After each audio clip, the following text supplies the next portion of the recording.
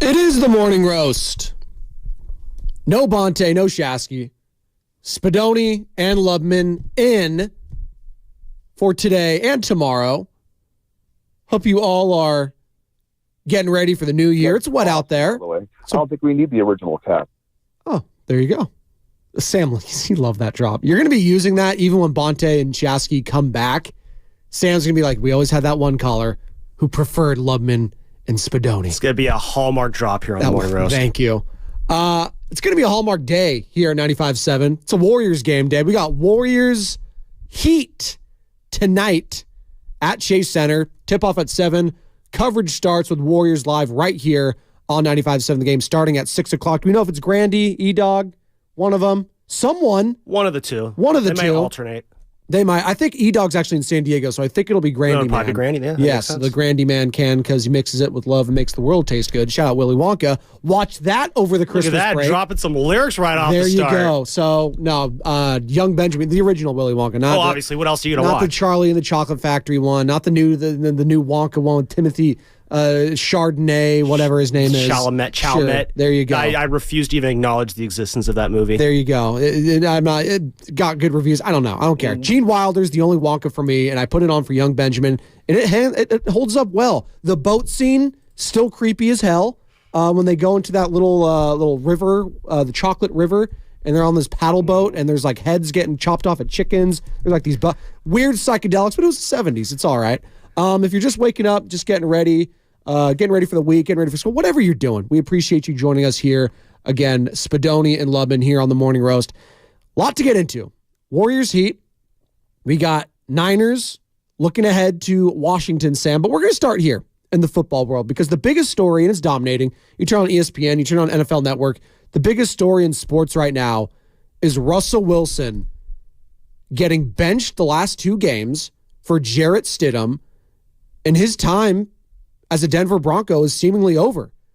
That was reported yesterday by a plethora of reporters, Diana Rossini, Ian Rappaport, Adam Schefter. I'm not sure who had it first, so I'm just going to give them all credit. But basically it comes down to this, Sammy. Russell Wilson already has $39 million guaranteed for 2024. But he has an additional $37 million guaranteed if he can't pass a physical by early March. Denver's move to sit him assures that money won't trigger, and Denver does this at a time when Wilson is the NFL's 7th-rated passer with 26 touchdowns and 8 picks. Your thoughts on this move and seemingly the Russell Wilson era in Denver being over after 2 seasons? It's pretty wild. I'm going to be honest. This might, and we can get to the worst trades in NFL history, all that sort of, but to go from, it feels like a lock Hall of Famer in Seattle with the Seahawks winning the Super Bowl, damn near going back-to-back with the Legion of Boom. Obviously should have ran the ball with Marshawn. They didn't. Malcolm Butler. And the rest is history. But going from a Hall of Famer, Sam, to now I think playing himself out of the Hall of Fame, it's pretty remarkable. My thoughts on the whole thing? Ha ha. Wow. That's what I gotta say. Like, honestly, I've never really been a big Russell Wilson fan. I get he's had success. I know you said he played himself out of the Hall of Fame. I consider himself the most overrated Hall of Fame caliber player, if that's even a thing. Yeah, I've just never call him overrated. That's fine. Yeah, he's fine. I've never, like, the best seasons of Russ in Seattle, he was not the main reason why they were good. The reason why Seattle was really, really good early on in his tenure there was because he had one of the greatest defenses in NFL history cleaning up any of his mistakes. And he had a great offensive line that was able to really kind of complement his skill set, which was snap the ball, okay, I'm going to bail out of the pocket. He could not stay in the pocket at all.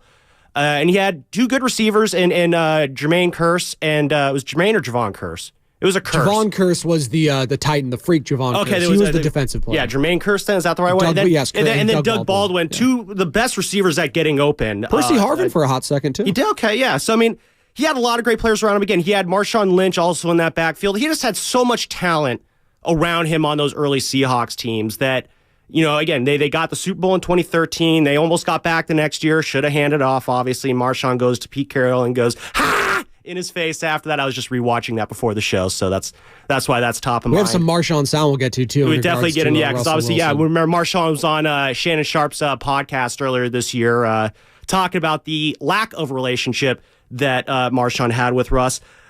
But yeah, no, it's kind of funny because, again, I've never been enamored with Russell Wilson. I think he's a dweeb, and honestly, yeah, it's fun to see the Broncos be in a situation where like they basically screwed themselves. They gave up 5 draft picks plus 3 other players to bring Russ in. Obviously, the players like Noah Fant. The other one was Drew Lock. Drew Lock was one. Shelby Harris, Raider legend. Shelby Harris. Those are useful players there. Maybe not so much Drew Lock. He's a mid quarterback. Yeah, he helped the Seahawks beat the Eagles this year, keep their playoff hopes alive. That's true. More than you could say for Russ this year. And again, 2 first-rounders, 2 second-rounders, and then a 5th-rounder.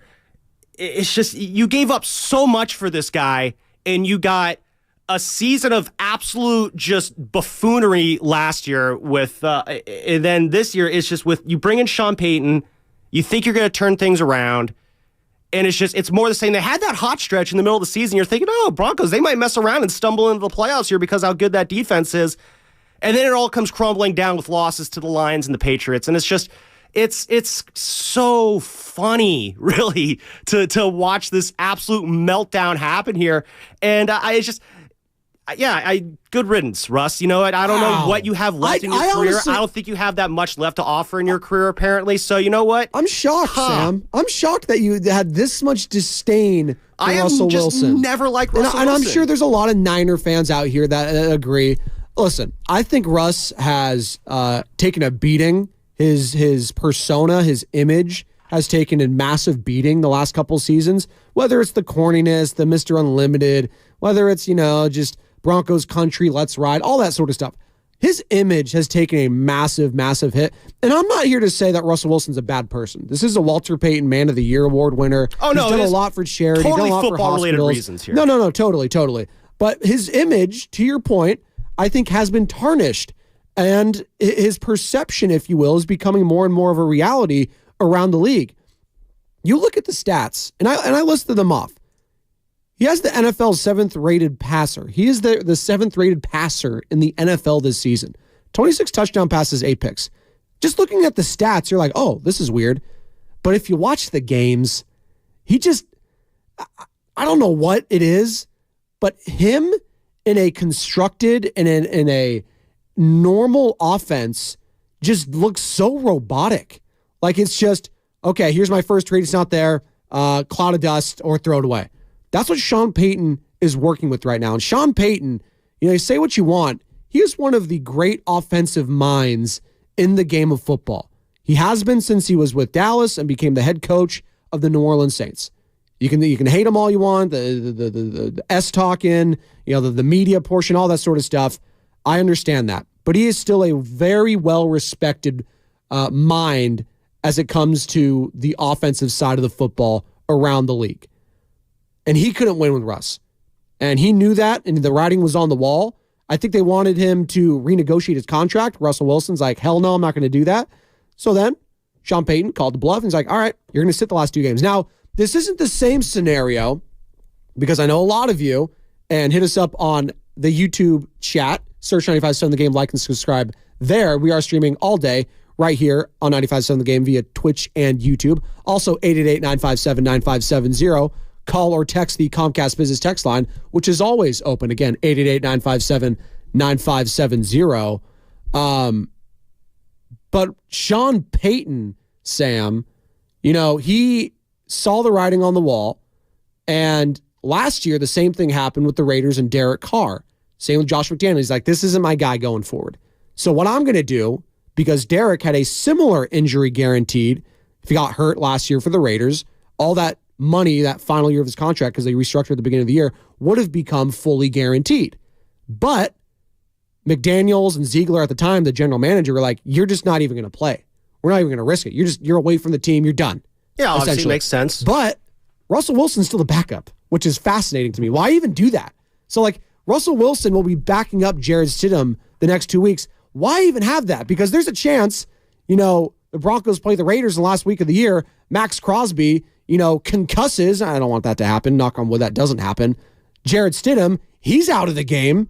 And then Russ has to come in. Their offensive line's in shambles. And then he's getting, battered, bruised, and beaten. And then he can't pass a physical by early March. So I don't get it.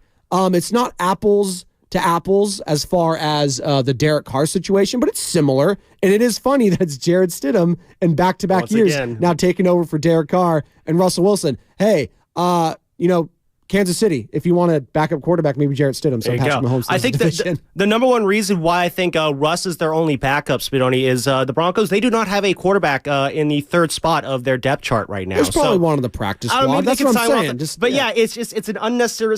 It's just the Broncos have not been operated like a competent organization for really since their Super Bowl win against the Panthers. They have not made the playoffs since then. It's just they've been a team that's basically the high point of their season is beating the Raiders in the last game of the year. Well, they beat the Chiefs this year for the first time since that Super Bowl year. How crazy is that? Yeah, they beat the Chiefs for the first time in 8 years. Like, that's unbelievable. And that is the high water mark. But that's what Sean Payton. Listen, I give credit this way, and a lot of people are going to have Russ's back here saying, "Hey, this is bad business. Can the NFL Players Association get involved here?" No, because at the end of the day, this is a contract. It is a business. And the Broncos and Sean Payton are exercising their right to, not dress him up and protecting the organization going forward when they realized Wilson's not going to be the guy. So I understand both sides here. I'm doing the Steiny. There's great points on both sides. It sucks for Russ in his career, but he'll have opportunities. I'm looking at Atlanta. I'm looking at Vegas potentially. I'm looking at a lot of teams. Would you be down if the Raiders picked up Russell Wilson? For the right price. I don't think he's a high-level quarterback sought after, but if he comes in, bringing a rookie quarterback. Well, forget the money. Pretend money doesn't exist. Let's pretend money does exist, though, because I'm not paying him the $39 million. If he's under center for the Raiders next year, are you like, all right, the Raiders are in a better position right now? Are you just like, great, now I have to watch this headache of Russell Wilson take the Raiders to a 7-10 season? I don't think he's awful. That's the thing. I don't think he's great. Watching the games, and again, I list off the stats, 26 touchdowns to 8 picks.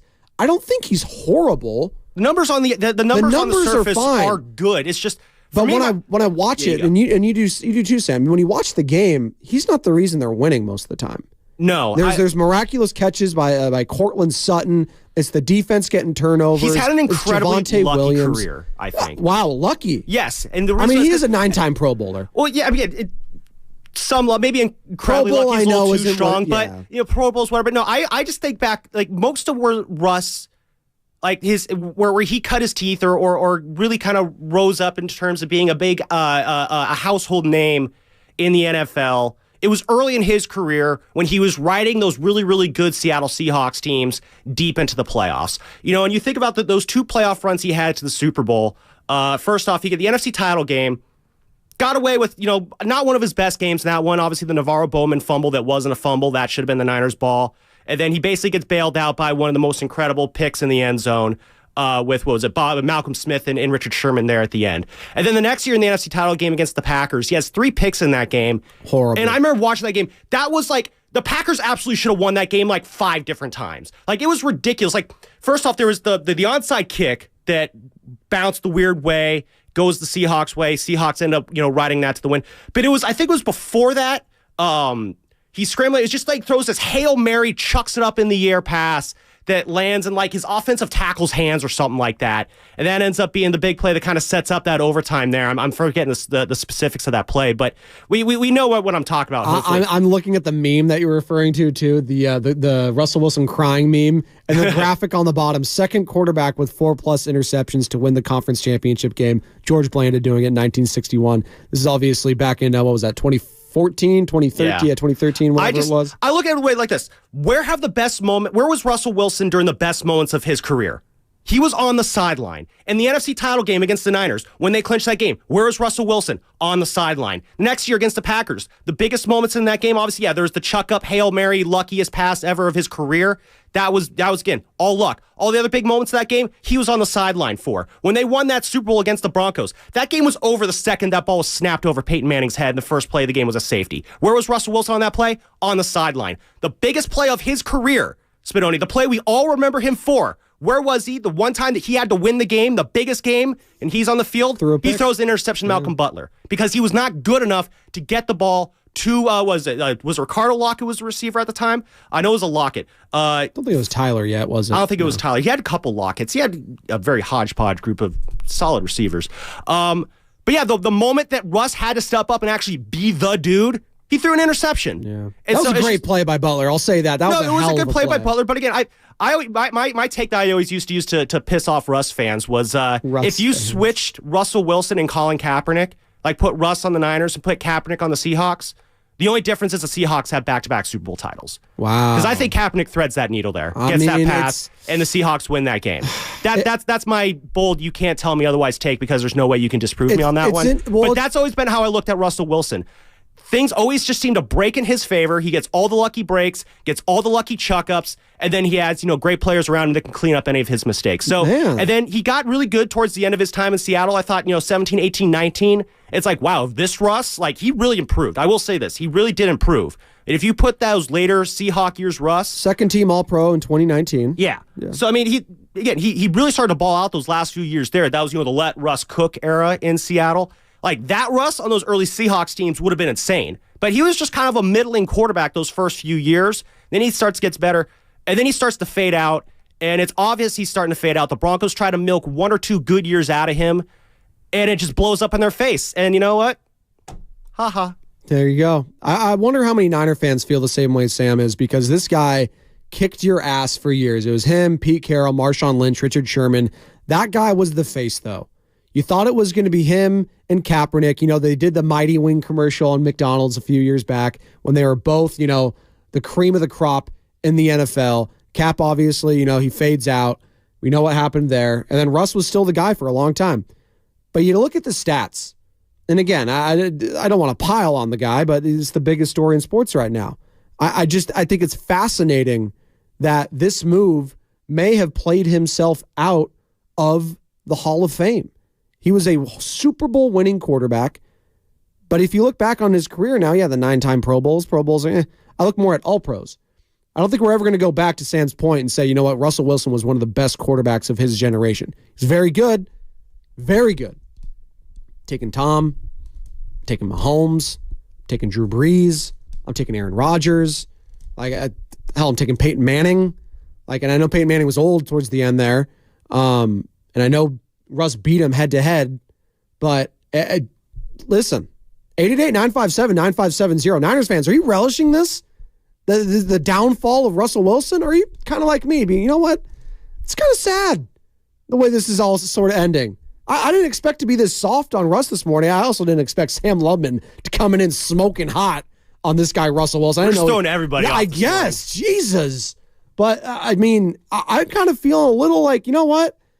I think Russ has had enough. I think he's taken a lot of heat, a lot of flack, some of it deserving, some of it undeserving.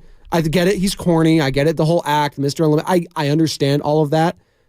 He's still pretty damn good quarterback for most of his career. Honestly, I disagree. I do think he will be in the Hall of Fame. I don't. I don't. I know. I spent this whole first segment ripping on him. That said, I do begrudgingly have to admit, I do think he did put up enough of a resume that he probably will get in the Hall of Fame someday. See, 888-957-9570. Has he played himself out of the Hall of Fame? That is what I want to know. That's Sam Lubman. I'm Joe Spadoni. Again, we're talking Russell Wilson trade. We're going to get into some Niners. We're going to get into some Warriors. Warriors playing the Miami Heat tonight. We'll have all that coverage again right here on 95.7 The Game, starting at 6 o'clock with Warriors Live, leading you up to tip-off with the great Tim Roy, who will be on the call at 7 o'clock again right here on 95.7 The Game. You can also download the Odyssey app and favorite 95.7 The Game because you can find all your Warriors games there as well. So that's always nice. I always like to do the 1-2 punch. I love Bobby Fitz, but give me some Fitz, sync it up. Not Fitz. Give me some Roy, sync it up on the regular broadcast, and then you got the double whammy, Sam. That's what you got to do right there.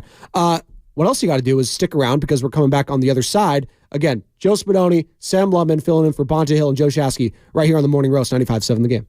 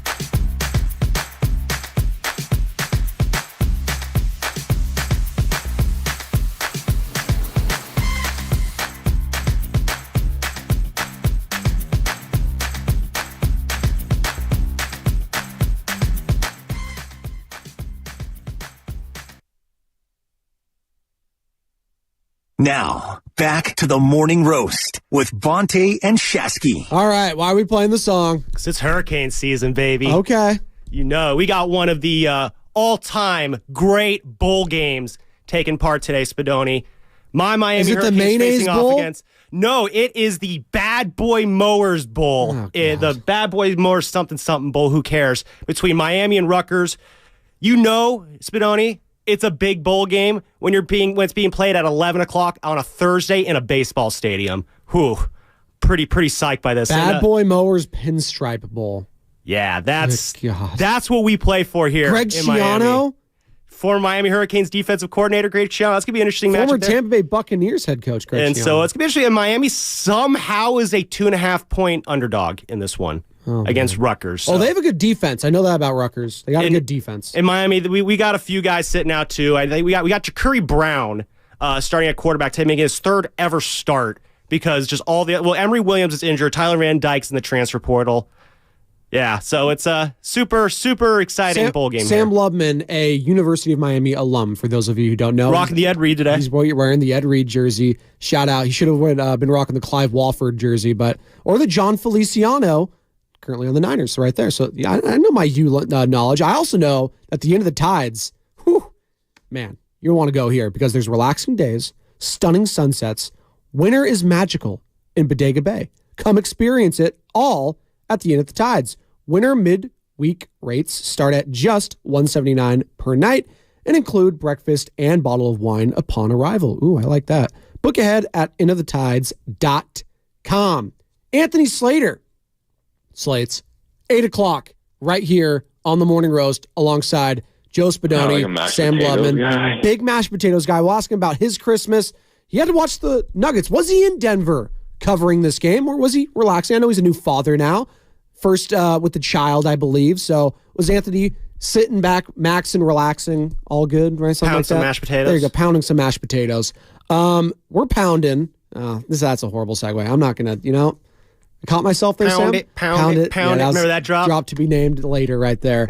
We're talking about Russell Wilson. He actually has been taking a pounding for the media. So they're like Sam Lubman, if you didn't check out that first segment here on 95.7 The Game, The Morning Roast, go on Twitch, go on YouTube. You can rewind there, or you can have the Odyssey app, download it, rewind it.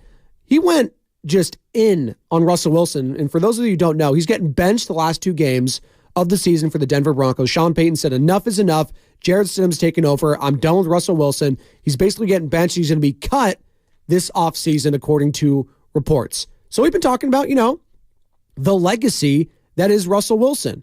And he's having an all-time bad year.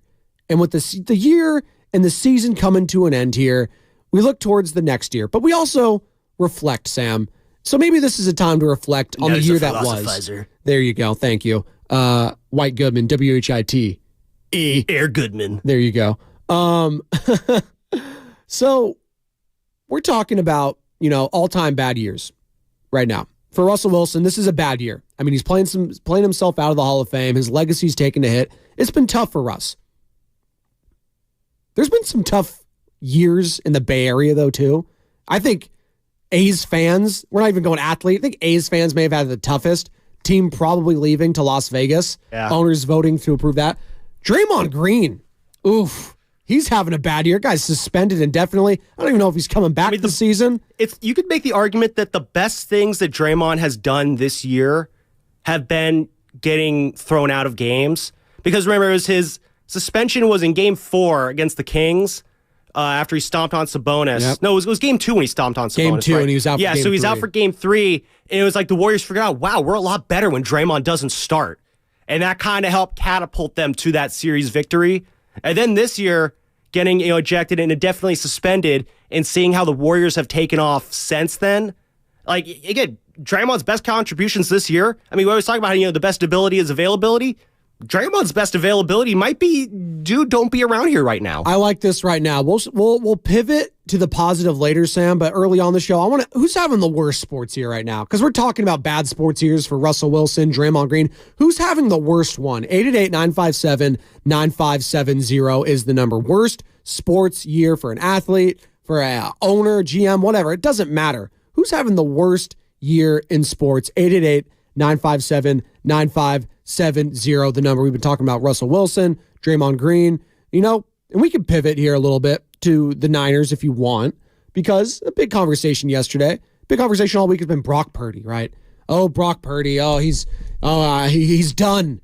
Oh my goodness. You know what? Caught him at this point. He proved that he's a game manager. He can't take a team from behind. He can't bring him on. It's all been a lot on Brock Purdy's plate, okay? The guy hasn't even played a full season, and we're comparing him to the greatest players of all time. I think he's having a pretty good year overall. He had a bad week. He's going to have a bounce back week. That according to Brian Baldinger, who was on the Morning Roast yesterday with Spadoni and Lubman. Search 95.7 The Game, like and subscribe there. This is what Baldy had to say about playing the Washington Commanders this week. I think it's a bounce back, get right game. You get Brock Purdy's going to put up, I think, a good number against this defense, which is mind-blowing just how poor they are. Nobody's given up more passing touchdowns than the Commanders this year. I think this is a get-right game for everybody. I mean, you want defensive stats, you want touchdowns, you want passing yards, you want McCaffrey to lock up the rushing title. I think this is the game they do it. They have two very good defensive players at defensive tackle. I don't see many pass rushers on the edge. And in the back end, they make a lot of mistakes. I just think this is a game you bounce back from. That's Brian Baldinger, and that's Brian Baldinger. He knows what he's talking about. NFL Network analyst, 95.7 The Game, NFL insider, and former NFL offensive lineman saying that. Brian Baldinger, also friend of the program, Brian Baldinger. He's saying it's a get-right game. Jacoby Brissett now starting for Washington, Sam, over Sam Howell. I honestly don't even understand that move. What are you even playing for at this point? If you're Ron Rivera, Eric Bieniemy, the Washington staff, you're like, you don't need to win games. You're trying to lose it. Like, are they fighting for their jobs? I think that's already set in stone. New ownership took place. Dan Snyder is now out. One of the worst, if not the worst owner in sports. Just a complete scumbag, although he gets a big payday selling it to Josh Harris and co. Magic Johnson, part of the ownership group now as well. So Jacoby Brissett and a bunch of other people in Washington. I don't watch a lot of Washington football, going to be honest this year, Sam. I think that makes you the same as Commanders fans. Yeah, no, seriously, it's a good point. And it's a dump they play in over at FedEx Field. I mean, you're hoping they're getting a new arena over there too. Because, again, we were talking about the Detroit Pistons talking about all-time bad year just for a whole fan base, by the way, Detroit Pistons. They're trying to go with their league leading. I was going to say, trying to snap their streak. They're actually going for the league lead, tying it in the all-time worst losing streak in NBA history. They're at 27 now. Going for it? They're going for it.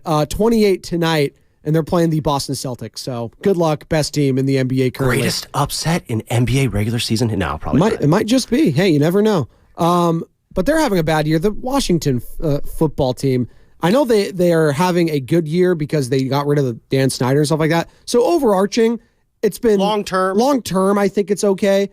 But the team is just so damn boring. They're not good. They got Sam Howell's been getting destroyed. Now you got Jacoby Brissett. You're just hoping a prayer there.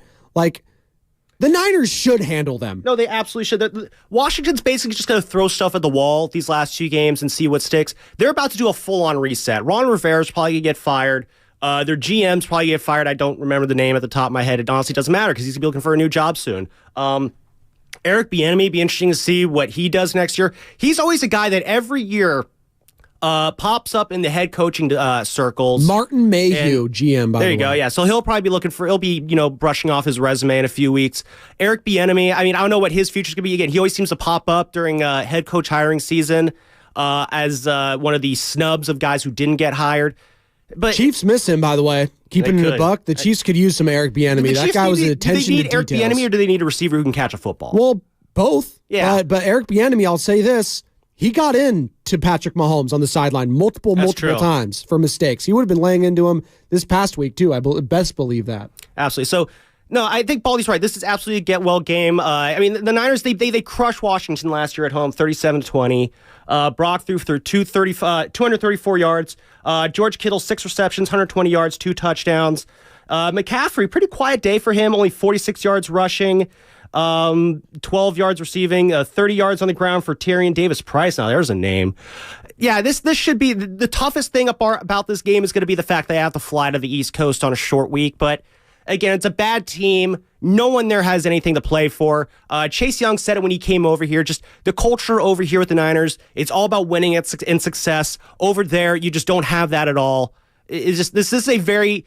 It's tough going to the East Coast like this, but if you're going to go to the East Coast late in the year like this, I'd rather it be against a piss-poor team like the Washington Commanders. And I know that the Niners will not be sleeping on this team. They're over that. They learned their lesson against Cleveland. They're not sleeping on any single opponent, not during that 3-game losing streak. And you don't think this is personal still for Kyle Shanahan? He hates Washington and all it stands for. I'll explain that on the other side. Spadoni, Lubman, Morning Roast. That's all coming up on the game, sponsored by Fremont Bank, full service banking, no compromises.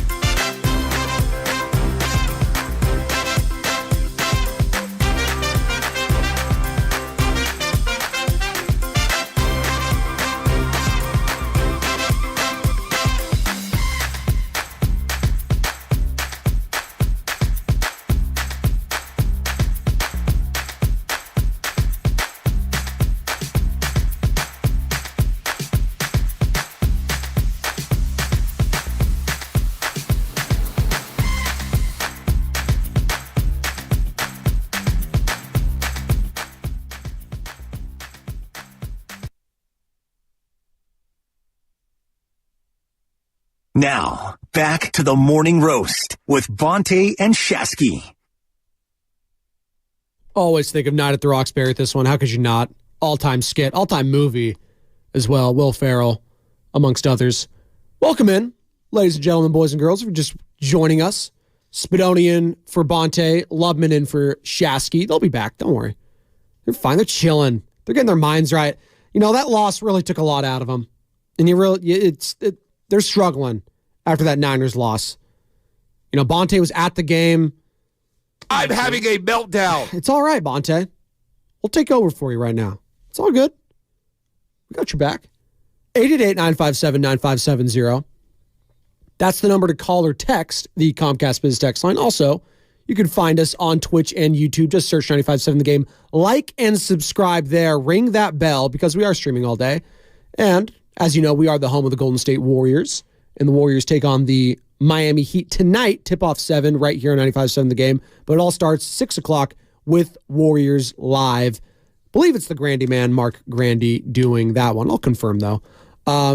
Also, Steve Kerr joined Devone and FP yesterday, who were filling in for Willard and Dibbs. Hell of an interview there. Well, here's from what Steve had to say, both after practice and in the interview yesterday, as it pertains to Jonathan Kuminga's comments. Yes, Jonathan Kaminga had some interesting things to say in regards to his playing time, getting in and out of the starting lineup, not closing. Andrew Wiggins was the hot hand. So lots of interesting things there we'll get to. And we've been talking about Russell Wilson getting benched. We're talking about, you know, the year that was, because the New Year's is happening this weekend. New Year's Eve is this Sunday. Please be safe out there. Have fun, but be safe. It might be wet, actually. I'm low-key hoping it rains, Sam. Because they don't have to go out? Well, no, because I don't have to hear the damn fireworks in Oakland. God, it drives me nuts. Do you think that'll stop people, though?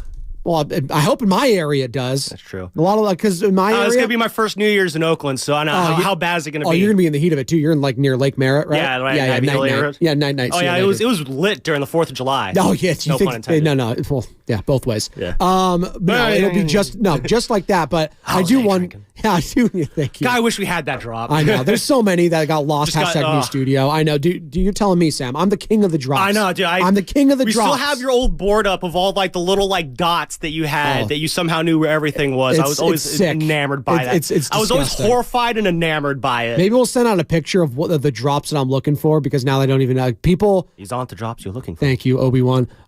Malik is an SF and he wants to chime in here too. Real quick, Malik, before I get to you, I kind of sponsor this segment because this segment is sponsored by Golden State Lumber, serving the Bay Area for 3 generations. When you succeed, we succeed. Visit goldenstatelumber.com. Anthony Slater coming up at 8 o'clock. Our Golden State Warriors insider. We'll hear from Steve Kerr here in about 10 minutes or so. But we're talking about bad years because Russell Wilson, my man's having a bad year. Draymond Green having a bad year in sports. Malik, you're in San Francisco. Who's having a bad year? Hey, I have a good one, guys, for you. How you guys doing, first of all? Great. How are you? Doing good, Malik. I'm doing good. I have the Detroit Pistons, and the Detroit Lions might have more wins than the Pistons this year. Can you guys imagine? That's pretty unbelievable. That definitely would not have been on my 2023 bingo card. The Detroit Lions having more wins than the Detroit Pistons. That's actually a good one, Malik. He gone. There you go. There you go. Drop the nugget, then leave. I like that's how that. you should do it. Well, that's it. Hey, have a take, don't suck, right? Jim Rome. That's a take right there. The Detroit Pistons, again, take on the Boston Celtics tonight with a chance at infamy, potentially tying the NBA record set by the 2014 Philadelphia 76ers, I believe. Was that the Trust the Process, Sam Hinkie era? I believe they it were was. Like purposely trying to lose. They Yeah, were. let me Sam figure out what the Hinkie gets a longest bad ones were. rap. They got Joel Embiid out of that whole thing. So you know what? It worked. Guy's an MVP, playing like an MVP again this year. But 28 straight losses potentially, tying the record. And don't look now. Don't look now. I'm pulling up the Pistons schedule. So they got... First off, for the record, just while you're looking that up there, it was 28 straight from the Sixers, and it started in the 14-15 season right, and correct, ended in that 15-16 season. Kind of like the Warriors. They finished that season on a winning streak and then began the next year. It was a season, so it started in February, April, or whatever, and then... it started at the end of one season and continued into the beginning of the next season, and... that's a very lousy way to do a losing streak there. But again, those teams, they were trying to lose. They did get Joel Embiid out of it. Whether they've gotten anything positive as a result of that, though, is up for debate. Still haven't got to a conference finals yet. They're still searching for that. Philadelphia, though. Keep trusting, though. Keep trusting the process. Hey, Sam Hinkie, you know what? Gets a bad rap. Pistons, Celtics today. Then the Pistons host the Raptors. Okay, maybe. Saturday, you never know. Rockets, playing well, on the road. On the road against Utah. Now, that's the one. And that's the one that they could win. And I'll tell you why you want that to happen. Because they could potentially be looking at a 28, 29, 30, 31-game losing streak heading into Golden State. Oh, well, then that's where they're going to snap the streak. Oh, my God. Oh, my God. Imagine that. That is one of the worst things in sports, right? You don't want to be that person. Absolutely incredible. No, you do not want that to happen. It's always the worst. Yeah, when a team's going with that long losing streak, and you just know they're going to snap it at some point. Well, because they're desperate, right? You never want to play a team that's desperate this early on in the season. It's like, okay, like if you're trying to wrap your minds around like Washington having a chance this weekend, right? Niners coming off a bad loss. They're looking to get some revenge, right? Kyle Shanahan, no love lost with that, organization. I know Dan Snyder's gone, so maybe that's different now, but his dad might get fired there. He's the former OC, Robert Griffin, Kirk Cousins, the whole ordeal, right? But Washington is playing with nothing to lose, and that is dangerous. Maybe they'll go for it, 4th and 1 in their own 35 or something. Maybe they'll be more aggressive late in games because of that. That is dangerous. And then you got the Detroit Pistons potentially having a 30-plus game losing streak heading in to Chase Center, primetime game, Friday at 7 o'clock. And it's primetime. I'm just, it's not going to be on ESPN. Although, Sam, the longer the streak gets, am I crazy to say I kind of want to see the Pistons on, in a sick way? Give me the ESPN TNT games for as many times as the Pistons keep losing. You know what I want to see? I was just doing some schedule math here while you're talking there. What I want to see is, can the Pistons add 8 more games onto this losing streak that they're working on right now? And then the Spurs, who have lost 5 in a row so far, they just had their own 20-something game losing streak or something. I think they lost 17 or something like that. If they snapped it against the Lakers. If they can add, it's a shame. Yeah. If they can add 7 more losses, you're going to have a Detroit Pistons team with 35 straight losses going against a Spurs team with 12 straight losses playing each other on Wednesday, January 10th. That's the national TV game that I really want to see. I'm a sick puppy. We're sick individuals, but you know what? Give me all of the Pistons game. It's like, I don't know. It's like watching a bad reality show. It's like watching the Kardashians. It's like you can't look away because it's a train wreck. The A's streak in the early 2000s, like they were broadcasting those games because they just kept winning and winning. The famous call, Hatterberg walk-off was Dan Schulman on ESPN. He was doing the game, right? Obviously, we think of Bill King, legend in his own right. But you think about those games, and they kept broadcasting because the streak. Just do it in the opposite way. I want to see the losses pile up. I'm sick. We're a sick society, Sam. But you know what? Misery loves company. And when our teams are doing bad, it could always be worse, right? It's just good to know you're not the worst one on the block. Yeah, exactly, right? And the Detroit, listen, we're talking about feeling bad, and I feel a little bad for Russell Wilson. This is how this whole thing started. Russell Wilson getting benched the last 2 games. His tenure is over in Denver, and hell, his NFL career might be in jeopardy at this point. He's getting older. He's 35, maybe playing himself out of the Hall of Fame. And his time with the Seahawks, it looked like Hall of Fame caliber. They decided to go in a new direction. Russ went in a new direction. Hasn't worked out. Got Nate Hackett fired. Sean Payton's like, it ain't happening to me. I am the system now, right? As James Harden would say, it's me. Not a system player. I am the system. I'm not a system player. I am a system. Thank you. So, Russ, I'm not tying myself down to you. And you know what? He's got the backing of the organization and of ownership to go through. So we're talking about bad years in sports. Russ is having a terrible year. Draymond Green, not having a good year. Matt Nahigan, by the way, having a great year. Shout out to Big Boss Man. Crushing it. But who's having a bad year in sports? Who's having the worst years? The Detroit Pistons as a collective, as Malik and SF said. 888-957-9570. We'll continue to take your calls to desk. And don't worry, because at 9:07, 9:05-ish, we'll pivot, and we can take your best players of the year and stuff like that. Who's having good years? That's fine. It's a time for reflection right now, fine. Good and bad. Yeah, good or and neutral. bad. But Sam's going to have his 7 best Bay Area athletes of the year. I think that's how we'll word it, right? Yeah, it's a good way. I've been trying to haggle over how to title it the last day. That's actually a really good one there. Will Zach Geloff make the list, or Brent Rooker of the Oakland Athletics? He could sneak in there. There you go. It's going to be a lot of Niners on that list. A lot of Niners, I would assume. Christian McCaffrey or Brock Purdy. I don't know. After that performance from Brock, could be falling down the list. We'll see. Actually, you know what? I'm going to throw a name into the bad list really quick. Of course, I'm going to be the person to throw this name in there. Do it. We got to go to the Giants. It's got to be Farhan Zaidi. Oh, no. Farhan. What's going on with the hot stove? Sammy? Nothing much. That's the problem. Garlic Fries and Baseball guys, by the way. Sam Love been doing a hell of a job with Joe Shasky. Find it wherever you can find your podcast. Garlic Fries and Baseball guys. Odyssey app, all that sort of stuff. There you go. That was my pitch for you. Yeah, no, I appreciate the plug. No, the reason we haven't had episodes is because we don't have anything to talk about. I mean, we can't have another episode about how the Giants continually fall flat on their face in free agency. I was going to say, did you have one about, what's my guy? Jung-Hoo Lee? Well, no, my guy who just signed for the Dodgers. Oh, Yamamoto? No, we don't need to have a conversation about it. It's the same conversation we always have. Well, I saw a tweet yesterday that someone put out. Let me pull it up here really quick. It was basically, if I can scroll fast enough to find where I put it, it's probably somewhere on my profile, as usual, where all my tweets are at. Basically, so Yamamoto came out. This is through his agent, Joe Wolf. He said he thought that San Francisco really reminded him of Osaka, and he thought it was a beautiful city. If the Dodgers had not been pursuing him, there's a good chance San Francisco could have been his destination. Like, that gives me nothing. That does not, like, okay, cool. We got friend zoned. Yeah. Like, it's like I love you. And as also a brother. the word that could have been a destination. Doesn't miss me with that. It's like, no, that's nonsense. Don't get me like. It's at the end of the day, it's just that Farhan this year, it just the lumps got even harder for him. It started off obviously with the Aaron Judge and the Carlos Correa debacle that happened last December. Going into January, he has these unexciting signings for Mitch Haniger and Michael Conforto to tout out there.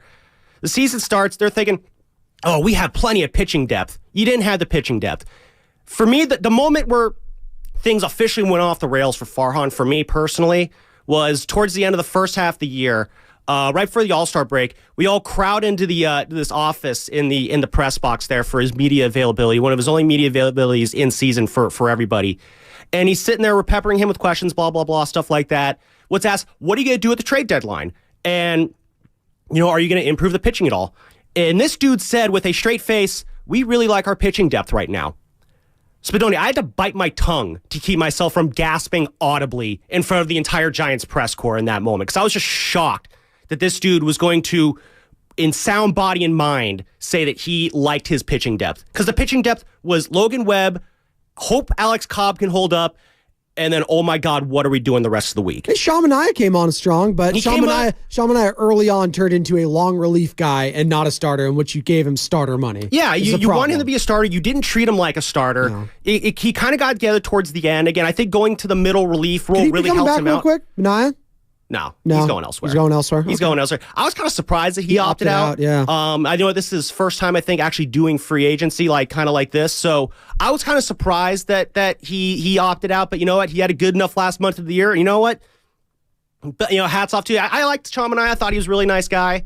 It just wasn't working out. But no, Farhan, basically his master plan, if 2022 was kind of like let's see if this is a fluke to your overall plan, 2023 basically confirmed that no, 2022 was the norm. 2021 was the fluke.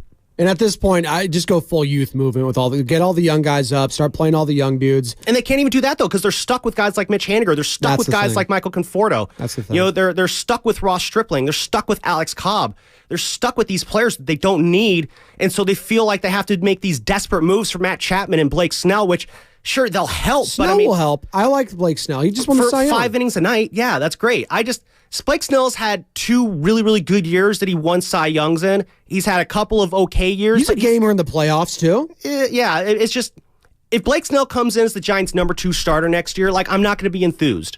I would like to see Farhan. Farhan's in a situation. I don't think it's a horrible 1-2 punch, though, to have Webb and Snell. I don't think that's I just don't think it's not going to be enough in the NL West, though. It's not going to be. Nothing's going to be enough. If the goal is to make the playoffs in the National League, you have to be able to battle for the NL West. Well, you just got to get the playoffs. I mean, the Niners or the Giants only have to have, what, 5-game improvement just based off last year. I mean, that's going to be tough. I mean, the Diamondbacks are going to be a little bit better. The Padres, we'll see what's going to happen with them. They still have talent on their team. I think they're going to. And of course, they got to deal with the Death Star that is the Dodgers. Yeah. The rest of the National League is still really good. It's just Farhan is completely just this is the year that really if I'm sure there's still some people out there who still believe in Farhan. I still want to see Farhan find some semblance of success here with the Giants. Give Bob Melvin a chance here. I do think bringing Bob Melvin in. I'll say this. Already, right off the bat, if the season started tomorrow, the Giants are a better team right now than they were at the end of this most recent season, simply because of the coaching staff. The coaching staff is leaps and bounds better because I thought Gabe Kapler was a pretty good baseball guy. He understood the game. He knew what he was doing. I think he was kind of hampered by Farhan's system. Good guest, by the way, too. Love me some Gabe Kapler. Great guest. Great guy to chat with. I think I have the claim to fame the last guy to talk to him at the station. There you go. There you go. That's true, actually. I did not get a chance to talk to him in person, at least, after he got fired. Sent him a couple texts, but that's about it. And now he's now the assistant GM, crushing it in Miami. He was living life as the unemployed friend on a Tuesday. He's going to be at the U game? He's going to be at a lot of Miami Hurricanes. He's going to be doing a lot of other things. I hope he comes out here, though, when the Marlins come to town. But no, just by the fact of having a better coaching staff around him with actual baseball guys who have played the game. Because, again, the most experienced baseball person on the Giants coaching staff last year was, I guess, probably Andrew Bailey and then Mark Hallberg, who played a little bit of minor league baseball. Andrew Bailey, A's legend there, and former Rookie of the Year. You're listening to 95.7 The Game, KGMZ FM and HD1 San Francisco, always live on the free Odyssey app. Download the Odyssey app and favorite 95.7 The Game for the best and most up-to-date sports coverage. And don't forget that you can also watch us every day on our YouTube and Twitch streams. Just log on and search 95.7 The Game. Be sure to like and subscribe to the channel while you are there. 888-957-9570, the number to get involved. Call or text. Who's had a bad year? Who's had a good year? It could be Bay Area, just any sports or otherwise. Russell Wilson, Draymond Green, not having great years. Christian McCaffrey, Brock Purdy, having pretty damn good years. Brian Baldinger, your thoughts on the lesson that Brock needs to learn from Monday night? I would say that just be more aware. The first 2 interceptions are both 1st and 10 plays. You don't have to make that play. Even if Brandon Stevens is coming off the slot and coming right at you, you don't have to make that throw to Debo. You can throw that ball into the ground. You can take a sack. You can, on the first interception to Kyle Hamilton, I mean, you can check it down to McCaffrey for a yard. There's other places to go where you don't have to be. It's too early in the game. It's first down. There's too many other plays that can be made that maybe you don't have to just stay on script. And one more, Sammy. This via Brian Baldinger, who joined Lubman and I yesterday. Just search 95.7 The Game on YouTube to find the entire interview. Baldy joins the Morning Roast each and every week throughout the season. Baldy, what did you make of the 49ers struggling against the top 2 defenses in the NFL this year, that being the Browns and the Ravens? Well, the two best defenses in football, the Niners have lost to both teams, and they play it completely different. Baltimore is the number one defense in football. They play a matchup zone. Cleveland's clearly the number two best defense in football, and they play sticky man throughout almost the entire game. And they've got three great corners that can do it. And then you get Myles Garrett and Zadarius Smith coming at you. You're not going to be able to hold it very long. So they play it different. But if you look at the quarterback ratings against them, completion percentage, all the important measurables for a quarterback, they're the two lowest in the league. And the Niners lost to both. So you see good defenses, great defenses. The idea that this team can go up and down the field and not turn the ball over, I don't think that's going to happen. 888-957-9570 as we shift forward to Washington. Is this a get-right game for the 49ers? Are you starting to be a little concerned? East Coast trip? Is this a slip-up? Is this a trap game? No, I'm not seeing that. I'm trying to find ways to, wrap my head around the time like this as a massive game for the 49ers. The only way they're going to handle the Washington Commanders. Yeah, I think the only way they have a slip up here is that they all come out and collectively just poo the bed. Like, they're going to have to try to play bad, and then Washington probably is just, you're going to need to have a bunch of guys on both sides of the ball just be like, you know what?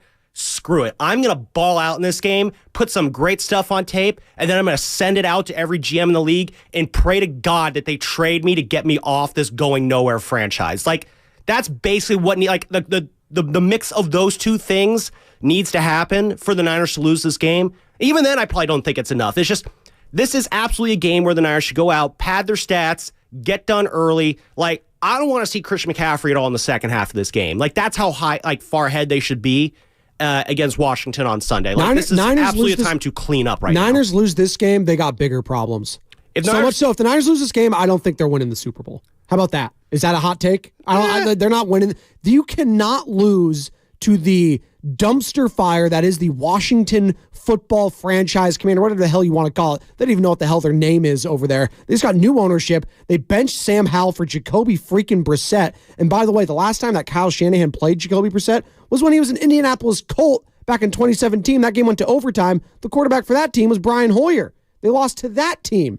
So listen, there is no excuses for not going out and dominating them this week. Listen, I'm not going to do style points or anything like that. Just get the win first and foremost. But if they lose to this team, yeah, they got major problems. Yeah, I just don't think that'll be an issue that we're going to have to worry about next week. I think coming in next Tuesday or Wednesday, whenever it is, we're back at full strength here on the roast. It's going to be a very normal, oh baby, hooray, the Niners beat the Commanders. Let's talk about some Warriors.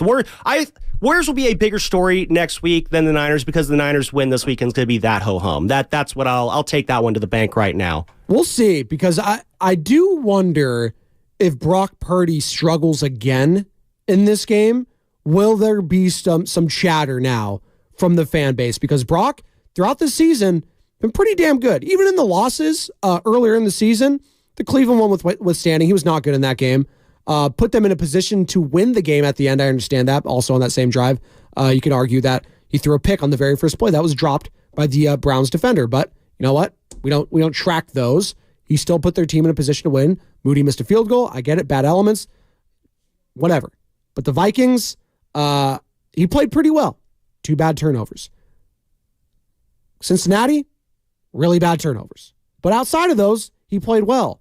This past week, bad turnovers and just sloppiness all over the place. So he's definitely coming off the worst loss of his career, not even close in the NFL. How does he respond? That's going to be a massive, massive tell for me. If he goes out there and balls out 4 touchdowns, 5 touchdowns, whatever, 0 picks, you can throw 2 touchdowns, just a clean game I'm looking for Brock Purdy. Because if the turnovers start to mount, then there are some concerns for me, Sam. Like, that's the one thing that could hold this team back. Brock Purdy starting to turn the ball over. We're going to turn it over to the other side and pivot to the Warriors. We'll get back to the Niners, 888-957-9570. But Steve Kerr, segue. Thank you. Steve Kerr joined Willard and Dibbs yesterday. Devone and FP in for them and had some interesting thoughts on the Jonathan Kaminga comments. If you didn't hear the Jonathan Kaminga comments, he said it to Marcus Thompson II, who covers the team for The Athletic. We'll provide those on the other side, set the tail of the tape there, It's Spadoni and Lubman, and this is a Warriors game day brought to you by Xfinity, the Xfinity 10G network, made for streaming live sports. And that's what's coming up on the game, sponsored by Save Mart and Lucky California.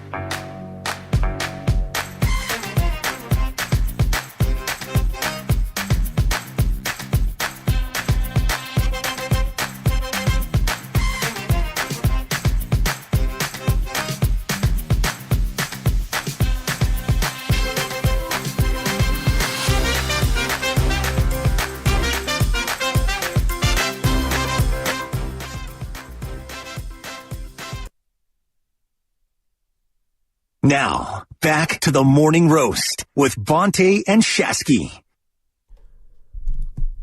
Spadoni and Lubman in for Bonte Hill and Joe Shasky here on the Morning Roast. 888-957-9570. That's the number to call or text if you would like to get involved in the program. We appreciate you if you're just getting up, getting ready for work, getting ready to relax. If you're just chilling, if you're an early riser, appreciate you joining us here. You can also hit us up on Twitch and YouTube. Just search 95.7 The Game. Like and subscribe there. We're streaming all day. And we got Warriors action tonight. Warriors taking on the Miami Heat starting at 7 o'clock. Again, you're home for Golden State Warriors basketball all season long, 95.7 The Game. Warriors live starting at 6. Grandy? Thumbs up, Grandy, Warriors live? Yeah, all right, cool. Mark Grandy. The Grandy man can, again, because he mixes it with love and makes the world taste good. Love me some Willy Wonka. And I honestly, I haven't seen the Willy Wonka in 20-plus years. Is Willy Wonka having a good year? Gene Wilder's always having a good year. R.I.P. Gene Wilder, the great Gene Wilder, Young Frankenstein, amongst others. And we are talking about good years and bad years. We started off with a guy who might be having the worst year, and that's Russell Wilson. His image taking a massive, massive hit. And I was talking to the big boss man, in between the break. I was like, who's having a worse year this year? Is it Russell Wilson? Is it Draymond Green? And Mahegan's like, hey, listen, he kind of brought this upon himself being a bad teammate, Russell Wilson. I mean, if you just go back to the Marshawn Lynch sound, how he talked about his quarterback wouldn't even give out his own number to his players. So I was like, hey, I get it. I still kind of feel bad for the guy's image getting taken this much of a beating because although he hasn't been awesome this year, he hasn't been as bad as it's getting a shame. benched. It's embarrassing. Thank you, Boach. He hasn't earned getting benched for Jared freaking Stidham. And I know Stidham had an awesome game against the Niners last year when he took over for Derek Carr. Similar situation last year where the Raiders were like, we're off of Derek. We're not going to, risk the injuries. But man, who's having a worse year this year? Draymond Green or Russell Wilson? And who's just having a bad year in general? And who's having a good year? Shout out Tires. Is Steve Kerr having a good year? Whereas we pivot here, Steve Kerr talking yesterday with our very own Dan Devone and FP Santangelo talking. No, turn off my phone. Talking about Jonathan Kaminga. And let me start here first, actually, Sam, because you cut this and I appreciate it. He spoke to the media first before he came on with us. And here's what he had to say about the comments involving Jonathan Kaminga, who basically went to Marcus Thompson II, Sam, and was like, hey, you know what? It is what it is. I got to vent a little bit.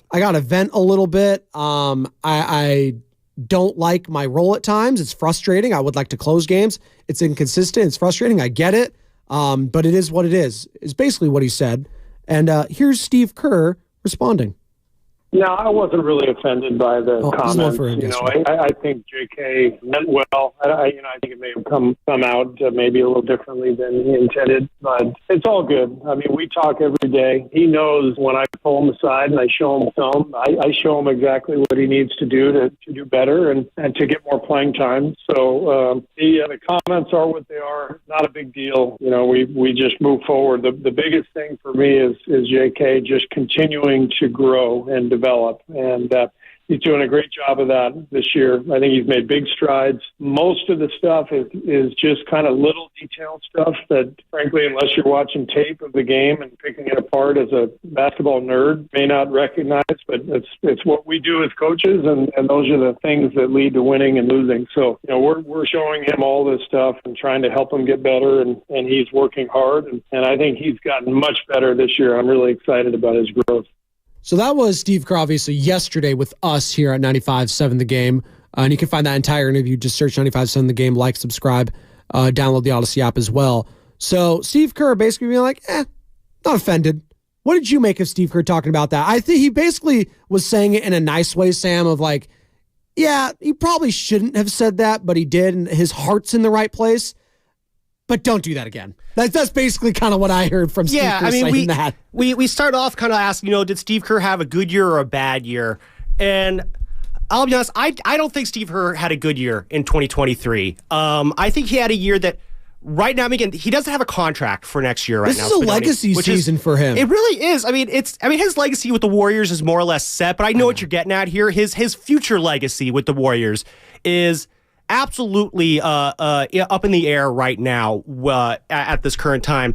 But no, Steve Kerr did not have a good year this year, in part because he did not have a great situation, or I don't know, situation.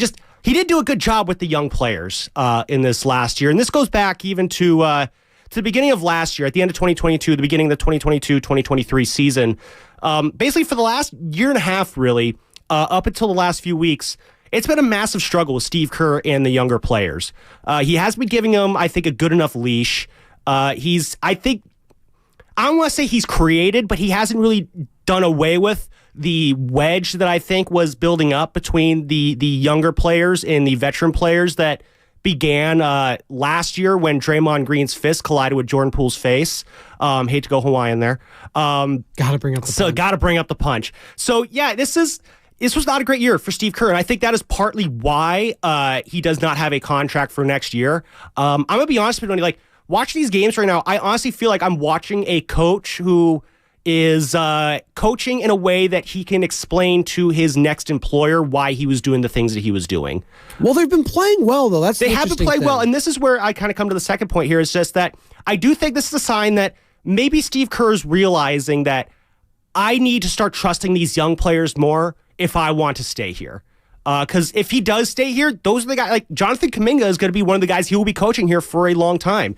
You know, Jonathan Kaminga, he was the number 7 pick in the draft.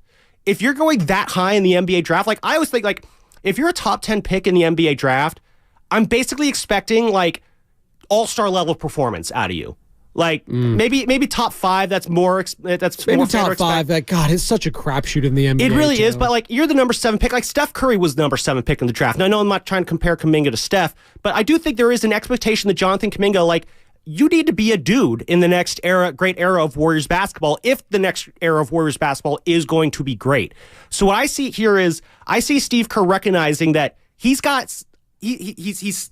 knows about the potential that Jonathan Kaminga has. We've all seen it. I think he's finally starting to let that potential kind of flourish a little bit, let Jonathan Kaminga kind of feel himself a little bit. Again, like Guru and Gumas yesterday, they spent 4 hours talking about this. And a big crux of their conversation. He opened it up right up. I know, right off the bat, they did 4 really good hours on it. I was actually really impressed listening to them. Real quick, you'll get back to you. It's just he talked because there's this little button where you can talk to the control room as you're doing this show. Like I can talk back there and stuff like that. As Dumas is doing his little rant, 5 minutes in the show. Spadoni, I wanted to start Niners. I was like, really? Because you've sounded pretty hot on Kaminga the whole time, and they did 4 hours on it. Like, you just do with what you're hot. Goo's doing a hell of a job doing the H-Air, by the way. And Jason Dumas as well. I heard the story of Dumas yesterday too. He was telling on air. Someone dumped a bucket of water on him. He was just walking down to the street and someone dumped water on him. Not cool, man. So that's why free agents don't want to come here. Yeah. Come on. But yeah, no, finishing my point, there's like the big crux of their conversation was like a big, not the whole thing, but a big part of it was, are you okay with Kaminga even coming out and saying that? A part of me is like, you know what? I think stuff like that, it's always better when it stays in-house. But at the same time, it's like, you know what? I like that Kaminga's feeling empowered like this. I like that he's feeling confident enough to where he can kind of feel like, you know I can do great stuff with the ball, but I know I got to get my OGs the ball. I feel like he's figuring out his place in Steve Kerr's system. And I know, after practice the other day, him and Kaminga sat down. They went over a lot of film together. I see this as a situation where Steve Kerr is welcoming in these younger guys into his rotation. Jonathan Kaminga, Brandon Pajemski, Trace Jackson Davis, Moses Moody. He's getting them more involved because he understands he needs to get them involved. He spent so much time last year and so much time at the beginning of this year riding with the veterans because those are his guys. And you're starting to see the shift here. Steve Kerr, I think he's had a bad 2023. He could salvage, though, his year with, the way things have been going these last couple weeks and really set himself up to have, I don't know if a good 2024 is on deck. I mean, it's going to be interesting to see kind of what happens there with his contract situation. But he's finishing the year on a high note and setting himself up well for a good 2024. Well, he's going to have to do something he's never really been able to do with the Golden State Warriors. He's going to have to develop a lot of young talent and very quickly. And if he can do that, then I do think Joe Lacob looks at this saying, like, okay, see, it didn't work with Wiseman. Hasn't worked thus far. Maybe it's starting to work with Kaminga. Maybe it's starting to work with Moody, Trace Jackson Davis, Brandon Pajemski. You know what? Now I see the future of this team, and I feel comfortable re-signing Steve Kerr. Maybe that's it. Is Steve Kerr's tenure with the Golden State Warriors tied to the young guys succeeding? 888-957-9570, because I think that's ultimately what it comes down to. Klay Thompson, he's a free agent after this year. And you're going to get the good, you're going to get a lot of bad. Draymond Green, we'll see. I don't even know if he comes back this year. And I can't wait to ask Anthony Slater here in about 30 minutes, our 95.7 The Game Warriors insider. Anthony Slater knows all the ins and outs of this team, what's going on with Draymond Green's suspension, Gary Payton the second update, Steve Kerr's comments with Jonathan Kuminga. And if you're just joining us, these were the comments that Jonathan Kuminga made with head coach of the Golden State Warriors, not with the head coach, but with Marcus Thompson II, I should say, of The Athletic. This is what he said, quote, "Me without the ball, nobody's guarding me. But sometimes I've got to take that away to make sure my OGs get the ball. That's where it's confusing. Sometimes I come out of the game not knowing what I did, and that messes with my head. It's like, what do they want me to do? I can pass, and I can do all different bleep." So that's Jonathan Kuminga, and Steve Kerr talked about it yesterday, played the sound there. But overall, you should be very happy with what you're saying with Jonathan Kuminga. The comments withstanding, I think he has been playing very, very well. The problem is, now that Andrew Wiggins is starting to play very well, Sam, I mean, that might shift things going forward. If Andrew Wiggins all of a sudden turns into a player, which they need him to be, I truly believe that Andrew Wiggins needs to be the team's second best player if they're still going to win a title. He's played well against Denver. Can he build off that? Because so many times this season, he's had one or two good games, and then he just falls off the face of the earth. And I get it, he's in a bench role now, so it's easier to do that. Maybe the tension, the expectations have been lessened. But when Wiggins is playing well, it just seems like Kuminga's minutes drop. And I think at some point, push has got to come to shove. You just got to stick with the young guys. Even if Wiggins has a good game now and then, just stick with Jonathan Kuminga, stick with Podziemski, stick with these young guys. And I get it. It's hard because now you have all these different spots to try to fill up. There's so many mouths, not enough hands to feed it. Moody, TJD, Podziemski, Kaminga, all these guys. And if Wiggins all of a sudden starts playing well, then it throws a whole monkey wrench into everything. Oh, and it even gets even better from there because reports out of practice yesterday were that Gary Payton II started participating in certain drills right now. That might be an injury report later on. There's a tease. Is that the first ever tease for the injury report? Yes. No one teases that. I have to do it every day, so you know what? We're going to tease it at some point. But then you got that. And then again, at some point this year, I know yesterday we kind of said don't come back. Draymond Green is going to come back at some point this year. So the Warriors, Steve Kerr, he's going to have some serious rotation decisions to make. That's another thing I kind of want to get into with Anthony Slater is, like you said, Spadoni, he's going to have a lot of mouths to feed, a lot of minutes to dole out. There's only so many minutes that you can get out there at every position, really, because these young guys, they're forcing the issue a lot right now in terms of trying to get themselves on the court. Our boss here, Matt Nahegan, he's helping us out the phones. He had a great question he just kind of posed to me a minute ago. Do you keep rolling with these young guys? Do you keep rolling with Moody, with Trace Jackson-Davis, Podziemski, Kaminga? I don't know if GP2 really counts as a young guy. I'm gonna say he's old. Yeah, he's our age, so I'm going to say he's young. Do you keep running with them, or is the focus you have to go for a championship this year? Or do you think you can somehow get both? Like, what's the decision that you're going to have to make here in this next year if you're Steve Kerr? Well, you already saw what happened last year with the old guys. Them sticking with the old guys, you saw what happened last year. What was it? They maxed Second out. round exit to the Lakers. Mm-hmm. That's what's going to happen again. Go with the young guys. Go. I understand. Lakers. I know it's scary. That's what a lot of fans see right now. They see an unknown with the young guys. But I see a lot of potential there. I see a team that just beat the freaking Boston Celtics. They just beat the best team in the NBA. I know the Nuggets are defending champions. They're in your conference, and it was sloppy from Steph and Co. They just beat the Boston Celtics who are on a 5-game winning streak with the young guys being a huge part of that. Brandon Podziemski being a huge part of it. Kaminga, TJD the other day. Moses Moody through a lot of the season. So I say you stick with the young guys. I think Anthony and is it Benicia, I believe? Anthony and Benicia has a take here about the younger guys as well. What's going on, Anthony? You're on the Morning Roast, Spadoni and Ludman. Good morning, fellas. How y'all doing? Good to hear you guys both. Yeah, top of the top, Anthony. Hey, where are we driving around today? I'm in Richmond right now, heading to Concord and Antioch. Very nice. All right, we'll drive safe out there. Thank you. I appreciate it. So I had two things, but I want to start with, I believe that we have to temper. So Steve Kerr is not having a good year. I agree with you 110%.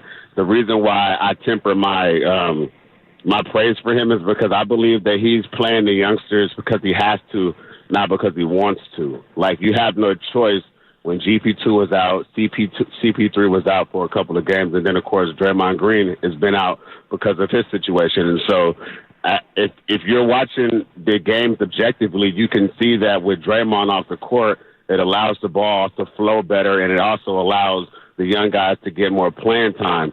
And I think that has to happen because I'm not in the camp that you can't win or compete for a championship with the young guys. I believe that you need both. I believe that you need the older guys to buy in to allowing the young guys to flourish, which includes Steve Kerr. And I also believe that you need the young guys as far as like their energy level, their athleticism, and just their youth.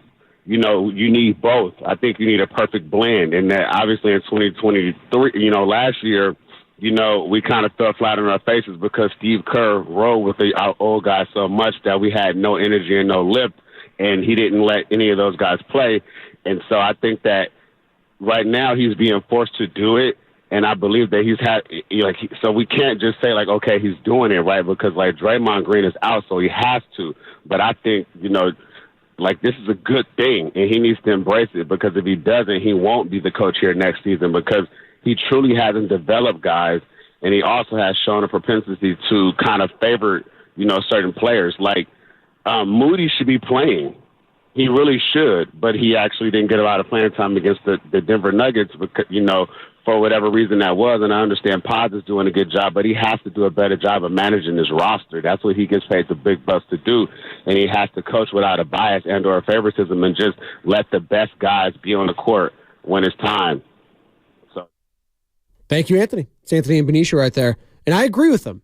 I 100% agree that Steve Kerr's future with this team is tied to the young guys' success. Because if he reverts back to, just going with the veterans again, I just think it's a recipe for disaster. I do. And I understand it comes back to familiarity, Sam. Like fans know what they know. They know it's Steph. They know it's Clay. They know it's Draymond. They know that they've won titles with those guys. But you got to change. Even the Spurs had to change. Kawhi Leonard had to be the lead horse. And I'm not saying Kaminga is Kawhi or anything like that. But maybe it could be a Kawhi by committee, if you will. Maybe someone has to step up and be the next dude. It doesn't have to be one guy, I'm saying. Yeah. It could be a combination of players. I think they do need at least Kaminga, one guy to rise above the top, though. Well, top to what? Like, I'm not saying like a Hall of Famer. I mean, if you want to be a dominant team in the NBA, you need to have that dude, that centerpiece, that Hall of Fame caliber player. They have Stephen Curry. Well, yeah, for how much longer though? He's fine. I guess this is more. That's why I got another 2-3 years at minimum left of being an elite level player. For the short term, yeah, but at some point, one of those guys long term has have to rise up to be the guy. Well, it was Wiggins, or the Warriors have to find someone else elsewhere to do that. It was Wiggins last time, so can Wiggins do that again? That's the thing. I don't see it happening with Andrew Wiggins again. I know he's playing well now, and again, we'll ask Anthony Slater here in about 20 or so minutes. I mean, is Wiggins going to come back? Because this is the thing that happened last year, Sam. The young guys started to play well in the absence of Wiggins when he was gone for his 2-month hiatus, whatever it was. And then Gary Payton II, when they made the trade, he was still rehabbing from that abdominal injury, the surgery, whatever he had. And so you had Kuminga getting minutes, Moody getting more minutes, and these guys were playing well. And then what happened? Then in the playoffs, they come back, Wiggins comes back, they get pushed to the side, and you could have used him. I mean, Kaminga, you could have used that guy going into that Lakers series. You could have used him. I know you beat the Kings.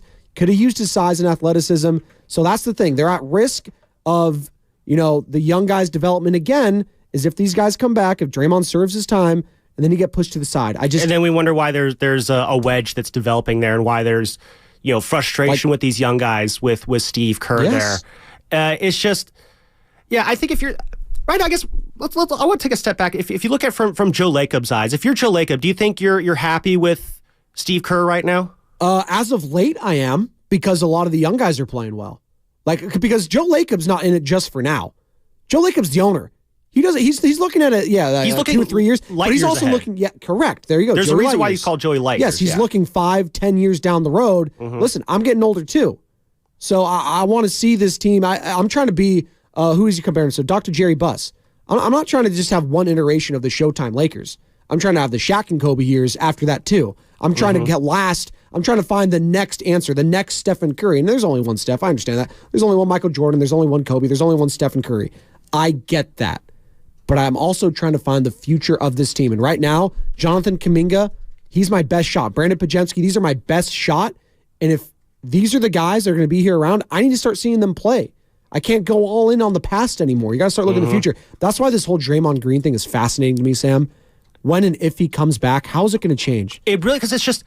Is it going to be inserted back slowly? Is it going to be right back in the starting lineup? There's so many egos at play here. This really is the most challenging coaching job, I think, right now in the NBA, is what Steve Kerr has to deal with this season.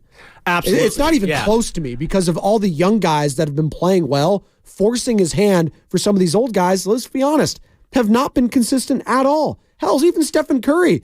Guy missed a three-pointer the other day. Stinks. Yeah, we went over from the three-point arc the other day. Yeah, it's the Draymond piece of the puzzle is the most confounding to me. Because obviously, again, we know how good he can be on the court. We know how detrimental he can be on the court. We know how detrimental he can be off the court. And we know how useful he can be off the court. Again, it's Joe Lacob, obviously, he calls all the shots here.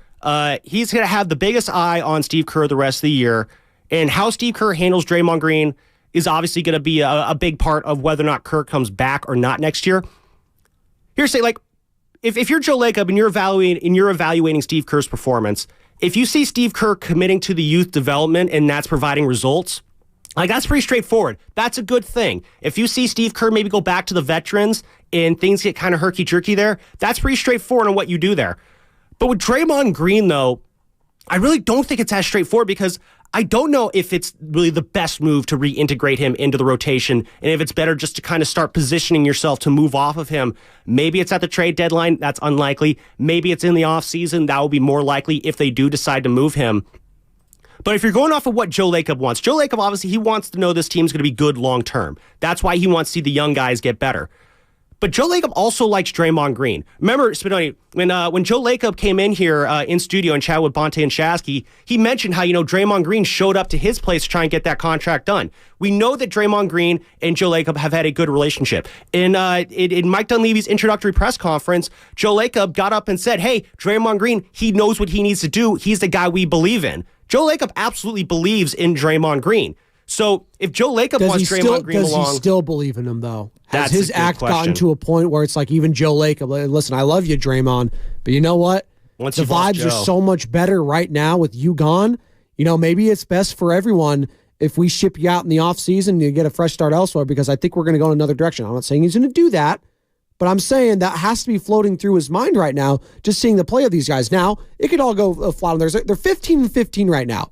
This is kind of like the what's the breaking point, if you will? This is it could go one way or the other right now. They're at a fork in the road here. They're at a fork in the road.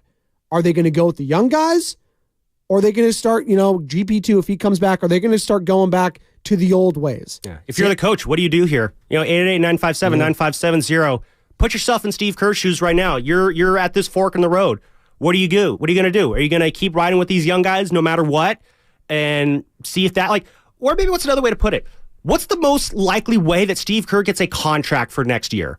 Is it by committing to these young guys no matter what? Like, let's say he commits to the young guys. Let's say they make the play-in, or maybe they get in as a 6th seed, and it's another first or second round exit, but you see legitimate growth from the young players.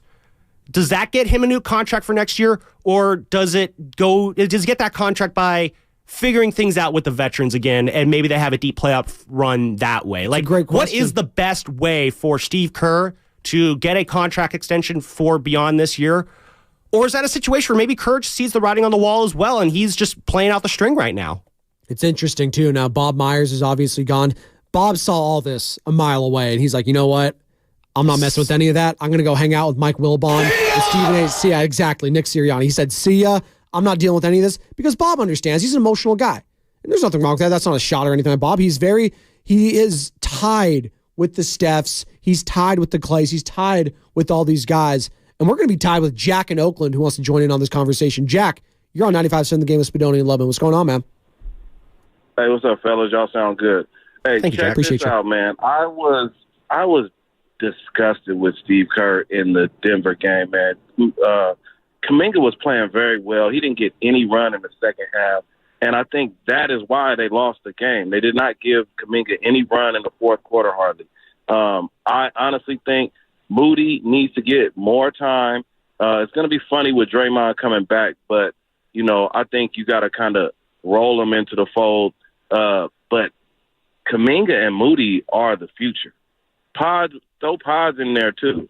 We have a very strong young core. We need to get them out there. We need to get them playing.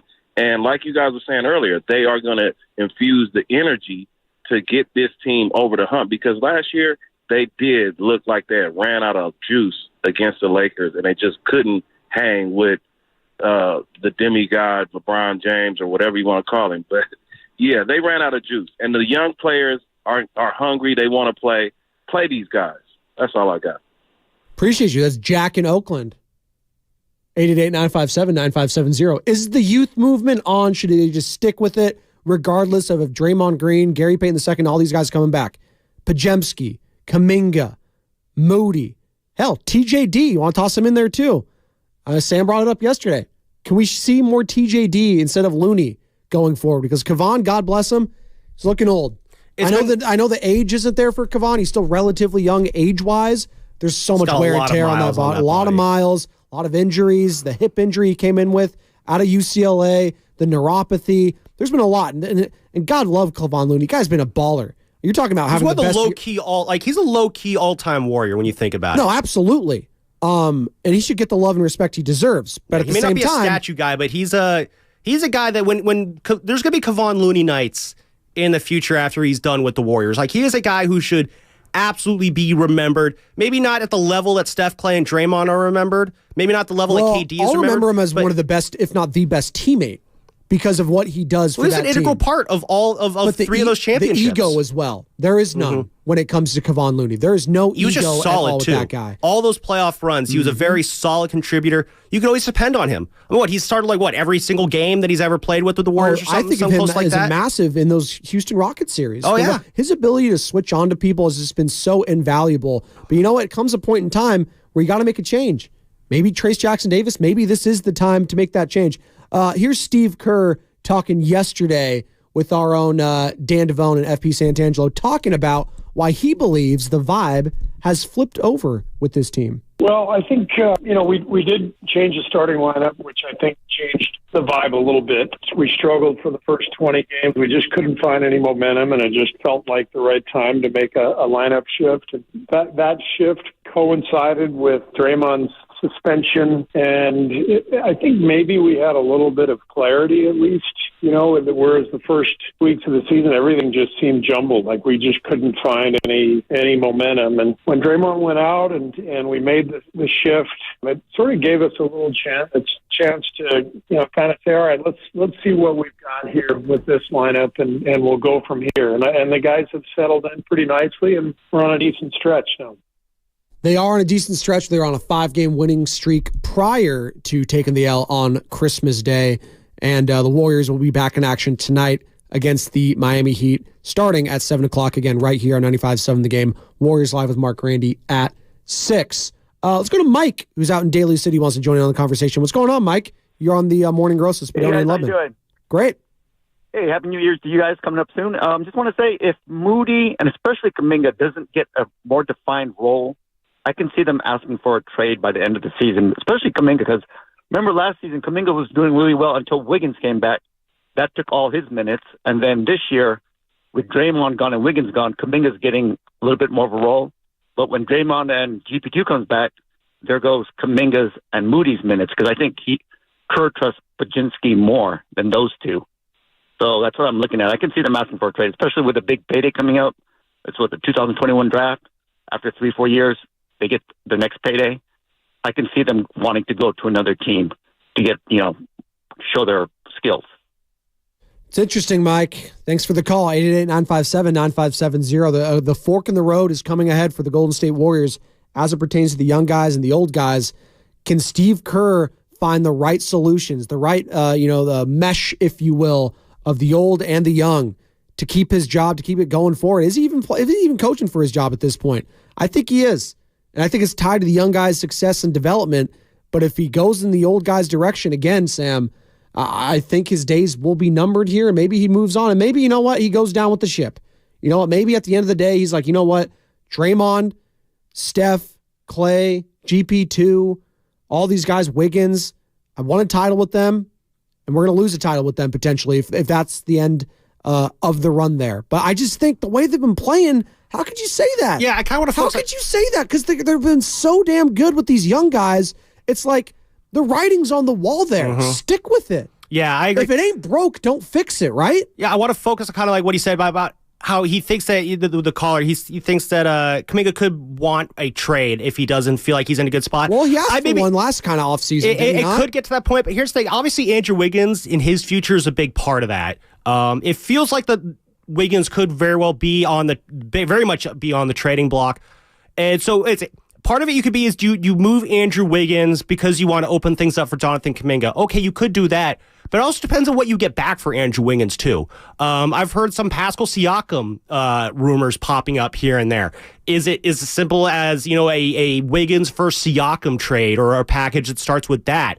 So if you do that, though, that might not open things up for Jonathan Kaminga. We got Anthony Slater coming up here in a little bit, but he joined Bonte and I last week, and we asked him about a potential, what Wiggins could be, a potential Wiggins trade situation, and this is what Slate's had to offer there. I think Mike Dunleavy is hoping and believing that this roster will prove enough to him that they want to make more of an aggressive win now move. I do think Wiggins' contract, even though, like you said, there's still like a long-term aspect to it, it's still one of the more tradable contracts considering age and position, right? 3-and-D wing, theoretically, 2 years ago, he was one of the best 3-and-D wings in basketball. And what is it like? It's like 25-ish million this year. Like that's, it's a lot to in the average human, but in the NBA, like that's fine for like a starting small forward. So yeah, you could probably utilize him potentially to go get different missing pieces that you feel like you might have. So yeah, there's a lot of tradability with Wiggins there, and Slater said later on in that interview that guys like Andrew Wiggins, wings like that, those athletic wings, you can never really have too many of them as well. So that makes him, I think, even more tradable because he is a commodity that could bloom with another team elsewhere. But again, at the same time, there's still some value to the Warriors there. So I don't know if maybe moving Andrew Wiggins really does open the door for Jonathan Kuminga in the way that maybe we might think. But it really would depend on what they get back. And again, maybe that's something we can follow up with Slater in about 13-ish minutes when we get him on. I'll say this, like just looking at this overall stats this year, and I know he had a good game on Christmas, so it's fresh in our minds, but 12 points, 4 boards, 1 assist, 42% from the field. Like, if I'm another team, great, you have a nice, friendly contract. But if that's the production I'm getting, I'm basically getting a worse version of the Minnesota Timberwolves, in which case you better be giving me or attaching a Moses Moody or a Jonathan Kaminga to that, and then I'll give you something. Yeah. So that's the only way that happens for me. I understand he had success here recently with your organization, but for the most part, it's been Minnesota Timberwolves wigs, which was and then this version of him the last, a couple months here where it's just bad. So I don't understand where the level of interest around the league would be outside of that contract, which again, you would have to attach some young talent there. And maybe this is it. Maybe it's a Moody or a Kaminga is getting attached here no matter what. There's just not enough open spots. They love Gary Payton II. They have the contract there. Or maybe you tie in Gary Payton II. Maybe you say, you know what? To hell with that. We're going to tie in Gary Payton II with Andrew Wiggins. Honestly, I wouldn't even be mad at that. Right? I wouldn't. I loved having GP2 on this team. The defense is there, but you know what? Like, maybe I'm crazy to say this, but is it possible that like a Kaminga could still provide similar production that Gary Payton II provides? Well, at least on the offensive end, it's more. A little bit more on the offensive end, but he's been very good on the defensive end as well. Like, him and TJD have been probably some of their best paint protectors since Draymond went down. It's crazy to think that Draymond Green's suspension might have been the best thing for the Warriors this year, first off, because of just how it's awakened Jonathan Kuminga to a point to where, yeah, you're feeling confident you can move off of Andrew Wiggins, and then here I am throwing crazy takes out like maybe they could move off of Gary Payton II and just go with Jonathan Kuminga. If they're trying to clear space to keep Kuminga on the floor and keep these young players on the floor. That's the thing. It just speaks to how well these young guys have been playing going forward. And again, it gets back to the pressure that is on Steve Kerr and Mike Dunleavy, right? Like, we talked about Bob Myers moving on. Now Mike Dunleavy, he has some very difficult decisions to make in this coming month. And we'll ask Anthony Slater here, in a few minutes, what's going to happen? You got Chris Paul there. That's another contract you want to maybe potentially attach there, because how does Chris Paul fit into this picture going forward? Doesn't really fit. I mean, he's one of the old guys. I mean, he's I been don't know. playing well. The way he's been working, I'm going to push back on that. 'Cause the way he's been working with the young guys, I do think has been incredibly valuable. That's been a fit. I'm saying just going into the playoffs and stuff like that. Well, that's true. Maybe I mean, you want to try to flip him for something at this point. Someone who will actually be healthy in the playoffs. Correct. That is true. I'll just say this in terms of just who might be out there and what kind of availability, what kind of interest there might be. To quote the great basketball philosopher Bonte Hill, there's always a sucker. There's always someone out there who's willing to take these dumb deals. It's the NBA. Pawn them off on some going nowhere franchise like the Magic or the Pistons. Magic are good. That's true. Actually, the Magic are good. Pistons I'm are not not used. good. I'm not used to the Magic being good. Actually, yes, Magic are very good. But no, there's always some team out there who will make this stupid trade that will take these guys on and. Maybe if you're Mike Dunleavy, you just got to convince the other team that Andrew Wiggins is a COS guy. Change of scenery, put him in a different spot. Where again, it's just maybe it's just the magic here with Wiggins and the Warriors just ran out. Maybe whatever happened last year with the absence and why that was. I know he said it was something about an illness with his father. I don't want to get too into it because we know what happens when you try to get an explanation out of that. But something clearly shifted with Wiggins' relationship with this team in a way that it's just not meshing with him anymore. Now it's going to be on him to find it within himself to either figure that relationship out, or it's like, you know what, dude, you're going to go figure out your relationship with another team. It's that simple at this point. And here's Steve Kerr speaking with the media after practice yesterday in regards to the coaching that goes on between the games to help the young guys. Yeah, more with the young players for sure. And so, a day like today, we had yesterday off. So a day like today, I show him those reasons. I show him the plays that we need him to improve upon and do something different. And so he's still a young player with very little experience, as foundationally. And so there's a lot of plays that, you just have to show him where the cut is, where the box out is, where the right position to be in is, because all these things matter when it comes down to a one possession game like most of our games are. And so you show them on film and you move on to the next day. And he's done a great job of really embracing coaching, and we're going to continue to coach him and help him, be in the right spots and make the right plays. That in regards to our guy, Jonathan Kaminga, and our guy, Anthony Slater, coming up here after the injury report.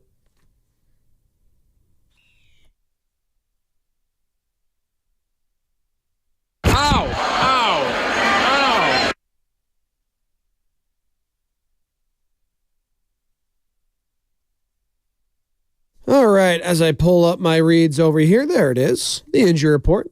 Could the Warriors be getting back Gary Payton II? Well, GP2 did practice with the team yesterday per ESPN's Kendra Andrews. Payton II has been out since straining his right calf against the Kings on November 28th. Yesterday's practice did not involve a scrimmage, but did see GP2 participate in some half-court work. Warriors head coach Steve Kerr was not able to provide any clear status for GP2 for tonight's game against the Miami Heat. Tip-off for that at 7 o'clock right here on 95.7 The Game.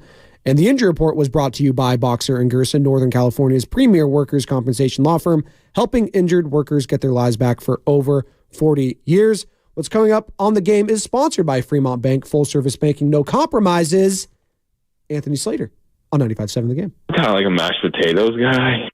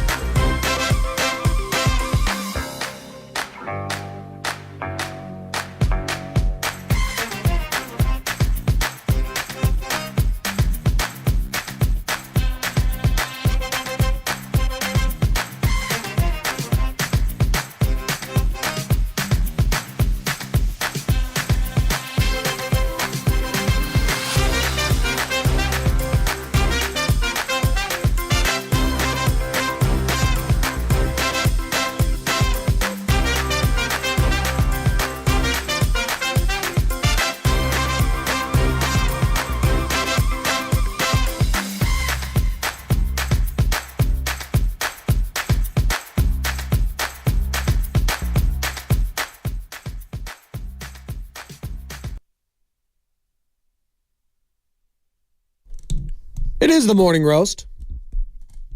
Joe Spadoni in for Bonte Hill. Sam Lubman in for Joe Shasky. Here, they'll be back. Don't worry. They're reeling after that Niners loss, getting their minds right. It's a get-right game for Joe Shasky, Bonte Hill, and the 49ers this week. Is it a get-right game for the Golden State Warriors, who are taking on the Miami Heat tonight? Our coverage starts at 6 o'clock right here on 95.7 The Game. You're home for Golden State Warriors. 6 o'clock with Warriors Live. Mark Grandy will have that before handing it off to the voice of the Golden State Warriors, the great Tim Roy. Bounce back. They need it. Because they've been playing well. The Golden State Warriors have been fun again. The young guys, Kaminga, who's been doing a little talking, a little chirping. And we're going to have Anthony Slater here in a minute to kind of discuss what happened there, because Kaminga talked to his colleague over at The Athletic, Marcus Thompson II, and was basically like, hey, I get it. You know, no one can guard me when I'm off ball. But at the same time, I got to be there for my vets, stuff like that. You know, I got to play on the ball, look for shots for them. But we got Anthony Slater here now, our 95.7 The Game Golden State Warriors insider, covers the team for The Athletic at a very, very high level. Anthony, Joe Spadoni and Sam Lubman in for Bonte Hill and Joe Shasky. How was your Christmas, buddy? It was good. There's a bowl game going on right now. I just turned on the TV as I'm kind of emerging today. There's a bowl game. The Wasabi Fenway Bowl. I think we're watching the same one. SMU v. Boston College. It's at Fenway, huh? That's interesting. And this time of year is always weird when these random games are dropped. I can't. Yeah, the bowl season, and that's going to go to kaput, right? Basically, because they're going to expand to 12 teams now in the college football playoff. So what's that going to happen? The Duke Mayonnaise Bowl. These are legacy games, You know Anthony. it's a great bowl game when there's mayonnaise being poured on the head coach there afterwards. You go. That one's disgusting. No thanks. Well, that's the word he chose to use. That's the word that Steve Kerr used after the game against the Denver Nuggets, Anthony, called the officiating disgusting and the viewing experience just disgusting. What were your thoughts on the coach's comments, the game in and of itself, all the foul calls, Nikola Jokic going 18 for 18 at the line as the Warriors in their 5-game winning streak was snapped on Christmas Day? I think Steve kind of smartly and probably for financial reasons, fine reasons, didn't go right after the officials. He really tried to qualify it by saying, we have great officials. I love the officials. They're just being taught by the league to call these things, right? Directed. And he talks about it being, defense being legislated out of the game. And, it's funny because Jokic is not like you wouldn't consider him, a big violator of this, where I think he's 18th in the league in free throws, 18 tied his career high. This guy isn't a guy who, just is always up in the high teens in free throws. So, but I generally agree with Steve overall. Like, I don't love where the game has gone in that way. I think most people would. And this discourse dates back to James Harden on the Rockets, right? It's been like that for a while. Just, stars overemphasizing selling calls or whatever you want to say to get to the free throw line. And it can make for a rough viewing experience if, an entire quarter just kind of turns into that. So, Anthony, for me, just as a Warriors fan, obviously there's a part of the frustration is just I've watched Steph Curry throughout his entire career, and it just seems like he's never gotten these ticky-tack foul calls that like James Harden's gotten, that Nikola Jokic has been getting. And so I feel like, is it wrong to say that maybe some of Steve's frustration that he's saying there is partly into the fact that he's seeing these guys get these calls, but Steph throughout his career really hasn't? Yeah, well, I would say the Warriors are built not to take advantage of this, right? Because Steph doesn't sell calls, especially off ball. You just don't see him doing a lot of more like driving to contact, throw his arms into somebody. It's just not part of his game. Clay, for years, they were trying to teach him, hey, when you pump fake instead of sidestepping, you can jump into the guy.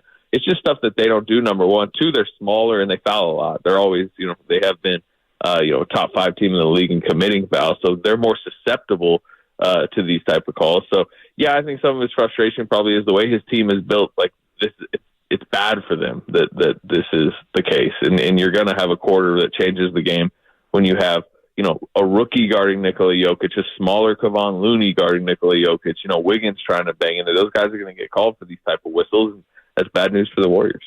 Anthony Slater joining us here on the Morning Roast, our 95.7 The Game Warriors insider. Another, story coming out of yesterday and coming out of the game was, your your colleague, Marcus Thompson II, in the comments that Jonathan Kaminga made towards him. And here's some of the quotes, Anthony. Obviously, you know about him just for the audience here. Quote, "Me without the ball, nobody's guarding me. But sometimes I've got to take that away to make sure my OGs get the ball. That's where it's confusing. Sometimes I come out the game not knowing what I did, and that messes with my head. It's like, what they want me to do? I can pass. I can do different bleep." So he says that. Steve Kerr was on our airwaves yesterday basically saying, hey, listen, I love the passion. I know what he's talking about. Maybe he shouldn't say it that way.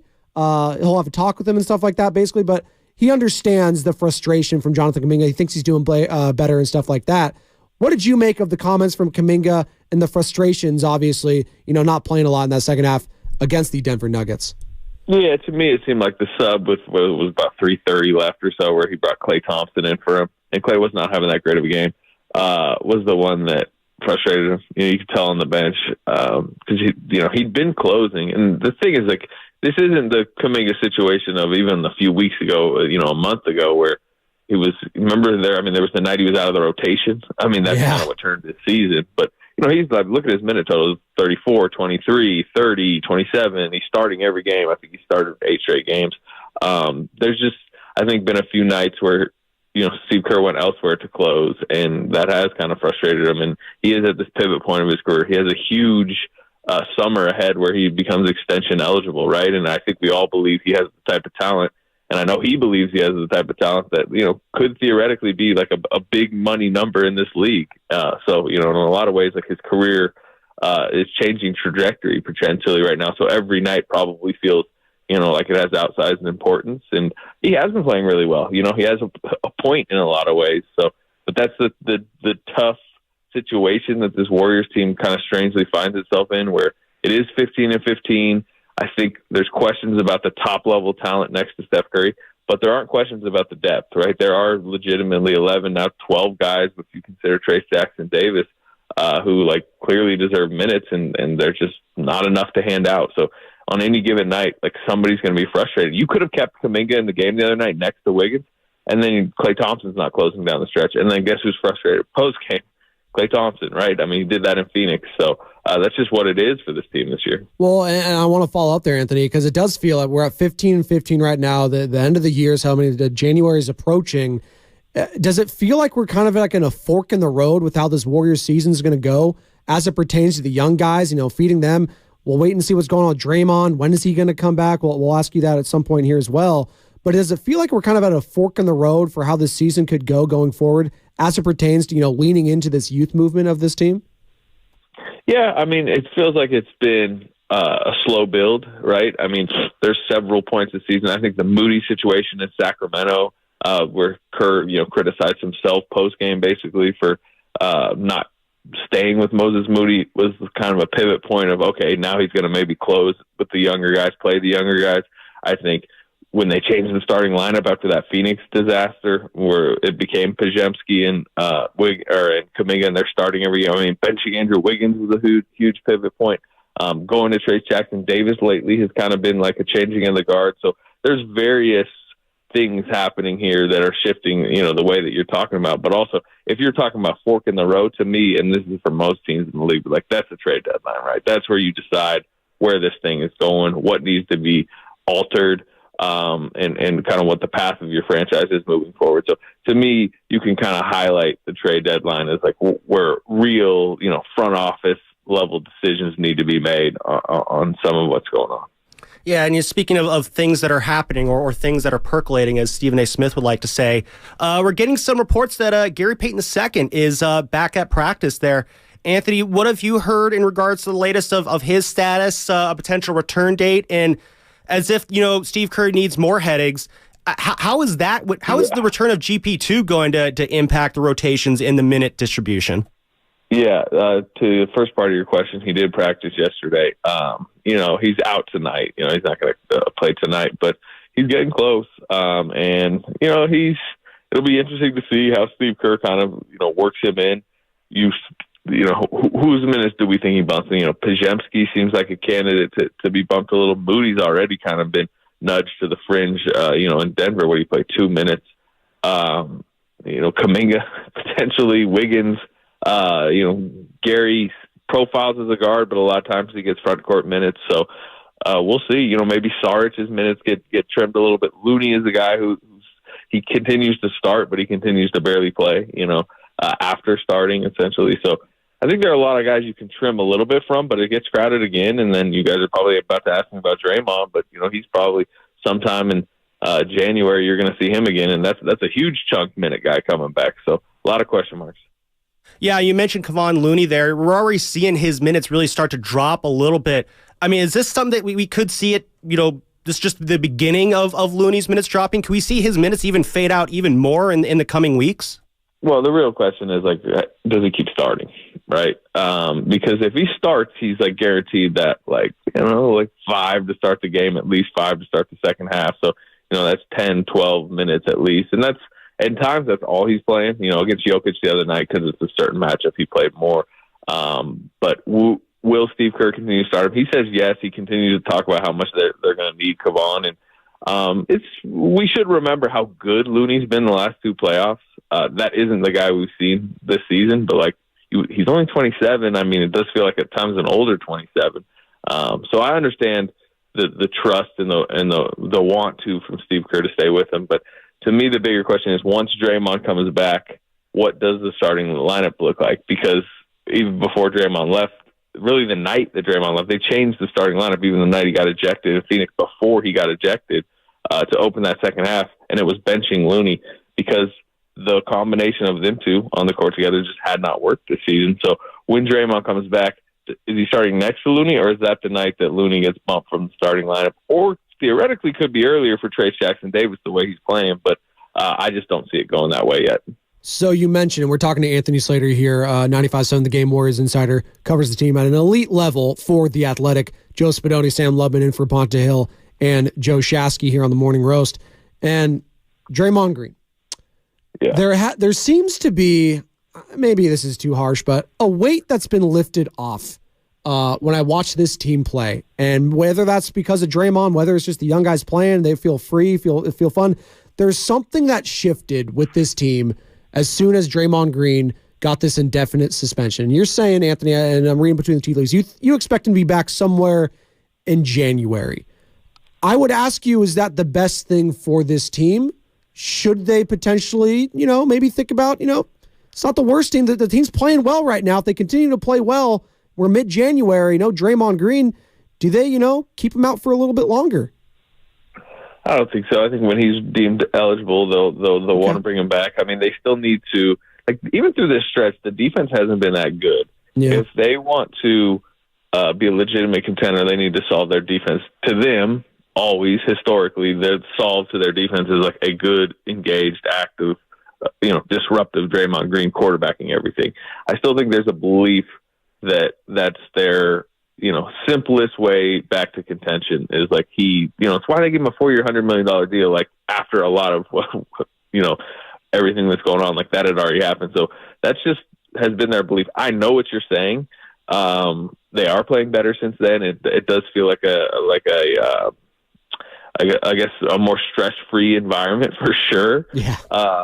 But I think part of it is, I think the hope from the league certainly is the suspension changes stuff where, he comes back and he's on, he's under a microscope. He's going to be, right? We all know he's going to be. So I think a certain version of Draymond Green could really help this team. And if that version's not necessarily there, it might not even be in their hands anyways, because I think we all know what the league's going to do if something else goes down. So, it's a big question mark, but I do not see them saying, no, just stay away or anything like that. So the expectations for the team obviously are still championship or bust. How do you view the expectations? What should be realistic expectations for this team? Should it still be a championship for the way they've been playing? I mean, obviously prior to Draymond, this looked like a fringe play-in team. They get them back. They're feeling like championship again, Anthony. It's such a difficult position for this team right now for Steve Kerr, because on one hand, I could see, obviously, the young guys are playing well. They're playing very well. And then obviously, if you go with the whole youth movement, you play these guys a lot, maybe the expectations of championship aren't there, but at least you're getting some development. Then you bring back Draymond, and then at your risk losing some of that development, it just feels like they're in such a tricky spot trying to thread this needle of a championship, and I don't know if the expectations should still be that. Yeah, I mean, look, they're not championship or bust in the way like the Clippers are, the Suns are right now, where it's a just massive failure of an entire situation or transactional period if you don't get one, because you don't have one. I mean, the Warriors have 4. This core has 4. The Boston title, to me, will always kind of be like, the cherry on top, like legacy cementing title. So, like, if this core fades out while in the moment, like, let's say they lose in the first round, second round this year, like, it'll feel disappointing in the moment. I think we can all take a couple steps back and realize, like, what a success story the entire situation has been. But the reason why, in some ways, they are championship or bust, if you want to term it that way, is because of what they did this past summer and what they tried to lean into. They traded a first-round pick along with Jordan Poole. They went, older. They did the Chris Paul move. They re-signed Draymond. Like, they did kind of go all in, or at least somewhat all in on the now. And Mike Dunleavy's signaling that at the deadline he's trying to make moves to help this year's roster. So that's they're saying they are going for it. I can certainly understand your skepticism. I have it myself that this team, has the capabilities to either make a move that gets them into that championship tier or this current roster. Like, to me, it seems a little bit just like last year's team, which maxes out as like a second round, a final 8 type team. But we'll see, because they have internal belief that they can be more than that. And they've proven, like, I would have said the same thing during the year they won the title in Boston. So we will see is probably the easiest answer. Yeah, Anthony, kind of going off that, you're around this team enough. No one's as tapped in on this team as you are. You're seeing what these young guys are doing. You've seen what these veterans are doing. If the goal, again, is to win a championship, I know you just said, there maybe not be at the same level of championship or bust of other teams, but if they are at that, if that is obviously the goal, is to win a championship, what's the best combination they can kind of go with to make that goal happen? Is it going with the young guys? Is it going back to the veterans? Is there a mix of the two? Just in your own opinion, what's the best combination they can go with there to try and win a championship this year? Yeah, I mean, I think it's intermixed. I do think the deadline could come at an interesting time. I think people have talked about a potential consolidation trade has been obvious, to maybe like 2 for 1 to up your depth. We'll see if that's even out there and available. But it's, I do think that, the Wiggins-Kaminga lineup numbers together haven't looked great this season. Wiggins with almost anybody hasn't been great this year, just from a data standpoint. But I think down the stretch of games, and I don't know if this is kind of the more direct question you're asking, like who should they close with on most nights? I'd go smaller. I'd like a Steph, Clay, Wiggins, Kaminga, Draymond 5 to me seems like the highest upside playoff 5, where you have 2, high-level wing defenders, theoretically, if they're playing at a high level, but, big wings. You have your 2, shooters, and you got your defensive quarterback in the backfield. Like, to me, if you fast forwarded to May and you said they are a championship contender, that would be my guess of like the most elite 5-man unit that would have brought them there. But there are a lot of other pieces to potentially mix in there, and there's a lot of question marks, including, what will Draymond be eligible and playing, come that time. Yeah. Now, you mentioned there, Andrew Wiggins, obviously things that the minutes with Kaminga haven't been great, but he could be one of the better options in the closing 5. Last week when you were on with Bonte and I, you kind of mentioned how Wiggins could be the most likely trade chip as well for the Warriors. Do you still feel like that's kind of a possibility that if there is someone who's going to be moved on this team, it will be Andrew Wiggins? I think he's certainly among the candidates that, like you mentioned. He has a contract that, it's appealing enough. It's in the 24-25 million range. A few more years left, I think plenty of teams could talk themselves into, Wiggins as a 3-and-D, wing plug and play that, pretty much on any roster, could fit into a starting lineup. So, I think he could draw something back. So, but yeah, I think he's one of the guys as the next month materializes that I think, Mike Dunleavy can look at it. What could he possibly fetch? Anthony Slater here, and we appreciate your time, Anthony. Brandon Pajemski, like, this guy has been pretty unbelievable for a guy that, he even played in Santa Clara. I didn't even know who the hell he was. He's a local guy, obviously playing here. And this guy, I know that, could Mike Dunleavy even expected this level of production this early from him. Like, I'm reading the tweet from Pajemski right here, and this is the one that went viral on Christmas night if you were watching the broadcast. This is what he had to tweet. 2 years ago at this time, I had 17 DNPs and only played garbage time. 1 year ago at this time, I wasn't on any draft boards. 5 months ago, all I heard was that I was a bust. Started the year out of the rotation, and now I'm starting for the best franchise in the NBA. I mean, is this the steal of the draft? Maybe. I'm hesitant this early to, talk about who this is a steal of the draft or not. Because 3 years from now, a guy who may not be even playing right now might be a star, right? A month into Nikola Jokic's career, 3 months into his career, we still didn't know who he was. I mean, Eric Paschall looked pretty good for a moment. Yeah, exactly. First team All-NBA. But beyond just a moment, I think he might have led that team in scoring, which don't wrap me back into that season. But he looks great. Pajemski does, and it's not I would say it's probably a surprise to some people within the Warriors that it's come this quickly. I think there was an expectation there was going to be a lot of Santa Cruz this year. But there's a reason they drafted him. He really popped in their numbers model, like a top 10 type prospect in their numbers model. The rebounding, I think, was a major factor. He led his conference in rebounding, I think 8.8 per game. I know a couple front office people went down to one of his games at Santa Clara, and he had 21 rebounds in the game. And you guys, we're not talking about some plotting center. This is like a 6'3" energy guard basically doing all this. And you've seen that in the games, right? How big are some of his offensive rebounds? He had 5 steals the other night, deflections, energy, extra passing. He's shooting it a little bit better, a couple of step back threes. That's the big thing. To me, if he's going to take that next step and really be, a high end rotation player for a long time, he just kind of has to be like a 40% plus 3-point shooter, I think.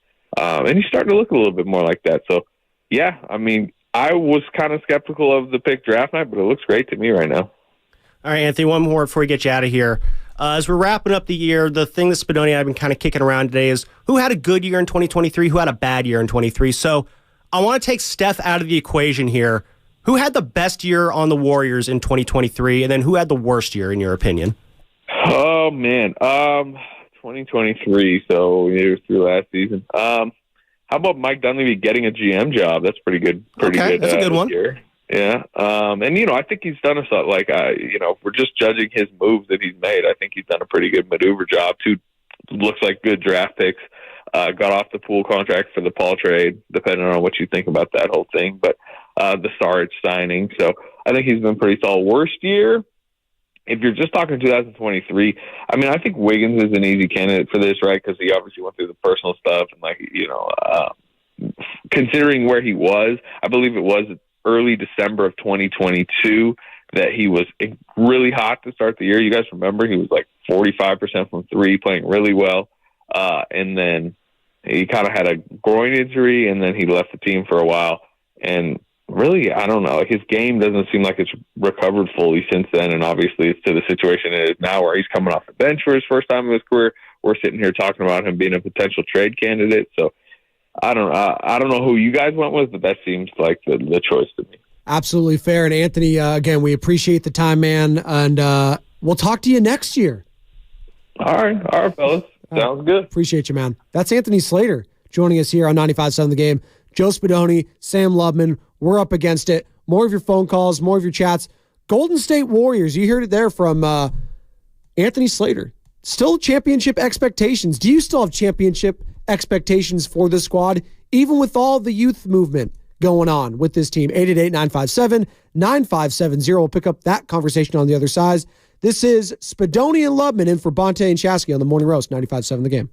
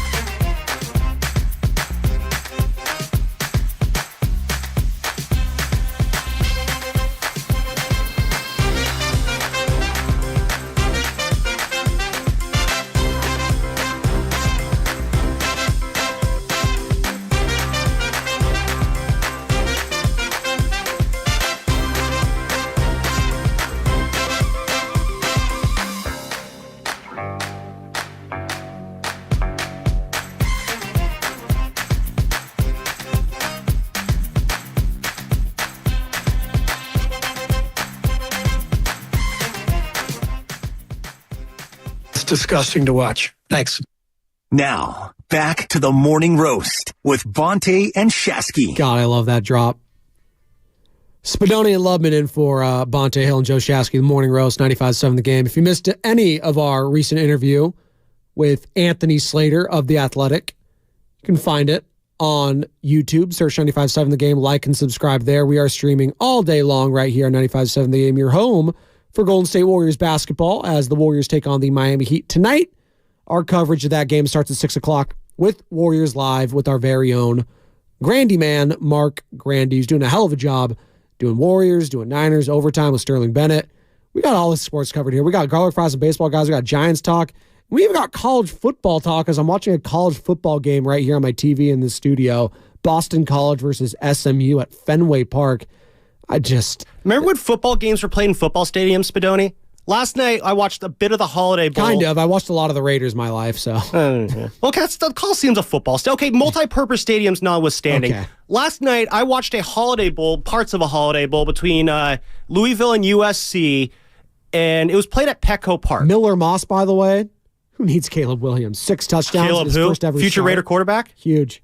And then right now we're watching a game, the Wasabi Bowl between SMU and Boston College, future ACC opponents. That's being played at Fenway. And then later on, you got my Miami Hurricanes at 11:15, primetime slot at Yankee Stadium. Like, why are we just out of football stadiums? I mean, do they not have, like, football stadiums in Boston anywhere? Like, I need John Sterling doing a college football game. John Sterling calling the Miami Hurricanes. Sam, can you think of anything better right there? Thank you. Hurricanes, Lou. Yeah. Oh, there you go. I have zero hopes. You know, when I came back and did that disgusting to watch job, we'll get back into college football in a second because the boss man during the break handed me some interesting numbers. Oh. And apparently on Monday, people found the NBA disgusting to watch. Really? So here's the thing. So obviously the NBA and the NFL, they went head-to-head on Christmas Day. There were 3 NFL games to the 5 NBA games. The ratings are out. I'm going to start with the NBA. The Bucks and the Heat got 2.5 million viewers. The Warriors and the Nuggets got 4.1 million viewers. The Celtics and the Lakers carried the day. They got 5 million viewers. The Sixers and the Heat, who's watching that one? 1.3 million. That's apparently how many people are watching. It ended up being a good game. I wouldn't know. I wasn't one of those people who watched. And then 1.5 million people watch the Mavericks and the Suns rather than watch Brock Purdy throw 4 interceptions. So that's how many people watch the NBA. The NFL, the Raiders and Chiefs, 29 million people tuned in to watch Patrick Mahomes throw a pick 6 and see Brittany Mahomes cry after the game. Oh, my God. 29 million more people than tuned in for the Giants-Eagles game to see the end of the Tommy DeVito era. Oh, my God. And then a mere 27 million people watched the Ravens-Niners Monday night game. Apparently Christmas dinner was going on, so 2 million people had to go attend to that. But NFL is king, Spadoni. I'm curious, why do you think that the NFL blew the NBA out of the water on Christmas Day? Because, again, Christmas Day usually is a day that the NBA does really well on. It's very rare the NFL does happen, that there are NFL games played on Christmas Day. Again, if Christmas is on a Sunday, you'll get it. Maybe you'll get the Monday night. This is the first time I can recall the NFL, shoehorning in 3 games on a Monday just for Christmas Day. Obviously, next year, I think we said this yesterday, Christmas on a Wednesday next year. It's a leap year, so they're skipping. So the NBA will hopefully be able to win the day next year when there's no NFL games. But then you got Thursday after that. Then you got a Friday. The NFL is starting to realize, hey, we could take over Christmas Day. I don't know. How does the NFL just trounce the NBA like that? How? Why? Because football's better. We love football. This is America, Sam. We love football. This is our sport now. It's not baseball anymore. It's not basketball. Our national pastime is the game of football. If it's not the NFL that's rating high, we're laughing at these college football games. These are going to rate. Like these rate higher than NBA games. Yes. Bowl games and college football is the second most watched sport behind NFL football in America. Do you think the Wasabi Bowl is going to get more than 1.3 million No, people? but I'll tell you that the college football playoff between Michigan and Alabama is going to dominate the NBA final ratings. Like it could be Lakers Celtics in the finals and Alabama Michigan's going to dominate that. Like it's just the scarcity of it all. And I've always been a proponent. and they'll never do this because it means less money, but I've always been a proponent of starting the NBA season on Christmas Day. I think that'd be a very fun Well, it thing. almost feels like that's when the season really does kind of right? start. Because right now they have it's like Halloween, like they have it like it doesn't do anything. Well, it gets lost in the shuffle of the MLB playoffs. And it gets lost in the shuffle of that, and then the MLB, and again, college football. NFL takes that's it over. Again, out of sight, out of mind already. Mm-hmm. I'm not paying attention, like in-depth wise, to the rest of the NBA outside of the Golden State Warriors or my team until, might even be until after the NFL draft, because I'm still doing all the draft talk. I'm talking about who's it going to be. Is it going to be Drake May? Is it going to be Caleb Williams? Is it going to be Michael Penix? Is it going to be Jaden Daniels, who just won the Heisman? Like, there's so much football talk dominating now 24/7 that the NBA, sure, once the playoffs start, the play-in tournament, that's fun. And, Adam Silver's trying to combat this even a little bit. They're trying to garner stuff in the regular season by doing this IST. We laugh at it, but that's the NBA saying, hey, listen, we need to get more eyeballs in these regular season games because the product is getting watered down so much that, you know what, maybe the English Premier League, maybe these La Liga, these teams, maybe the teams over in Europe are onto something with these tournaments in season. But listen, I'm not shocked. Is anyone shocked at 888-957-9570 to see the NFL dominating the NBA on Christmas? No, not at all. I think another part of it is obviously, football is always king. Football, I think, it's an easier sport to watch, especially to casual viewers than the NBA. I think it's a good background game to have on. Like, it's just easy. Like, when you have like family over on Christmas Day, kids are all running around, you're chopping up with family, blah, blah, blah. Maybe you have something on the background just for people to like sort of half watch. NFL games are probably just easier to do that. I also think a part of it is just we're later in the season in the NFL. Things are really spicy right now. There's a lot of things are up in the air at the NFL right now in terms of just kind of who's going to land where in the standings. The Niners and the Ravens, they look like the class of their conferences, obviously, but there's a lot of shuffling going on beneath them as who's going to challenge those. Like, there's a lot of just really cool late season storylines going on in the NFL right now, and I don't care what sport it is, late season storylines in any sport are always going to top early to mid-season storylines. Like, what's there to be super excited about right now in the NBA if you're a casual viewer? It's just it's not even the dog days yet. Trade season. It's pre-dog days. You get excited for trade and Anthony Slater, and if you missed any of that interview, search 95.7 The Game, download the Odyssey app. He's basically said it. He's like, the fork in the road for the Warriors will come during trade deadline. That's when all the action starts. That's when the rubber meets the road here. And you got the buyout market right after. Correct. So I feel like that's it for the NBA. That's their little thing. But the NFL has so many of that. The NFL's trade deadline is like, whatever. But the Niners made a trade for Chase Young, right? So there are things that happen, but it's week in and week out. Like, the game tonight is the Browns and Jets. I'm not gonna lie. The Browns and Jets are playing tonight. I'm probably gonna have that Trevor on. Siemian versus Joe Flacco. We're all gonna watch it because the Browns have a legit shot in the AFC. Two good defenses, actually. And because of Joe Flacco. That's craziness. But that's one of the stories. The Jets, they're an utter dumpster fire this season. But you know what? You're watching that game because they got a shot with that defense. There's storylines galore. And dumpster fires can still be fun to watch. It's a New York team. They're going to be playing in what Cleveland. we've seen with the Broncos. Yes, exactly. We'll get into that in a second. But yeah, I do think it's just at the end of the day, when you're in the NBA, like, things really don't get super exciting until probably after the buyout market is settled. That's when it's like, okay, time for the stretch run. That's when things really start to gear up. Football's in the stretch run right now. So it's just a more compelling product right now. And the NFL is always going to be a more compelling product, but it's even more compelling than normal right now over whatever the NBA has to offer. And I'm not going to go into the David Sansom numbers here like Shasky likes to do when it comes to this stuff. I do know this. My interest level in the NBA outside of my teams might be at an all-time low. And that's not a good thing if you're Adam Silver and co. That's, again, why this in-season tournament thing, that's why they're trying to do it. It's becoming more and more regionalized to me, not to the level of baseball yet, but I fear it could be getting to that point. Now it's different because we know the players. It's more international. NBA is way more international than Major League Baseball. I know Shohei Ohtani. I know Yamamoto, all these guys. I know they're big names. It's getting there. Yeah. But Luka, massive. Giannis, massive. Joel Embiid, massive. LeBron, obviously. Steph, obviously. Like, all these guys. Jason Tatum, Jaylen Brown. Like, these are big names globally, so the NBA will always have that market as well. Where the NFL, they're doing the NFL Europe games. They're playing in London. They're trying to do that as well. They're dominating over there, but not to the level of the NBA. So that is the one thing that they do have in their back pocket. But for me, and maybe I'm in the minority here at 888-957-9570, my interest level outside of my teams and outside of the Golden State Warriors has never been lower. And is that to speaking to, the face of the league outside of Stephen Curry, outside of LeBron, when they're packing it up, who's it going to be? Luka? Okay, he's fun. Giannis? Giannis has won a title, okay. And that's a problem, though. Those are two European players. And for this league, for this face, does it need to be an American player? Nothing against those guys being European or not being from the country, but for the longest time, it's been dominated by our own guys. Michael Jordan, Kobe, LeBron, Steph, all these dudes, Wilt, Bill Russell. And now we got this European wave over here.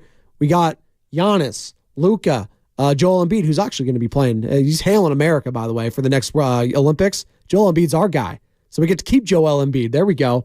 So it is interesting to hear all those numbers and stuff like that, but the NFL's king. Football is king. We love football, fantasy football. It doesn't matter.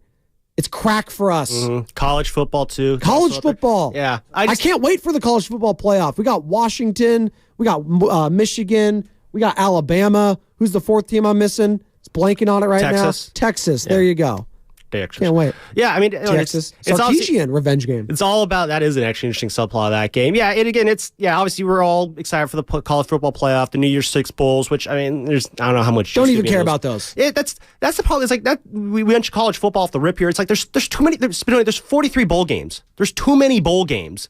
Like, even today, like, the only reason I care about Miami Rutgers because I went there, and I don't even want to care about that game. Yeah. Like, I'm going to watch purely out of obligation, and I have no hopes for it. It's just, I watched the Holiday Bowl last night, and the commentators, they're trying to hype up the bowl season, and they're like, for those who say that the bowl season don't matter, these kids, they're still trying. You get to see the stars of next year because, you got all these people who are sitting out the bowl games now, and they're trying to hype it up. It's like, sure, I guess. But, like, that's just, that still doesn't do it for me. If the best thing you can offer is, you're going to see next year's maybe quarterback play, tonight, like, that's not enough for me. That's not a draw. That's not going to make me want to watch a football game played at a baseball stadium. There's also the transfer portal now with college. It's not quite on the professional level, but all these guys can move colleges now. It's like, whatever. So, like, why should I get invested in this guy when he could be jumping ship like your guy Tyler Van Dyke can go somewhere else? Or Caleb Williams, who went from Oklahoma to USC. So, like, these guys jump around now to the point where it's just like... Shout out House of Pain. There you go. Like, it's just, it is what it is. Duke and San Bruno wants to jump in on the Warriors conversation we were having with Anthony Slater. We can get back into the dubs, 888-957-9570. Duke, what's going on, man? You're on with Spadoni and Lubman. Hey, thanks for taking my call. Okay, so kind of hear me out on this. With the exception of you and maybe a handful of guys on the game, I feel like Fitzgerald especially and some of the beat writers, they're like Draymond apologists. I mean, I'm just an old man watching basketball on TV, and it's refreshing to watch basketball, see the young guys who are very athletic, moving the ball, making plays, and not having to watch a guy argue with the ref and all the theatrics that goes along with it. Why? I mean, it's just like the Warriors are a more fun team to watch without Draymond. And I hear this, especially Fitzgerald. Oh, wait till Draymond comes back. Wait till Draymond comes back. They weren't a good team when Draymond was there. And I don't think they're going to be any better if he does come back. I don't understand it. Help me out here. I appreciate you calling in, Duke, and I can hear your passion in your voice. I'd like to help me out there. I agree. Like, and I put Anthony in a very difficult position because he has to talk to these guys. So I didn't mean to do that, but it was basically like, it does seem like a weight, and he was very careful with how he said it. I was like, there does seem to be a weight lifted off this team with Draymond Green being out of there. And he kind of agreed with me. Like, there is something to be said about the team playing a lot freer, a lot more loose. Just the energy of this team is night and day. But they're going to bring him back. I mean, you heard it from Slater there, whether it's in January, whether it's some other time. They're going to bring him back because they paid him and they need him. The problem is, when they bring him back, who's going to suffer the most? That was playing well. Is it Kaminga? Is it Wiggins again? Is it, Wiggins, is he going to be traded? Like, Jonathan Kuminga is the guy I look at. who's already getting, the short end of the stick when it's not his day, when it's Andrew Wiggins' day, and then you don't want to, upset Klay Thompson in closing, so you just take Kuminga. That's the easiest option for Steve Kerr. So when and if they bring back Draymond Green, someone's going to have to suffer, unfortunately. And ultimately, is it going to be the Golden State Warriors and their hopes to win a championship, Sam Lubman? Yeah, first I want to pick up the first part of Duke's question there is, the Draymond apologist. I mean, situations like that. First off, Bob Fitzgerald, he's a team employee. He's a broadcaster for the team. So he's not going to go out and on the broadcast crush Draymond Green. He's also won 4 titles here. So this is a unique there's that as well, too. And the fact of the matter is, people in the media, and this is, a little how the sausage is made little segment here. The relationships in this business do matter. The way, when you're around these guys every day, how you talk about them publicly matters, especially in the NBA. Players will remember what is said about them, especially if you're a media member who's part of a voting group of some sort, whether you're voting on all NBA, MVP, stuff like that, because so many players have incentives tied to some of these awards that these media members vote on.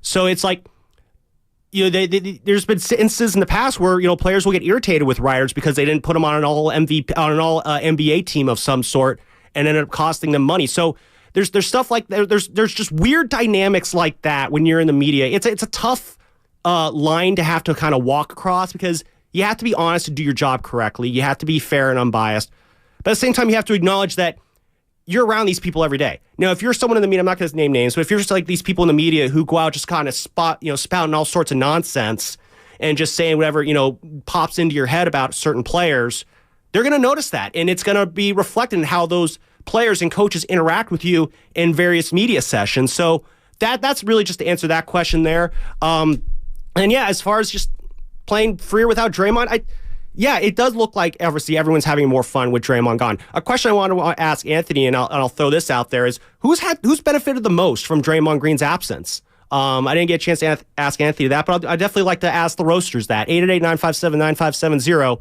Who do you think has benefited the most from Draymond Green's absence? Because again, it's going to change a lot when he does come back there. I do think, though, again, you're going to work him back in. You have to. I don't think you really have a choice. Okay. I got an interesting answer. Yeah, what's your answer there? I'd say Stephen Curry. Because for the longest time, Stephen Curry was attached to Draymond Green. Steph can't win without Draymond Green. We just saw him win 5 straight games without Draymond Green. And Steph was being the leader of that team. You know what? This whole narrative that they can't win one without Draymond, they haven't done it, I understand. But you know what? Going forward, I can't count on that guy being day in and day out. I just can't. Even with this indefinite suspension, him to have learned his lesson, I can't expect that to change. Do you, honestly, in your heart of hearts, Sam, do you expect after this suspension that Draymond Green is going to change on the floor? Absolutely not. So if that's the narrative that both you and I are under the assumption that he is not going to change his play on the court, he's going to be balls to the wall all the time, and that's what you need. You need that. I understand it. But if you can't count on him, it's good to know that the other guys behind him can still win and pick up the slack when it becomes a Stephen Curry. Now, can they still win a title without him? Defensively, it's going to be tough. I do acknowledge that. Anthony Slater acknowledged that. He is the heart and soul of that defense, and the defense hasn't been awesome during his absence. I understand that. But the only way the young guys can get better at defense is playing more and more. Trace Jackson-Davis, I like what I see from him defensively. That's a great test. Even though he had a cup of coffee against Jokic, it's a great test. That's how you get better. The best iron of the best. Iron. Absolutely. Kaminga, same thing. That's why it just baffles me. Kaminga in the playoffs last year. I know you were coming off a title run. I know the minutes were scarce. You shrink your rotations. But that is invaluable stuff for him going forward. If he even got to just go up against LeBron, right? Go up against AD. Go up against the Sabonis, whoever he was going up against, and the Kings, right? The Harrison Barneses of the world, the De'Aaron Foxes. That is invaluable experience that I just felt like he missed on. And he can't now Moody, like that is great experience for him going forward. But again, Moses Moody now getting phased out of the lineup. But again, they were part of a championship run the year before. I guess, but they didn't being really a part of that still, I do think you could take away from that. They were on the bench. But they were there for that's got to mean something, right? A little bit, but I would like to see more like reps wise. They're only going to get better. True. You can only get like this isn't Aaron Rodgers behind Brett Favre. This isn't the quarterback position. This isn't Jordan Love studying behind Aaron Rodgers, right? Like there is aspects to that help, but ultimately you got to play. Brett wants to play on the morning roast. He's on the Bay Bridge. What's going on, Brett? You're on with Spadoni and Lubman. Good morning, boys. Morning, Brett. How's traffic on the bridge? It's actually really smooth right now. Thank you for the holidays. Oh, good. I want to say, I was kind of touching on what you were just saying there. I think Kaminga is benefiting a lot from these minutes. I think Baby T is benefiting a lot from these minutes with Draymond gone. Hate him or love him, you're stuck with Dre. They did not re-sign him or give him an extension, I should say, to have him sit on the bench. They're just not going to have him sit on the bench.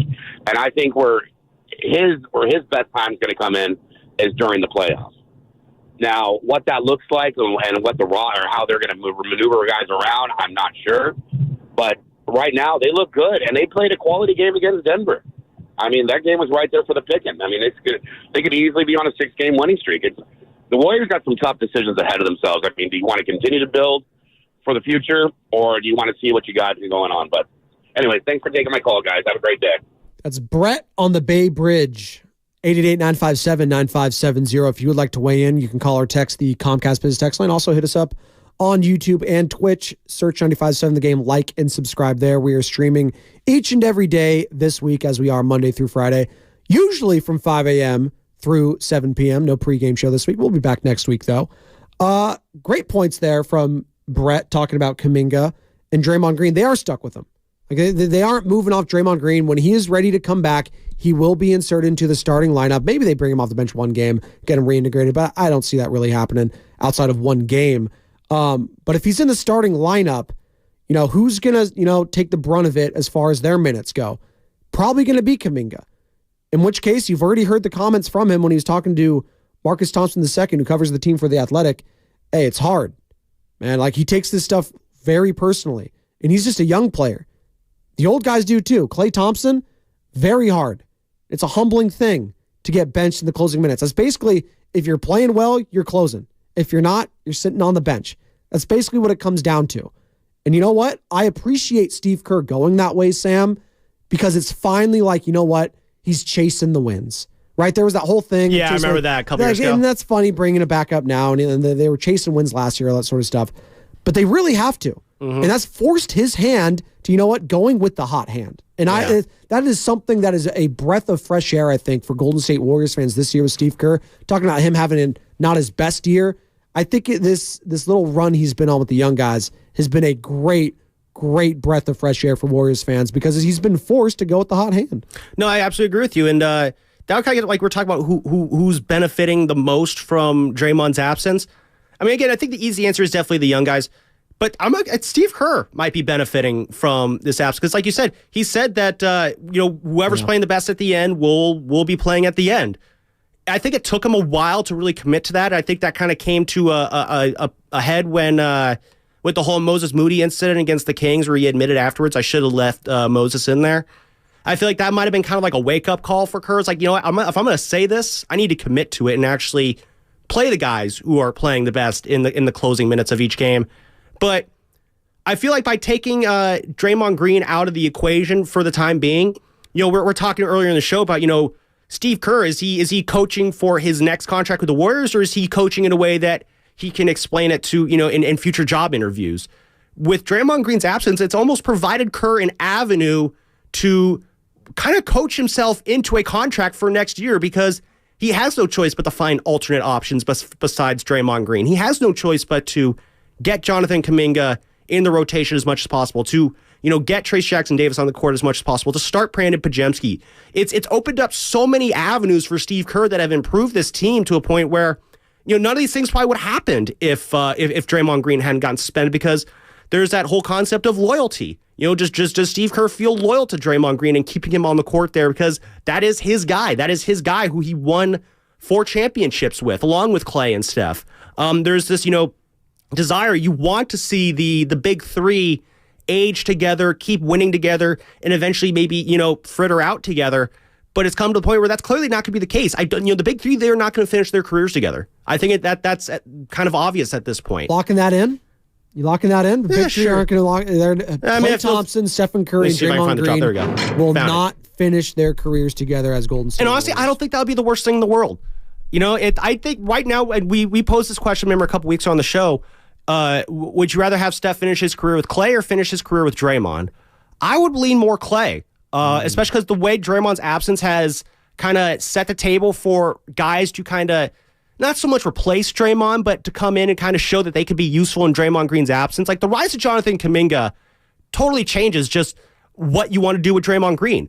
Because if Kaminga can provide that same defensive intensity with a little bit more of a scoring punch, I mean, this isn't me saying that Jonathan Kaminga is the next Draymond Green. I'm saying that Jonathan Kaminga has positioned himself to where if you don't have Draymond Green, you could still maybe rely on Jonathan Kaminga to maybe not replace Draymond Green, but to at least slide in there, handle the role that Draymond maybe had, and kind of provide similar levels of production. You know what's funny? We've been talking about Draymond Green, Jonathan Kaminga. We've been talking about a lot of players. The guy we really haven't been talking about at all, who's actually been pretty solid this year, the guy that we all thought was going to be a huge reason for the success or the failure of this year, has been Chris Paul. I haven't even brought that guy's name up at all. And I think that just speaks to, how consistent he's been. Everyone thought this guy coming into the season was going to be enemy number one. And he's done a great job with the young guys. When it's the development of young players, you cannot take that away from Chris Paul. He does a great job picking and choosing his spots, feeding these young guys, the pick and roll game. Him and Saric obviously have a very good on-court relationship when it comes to attacking, penetrating, kicking out. But his role can't be understated when it comes to the progression of Jonathan Kuminga, I believe. I think he's been a resounding voice in that locker room specifically for this.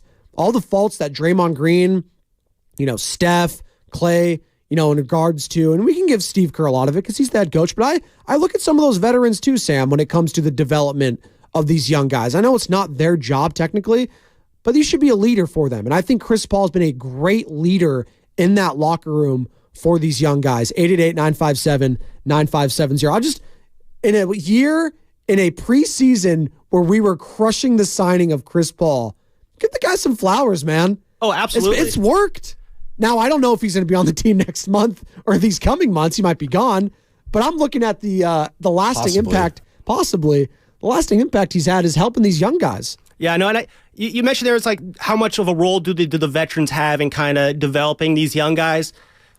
I think that there is some sort of a role that they should take there, because remember when this dynasty first got started, with the young Steph, with the young Clay, with the young Draymond, the veteran leaders on that team, they call them, the three old wise men or whatever, David West, Sean Livingston, Andre Iguodala. Shout out Christmas, three wise men. Yeah, they were. JC. I want Iguodala. Yeah, so it was those three guys. They were the veteran leaders of that clubhouse there, of that locker room back in the day. They kind of set the tone, really, so to speak, of the Warriors culture. Steph, Clay, and Dre, obviously, they brought the performance, but it was the steadying hand of those three wise men, not James Wiseman, David West, Sean Livingston, Andre Iguodala. They set the tone in that locker room that really kind of, I think, bore this Warriors culture that carried this dynasty for as long as it did. And I think that, it does become on Steph, Clay, and Dre to kind of pass the template that was established back in 2012, back in 2013. They have to pass that template on to the next generation of Warriors. So I do think in terms of how they contribute to the development, I think maybe that could be up for debate. But I do think that, the veterans, they do have a role to play in getting these young guys integrated with this team, integrated with this system, integrated with this culture. Because if they want this thing to continue past, their time here, that's how you do it, really. Who's on a roll and is crushing it? Sam Lubin, ladies and gentlemen, filling in for Joe Shasky, Joe Spadoni filling in for Bonte Hill. And you're listening to 95.7 The Game, KGMZ FM and HD1 San Francisco, always live on the free Odyssey app. Download the Odyssey app and favorite 95.7 The Game for the best and most up-to-date sports coverage. And don't forget that you can also watch us every day on our YouTube and Twitch streams. Just log on and search 95.7 The Game. Be sure to like and subscribe to the channel while you are there. Again, 888-957-9570. That's the number to call or text the Comcast Business Text line and search 95.7 The Game. Like and subscribe. Talking Warriors. We talked some Niners early on. Best and worst players of the year is kind of what we're going to do here this last hour. Who's had the best year? Who's had some of the worst years? You can keep it in the Bay Area if you want. I think Sam might have some. We doing King of the Hill, Sammy? Yeah, I got to do a King of the Hill. Usually it's Bonte's thing, but it's a paid segment, so we want to do it every. Call it the King of the Sam Hill. King of the Sam Hill. Yeah, the Sam. Something like that. We'll figure out. Not bad. We've been workshopping the name. I probably should have had that down by the time we started this. It's but all good. You know what? It's live radio for you. There you go. We'll do it live. Dan and SF will do that live. Dan and SF wants to join the conversation. What's going on, Dan? You're on with Spadoni and Lubin. Yeah, sure. Hey, fellas, how are you? Yeah, in my opinion, JK and Trace have obviously benefited the most with Dre out, getting the minutes. I see why Steve, though, sometimes doesn't play JK as much as JK thinks he should or fans think he should. He's, listen, he's the 7th overall pick for a reason. Great athleticism, good explosion, has size. But he's not always the smartest player, though. He takes some bad shots. Sometimes he holds the ball too long in the offense and, kind of throws the offense out of it. He's still learning a lot of nuances of the NBA game. And I think that Trace has developed a lot with Draymond being out, getting more opportunity because he wasn't a guy that played every game when Draymond was healthy. He'd have some DNP. So seeing Trace roll to the rim and actually be a threat to score, kind of opens up another offensive dimension. So I think those guys, particularly those guys in the front court, have benefited a lot, and I think it's getting their confidence up as Draymond's out. All right, that's Dan and SF, 888-957-9570 if you'd like to weigh in as well. Who has benefited the most on the Warriors with the absence of Draymond Green? We heard Trace Jackson Davis, Jonathan Kuminga, Steve Kerr. I said Stephen Curry. He's been forced to, win games without Draymond Green, something he hasn't done a lot of, during his time as a Golden State Warrior because Draymond Green has been tied at the hip. Him, Klay Thompson, all of them. The big three, right? But Steph, he's shown. This team has shown they can win without Draymond. Now, can they win a championship without him? Probably not. He is still the best defensive player on the team, one of the best defensive players in the league. Is he what he once was? No. But he's still damn good. The problem is, guy gets ejected, guy does boneheaded stuff, and he hurts the on-court product of the team. Draymond, go bye-bye. Exactly. Far too often I've had to play that drop here. And it doesn't help when you're not on the court. You can be as good on defense as you want. You can be barking out orders all you want. And yeah, that's where the most important season of his career, Spadoni. He said that. And Bonte never lets him forget it. No, we should let anybody forget it. You said this is the most important season of his career. Steve Kerr came on and explained what he meant by that. And it's just he's completely pissed it away. And he may have pissed his entire future with the Warriors away because of his antics this year, to where it's just, I think it would have been different too also if during the suspension the Warriors just absolutely cratered and they lost, 6 in a row and the young guys looking terrible, because then it's like, oh, Draymond's gone and clearly they need him. But the Warriors, again, it's almost like this is why Draymond probably has had one of the worst years of 2023, is that here at the end, we're kind of starting to see that Warriors might not need you as much as they've needed him in the past. Man, bad years in 2023. Who has had the worst years? Who's had the best years? You know what, Sam? You want to hit it? Do you want to out the open there? Do you want to do it? It's not King of the Bonte Hill. It's King of the Samuel L. I don't even know. What's your middle name, Sam? Patrick. I had to remember that for a second. Hill. You didn't even know. There you go. Forgetting my own middle name. There you go. I use it so rarely. Yeah. King of the Hill. What do you got, Sam? What are these the best 7 of? Yeah, so who had the 7 best years in Bay Area sports this year? Am I doing the read, by the way? Sorry. I could do the read, actually. Let me pull that up here. I know it is presented by West Coast Men's Health as I pull the read up here. King of the Hill is brought to you by West Coast Men's Health, successfully treating men for ED and chronic pain. Visit westcoastmenshealth.com. All right, who had the 7 best years in Bay Area sports in 2023? Starting off with number 7. Number 7. Look at us doing it together. It's actually a tie. I'm going to do a little bit of a cop-out here. Tying for number 7, Brandon Pajemski and Trace Jackson Davis. Welcome to the big time, guys. You guys, especially Pajemski, quite the glow-up this year. We obviously referenced a tweet the other day from going from not on draft boards to starting for the Golden State Warriors. Trace Jackson Davis, second-round pick. Who is this guy? Wait, came out of Illinois? No one even remembers where he came from. All of a sudden, he's the number 1 center option amongst fans here in the Golden State Warriors. As far as I'm concerned, that's what I consider a pretty good year. I don't mind that. The fact that we have Trace Jackson Davis, though, as number 7. I love you, Trace. outside of the Niners, I don't think there's going to be a lot of guys on here. No, again, I'm quoting the great philosopher Bonte Hill. It's my list, not yours. There you go. Number 6. It's Nick Bosa. Cashed in this year with the big $50 million signing bonus and the big contract extension. He's been having a really good year after a 4-game kind of whatever to start the season. He's right back in DPOY form. He is shining out there on that field, and he is a big reason why the Niners have one of the best defenses in the league. I'd put him higher up on that list, but holding out during training camp, slow start to the season, it's going to knock you down a little bit. Moving into the top 5. Number 5. Did we do it at the same time? Did we? I think we did. So never mind. You do it going forward. Simpatico there. There you go. That's just how locked in we are. We spend so much time back here. We're basically finishing each other's... basically the Drew Locks of the station. We come in and win. Coming in number 5, I have to have a Giant on this list. I can't not have a Giant on this list because it's me. It's Logan Webb. Oh, I thought it was me, Mitch Haniger. Signs the big... That was close. It was between him and Haniger, really. Logan Webb signs the big contract at the beginning of the year. A lot of big contracts this year that were signed in the Bay Area. Signs a big contract that is basically saying, hey, right now you're the face of this franchise. You are the guy here in the Giants. I know he's a 2-time guest on Garlic Fries and Baseball Guys. It's another reason why he's on this list. Love our Garlic Fries and Baseball Guys guests. And I've always thought of him being that, the next guy for the Giants. Maybe that might be a little bit of an over-exaggeration there to say that he could be that guy in the same way that like Tim Lincecum and Buster Posey were.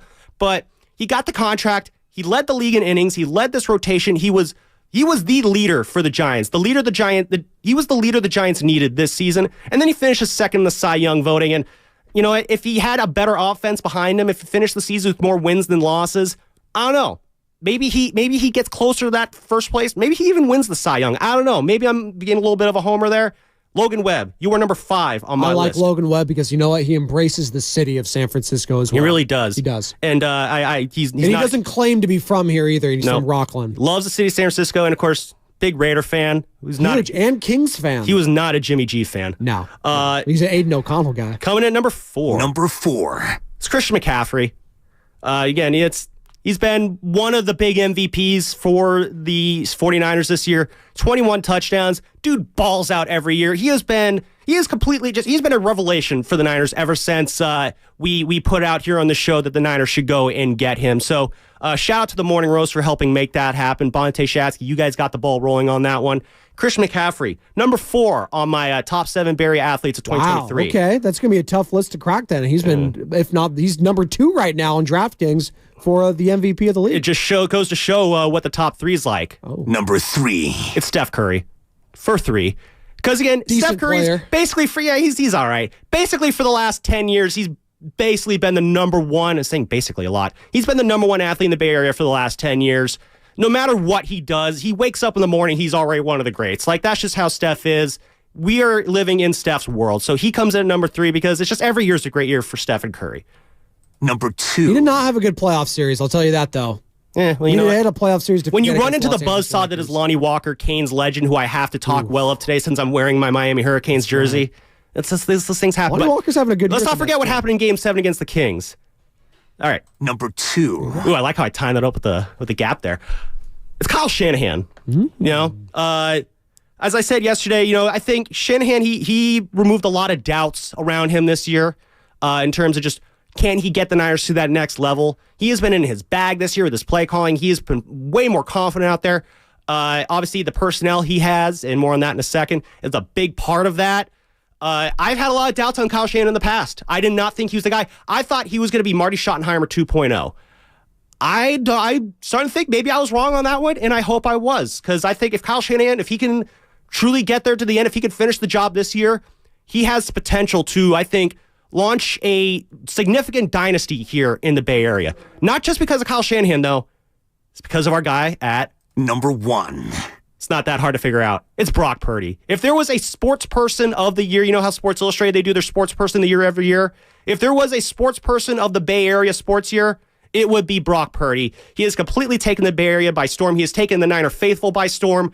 It's been a long time since we've seen a guy like him come in, just burst on the scene out of nowhere and just capture everybody's hearts and minds like this. He's got people who don't even know what football is going out and trying to buy his jersey. He has completely just revolutionized how we enjoy football here in the Bay Area. He has revolutionized things for Kyle Shanahan. So, Brock Purdy, number 1 Bay Area athlete in 2023. Number 7, Brandon Pajensky, Trace Jackson Davis. Number 6, Nick Bosa. Number 5, Logan Webb. Number 4, Christian McCaffrey. Number 3 is Steph. Number 2, Kyle Shanahan. And, of course, number 1, Brock Purdy. And there it is. Sam Lubman's King of the Hill for this week. 888-957-9570. We got one more segment coming up, and it's all about y'alls and your calls. As a former host here, like to say 888-957-9570. All about the youth. We're like 2 hours, Sammy. He's champing at the bit here for the Miami Hurricanes. Who are they playing? Rutgers. That's right. Greg Schiano. There you go. Scarlet Knights. Yeah, that's about as exciting as you can get. Yeah, that says it all right there. More of your calls, more of your text. Hit us up on Twitch and YouTube. Powered. Oh, not yet powered. Soon to be powered by something. But we're crushing it. On the other side, best and worst athletes of the year. Doesn't have to be athletes. You know, people if you want.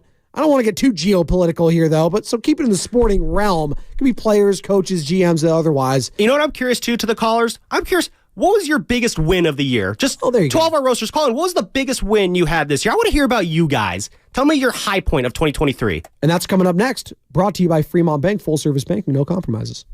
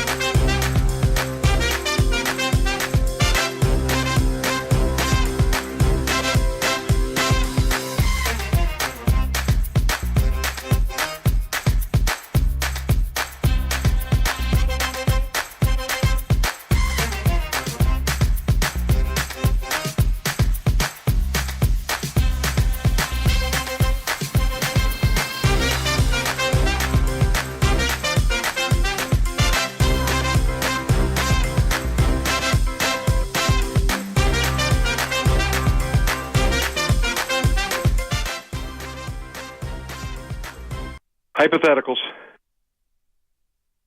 Now, back to the morning roast with Bonte and Shasky. Oh, good to hear Harbaugh there. Good to hear Toto. Tonight. Rains down in Africa. There's only whispers of some quiet. Joe Spadoni in for Bonte Hill alongside Sam Lubman. Filling in for Joe Shasky. 888-957-9570, the number to get involved into the program. One more segment before handing it off to Daryl the Guru Johnson, who's fired up. He's wearing his Union City. Shout out the Union. He's wearing his Union City sweatshirt today, along with Jason Dumas. Gumas, as we're calling it. How are you feeling about the year that was, fans? And Sam's letting this ride, and I love it.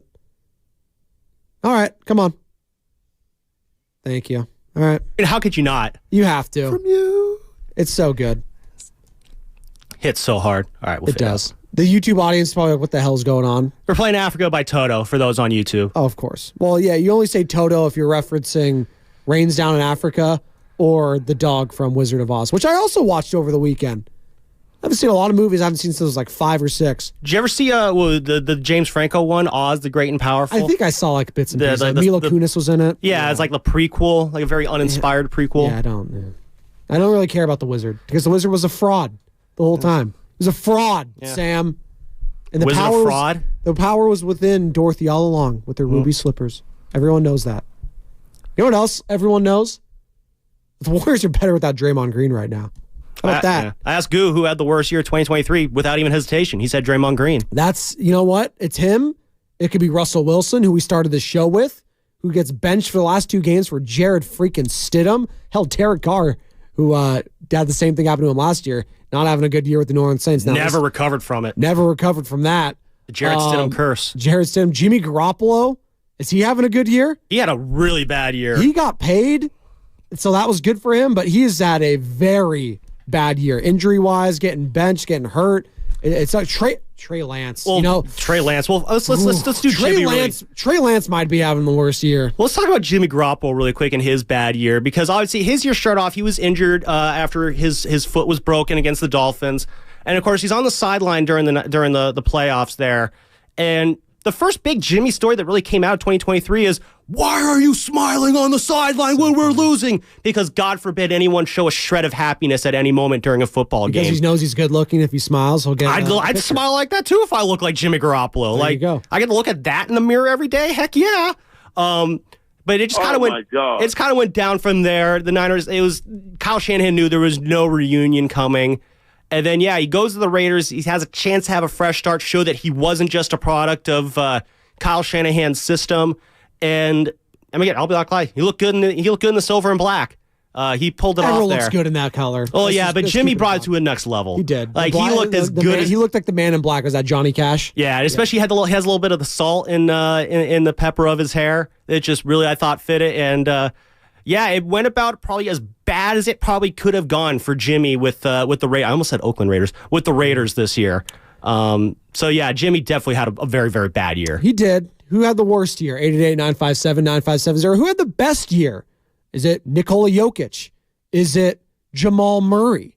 Like, those guys went in for the Denver Nuggets, their first ever franchise title. Steph Curry was Sam's number 3. Any Steph year where he doesn't win a title, I think it's just, we wasted a year, right? That's what we've gotten with Stephen Curry. We've gotten to the point where any year that doesn't end with a championship feels like a waste. And that's the ultimate respect you can give to a Hall of Fame type of player. If you didn't win it this year, it's a failure. It's been like that for LeBron's entire career, pretty much. It's been like that for Stephen Curry the damn near the entire last decade. And where are we with the Golden State Warriors? 888-957-9570 as it pertains to their championship aspirations. Have your expectations and aspirations for this team shifted in the coming months? Heading into the season, Sam, they doubled down, tripled down, it felt like, on Draymond Green, Stephen Curry, and Klay Thompson. Now, 2 of those guys are locked up. Steph and Draymond are going to be here for the foreseeable future. We'll wait and see with Wiggins. I'm not putting him in this conversation because I feel like he's going to be a trade chip. He's just also not playing at the level that we're used to seeing, or we did see at least for a spurt during that championship run. The one guy is Klay Thompson. What are his days here in Golden State looking like? Are they numbered for you? Are they going is it all going to depend on how this season ends? Are they going to bring him back? Because it feels like during that Kings series, when the first contract talks were leaked to Adrian Wojnarowski back in the playoffs, it's like Klay's looking for a max deal. That ain't happening. What's that contract looking like for Klay now, and is he going to get it from the Warriors? Oof, that's going to be a very interesting question. And we talk about who had a good year or a bad year. Let's just start there. I know you asked a completely different question. I'm answering your question with another question. But it fits. What would you say? Klay up. Thompson 2023, good year or bad year? I mean, it ended mostly bad. It ended horribly. Well, I think his year's ending pretty good because he's on an upswing here, but most of his 2023 was pretty bad. I mean, I'd say this year's been a mixed bag for him for the most part. I know he's had a recent spurt, but he had a very bad Christmas Day performance. That's what we're going to come from Klay Thompson now. He's going to have some good games. He's going to have some really bad games. That's just what you're going to come to expect when it comes to Klay Thompson's, game going forward. And that's just not fault of his. He's had 2 major injuries. I mean, this is what happens. The guy's getting older. These things happen when it comes to stars. But with Klay Thompson and the contract and having a bad year, he did have a bad year. I mean, I know he had a hot month, but for the most part, the defense has dropped. The offense is inconsistent. And, when you get the good games, it's nice. Now, the discernment, the shot discernment has been there as of late because he's kind of been humbled a bit. And this happens with players. There's exceptions to it. Stephen Curry, LeBron, like these guys are physical freaks and physical marvels. Tom Brady, another one, where they get better as they get older. But for the most part, you see it like with what you're seeing with Klay Thompson. It doesn't get better. It's a slow decline, and sometimes it's a steep decline. You saw that with a guy like Kemba Walker who's not even in the league anymore. Sometimes it just goes away. It never comes back. But with Klay, I thought his shot discernment, his decision-making has been a lot better. It's just going to be fascinating to see these coming months to see if they truly do bring him back or he goes elsewhere. Because I know Bonte's been on the station. He believes he can get a good contract elsewhere because he still can make the three-point shot. He can be a corner guy, whether it's for a team like the Lakers playing with LeBron James, whether it's for another contender out there. He can be a good veteran presence. But for his days in Golden State, it is kind of weird to think about, the big 3 potentially getting broken up. It just hasn't crossed my mind heading into this season, but this really could be the last year of the big 3. Yeah, it's a tough reality. I think Warrior fans should probably start bracing themselves for is that, you could be looking at if the final days haven't happened already, depending on Draymond Green's return, we could be seeing it happening.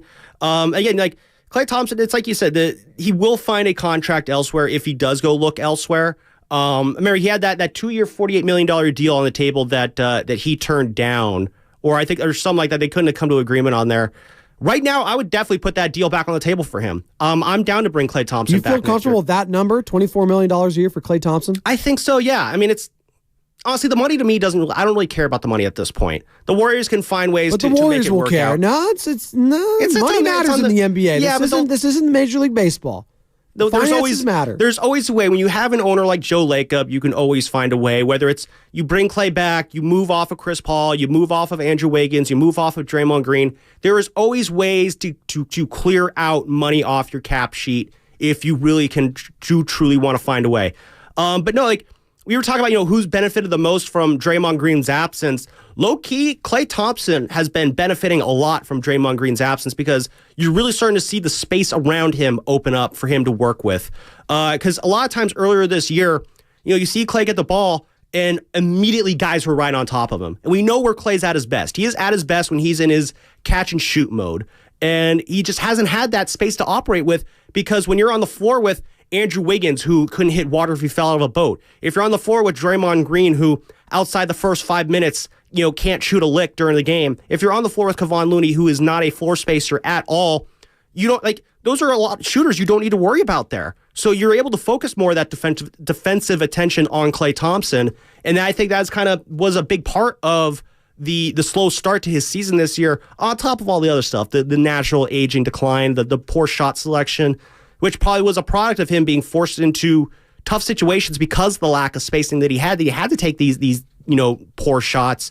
Since then, though, you're not seeing that because, he's sharing the court with, Steph and Podziemski now. You have that extra shooter there with Podziemski to add a little extra space. When Jonathan Kuminga starts hitting shots, that's another guy you have to start paying attention to. And so now it's you can't start, doubling guys up on Klay, or you have to play with a little bit more space off of Klay because you have to honor the shooting abilities of the other scorers on the floor. So, yeah, it's opened things up for Klay. It's really turned his season around, and it's shown an avenue to where if Klay Thompson wants to have success with the Warriors long term, maybe it in order for it to happen, it needs to happen with Draymond Green not being on this team.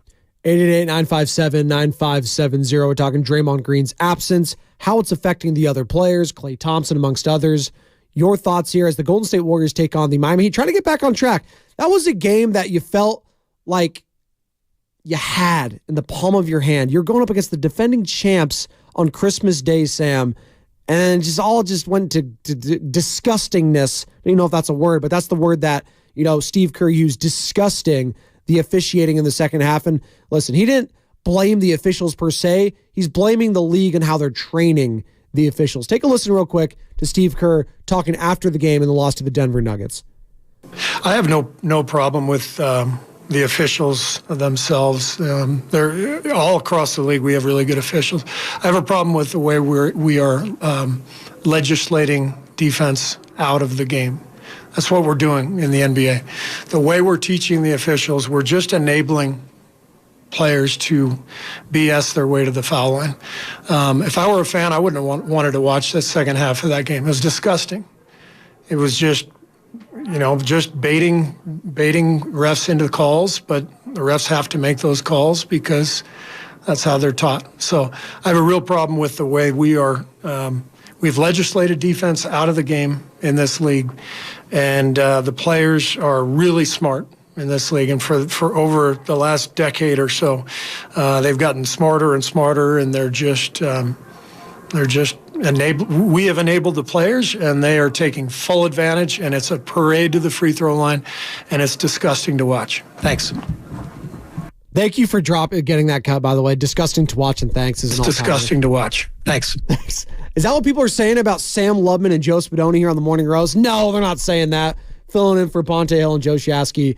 We're here tomorrow as well. We're wrapping up the week. Well, they're feeling us. They're feeling us in the chat right now. Matt Nahigian's gassing up all the listeners in the chat right now. There's so much joy to be found in the YouTube chat right now. It's a very rare moment. If I ever needed a hype man in my life for anything, it might be Matt Nahigian to get me gassed up and fired up. He liked that. See, I got to gas up my boss there too. A little self plug there.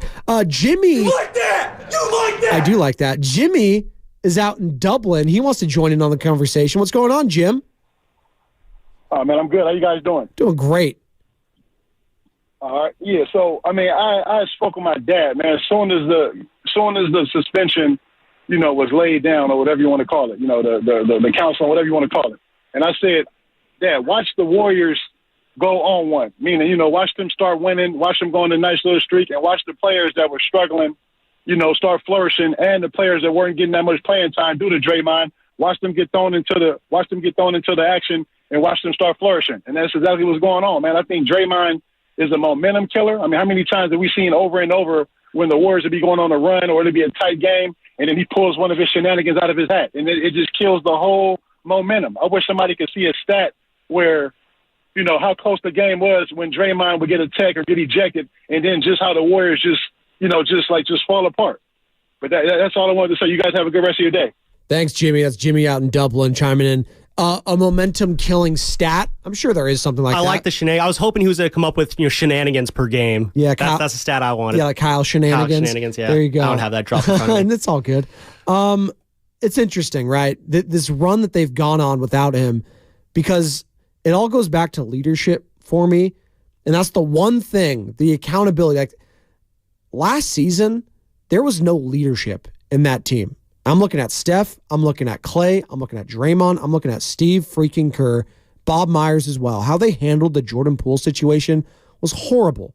They could not have handled it in a worse way and ended up destroying the entire season, and the dark cloud was there. The dark cloud came back this year because it's Draymond Green. He was the dark cloud. Excuse me. And he still is, to some degree, on the court when it comes to some of these boneheaded mistakes. And now we're seeing without him some of the leadership taking place from Steve Kerr, from Chris Paul, from Stephen Curry, from all these guys. There's a buy-in right now. And I just hope that when Draymond does indeed come back, whether it's this month, whether it's next month, whatever the hell it is, that the buy-in is from his part as well. Is he going to buy into this team when he comes back? Or is Steve Kerr going to revert to the old ways, let Draymond Green run amok, do all this sort of stuff? Or is there going to have to be a new approach, Sam, from Steve Kerr, from Stephen Curry, from these veterans when it comes to communicating with Draymond Green and these young guys? Well, I think it's part of just what kind of Draymond the Warriors get back, too. Because, again, he's supposed to be doing counseling while he's away. He's supposed to be, I don't know how many people actually, have gone to therapy. It's something I've been doing, for the last 4 years. I have a therapist that I see regularly. Hey, good for you for bringing that up. Yeah, it's very important. It's just the stigma of it and stuff like that. Real quick on this, though, are we maybe blowing it out a little bit out of a proportion as far as like the therapy of this goes? I know they're saying, get right and stuff like that. At the end of the day, we're just asking you not to like just smack a dude in the face on the court. Well, yeah, I mean, that's kind of where I was going. Like, that's what I'm saying. Like, I'm not trying to psychoanalyze here. I don't know if like he has an anger management quote problem. I think he's just doing boneheaded stuff. I think there's a control issue there. I don't know what's going on. Again, we never know what's going on behind the scenes with people. And but there's a thing that with these counselings, these therapies like that, like it's not just a cut and dry thing where you walk in, you have a session for an hour, and then you're good to go. Or you do that for a few weeks. There's work you have to do on your end. Simply showing up and doing the sessions is not enough.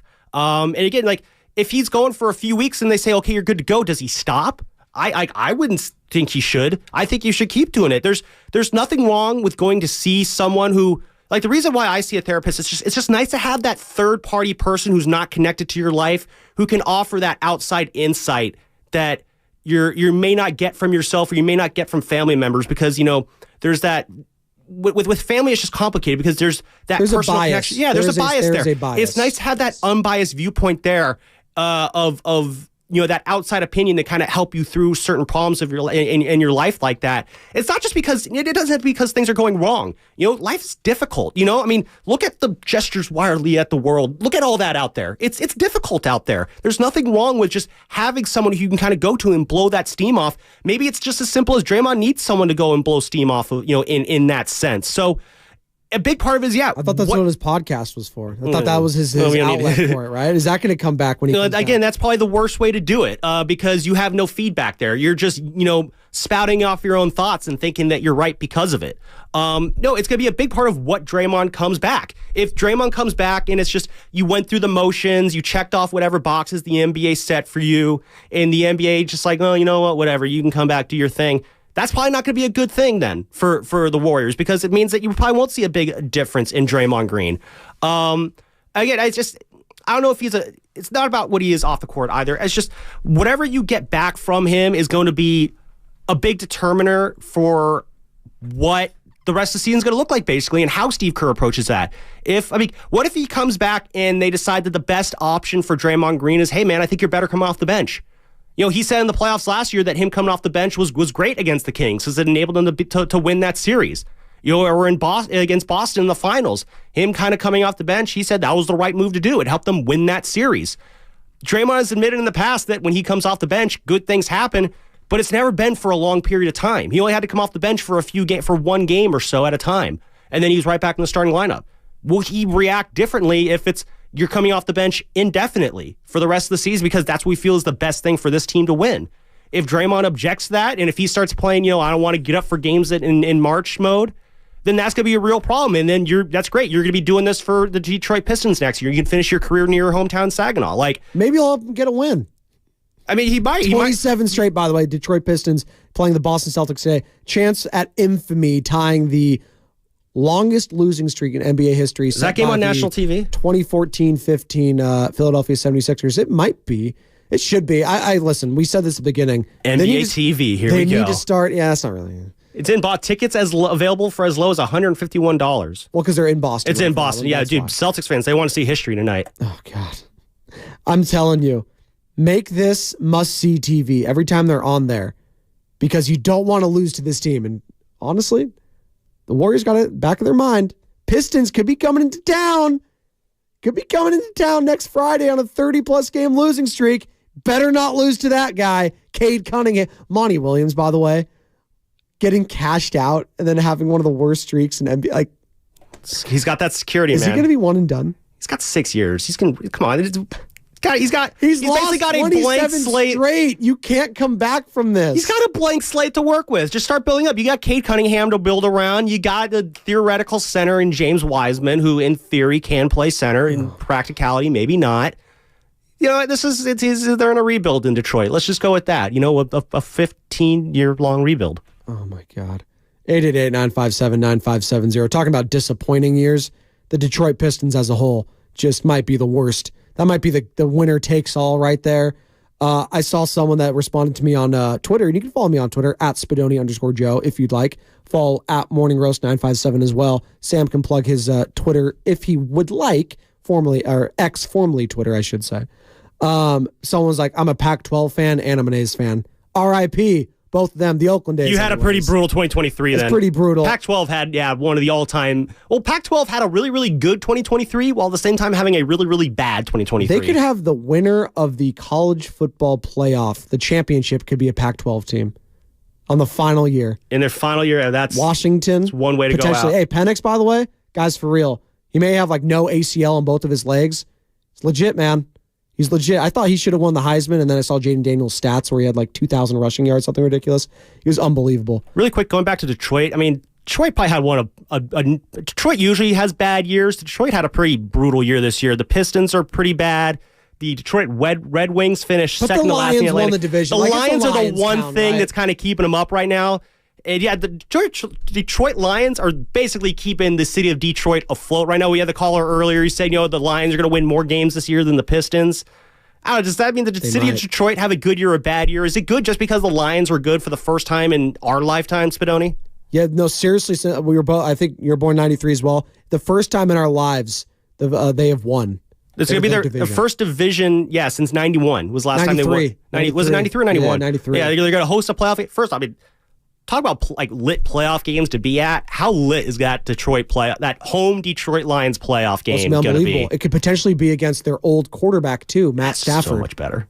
That could be talking about the scenarios, and we're a couple weeks here away, so we're getting maybe a little bit ahead of ourselves. But some of the scenarios that could happen in the NFL playoffs, I am so rooting for them. Maybe the biggest long shot here, but Joe Flacco and the Cleveland Browns in the AFC Championship heading back to Baltimore for his last time playing against the Ravens. I don't think it's that crazy. He's looking at me like he doesn't care. That's a story, man. They moved off of Lamar. Joe Flacco won a Super Bowl there, Coach. Mm-hmm. Won a Super Bowl there. He was on the couch at the beginning of this year, wasn't he? Again? Yes, he was on the couch. Call him Joey Fluco. Player of the year. This is Jim Plunkett 2.0, Coach. Now relax. He's won a Super Bowl before that. Jim Plunkett didn't win anything. But you get what I'm saying? Yeah. Scenario-wise, that's one. I think it's very possible because, again, the Ravens are probably going to get the 1 seed, and it's going to be a hodgepodge of, Chiefs and Dolphins in that 2-3 seed. The 4 seed is going to be whichever comes out of the poo heap that is the AFC South.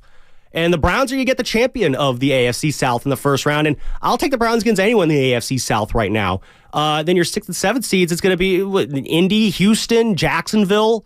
that might be it. I don't think any of those teams are beating the Dolphins and the Chiefs in the first round of the playoffs. Raiders are alive. But yeah, if the Raiders get the Dolphins or the Chiefs in the first round, maybe they just beat the Chiefs. They just kicked their ass. But overall though, I think it's definitely setting up for a 1-5 Ravens-Browns showdown in that second round.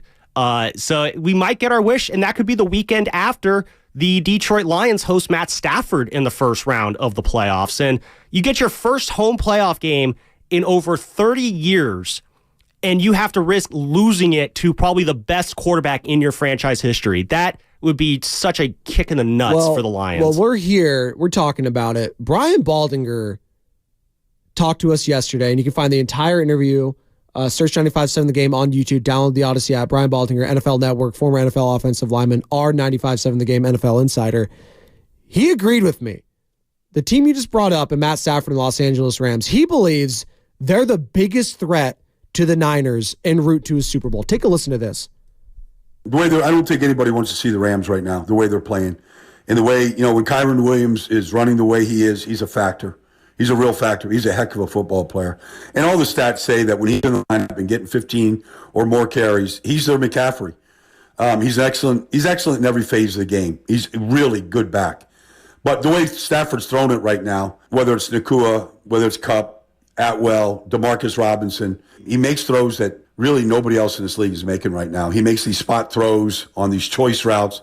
It's almost impossible to defend. And then defensively, like those rookies aren't rookies anymore. Byron Young and Kobe Turner and some of these guys, like they're playing at a high level. I mean, it might be a shootout with the Rams. I think they could be really tough.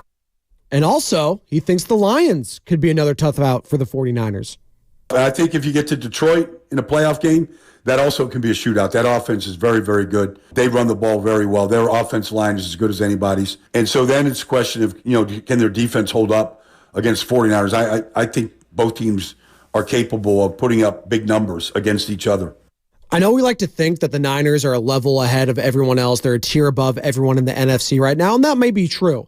But on any given Sunday, this team could lose. And they just got their asses kicked on Monday Night Football against the best team in the AFC currently, the Baltimore Ravens. But that's the Baltimore Ravens. That's the AFC. You got to worry about the NFC right now. Niner fans, is there anyone you're worrying about, even after this past performance in the NFC?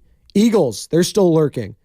The Cowboys just had a disappointing loss to the Miami Dolphins. The Lions, is it the Rams, who you'll be facing in 2 weeks at Levi Stadium? That could be a massive game with massive implications for a multitude of things. You're going to want to win that game because, the Lions are right on your heels. They're tied with you. Now, they don't have the conference record that you have. But if you lose and the Lions win out, hey, they're the number 1 seed. And then you'd have to travel to Detroit potentially for an NFC Championship game. And you'll take your chances anywhere. You're going to be inside of a dome. You don't have to deal with the elements.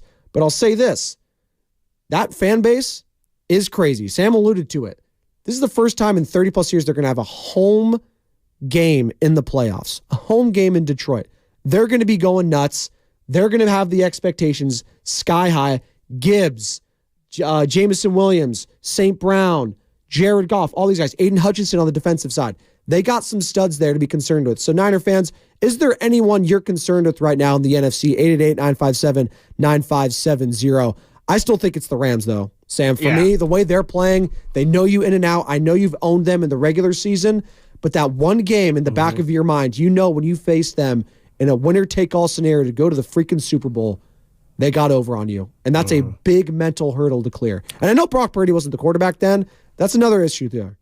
Well, yeah. So, first off, two things. First, what I said about the AFC, I totally forgot to mention the Bills are still in the playoff picture. Yeah, they're decent. They'll probably get the 6th seed behind the Browns. And honestly, I think the Bills could be the team in the AFC that no one wants to face right now because they've got things figured out right now.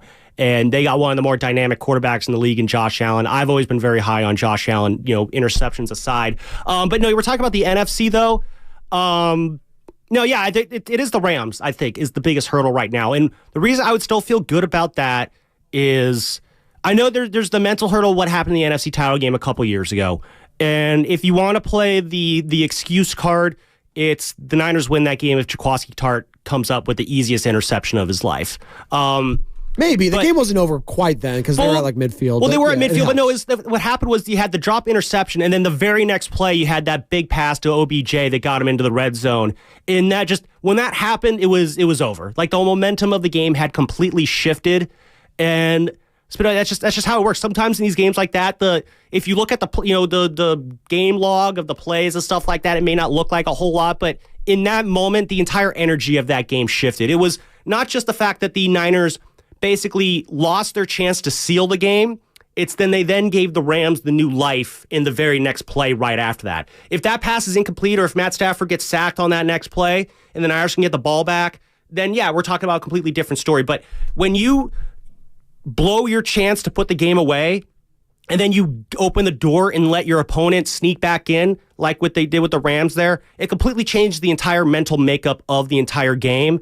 And it just from there on, it's like, okay, now if you're the Rams thinking, oh, now I have another chance. And then you have that momentum, you can ride it the rest of the way. That's basically what happened in that game, if you want to play that excuse card. The reason why I would feel better if the Rams came up here to play the Niners in the playoffs is because they would be playing up here at Levi Stadium. You're going to have that home game. You're going to have that home crowd. Oh, I thought they had the home crowd in L.A. No, a legitimate home cooking crowd here at Levi Stadium. So, yeah, are the Rams a scary boogeyman right now in the NFC? Absolutely. But if I'm the Niners, I got boogeyman repellent. I can handle that. I'm feeling very, very good if the Rams have to come to Levi's and face the Niners in a playoff game. And it would probably be in the second round, too, because, again, I think the Niners are going to hold out and get that number 1 seed. I think they're going to beat Washington this weekend soundly. And then when the Rams come to town next weekend, they're going to be playing for their playoffs lives probably. But the Niners... That's going to be a tricky little game. It's going to be a tough one. Because the Eagles right now, and I did sleep on the Eagles in this scenario because I'm not sure about the tiebreak scenario here. Maybe, Coach, you can look up this for me. The conference records are the same right now for the Eagles and the Lions. I don't believe they play head-to-head this year, or have they played head-to-head?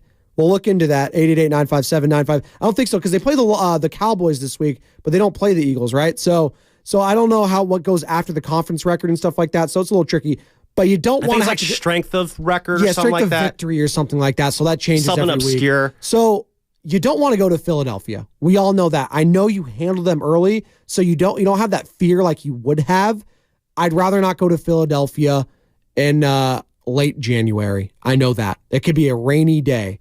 It could be a rainy day. Hell, does it even snow there? I don't know. Cold weather, yucky. All right?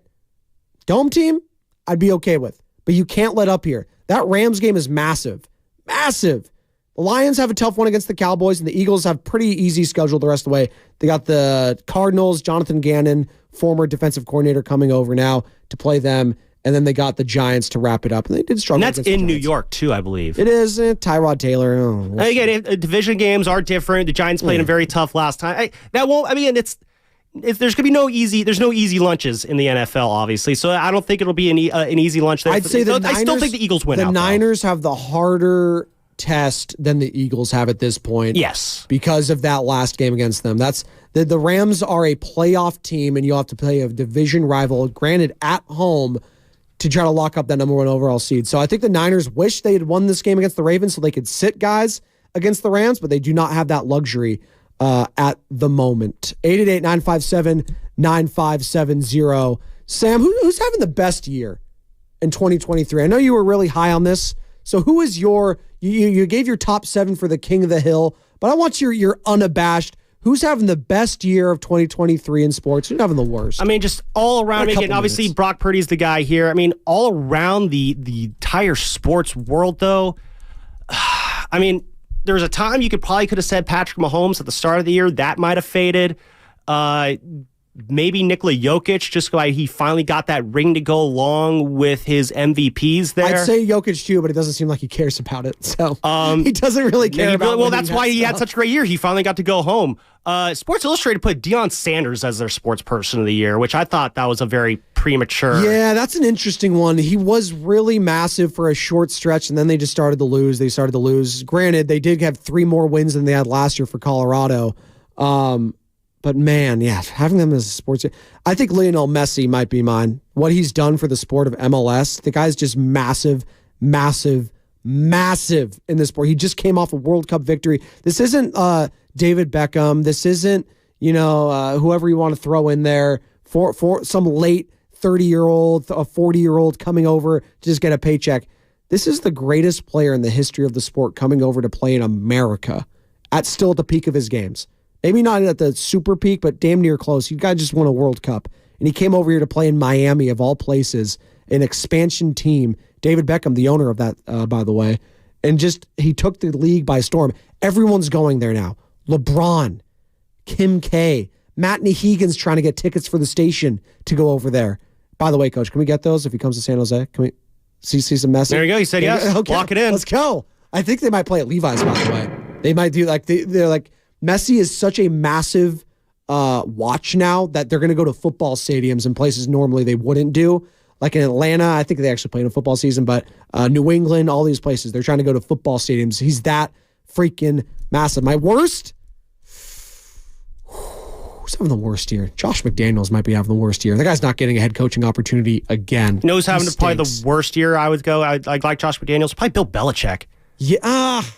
I mean, he's going out pretty sad, isn't he? It is. He had a really bad year. He might be done after this year. It's pretty paltry the year that he has had. So yeah, I think Bill Belichick, at least in the NFL, might be the worst year in sports. Fast five time, Sam? I think it's fast five time. It's time for the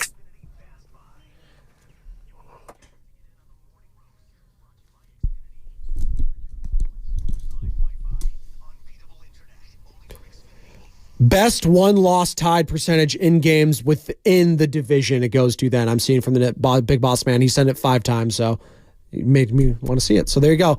Say that because the Niners, Eagles, and Lions are all tied at the top of the conference at 11-4. Goes Niners, Eagles, obviously the head-to-head, and then Eagles over the Lions. So the 49ers cannot afford to slip up. Warriors, they're hoping to get back on track tonight against the Miami Heat. My final thought is Draymond Green, stay home. Stay home. Relax. We got this in Golden State. That's my final thoughts. Did the Miami Hurricanes have a good 2023? I don't know. Probably they had a ho-hum. They got a top 5 recruiting class, so things are looking up. They need to figure out their quarterback situation. They'll probably figure that out in the transfer portal, hoping for Cam Ward out of Washington State. Love to bring him down to South Beach. My final thought is just don't embarrass yourselves in New York. I know going to up north for a bowl game in the cold weather can always be kind of tough for the South Florida guys, but just don't get embarrassed by Greg Schiano. Don't let that happen. Don't want to do that. Oh, 5-1-0 as we go Xfinity Fast 5 here, where we give our final thoughts of the show and yours, brought to you by the Next Generation 10G Network, only from Xfinity. The future starts now. Mac Jones tied along with Bill Belichick there from the 5-1-0, having the worst year. I'll add in Antonio Pierce might be having the best year. He might be getting a head coaching job. He could Can you imagine the 2 best coaches for the Raiders the last 2 decades? Outside of the Gruden years, they were pretty good, but the early 2000s anyways. You got Rich Bisaccia and Antonio Pierce as interims. I think Mark Davis might learn from Jack Del Rio for a second. For a second, and then Really quick to the YouTube chat before we get out of here. Alex on the YouTube chat with bringing up a really good mention for the worst 2023 might be the Sharks. They're just garbage all year long. They were hot for a second, Well, right? yeah, they played themselves out of the Connor Bedard sweepstakes. So, yeah, pretty bad year for the Sharks. But you know what? It's got to be brighter days ahead because they really can't get much darker. The A's are in a separate category of just depression, so we're not even going to bring them up. Thank you, Guru. Who's coming up next with Jason Dumas. And that was the Xfinity Fast 5, brought to you by the Next Generation 10G Network, only from Xfinity. The future starts now with Gumas.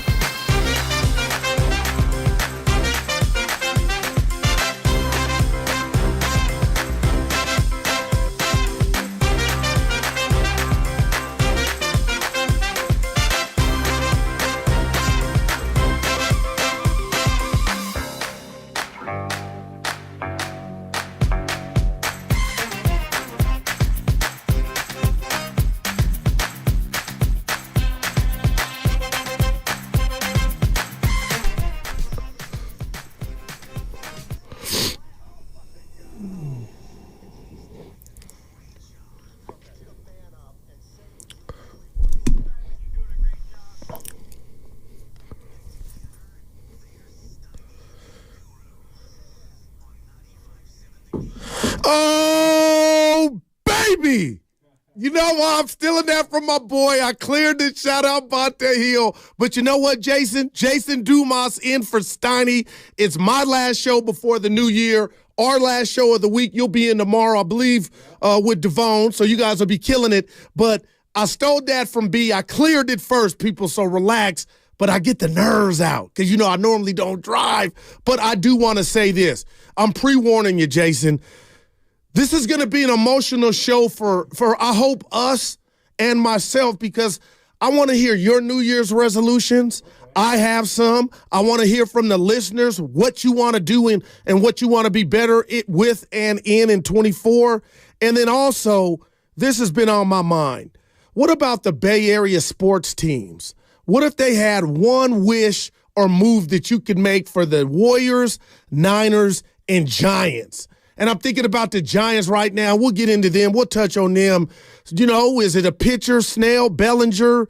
The Warriors, you want to play the young guys more. We'll get into the Steve Kerr sound, who was on with Willard and Dibbs, Devone and FP, a great interview. And I'll give you your flowers because looks like I was wrong, but I wasn't trying to be right. I was just telling you, what the guru meter had. And then also, what's crazy about the wish list for the Bay Area teams, Jason, early on this morning is, damn, are the Niners just that loaded to where I couldn't even think of anything to put under their tree? Good morning. We want to hear from you. 888-957-9570. You see my Union City reunion hoodie on. Jason representing the A, Arizona. Is that where you went to college? No, I went to Syracuse. I'm a Suedo Arizona fan, though, because my young bull plays basketball over at the University of Arizona. All right, there you go. Shout out said his young bull. Yeah, shout out Kashad Johnson, Oakland's finest. He's actually in the Bay Area this weekend. Oh. Arizona plays Cal and Stanford this weekend. I might check out that game on Sunday at Stanford at the Farm. But, so I got to rep Arizona while he's there. He was at San Diego State last year. He transferred in. I love it. Let's talk about where we left off yesterday with the Golden State Warriors. And then also I want to get into Brock Purdy and how do you expect him to bounce back? Because I got some thoughts on that. But Steve Kerr joined, again, Devone and FP yesterday on Willard and Dibbs. And he was specifically asked about the Jonathan Kaminga comments. And before I get to this, let me just tell you about my life real quick here, Jason. I got friends that grew up with, great friends to this day, high school, and one of my good friends, Philip Stark, has a little brother. Yeah. Who's my brother? His name is Pete Stark. He listens. We call him Squirt, about 3 years younger. And he texted me yesterday, and he called me a troll, and it hurt. I said, now, why would you call your OG a troll? Damn. He said, troll, there's nothing going on with Kuminga. And I said, I'm not Skip Bayless. I'm not trolling. I'm just telling you, Squirt, if I were on the Warriors and I heard these comments, it's possible somebody or somebodies could take it a certain way. So to hear Coach Kerr, as spectacular as he is, he's a Don, 4 chips. He played with Michael. He played for Pop. He played for some of the greatest coaches in the game. He came out and said he had no problem with those comments. So, Jason, I got it wrong. You were right. You say what to Kerr's comments, because my whole thing was, when I look at Steve Kerr, I believe every word that comes out of his mouth. But I'll say this. The Warriors, they're at the crossroads. I'm going bone thugs on you early. And they're at the crossroads in regard to, they got a lot going on. In regard to the rotation, the Draymond Green, when's he coming back, this whole log jam. And if you want to read a good article about what we talked about yesterday in The Athletic by Tim Kawakami, he nails it about the what word am I looking for? The pairing of Wiggins and Kuminga. We talked about it. Warrior fans want to see it. And right now, they got the worst net rating together when they're on the court together. But is that enough for Steve Kerr to say, I don't want to see it again? Or I'm going to roll it out there, put some pieces around him, as Tim was alluding to, and see if we can't get this thing fixed, because the league right now is full of athletic wings. And just because you have one, Jay, I don't have to tell you, you can't have two. You can't have enough wings. That's all I'm today's saying. NBA game. Yeah, Steve wants to tinker with that pairing a little bit more, see if you can put different pieces around them to get some production, because the fact is, they haven't been great together as of now. They don't rebound well. Their net rating is... Well, they're number one in rebounding in the league. No, when those two... Oh, okay, gotcha. Overall, they're number one in rebounding in the league. But basically, in a nutshell, those two haven't been productive on the court together. But Steve says he is open to trying different pairings and seeing he can improve that. But at the end of the day, I think the Warriors need to make a trade. They need to consolidate that roster. They have too many guys looking for minutes.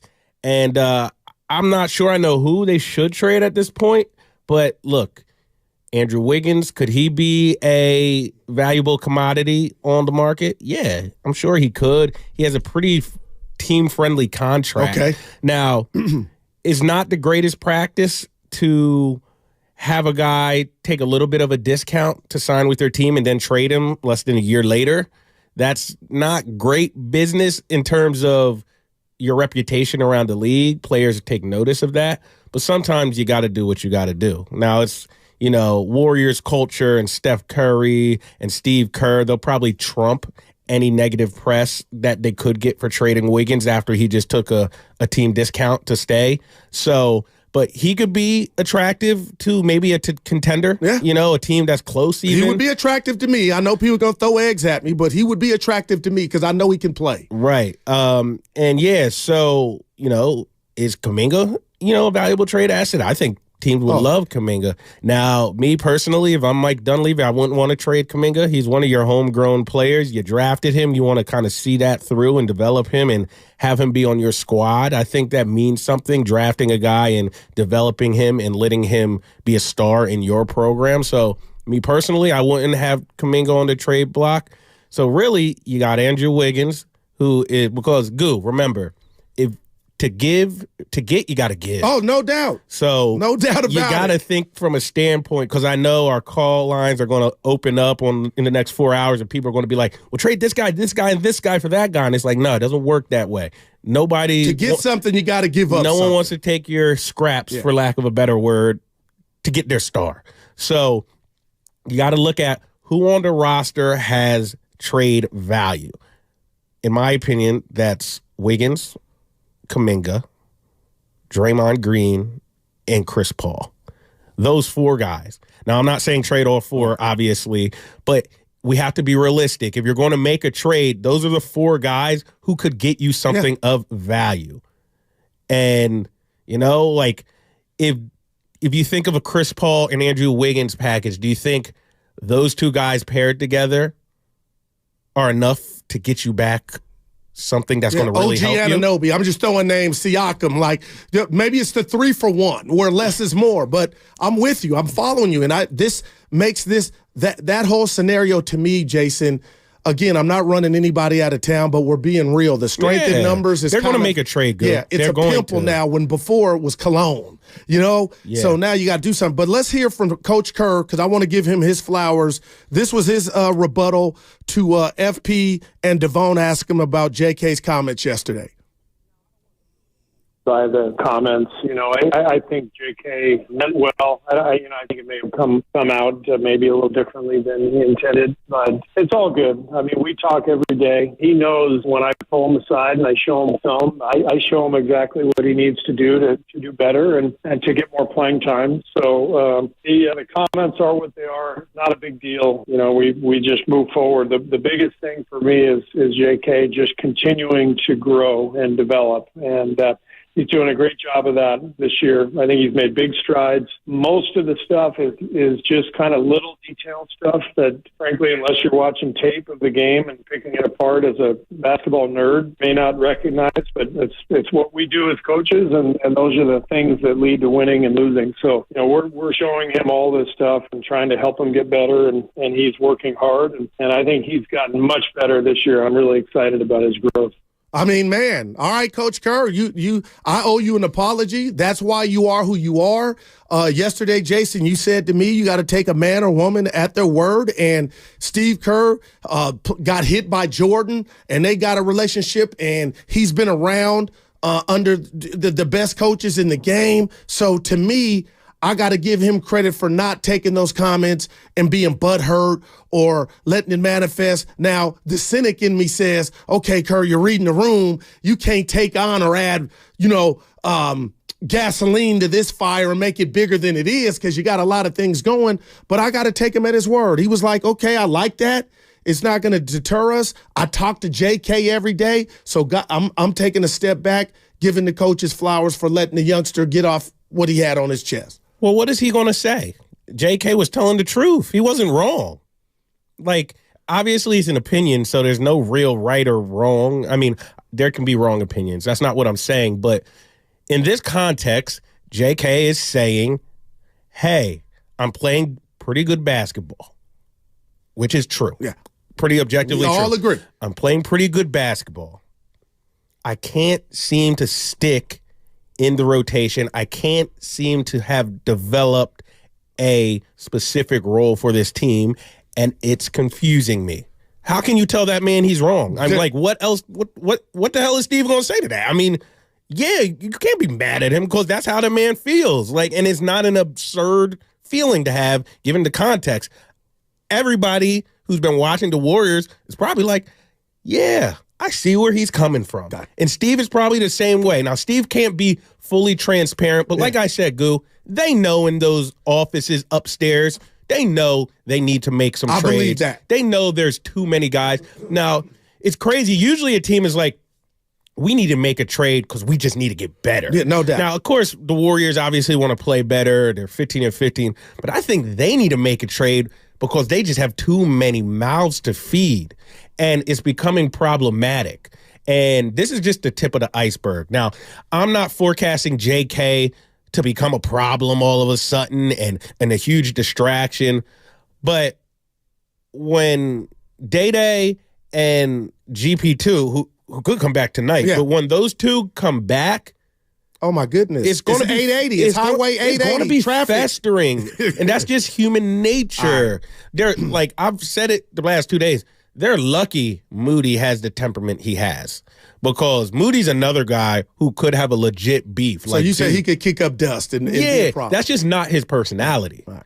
JK ain't really like that. Now, JK, I'm not saying JK is going to go full TO, push-ups and sit-ups in the driveway. Yeah. He ain't like that, but he's not Moses either. He's gonna make little subtle comments through the media. He's gonna not have the best body language, and that just brings down the energy of the whole group. And I wouldn't even blame JK for that. One, he's 22 years old, so look, at 22-year-old, I was at Syracuse doing keg stands, look at going crazy. Orangeman. So like, he's still young and growing, and he's probably not going to be the same person he is today when he's like 26, 27. We all live, learn, experience things, grow, mature, start reacting to things differently. Sometimes something will tick you off.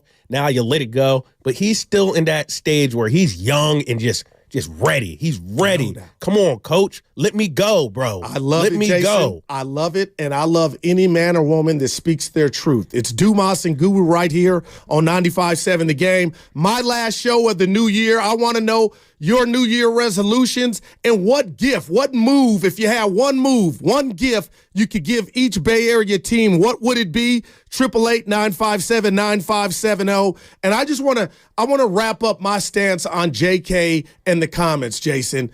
It's not that it wasn't the truth. My whole thing was it was about it was about me. So I'm being that dude, and I've been this dude when the comments came, not after a win, not after practice. Hey, what's up? How you doing, Marcus? Let me holler. Hey, it kind of was, it was about him. And that's what had me perplexed about the timing of the comments. But Kerr didn't have a problem with it. They take on Miami tonight. They could go one game over 500. And again, we are going to see where this Warrior season leads us to. And you are right. And if I had $1 for every time we said this since we've been together since Tuesday, it used to be about strength in numbers. That was a positive. And right now, it seems like they got maybe a little too much of the same thing. But if I had one gift to give the Golden State Warriors right now, it would be that 2 or 3 for 1.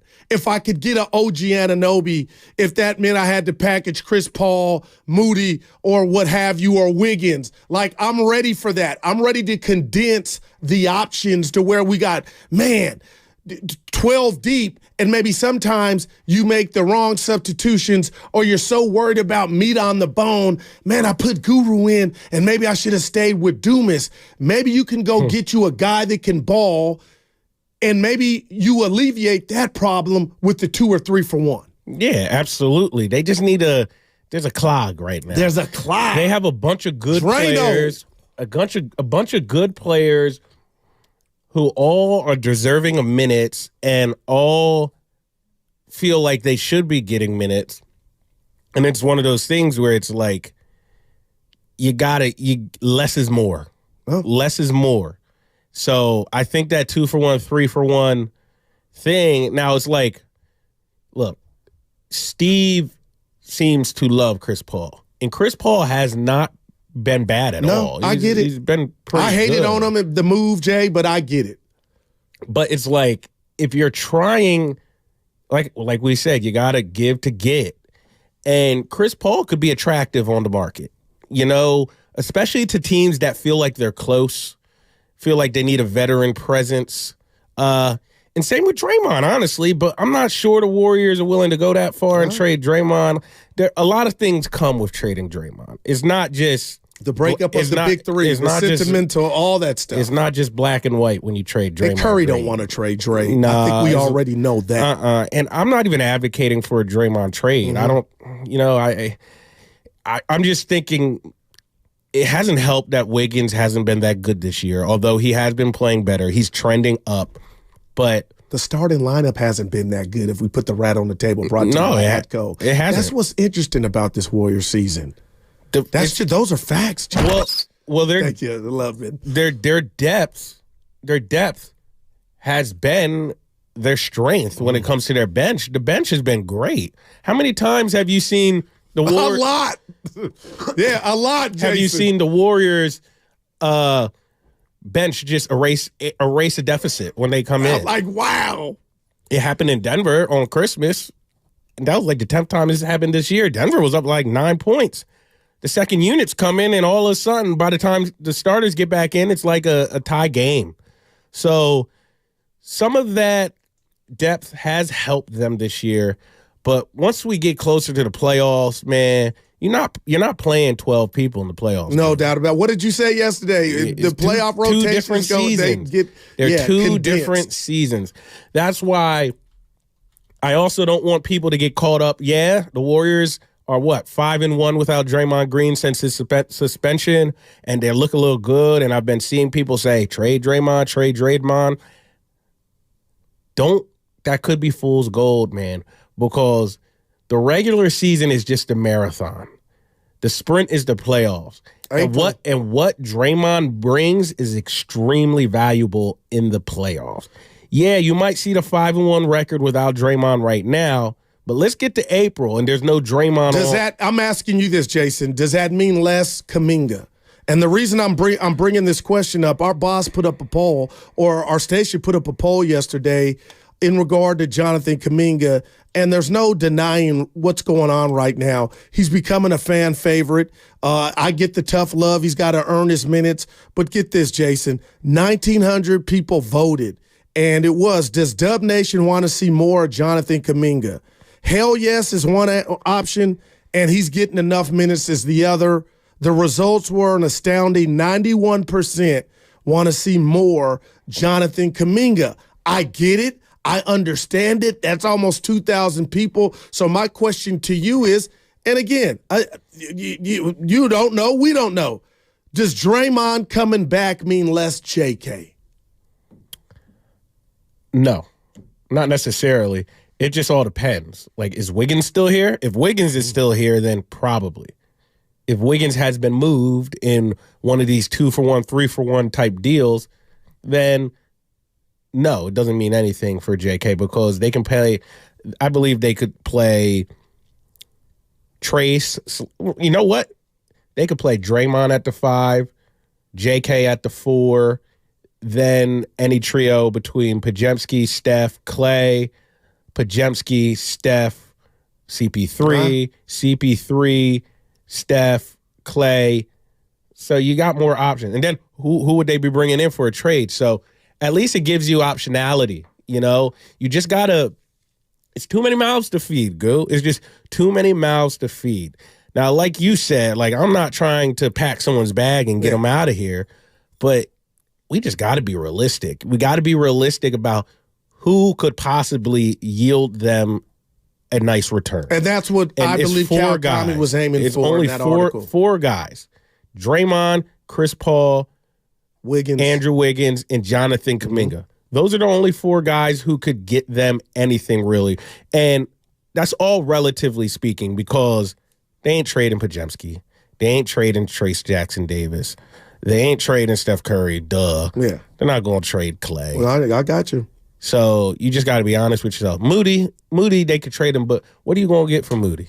Yeah. Not, you know, like he was playing so well before the emergence. He is good. Man. He is good. Like, I ain't saying he's an all-star. Steiny and I fight all the time, but I think Steiny's come around to where when Moody's had, opportunities, kind of taking advantage of it, and now I watch him, and he's not mad, but you could kind of feel like other guys have emerged. Jackson Davis, Pajemski starting, and you could kind of see too short. He had that saying, get in where you fit in. And you kind of could see Moody just like, I was the shining star, and not that he's playing bad, Jay, just like he feels his opportunities decreasing. Is Steiny a curmudgeon?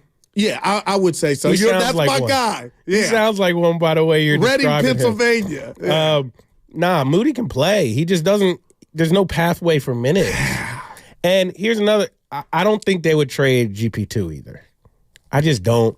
I'm worried about his health. I love GP2 and what he brings, but he's got some Red Cross on the Carfax report. You know what I mean? And we'll see how he comes back from this injury. He is very much injury prone. He is. That's why they got him back. I mean, we're able to get him back. They got him back, and he wasn't ready. The Blazers did him dirty. His whole entire core was messed up. So it'll be interesting, but I think he's another guy who wouldn't get traded. So I think there's four realistic guys. So is that the gift you're giving the Warriors? What? The trade pack, any type of trade, the trade package is to give Jason Dumas some P&B on YouTube chat. Said I'm getting your name wrong. I think I'm nailing it. Jason Dumas. Oh, the YouTube chat? Yeah. They're saying P&B said, Guru, you still getting Jason's name wrong. It's Dumas. Yeah. What I tell people, just D-O. Okay. And then more in Spanish, Mas. Okay, gotcha. Mas. Okay, I'm going to leave that up. Dumas. Dumas. Yeah, no Mas like Roberto Duran. Yeah, but Dumas. Dumas. So is that the package you give the gift you would give the Warriors? Yeah, so I don't want to, look, I cover this team pretty closely. I'm around these guys pretty often. Blue? So I'm not advocating, hey, trade this guy. But I'm just being realistic and objective.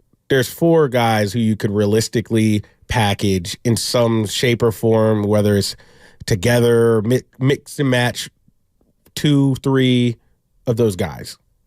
And those are the guys who could get you something.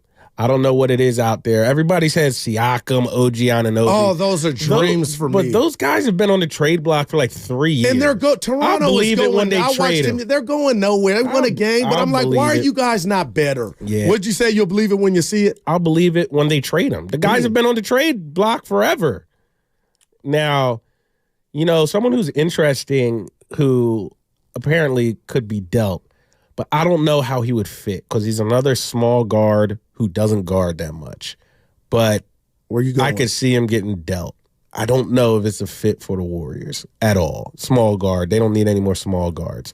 Donovan Mitchell. Oh, man, come on. I would draw to SFO or Oakland Airport. He's super talented. No, there's no doubt about it. But I'll tell you what. Talented. Let's hit the break. We'll get into Donovan Mitchell and the possibilities, or is that just a pipe dream? And also, what gifts would you give the Bay Area team? What would you put for a New Year's resolution? And what would you, just to help them out and get something injected into their futures right here on 95.7 The Game? Is Jason Dumas and Daryl the Guru Johnson. Take your calls next. Unlimited possibilities.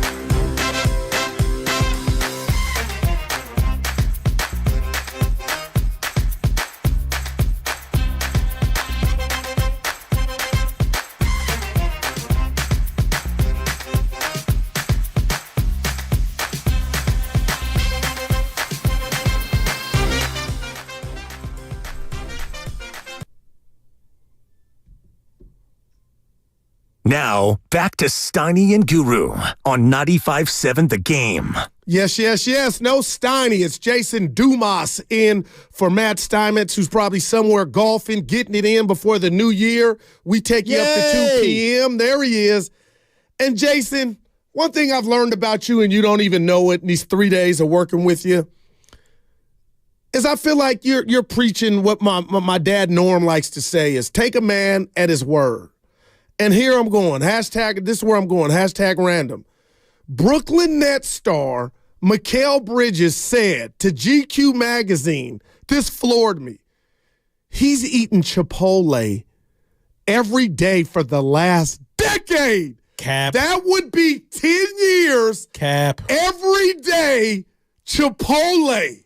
He told that, Sam Lubman, to GQ magazine. So I'm asking you two, do you believe him? Because I do. No, so you're telling me when he takes his vacations in the off season, whether he goes to an island or somewhere, Chipotle's everywhere, buddy. He eating Chipotle?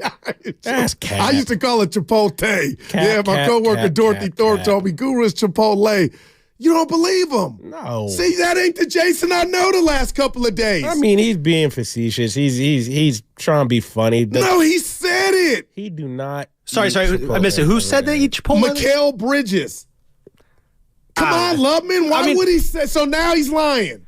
Yes. That's a weird thing to lie about. That's exactly my point. I do like Chipotle. I love it. It's great. No, I love it. I have friends out there when they eat it, it always messes with their stomach, and I feel so bad for them. I've never had a problem with Chipotle. They always had that foodborne illnesses. I've always had a great relationship with Chipotle. Chipotle has always been there for me. So you know what? The people who can't eat it and who have trouble with it, I feel sorry for them because you know what? You're missing out on a great burrito experience, good burrito experience. No doubt. When people ask me my favorite Mexican restaurant, whoa. No, Goo, you cannot live in the Bay Area and have Chipotle be your favorite Mexican restaurant. But I spread it out, love, man. There's so many, like Chipotle's good because there's so many legitimate, authentic Mexican restaurants. I live by an El Gordo. They're good. El Gordo's too. I got a taco truck around the corner from my apartment. I got to pull up the name. I forget it. Dude. But that's my go-to burrito place. Chipotle's good, but no, you gotta go like the OG hole in the wall places or anywhere in the Mission District too. I got those two. High Street in Oakland, they got a great taco truck,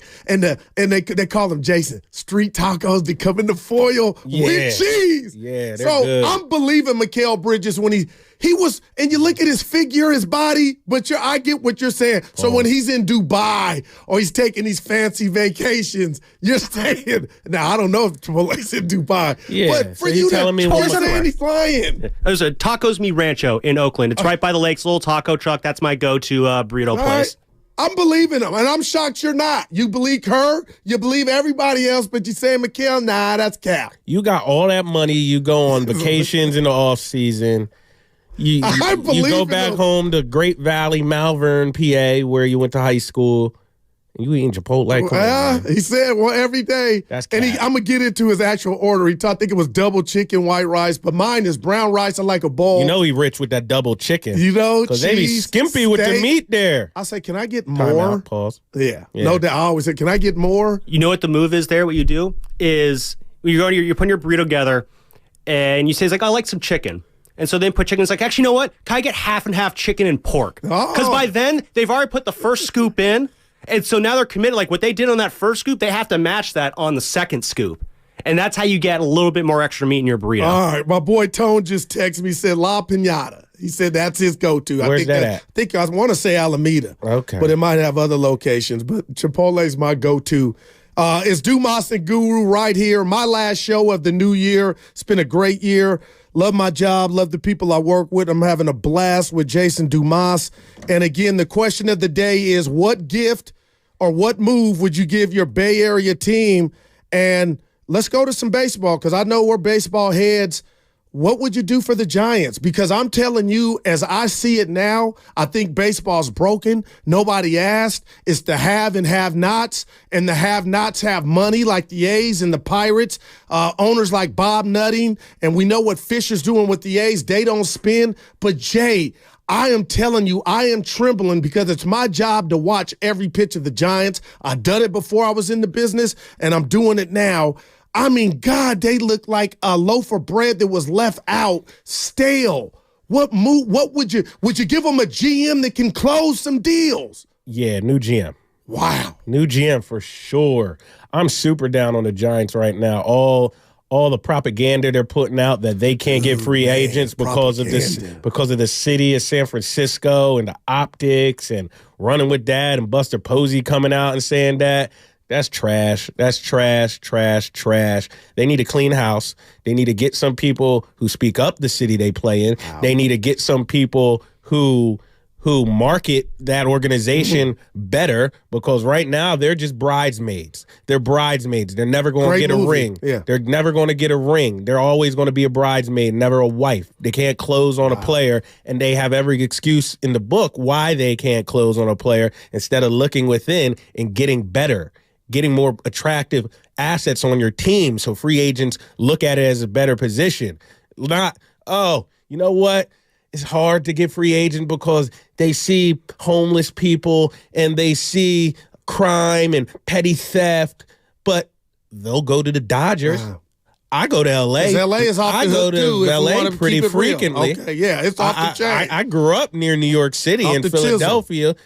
They got Philly is hard.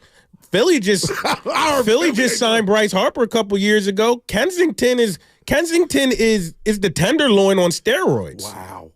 So I'm not trying to hear all that. Now, I don't want to go into a deep conversation about the politics of San Francisco and how we clean up the city. I don't get paid to do that. It's not my job. There are people who get paid to do that who need to do a better job. San Francisco isn't perfect. Is it kind of tough given that most of the top tourist destinations are where you see the eyesores of the city? Yeah, that stinks. And other cities like Skid Row in L.A., Kensington and Philly, that's not where like all the hotels are. Now, Union Square in San Francisco, that's where you see a lot of the eyesores. So I get it from, I'm not minimizing that or saying that is nothing. But to use that as the excuse of why you can't sign top-tier free agents, that is baloney. Yeah. It is pathetic. Honestly, if I owned the Giants and my GM was using that excuse, pack your bags, get out. There's no doubt. Get out. I've been in sales, Jason. Get out. Is that bad? Get out. Everything you said is facts. And if in order for you to sell something, you got to believe in the product. And forget Buster Posey. I don't know if you remember about a year and a half ago, Farhan came out and said something damn near the same, and people came for his head, but it kind of went under the radar a tad bit. But, I mean, are you telling me just a couple years ago this Giant baseball team won 107 games, Sam Loveman? They were the talk of the world. They went toe-to-toe with the Dodgers. And now I'm telling you, they are about to embark on where the Warriors were, I believe, when it was downtime and it was a great time out. Hey, Jason, Sam Loveman, I got Warrior tickets for you. Oh, great. Who do they play? It wasn't I want to go see Barry Bonds or Buster Posey or Crawford. It was who do they play? And they are teetering on that.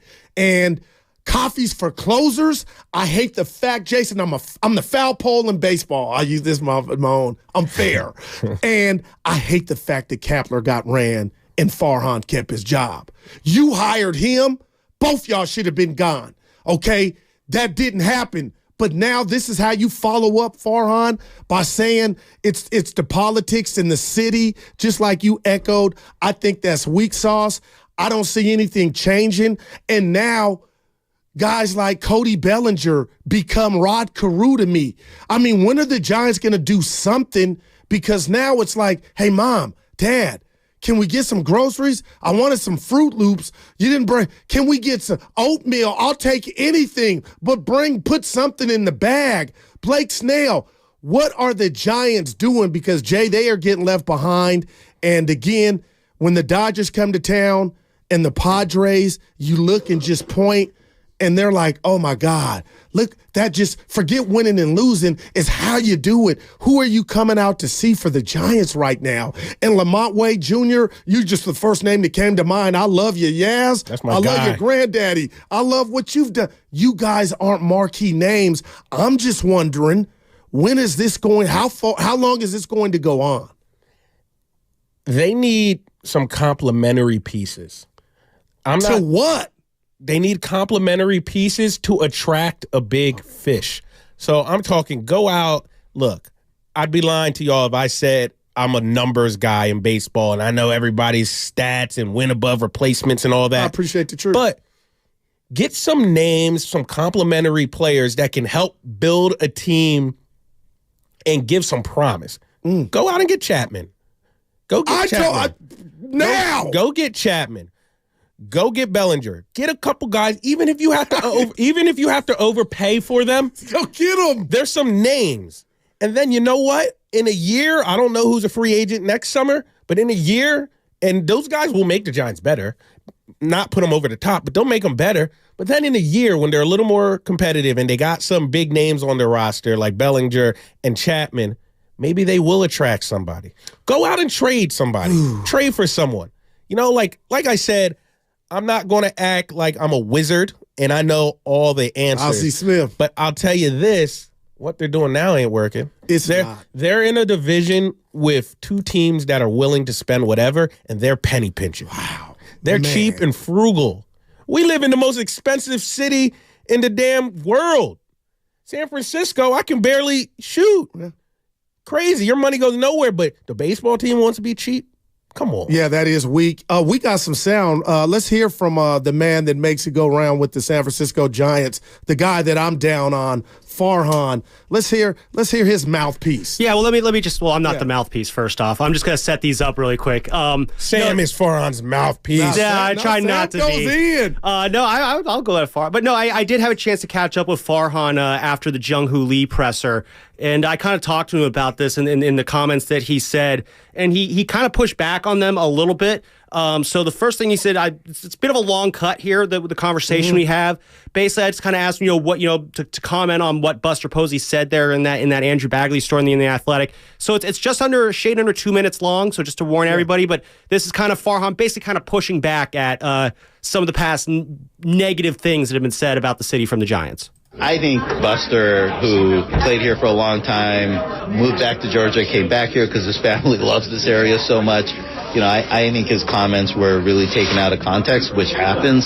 I view the Bay Area as a big recruiting advantage for us. When you look at our recruiting videos, including the one we prepared for Lee, it features sort of scenery from San Francisco and the Bay Area very prominently. I think it's a huge selling point for us.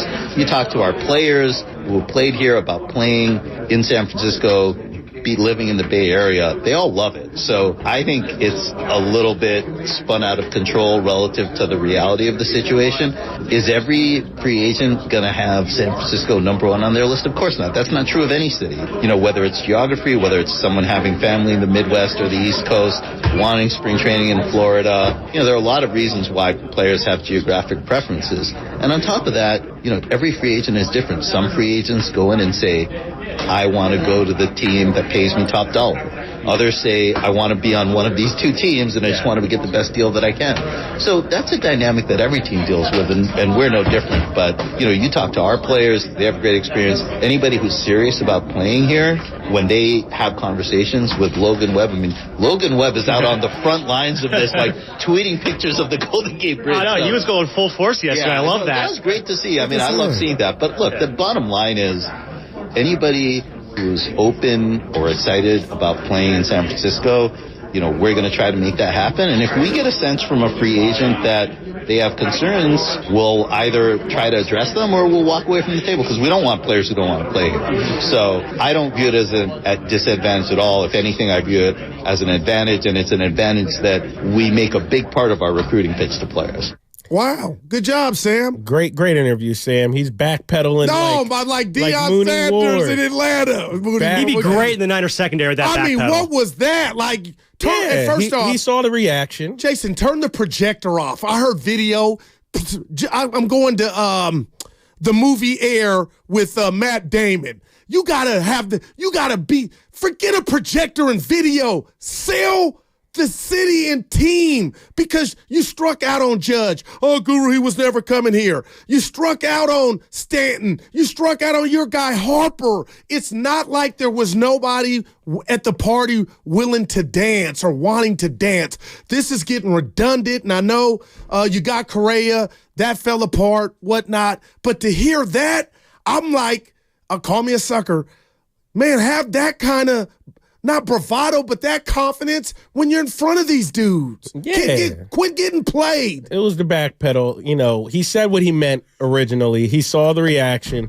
He understand it was a silly comment. Even if he believed that, which I would still think is stupid, but even if you believe that, you don't say that out loud. You're hurting yourself even more. It was a bad look. You're putting even more of a spotlight on something negative when you're trying to attract players to come play in this city, in the Bay Area. Now, literally, like, right now, the Giants are bridesmaids. They're that team where people will consider, they might string you along. Jay, they're not even in the wedding yet, though, man. That's what they're in the wedding. They're in the wedding. They're just not getting the ring. They are the bridesmaids. Oh, okay, gotcha. We all know lifelong bridesmaids. Like, you do everything okay, but not good enough to be a wife. Wow. That's what the Giants are right now. They are career bridesmaids until they become a little more attractive within. Okay. Not the exterior.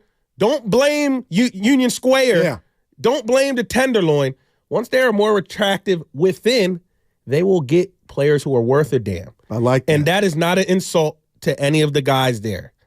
I love Logan Webb. I love Lamont Wade Jr., Yastrzemski, nice players, great people, whatever. But until the Giants address problems within, they are not going to attract anything worthwhile. That's just how it is. That's the Giants are right now. Yeah, no, and I agree with Dumas. I think the frustration is like Giants fans do see that as you're throwing the city under the bus to try and create an excuse for you. When the reality is, and this goes beyond Farhan's time with the Giants, for the last several years, the Giants flat out just are not an attractive destination for free agents, not because of the city, but because of the roster. You look back over the last 10 years, right off the bat, there was John Lester in 2014. He chose the Cubs over the Giants. The difference was about $5 million. The Giants offered, I think, $6,150. The Cubs offered $6,155. But also, Theo Epstein was with the Cubs at the time. He originally drafted John Lester. What's he doing these days? So, I mean, hey, they worked out for Lester. He still won a ring with the Cubs.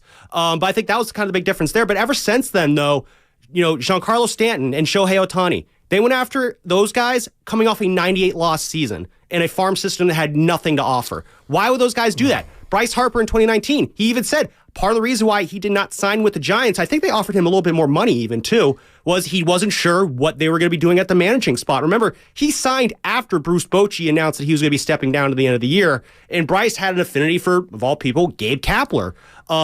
And then go into I think he also, I didn't mean to interrupt you, Sam. I think he also mentioned the weather. I think he said he didn't love the fact that it's cold all summer. Yeah, so I mean that's another personal preference that you can't really do anything about. Right. But again, also the Giants had a lot of baseball reasons why Bryce Harper didn't want to come here. Fast forward to Aaron Judge last year. Why would Aaron Judge leave what he had with the Yankees to come here and be a part of whatever the Giants are doing? Because again, the product on the field was not enticing. Shohei Ohtani, Yoshinobu Yamamoto, they're looking at here. They want, like, Shohei, he doesn't want to be on another Angels-like team. He wants to be on a team that will win. That's what the Dodgers are. Same with Yoshinobu Yamamoto. To compare the Giants to the Angels, Sam, that just hit me. Yeah, it's just the fact of the matter is it's not the city that's the problem. And I think that's where, like, fans know that. It's not the city. And when they hear that, it's like, you're just trying to absolve yourself of blame. No, you are the reason because you, Farhan Zaidi, have not put together a compelling enough product. One of the greatest failures of Farhan so far is that this guy who's supposed to know how to draft and develop players has not really been able to do that. Bailey's good, but Marco Luciano basically, it's like, you're our only hope right now. Schmidt, okay, no doubt. Kyle Harrison, okay. But you don't know this about me. I'm about to share it. Loveman does. I believe in sports gods, and I believe karma's real.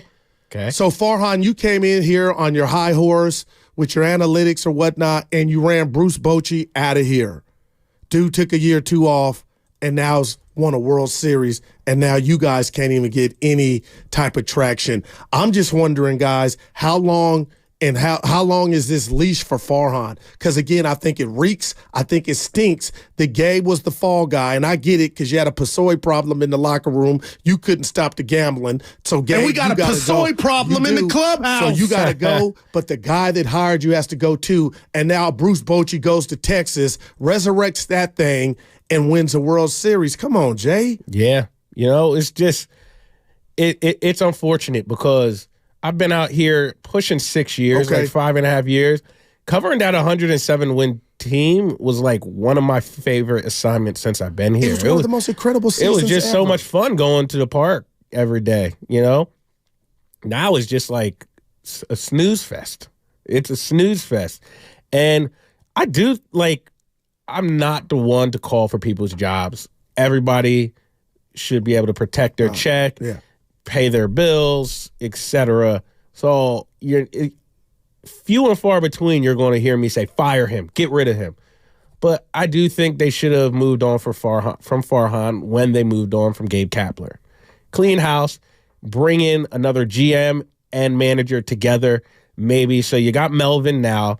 Bring in Melvin and maybe someone who has a good relationship with Melvin, someone so they can work kind of in unison. Now, of course, roles have to be established, but have two people who respect each other, work well off each other, have similar thought process so they can build a team. Yeah. I like Bo Mel. He didn't move the needle for me. I'm not blaming him, but he does deserve some blame. I think that's a good culture hire, though. And in San Diego, but I know when he's doing that lineup card or getting help to do the lineup card, and I love you, Bo Mel, but at the end of the day, I know he's got to sit there with shock value of, boy, there's no Soto. Oh boy, there's. I mean, he used to do more with less in Oakland, so I don't think I don't think that's. But to go from that, what they had there, although he did have some guys in Oakland, though. Yeah, no, he did. Cespedes, who's my man who just won? Who did the Rangers win the World Series? Right? Yeah, who's the guy who just won Bay Area brother? Oh, Simeon. Yeah, he did have some talent. Shout out Daryl Simeon. Yeah, for sure. So you're ready to. I know you don't want no EDD, but this is what it is. I just think so much bad, and there's a vicious cycle going on with the Giants not closing deals. What's Lubman just said about the farm system, and that was supposed to be your specialty, and now, okay, you got, all right, yeah, okay, it's okay. But, I mean, man, Jay, I'm ready for the next. I'm ready for the next guy to kind of come here, get in at bat, and see what he can do. But I do wonder if they don't make any noise this season, and it's coming, 162 long days, months of boring baseball. If that is, what's about to jump off, man, I wonder how long Farhan can last here. I really do. Yeah, he has one more season, really. If they don't improve, if they don't put on a product that is enticing and moves the needle and generates some fans, because nothing but empty seats in that park either. That's the rat on the table, too. Yeah. That's already started. Thank you, Lubman. Obviously, when I'm there, it's usually for work, so I walk right in with my credential. But if I'm buying tickets to a game at Oracle Park, I find the cheapest seat, and then I go move down. That's what we used to do for the Warriors back in the 90s. And you can do it because those seats are open. Wow. You can do it because those seats are open. You're a sucker if you go buy those expensive seats. Go buy the cheap ones and walk down. Get yourself a beer, blend in. Yeah, it's Dumas and Guru right here on 95.7 The Game. It's your call. What gift, what move would you make for the local Bay Area teams? You kind of heard us with the Warriors, a trade, also with the Giants, maybe a new GM. How do you see it? And also, another rat on the table, and we'll get to it when we come back. Brock Purdy in the nation's capital, the bounce back, the revenge game. Kevin Costner, what do you expect from Brock Purdy this Sunday as they take on the Commanders? Dumas and Guru right here on 95.7 The Game.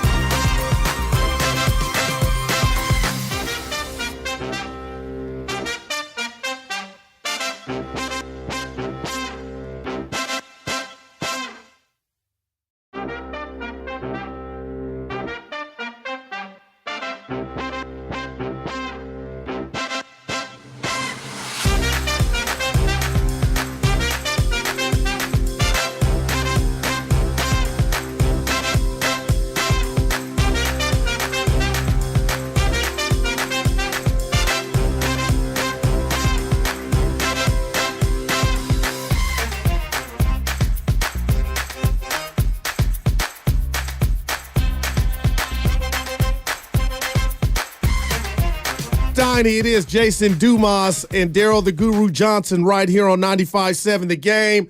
Having a blast. My last show of the new year. We got the Heat in town against the Golden State Warriors, 15-15 through 30. So hopefully they can get this one tonight.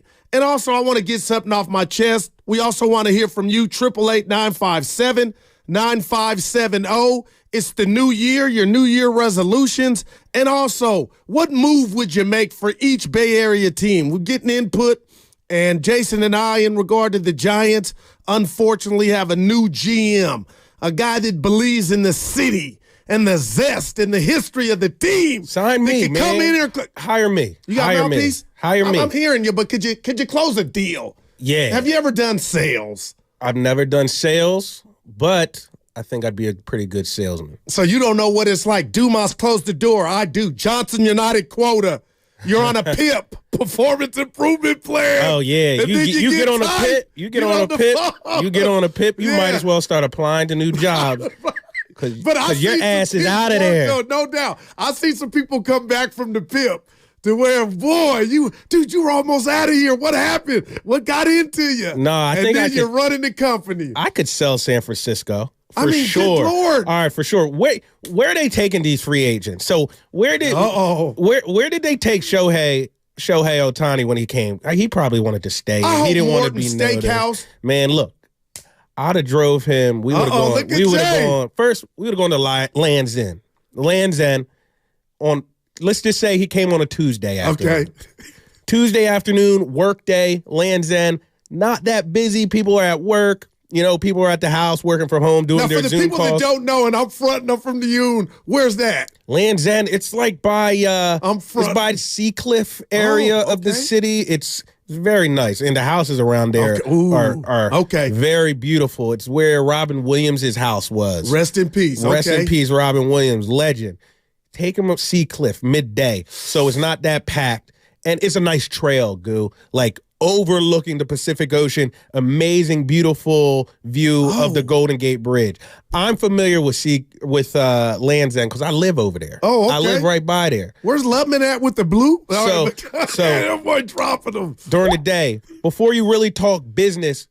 You know, scenery. It's Buster. Matter of fact, I'm not having Buster Posey there because Buster Posey's going to start talking about the homeless people in Union Square. Oh, I'm gonna bring out, Barry Bonds, somebody. On his bike. What? Yeah. I'm going to bring out Logan Webb. Logan Webb, he's a guy who's from the area. He's a guy who loves this area. He's a guy posting pictures of how beautiful San Francisco Bay Area is. I'm going to bring Logan Webb, maybe one other person, Shohei and his people. We're not even really going to talk business. I'm going to get to know him. We're going to walk around, do the trail, he's a dog he loves. Okay. I'm going to bring your dog. Bring your dog. Look at Jason. We're going to take the dog on the trail. We're going to walk Land's End, talk life, talk philosophies, get to know him. We might talk a little business, a little baseball and stuff, but this is the wine and dine. But he's going to see the optics because I'm telling you, I'm from Philadelphia. I'm from a place where it's concrete everywhere, and we take public transportation. And so like, if you're not from around settings like this, like people from the Bay Area, I feel like take it for granted. I don't. I moved here. When I first moved here, I was out there in Russian Hill. I used to walk to work every day. It took me like a year and a half, 2 years to even like get used to palm trees. I'd be walking past palm trees, be like, man, that's a palm tree. I can't believe I live somewhere where there's palm trees. But anyway, we're walking Shohei through Land's End. We do the loop. It's not a long trail. It's like like a mile and a half. So it ain't going to take you all that long. It's not going to be this long trip where he's like, all right, I'm bored. Can we get up? So we're going to walk around Land's End, do the trail. After the trail, we do the loop. We're going to hop right back in the black SUV, the car. At him, we're going to drive through Seacliff on our way back to Oracle Park, and the office is at Oracle Park. He's going to see these beautiful homes in Seacliff. We're going to make sure we go down Billionaires Row in Pack Heights. where you can see, you look to your left, you can see the water in the marina. You look to your right, you see the beautiful hills, the beautiful homes, drive through. We're going to see the steps where I used to see Bob Myers run up and down at 6 a.m, get his exercise in. I'm going to take him through all of that. I'm going to be like, yeah, bro, this is just everyday life. This is regular for San Francisco. You're hired. Look how these people live, bro. Look how these people live. It's beautiful. Look at the scenery. It's beautiful. Then we're going to get to the office and talk baseball. Shohei, from a baseball point of view, what is most important to you, brother? What is most important to you? We are going to make happen. Winning, give me a list of names. We're going to open up the checkbook for them. Give me a list of names. Who you want to play with? Logan's in the room. Hey, man, I'm a Cy Young candidate. I'm a Cy Young candidate. If I had just a slither of run support last year, my numbers would have been insane.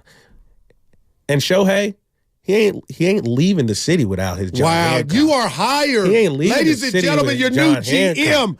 of the Giants, Jason Dumas. I need that job. Man, Farhan, come on, man. Step aside, bro. I need a job. I need a GM job. I love it, Kron, but I need that GM salary boost. Yeah, we're up here playing now. That was nice. The presentation was everything. You're hired. You start today.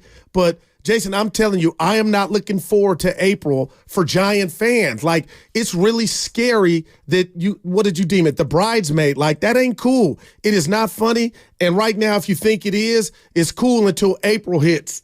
But I got some numbers I want to run by you that I want to run it through the Jason Dumas computer because I have 3 kids.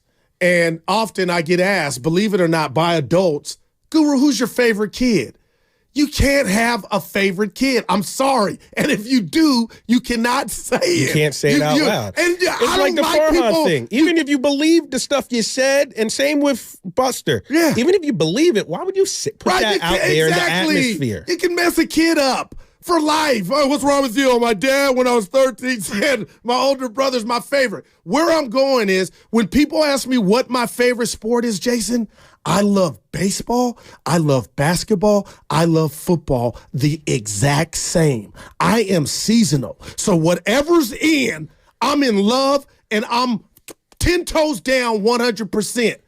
But when I woke up this morning to get the numbers from the NFL versus the NBA on Christmas Day, can I go over them with you and the listeners? Oh yeah, for sure. I've seen these numbers. Okay, I have my thoughts. So Raiders Chiefs was the first game of the day, Christmas. It got 29.17 million view. It was in them many homes. You got me? Mm-hmm. That 29 M's. Bucks Knicks, first game of the day, Adam Silver, 2.5 M's. So I understand football is king, and rightfully so, but Jason, that's just one example, 29 million to 2.5. The second game, our Golden State Warriors at Denver, Curry versus Jokic, 4.1 million.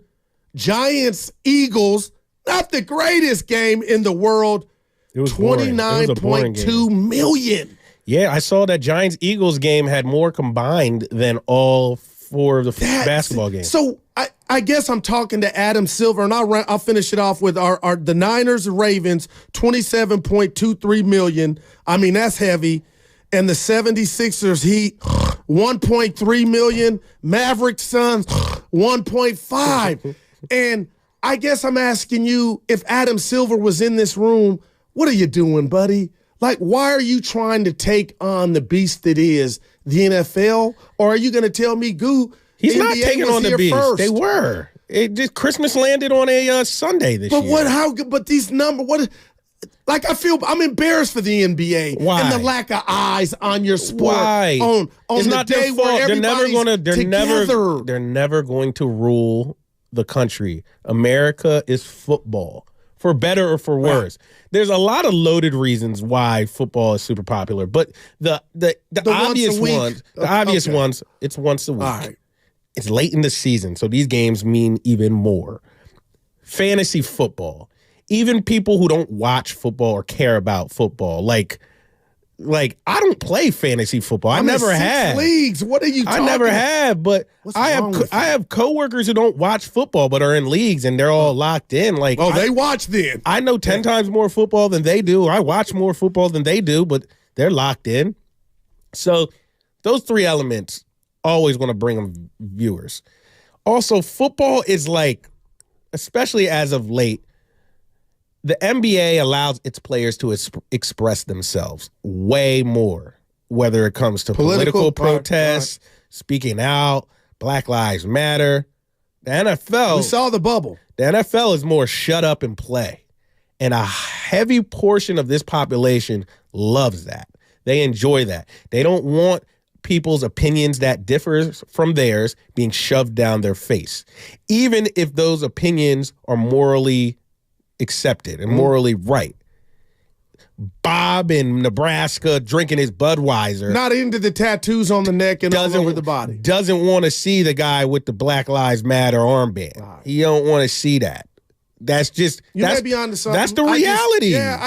It's American. Like I said, I love both. Football is as American as apple pie. It's incredible right now. It is king, and you just talked about it. Basketball, and I know they have fantasy basketball. I know our guy Dibbs was playing this year. I've never done it. My whole thing is fantasy football is so powerful. It has the casuals, but it has the casuals using their eyes on your product. And I just feel like every week in the NFL is kind of like a playoff because the result lasts a week regardless of such. But, man, I was just looking like Adam Silver. Again, the NBA is established. We love it. But if you're Silver, you lightweight and Bears with these numbers, like they could be a tad bit better. Yeah, they could be better. But, like, you just got to look at it. Like, if I'm Adam Silver, I look at it from a standpoint. One, it was an unlucky year because of the day that Christmas fell on. Yeah. It's an NFL Sunday. Bad luck. Two, don't measure yourself up against the NFL because you're never going to beat them. And it just is what it is. The odds are stacked against you. So just worry about yourself. Keep growing your game. Okay, I hear you. The NBA is growing exponentially. Quit worrying about looking internationally. over yourself. You're not going to win that battle, and that shouldn't be a reflection of you. And just look at the people who always criticize the NBA and what they're doing. They're usually the same type of folks. Look at that NBA. I got you. It's so loaded and disingenuous. I got you. 888-957-9570. Dumas and Guru taking you to 2 p.m. We'll be joined by the great Mark Abanyas at 1 o'clock. In the 1 o'clock hour, we'll get his thoughts everything Bay Area and tonight's showdown with the Miami Heat. But I got to get something off my chest. I said it, I teased it, and I'm about to do it right now.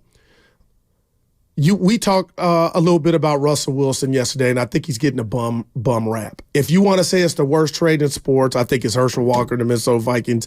Okay, do with that what you will. But I'll tell you what, he shut up, Russell Wilson, a lot of people this season when they look like, he was an embarrassment. The Hackett job last year was an embarrassment. I thought he had fell off. He didn't look like himself. But Russell Wilson quietly shut everybody up and had Denver, the same Denver Broncos with Sean Payton in his first year in position to kind of make the playoffs to the point to where they had won. They made noise.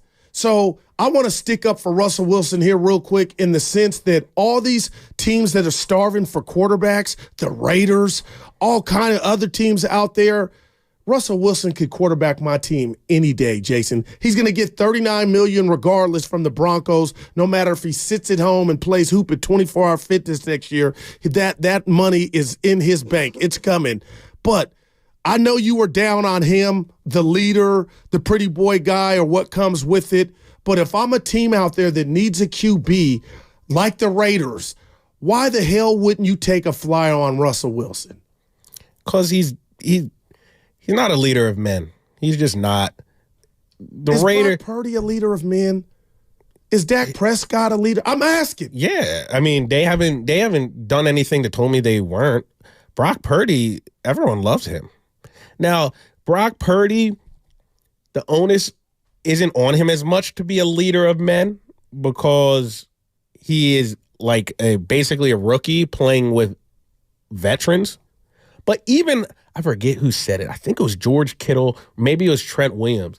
He said Brock has in the huddle several times told us to shut up. No, I heard that. Yeah. No, I think Brock commands respect and is a leader.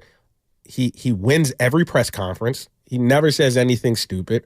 He seems pretty unflappable in terms of his temperament and his mannerisms. Yeah, I would consider Brock Purdy a leader of men. And so what's Russell become to you? Like sideshow. Man. He's a sideshow. And maybe it's not in his action. And look, perception is reality. I've heard too many stories, seen too many interviews with people who have played with him, directly with him, who don't speak that highly, not of his character, but just how he acts around them. Just how listen, you can be a nice guy. You can be a morally aligned person. I know he's very into faith. Yeah. Like, I'm not saying Russell Wilson is a bad person, but there can be some disingenuity to people. There's a lot of wolves in sheep's clothing. There's a lot of people. He's a phony. He's phony. Damn. He's nice, smiling in your face. He does all the right people. But then sometimes his actions, like, you think you're a little better than us.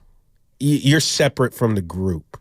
You know? That's interesting. That's what I get from Russell Wilson. And it looks like you might be right because it's trending that way. This dude was headed to the Hall of Fame, man. He's still going to go to the Hall of Fame, I would guess. Well, you got to look. They were comparing his numbers to Joe Flacco. His career passing year, not that different. I don't know if Joe can't How about Donovan McNabb? That I don't know, and I feel like McNabb should be in. McNabb is a Hall of Famer to me, and he ain't in. I'll leave that there. But all right, so maybe Russ isn't a shoe-in like I thought. Like he said, I don't have to know the numbers off the top of my head, but I just think he's won a Super Bowl. He was the Super Bowl MVP too, wasn't he? Yeah. Yeah, you know, usually your Super Bowl MVP, I probably guess most of those guys have gotten into the Hall of Fame. But anyway, neither here or there. I could see the Raiders going after him because he's a big name, and you know Mark Davis loves the big name and the spectacle. Like he can bring something to the table. I guess that's my bigger point. And I'm seeing the same thing. 888-957-9570. Would you want Russell Wilson as your quarterback? And on top of that, here I go. This is where I was going. Would you want Bill Belichick as your head coach? This dude has won 6 Super Bowls, and now everything article I read is he forgot how to coach. Look at the Patriots. Now his drafting, oh man, it has left something to be desired. But Jason Dumas on this last Thursday of the 2023, if I ask you, would you want the hoodie as your ball coach? How would you answer that? Because mine, before you go, is Marshawn Lynch. Hell yes. But I'm reading this stuff, and the momentum's like he done lost a step. What are we doing? Stuff gets real when you got Tom Brady anymore. People used to say it was Belichick was the genius, and Tom Brady was benefiting off of him. Why couldn't I it be think it's both? the opposite. Why couldn't it have been both? It probably is both. But, like, I don't know. Tom Brady left him and won another Super Bowl. What's Bill done since Tom Brady left? Now that I point to Tom Brady right there. You know, it's just a fact. It's just a fact. Now, I don't want to work in extremes and say it was all Tom Brady and that's the only reason why Bill Belichick was successful. I don't believe that, but I do believe in all these sports. It's a players' leagues. Like, you got to have good players to win. Yeah, if you're a good coach, you're a good motivator, if you can scheme up some great action, you'll be successful. But you still need players. Right now, Bill Belichick doesn't have players. It just depends what that Raiders roster will look like next year. Who's going to be their quarterback? Garoppolo, you damn sure could bring in Russell Wilson. Yeah, and now you got a Garoppolo project. I know you got an investment. I would rather. I'm not saying Russ is a bum. Yeah. He's not a bum or anything. You just don't want him around, man. Yeah, I'm good. Damn, I'm Russ. good off him. I'll figure something else out. If I'm the Raiders, I'm trying to maybe package a trade to move up, draft a young guy. Right. That's what I would do. If I'm the GM, owner for the Raiders, I know Mark Davis isn't going to do that. Rest in peace, Al Davis. Mark, just win, baby. Mark has shown an affinity to making the big splash, and that's why I think Antonio Pierce, he should get the job. They are playing their ass off. I just think Rich Bisaccia should have got the job a couple years ago. He should have got the job, but he didn't. Do you think Pierce is going to get it? No. Do you think Davis has learned from that? I think he wants to Pierce, go. I don't to know if Pierce Nordstrom's. should get it. I don't know if Pierce should get it. Well, they're playing for him, Jason. They're playing for him. They're all right, but and he's a former player, so we're he knows talking what longevity, it takes. Gudo. We're talking longevity. And what would make could he be a candidate? This is who I would hire. Okay. I would hire. I don't have a specific name for you, but what I would do, I would position myself if I had to move up in the draft to draft one of the young quarterbacks who I like, and I would. And once we draft that quarterback, or while we're evaluating the quarterbacks, knowing we're going to take one of the young guys, I would look to hire who I believe is the best developer of talent. Get a quarterback coach who develops guys. So let's just say AP they move can't up. do that. Like I'm asking you. I don't know. For the masses, I don't know if he's not. If he's not the best candidate, I wouldn't go with from him. AP that where you're like, yeah, this normally happens. You fire a coach. Coach He's takes a over the linebacker. team play. He's a linebacker, so I don't know how good he is He's developing still a young smart. He knows the quarterback. game, but what I do know is they're playing for him, and they look like dead men walking. Just the team as a whole. So to me, sometimes it's bigger than X and O's. You can get the guys around you, to call the plays, Jay. But I'm just asking you: do you see anything from Antonio Pierce that would have you be like, you know what, Goo? I don't know if he could sustain what I think he's galvanized and got the guys. It looks like ready to run through a wall. And to me, Jason Dumas, I think that's half the battle. Yeah. So I don't know. I don't like last week, even though the Raiders got a win, what didn't they not throw a completion for 3? Right. But you want quarterback. You want but that guy developing a young quarterback? Yeah. I think that's so unfair. If there were conditions, they won the game, but you are right. But it sounds like you're putting that at the doorstep of the coordinator and the head coach. Yeah. Wow. Look, like I said, I don't have a name in mind. Right. I'm not going to act like I know who they should hire. But if I'm leading the Raiders, I draft a young quarterback who has promise, and I hire who I believe is the best developer of young talent. I got it. I'm not mad at it. I just think, I'm telling all my Raider fans, because they're Spadoni included, they're very excited about Antonio Pierce. But what I believe that I think I know about Mark Davis and Las Vegas being, not just a host of this year's Super Bowl, just the fact that, it's a experience. I think he's going to try to go big. And I'm with you. I don't have a name off the top, but, you think they call Tony Dungy? Maybe he's looking at Dungy like, please. But just a name like that, somebody that's bigger than Antonio Pierce, I do wonder. But I'm telling you, I don't know how well you got your ear to the street. Raider fans, and they don't make the choice. They, to me, have signed off in social media, Pierce. wanting AP. Well, they signed off on Rich too. Wow. Rich actually got them to the playoffs, and they fired him for Josh McDaniels, who has failed everywhere he's gone as a head coach. Man, and got multiple chances at cracking. Yeah, he should never be a head coach again. So, the Raiders. You got to look at who is leading these organizations, and then you start looking at the decisions they make, and it all starts to make sense. Mark Davis is failing them, and that's where it starts. Rich Bisaccia should still be the Raiders coach. Sorry, Antonio Pierce. Sorry, Josh McDaniels. It should be Rich Bisaccia. They messed up there. They need a quarterback. It's a quarterback. And they need a quarterback too. I wouldn't do Russ though. Yeah. Okay. You heard Jason Dumas. He's out on Russell Wilson. We've made moves and put gifts under the Bay Area sport team's tree, all but the 49ers. And we'll get to them on the other side. Is Dumas in for Steiny right here on 95.7 The Game.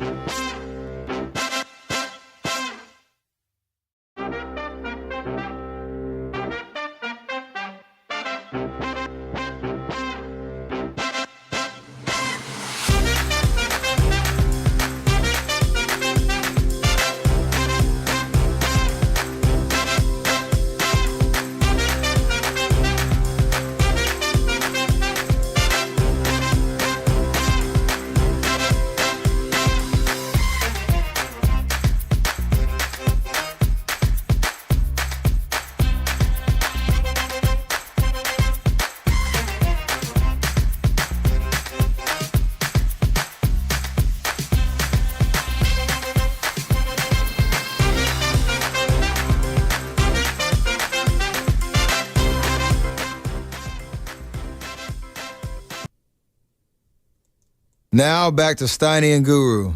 Take it away, Steiny. What's up, Steph, baby? No Steiny. Jason Dumas in for Steiny. We need to get a unique cut of Steph. Just saying, bring us back, JD. Look at him, Jake Dumas. I'll tell you what, I feel like Steph's going for 30 tonight. What if I told you that? Yeah. Way to go out on a limb, Guru. Right? Yeah. I mean, he didn't have the greatest game on Christmas. He never plays well on Christmas. Amazing. So weird. It's weird because it's like 10 games now. You think it's just, it's a coincidence, but then you look at the sample size. It's a big sample size. I don't know. Maybe he'd rather be home with the kids. Can you blame him? No, not at all. And Aisha, his wife. Yeah. We've been throwing a lot out there. We're embarking on the new year, 2024. I want you to have a safe one. We want you to have a safe one. But what move would you make for each Bay Area baseball team? I'm looking at the free agents for the Giants. Would Justin Turner interest you at the hot corner? If you were just Sam Lubman said hell no. He said no, but I felt like he was saying hell no. Matt Chapman. Cody Bellinger. I'd rather have Chapman. Okay. Rather have Chapman. Yeah. His best days, I believe, were in the town with the Oakland A's under Bo Mail. But reunite. He's in Toronto, right? Yeah. Yeah. Well, he was. And what about the San Francisco 49ers? We got some calls we'll get to here in a second. Dude, do they have everything? 49ers? Are they living the plush life? All they need is a Super Bowl title. Wow. You got to give Shanahan and Lynch every kudos in the world. Wait till after the season, Goo. Well, I'm going to say this before. Because what if they flame out? You still? He should have already had a ring. In 19, think about what I'm saying. In 19, no McCaffrey. Then why do you give them their credit? They should have a ring by now. For doing what they did with lesser. What did they do? He implemented an offense that has defensive coordinators and defensive players. He's doing a good job. No doubt. He's doing a good job. Had he done a better job of play calling, Dumas, he would have had a ring. He's doing a good job. He's a good coach. If they don't win the Super Bowl this year, it's a failure. It's a failure. No doubt, because they're and loaded. You got to look at him. No doubt. That's why I wouldn't have given him the extension until after the year. Yeah. Because it would change what numbers I offer. Interesting. Because they are the best team in football on paper by far, in my opinion. They're loaded. Now, does the best team win every year? No, of course not. But when he didn't have the best team and he had Jimmy Garoppolo and Elijah Mitchell in the backfield, he still got his team to a Super Bowl and multiple NFC championship games to where they could have been the Rams. So I'm fascinated with Kyle in the sense that he can do it with the Ferrari and the Honda Accord. We'll see. Well, he didn't do it. See, I'm not as high like he's a good coach. Play call. No one's saying coach. Yeah. He's more than a play caller. He's a good coach, in my opinion. I'm not saying he's not. But once you get to this point in his career and all the talented teams that he has coached, he needs to win a Super Bowl ring to solidify himself as the guy. Now, he's always going to have a job. He's always going to have pretty good job security because of the type of coach he is and the wins he gets every year. But he needs to win a Super Bowl. There's no doubt. This is the best year to do it, too.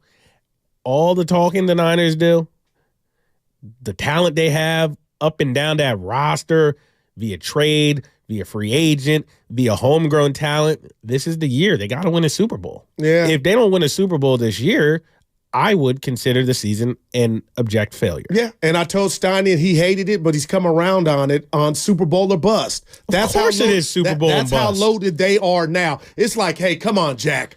You can't do it now. No excuses. Let's go out to the town. Chucky wants to give his thoughts on Russell Wilson. What's up, Chucky? Yo, Chuck.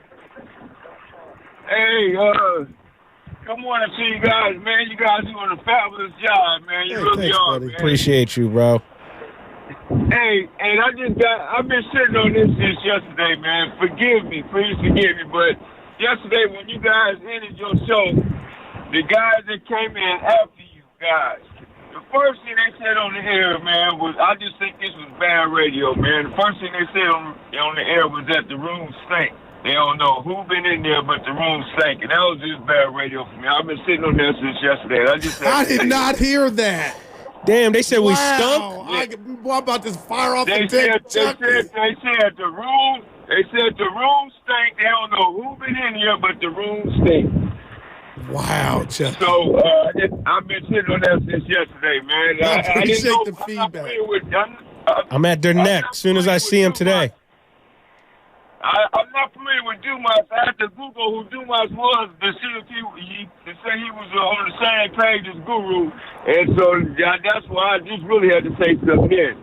But anyway, man, what I want to say is that I want to say before 2024, man, I appreciate Steiny and Guru, man. You guys have been a whole part of my 23. I've been riding with you guys for all of 2023, man, and everybody need a smile on their face.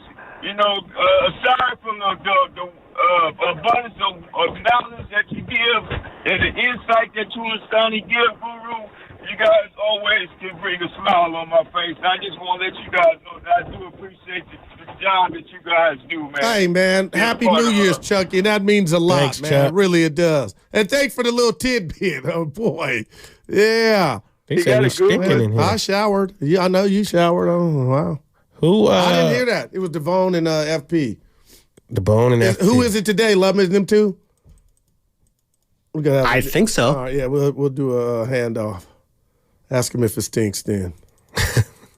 All right, so look, we talking about the Niners. I think Kyle Shanahan needs a ring to solidify himself, not as a good coach or anything. That has been set in stone, obviously. I want people to know what I'm actually saying. Kyle Shanahan is a good to great coach. Right. He is very accomplished in the NFL, and he will always have a job as long as nothing drastic happens. But he needs a ring to solidify him into the elite great status. Gotcha. Because this is the year. The Niners are the favorites for a reason. They have the best team in football on paper.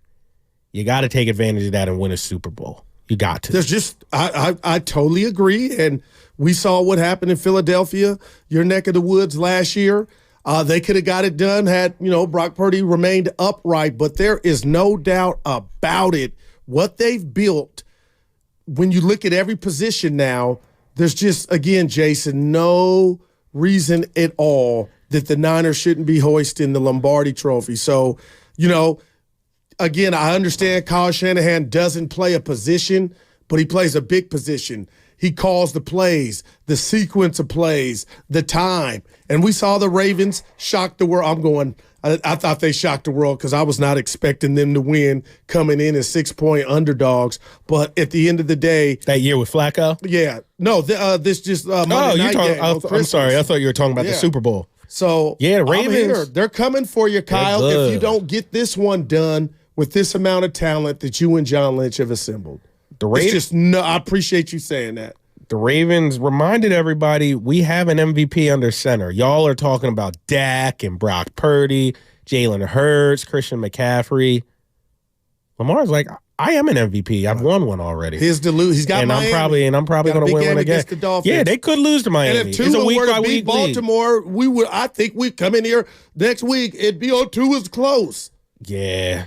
I don't know about Tua. I don't know. I'm down. I don't know what it is. But it's something. Yeah. I ain't a believer, but it's the Purdy vibes. It's like, I think, I don't want to call Purdy a system quarterback. I'll have people on my head, but he's a good quarterback in a good system with great players around him. I kind of think Tua is of the same ilk.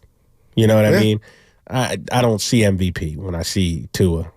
No, I'm totally with you, but he could control that narrative starting with the big game against Baltimore. It is narrative-based just as much as it is like and it's a quarterback award too, Jason. Yeah, for sure. Right or wrong, because you were right. Who did you say yesterday? I said my three would be Tyreek McCaffrey, and I just hate that. And Lamar Jackson. Yeah, I just hate that right now. I get it. Quarterbacks run the world. They run the league. But it's Dumas and Guru right here on 95.7 The Game. And we've been throwing it out. What gift, what move would you make for each Bay Area team? We talked about the Golden State Warriors earlier, and it was a trade. It was a trade. Who, you ask? You share with us who you would move or what you would package to get maybe a Pascal Siakam or OG Anunoby or anybody else that's on your list. And also for the Giants, any potential free agents that you would have Farhan bring to the orange and black? I'm looking at Josh Donaldson, Evan Longoria, Chapman, Justin Turner. Do those guys interest you? Cody Bellinger, Elvis Andrews, Colton Wong. I mean, there are names out there. Ryan Hoskins. Would you want to see him in a Giant uniform? Brandon Belt, I think a lot of Giant fans would say pass. Been there and done that. Old man Carlos Santana. Brandon Belt! Yeah, Mike. Brandon Belt. But it's going to be interesting to see what the Giants look like come April, opening day. And we'll have our popcorn ready. And the Golden State Warriors take on the Heat tonight. What do you expect after the loss to the Denver Nuggets on Christmas Day? And Kaminga kind of voicing, where he's at and what he can do. And my boy, back to my guy Squirt, he said, Guru, he didn't say it aloud, Kaminga's comments. He said it to Marcus Thompson, and I politely told you that. So, youngster, if you're listening, Squirt, get your notepad, because when you talk to Marcus Thompson, even if he was solo dolo, it was on record, so it's like he said it to 10 reporters. Yeah, I mean, I don't think Kaminga was confused what the context was. He knew those comments were going to be out. That's why he told Marcus Thompson what he did. It was no surprise. So, it is what it is. Kaminga said what he said. He meant what he said. I understand why he said it. Steve Kerr said he didn't care, so I don't even see his issue anymore. You know what I mean? But tonight, I think the Warriors, they got to get this win. I don't think Jimmy Butler is playing tonight. I think I know he was out on Christmas. Jaime Jaquez is playing great basketball for the Miami Heat. Miami has been good as of late, but Warriors are home. They've been playing well at home as of late. The 11th seed, Jason Dumas, 15-15. If they go on like a 4-game win streak, they'll be like the 6th seed. Woulda, coulda, shoulda, but just when you if you were on Neptune and a Warrior fan, was dealing with life, and you look at the standings, how upset would you be looking at through 30 games, we're 15-15, and right now today we're on the outside of the play-in game? What would you tell that Warrior fan? Hey, don't trip on the record. It will work itself out. I don't want to speak for you. We got the young guys coming, and Draymond will be back. Like, what do you tell Warrior fan that might be panicked after 30? I tell them context matters. Look, they've had suspensions. They've had injuries. They've had the hardest schedule in the NBA up to this point. The schedule lightens up from here on out. Steve Kerr still hasn't gotten his rotation set.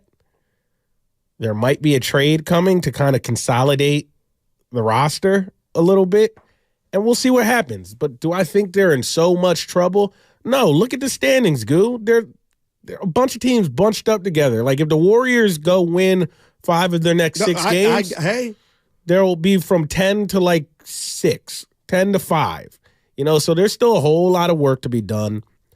I came away from that game against Denver pretty optimistic that they can compete with these teams. They should have beat Denver.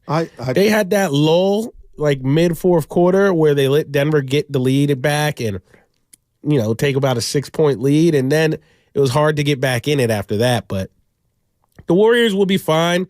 They should win this game tonight against the Heat. The rookies have been playing such inspiring basketball. I love watching Brandon Pajemski play. I love watching Trace Jackson Davis play. They bring so much to the table. Yesterday. Yeah, we had Trace on yesterday, and Trace had a busy day. He practiced. He talked to us. He did that Cookies with the Rookies event. Talked to Cron 4. So Trace is a man of the people. No doubt. Let me ask you this then, in regard to the Warriors. So is Kaminga off limits in any trade scenario to you?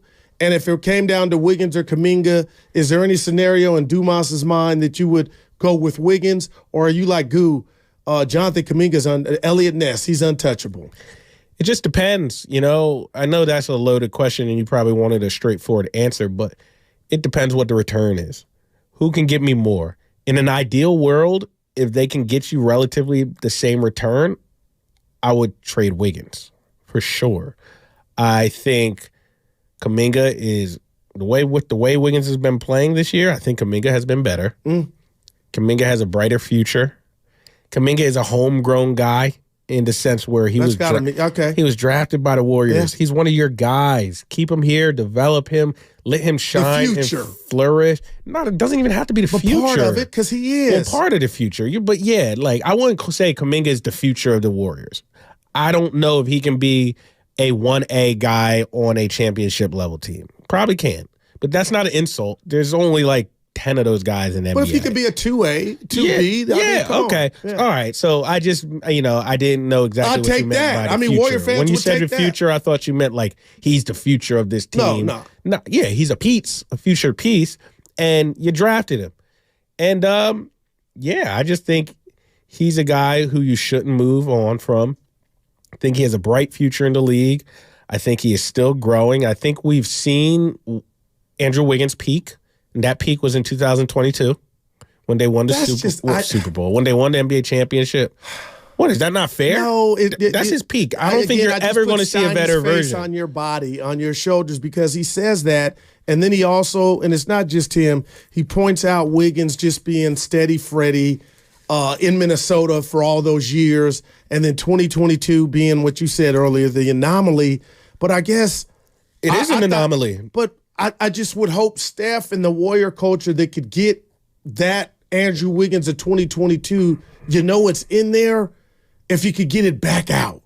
Like, and I don't know whose job that's that exhausting. is. Man. Why are we trying to extract something out from somebody? I love that word, but that's what it is. That's what it's got to be if you're going to get to where you want to be this season. Dude, people don't got time for all that, man. If you can't be self-motivated and bring that stuff out of yourself, but it's the Andrew Wiggins experience. Kawakami just wrote about it in the That's Athletic. Why it's tiresome, Goo. Yeah, well, tiresome or not, it's still a chore you got to try to succeed in. No, the chore is trying to shop him. The chore is getting him out of here. Okay, and I'm thinking, what if you're not able to shop him, Jay? You still need Andrew Wiggins. What Andrew Wiggins are you going to get? How close can he get back to the 2022 version? And Warrior fans, 888-957-9570. You may be calling me crazy saying that ship has sailed. Do you believe that ship has sailed, Jason? Not exactly. It's possible to get him back there, but it's like, when? When are we going to see it? I know it's one game. He was balling against Denver. Yeah, he was. I wonder what he does in his off time. I'm sure he talks to his love. You know what I mean? When you watch yourself ball, how can you not bring that every day? And it ain't about 25 points, 20 points. It's about how do you not watch Brandon Pajemski from the bench and say, I'm bigger than that guy. I got as much athleticism.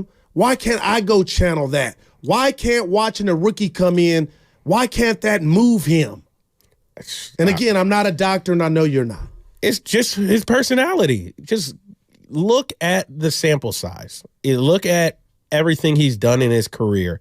Talented player, can be productive, but more or less a little bit underwhelming.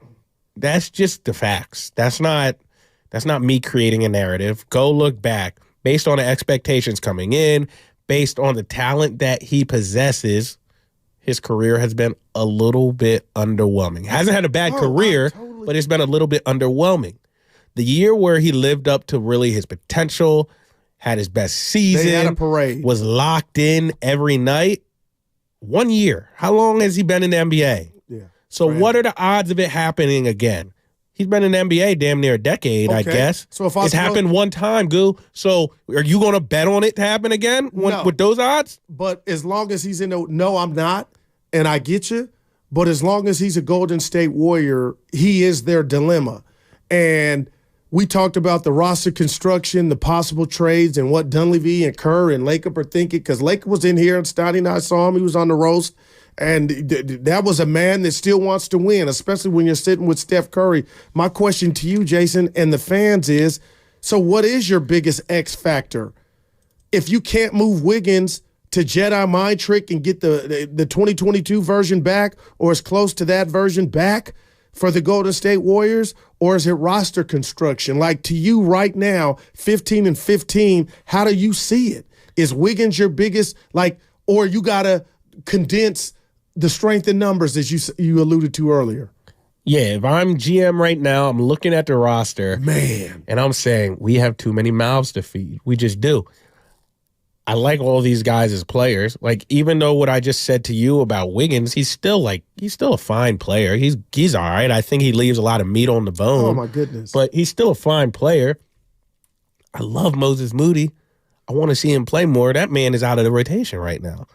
And I don't even see a pathway to him playing. And that's what I was about to say. So there's no even pathway to him playing, really. Well, he had been told he was out of the rotation, took the bull by the horns in Sacramento. You never know what life, is going to present you with, and he took advantage of that. But I'm watching him now, and again, Jay, I just feel like if I could read his mind, it's like, man, there are some blocks in my way, but I can't hate or get mad because the people in front of me are taking advantage of the opportunity. Right. No, 100%. So it'll be interesting to see just what the Warriors do. But if it was me, I would try to trim down this roster in the sense of get rid of maybe 2 guys who are in the rotation now and bring back 1 guy who can help them win it. It'll just clear a little bit of the log jam, a 2-for-1. And I told you, like I said earlier, it's 4 guys. 4 guys who realistically can get you something of value. And when I say realistic, I mean there's obviously more than 4 guys because Steph could obviously get you whatever. GP2 could probably get you something of value, although people probably scared off by GP2's injury history. And then the rookies could probably get you value too. Like Podziemski could get you something right now. He's been awesome, but they're also on rookie deals, so it's hard to trade. CP3's contract falls off if a team was trying to dump salary. So he's the guy. He's one of the guys is what I'm saying. And would you trust Pods as your backup PG?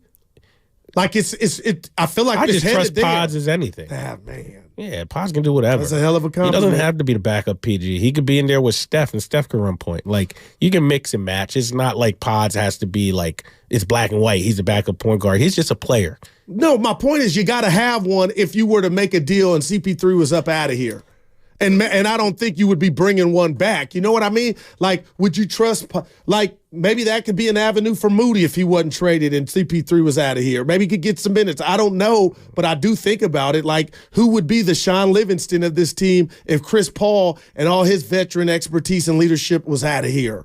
It like Steph can run point. You know what I mean? In a closing lineup, like it's all indicative on who you bring back and everything. But back to my main point, it's 4 guys. It's Draymond, Wiggins, Kaminga, and Chris. Those are the 4 options that I think Mike Dunleavy has. February is rapid. I know it's the new year. We're upon it. No, February is he coming. might not do it. But if I were him, I would gauge the interest on all 4 of those guys. What I could get if I mix and match, or if I do 3 of them, or maybe do Wiggins and Chris Paul, or maybe Kaminga and Chris Paul, Kaminga and Wiggins. You just got to see, mix and match and see what's out there. Maybe you can get a return guy who can help you this year and help consolidate that rotation. Yeah, this is we got a donation, $9.99 before we hit break from Sabo on the YouTube chat. Goo, how can you talk about Wiggins as the second option when he gets the treatment as the third? Clay gets the treatment as the second star. How did you think that was going to not get to his head or even the young guys? Basketball is a game of rhythm. It's not, oh, Jason, you shoot 10 times, I'll shoot 5. You got to be assertive.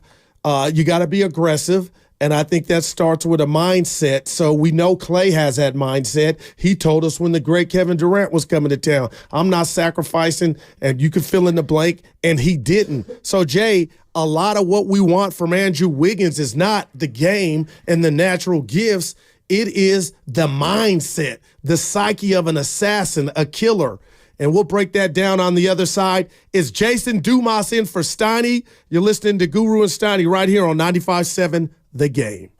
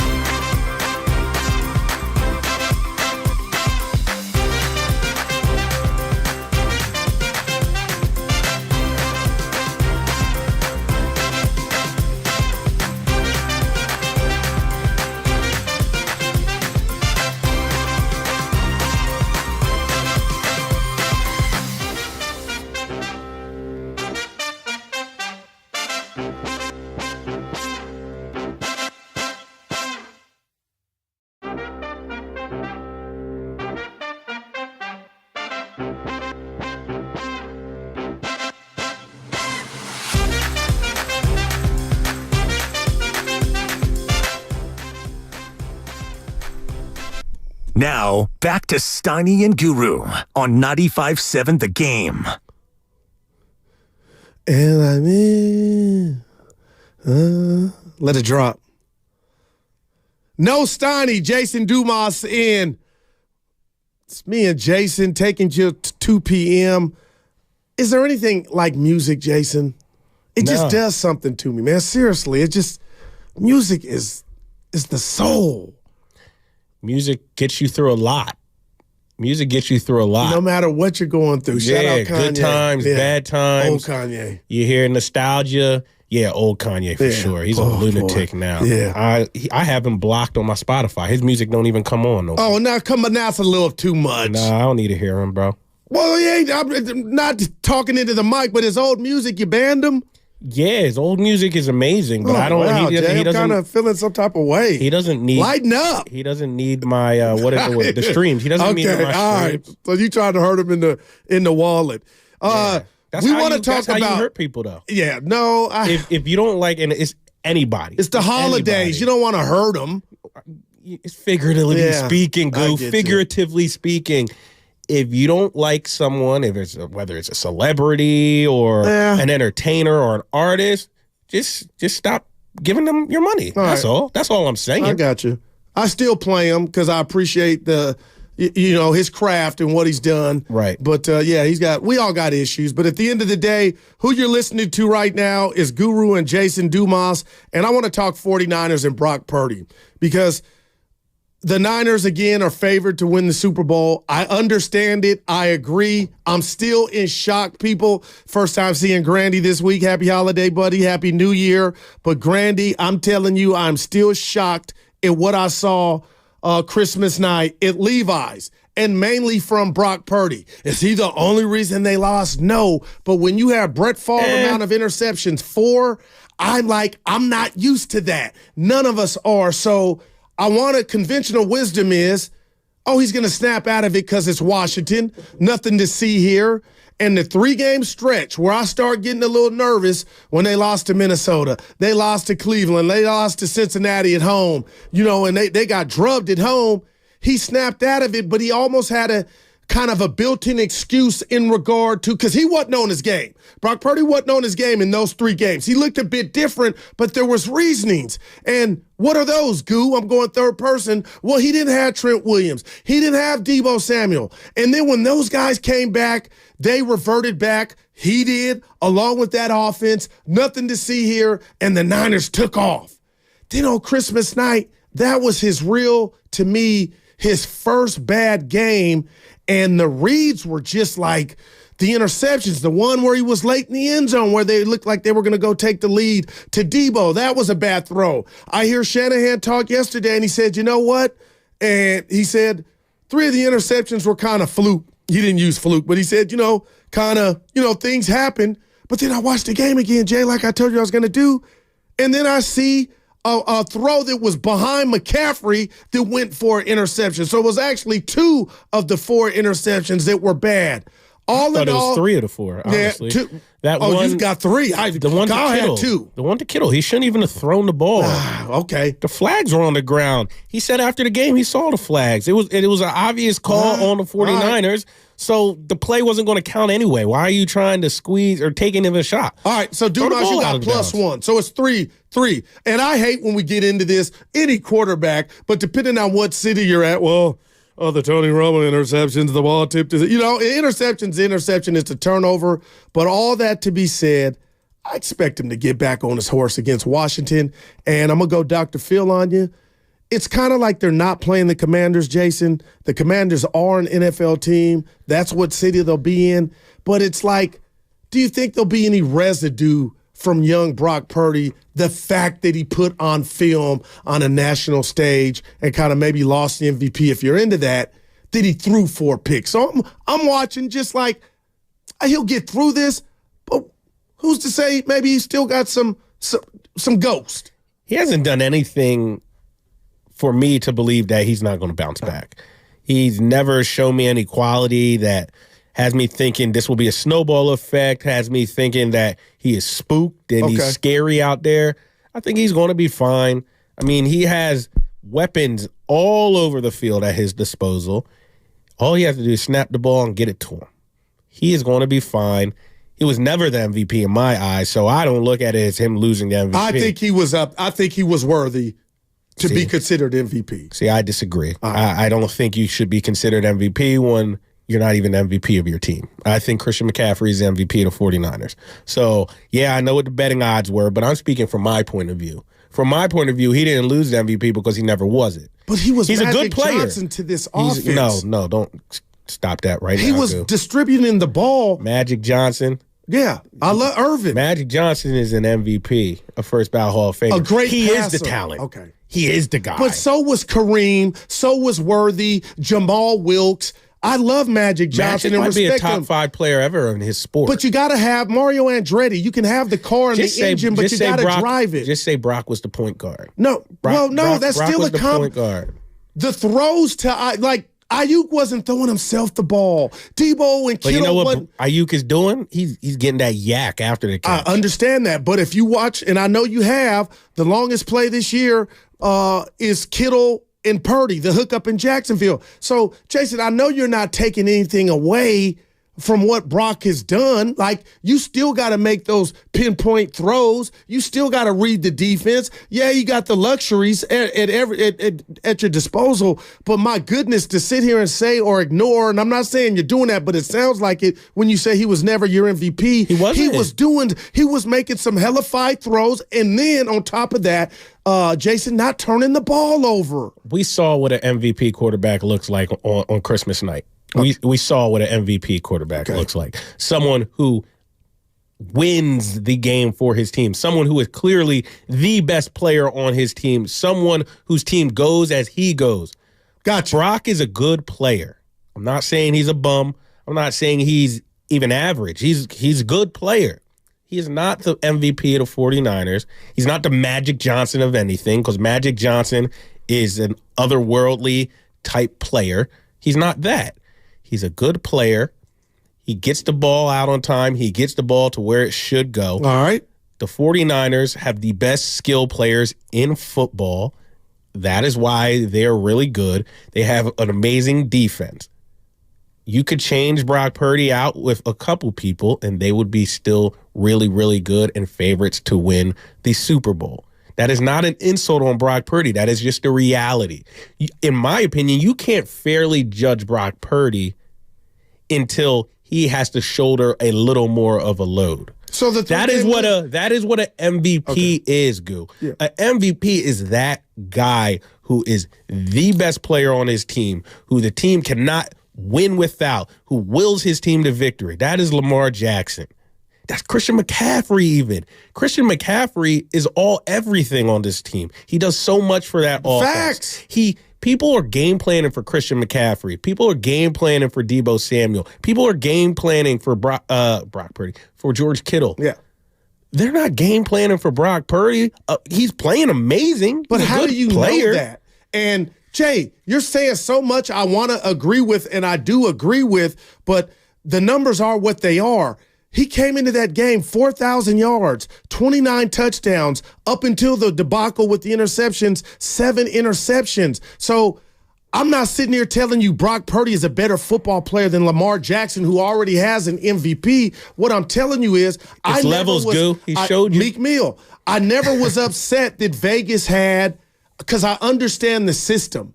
I don't like it. I don't like the devalue, what I believe the running back, how they've devalued that position, and why McCaffrey wasn't number 1 on that list. So I agree with you there, but it is what it is, man.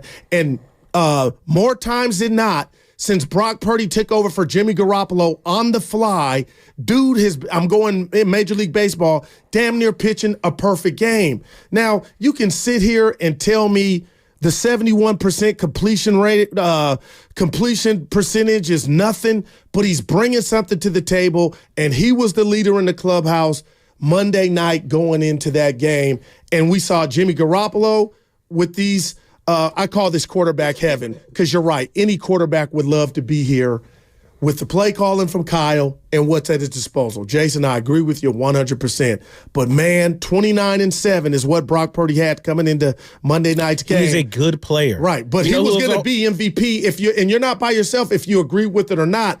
But the 3-game losing streak, I guess that's what I want to hear from you to where, because we had Emmanuel Acho come on from Speak on FS1, and he said that 3-game stretch where he didn't have Trent Williams, Brock Purdy, he didn't have Debo, and he looked normal, or he didn't look like he did the other times, Acho kind of said that took the MVP away. He lost the MVP in his mind, who has a vote, because Brock looked regular without those two. Yeah, I mean, I'm not even putting all of that on Brock. I don't think that losing streak was all because of Brock Purdy, and I don't think that necessarily lost him the MVP to me because, like I said, he was never an MVP candidate in my head. He has amazing stats. Yes, he has really good stats, but he has the best offense in football. He's the best offense in football. But he can mess it up. He has I guess what I'm trying to say to you in the masses anybody can mess him up. But he had the quarterback. He touches the ball every play. If he's off, and we kind of seen it with Garoppolo, he can mess everything that's beautiful around you up. So can Christian McCaffrey. Okay. Christian McCaffrey can fumble on 2 straight possessions and pretty much change the whole game because he has 2 fumbles. So anybody can mess something up. Like, that's not really what I'm saying or I'm trying to argue. We'll clean up some calls here, but give me this. Is he a good quarterback, Jay? Yes. Okay. Yeah, he's a good quarterback. MVP, you never thought. Look, I know the listeners get ticked off and some of 49er fans are so emotionally invested, but you ain't going to get me to say that Brock Purdy is an MVP. You can be a good player and not be an MVP. I don't think he is the MVP of this league. I don't think he's the MVP of this team. I think it's Christian McCaffrey. All right, and you're not by yourself. I'm going to let this go. Had he won it, let's just say they had beat the Ravens, he won the award, Jay, what would you say then? You still feel like McCaffrey should have got it, and you wouldn't have been by yourself? Yeah, no, if the 49ers won on Monday. Yeah, I mean, well, it will just depend how the game played out. But if you just look, Christian McCaffrey was their best player on Monday too. So it kind of carries. I still don't understand that. So yeah, 14 carries, 100 and what yards? Like 2, and then he had like 45 through the air, so like about 150 yards total, touchdown.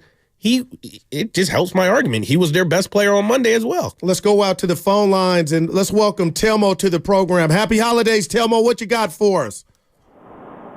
What's up, Goo? Happy holidays. Dumas, happy holidays. How you doing, brother? First of all, I'm going to have to reiterate what that caller said a while back, man. Santangelo came on the air, and he said the room stink. And not like you, like when somebody has that ooey-ooey in their pocket, like, ooh, it stinks. No, it was like, it didn't sit well with me either, so y'all should take it up with him because the new guy is disrespecting. All I needed to hear. But I digress. But so my question to Dumas is he said what we saw from the as the quarterback goes in the game that oh God, I'm blanking, that he had on Christmas Day for the Ravens. He was two touchdowns, 245. You know, we all know he's good with his legs, and the Niners defense didn't do their job and get home. But he is a great player. But to that same point, as he goes, the team goes. And we saw that with Brock Purdy last year in the NFC Championship game against the Eagles. You know, and they had Trent Williams was playing, Christian McCaffrey was playing, Debo was playing, Kittle was playing, everybody was playing, but they lost Purdy, and how did that go? So my question to you, Jason Dumas, would be if you had a pick, the Niners going into a playoff game with either Brock Purdy at quarterback and Elijah Mitchell and Mason running the ball, or Christian McCaffrey in the game and Sam Darnold as the quarterback, who are you going to pick in that situation? Because I think you have a lot better chance of winning with the Brock Purdy combination than going in there with Sam Darnold as your quarterback. Great call and great question. Thanks, Telmo. So, like, you bring up that playoff game against the Eagles, and they lost Brock Purdy, and they couldn't win, and they still had Christian McCaffrey, but that was a huge drop-off. It's Josh Johnson, man. Come on. Now, if Jimmy Garoppolo was healthy and active, I think it would have been a different game. Jimmy Garoppolo knows the system. He has proven that he can win playoff games. The drop-off wouldn't have been as crazy. I think Brock is better than Jimmy, of course, but the drop-off wouldn't have been that crazy. So that is why they got dominated like that. The drop-off isn't as crazy with Brock and Sam Darnold. There's a drop-off. Don't get me wrong. Brock is clearly better than Sam Darnold. But I would rather have Sam Darnold and Christian McCaffrey than Brock Purdy and Elijah Mitchell. I just would. Christian McCaffrey, in my opinion, has been the best player in football this year. Yeah, I'm not mad at that. You need him out there on the field. So, yes, I hear your point and what you're getting at, but it's because the backup was Josh Johnson. He had no business playing in that game. He's not. Is he in the NFL anymore? They needed him, though. I mean, he was on the roster. They needed him, and Philly took. They didn't need him. They took out Brock Purdy. I mean, they needed him because you literally need somebody to be a backup. Playing quarterback, no doubt. You need someone to be a backup, but they weren't doing nothing with him. He was scared. He looked scared, dropping snaps and everything. Like, he had no business being in that football game. Jimmy Garoppolo. Apparently, Jimmy Garoppolo could have played, but he was like, "I'm on my way out of here. I ain't going in there." So, with your way of thinking. And we want to hear from you, Niner fans. 888-957-9570. Is it me or is it Dumas? In your way of thinking, I do think Sam Darnold in this system, it's not, oh, gosh, pack up the kids, put them to bed, it's over. I still think they could function. And what's funny about that is we got a glimpse, although they were down, we saw the good with Sam Darnold. He scored a touchdown. You felt like the Niners were making a comeback, and then he throws a pick to break your heart in the red zone. My point is, Jason Dumas, you're sitting here telling us right now that you're okay with Darnold with McCaffrey as opposed to that could still get you to the promised land as opposed to Purdy and Elijah Mitchell or Jordan Mason. All right, right. Like, listen, let's preface this comment I'm about to make with both options are unideal. You'd rather have Purdy and Christian McCaffrey, of course. Those are the two best players. But if you gave me two options, it was like, hey, we can either go with Sam Darnold and Christian McCaffrey, or we can go with Brock Purdy and Elijah Mitchell. Take your pick. I'm going with Christian McCaffrey and Sam Darnold. And I guarantee you Kyle Shanahan would do the same thing. I guarantee you he would. All right, let's go out to Pacifica and welcome Junior to the program. What's up, Junior? Hey, gentlemen. Good Talk to us. To you. A couple of comments. First, with Purdy, you know, if you just look at the evolution of quarterbacks, his best year is probably ahead of him. So not you guys, but I think all of us fans, we just got to sit back and watch and cheer him on. He's growing in front of our eyes, and we're seeing it happen. And not pressure. He's not responsible for all of the misses at the top level the 49ers have had the last few years. He's the new kid on the block, so let's let him grow into it. That's just my comment there. And then with J.K., you know, I kind of slept on it, and I wonder if he just needs to be on a team where he's a starter and a closer, and if that's not going to be the Warriors, then, you know, let's have a happy separation. I love the guy, and I want him to be here, but if he can't play a lot, he can't develop like Purdy is. Final comment, and I'll take your answers after my call, is you guys are really good together on the radio. It's like two skilled musicians getting together and jamming, and I'm really enjoying that. So keep it up, and I hope you do it again. Hey, happy holidays to you. Appreciate you. Yeah, Thanks for the kind words. Yeah, I mean, I agree with him on both points, really. Brock is still growing. And I've said it several times. I know we live in a society, especially in the realms of the sports world, where you need to take now and you need to come to these conclusions now, and everything is a hot. Yeah, and first take. I hate first take for a reason. I genuinely try to stay away from that type of discourse. Like, everything has to be the finality. Like, this is who he is. But we just like to see how you see it. And we all got computers. I say that to say Brandy, we all have computers. Brock Purdy, it's hard to get an evaluation on him right now. See, I think it's that's hard so to get. unfair. It's hard to have a knee jerk. I've seen enough to say he's a good player. But you sound like, let me tell you what you sound like when you say that, because I get you, but it sounds like it's not reality because you want to see Brock Purdy in a system like Kyler Murray is in Arizona or another dysfunctional team. Well, let me tell you, bud, it's not going to happen. And it is going to happen, Goo. It is going to happen. He's not going to be able to play with this embarrassment of riches for their entire career. People are going to get paid. People are going to leave. People are going to get old. That's the NFL.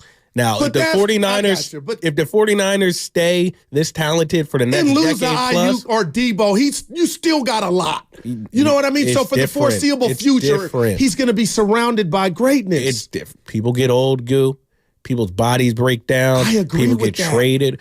We are going to see. Now, from the signs of it, he's the quarterback of the future. He's going to be the guy who will be on San Francisco for the next 5 years. Yeah. He's going to have to get paid. And the way he's been playing, he's going to get a big paycheck. And you know what happens when a big paycheck comes? Casualties on other places in the roster happen. A lot of Super Bowl teams, they win when their quarterback is still on that rookie deal because they can pay other people. Brock's going to get paid at some point. He's going to have a contract that he's going to have to live up to. That's more pressure. His team might not be as talented. That's more pressure. Yeah. And that will be a fairer way to just gauge who he is. Man, now, that Jay, won't that's make a him long way down the road. 2-3 years down the road is ever evolving, just like our caller just said. That's why I said he has a good point. Can he build up some equity? He does. I said he's a good player. What else do you want? I just don't think he's an MVP. All right. Do you think he's elite at processing and reading the defense? Because I do. Yeah, he's really good at that. All right. He usually takes care of the ball. But you just got a problem with MVP. Yeah, I don't think he's an MVP candidate. I never thought he was. I still don't. Right. I still don't. All right. Because I am mad that like Tyreek Hill and McCaffrey weren't up there. I just think that's BS. Not since 2012. Adrian Peterson has a non-quarterback won the award, but I tell you what, I wasn't going to be mad or break a glass if he had beat the Ravens, which we thought was going to happen, and so did Vegas. They didn't. And Brock Purdy closed out these two games, one against Washington this week and the Rams at home. Had he got MVP, I just wouldn't be walking around like I felt when, oh boy, I'm in for it. Guess where I'm going? When Steve Nash took the award, the MVP award from Kobe. Those years a while back. That bothered, and I love Nash, but that bothered me. I felt like that was a wrong and some stuff was going on behind closed doors, whatever. Well, but I wouldn't have felt that way had I would have. You just said what it would be if Brock won it. I just feel like somebody has to drive the car. What car am I? The Ferrari. No. This kid is. No one has to drive the car. Goo. Do you know what city we live in? You don't see all those driverless cars. I hate them. You don't see those Waymos everywhere. Have you been in one? Huh? I don't trust him. I have been in one. What's one it time. Like? Yeah, I don't trust him. I gotta have my hands on the wheel for my life. Yeah, my life. I wasn't feeling it either. I was not feeling it either. Like, how far did you go? Couple quarters, couple blocks? Yeah, it was like a 7-minute drive. I went from music playing. I went from the bar to the house. Oh, okay. Look at you. Went from the bar to the house. Yeah, couldn't drive. I took a little Uber. Yeah, man. Look, we got some people that want to talk, Jay. And this Brock Purdy MVP thing, it gets the people going. I'm looking at the text line. But you're not robbing them of being good. Names. You're not. You know what I mean? So I'm football mad at you, but I'm not, because you're not saying he's not good. You just had an issue with him being up there. Yeah, I just didn't think he was an MVP candidate. I really didn't. Right. I never thought he should have won the award. He's probably not going to win the award now because of what happened. All right. We'll keep this conversation Do you disagree going. with Jason Dumas and his assessment on Brock Purdy? Good, but not MVP level. We'll take your phone calls and more. You're listening to Steiny and Guru on 95.7 The Game.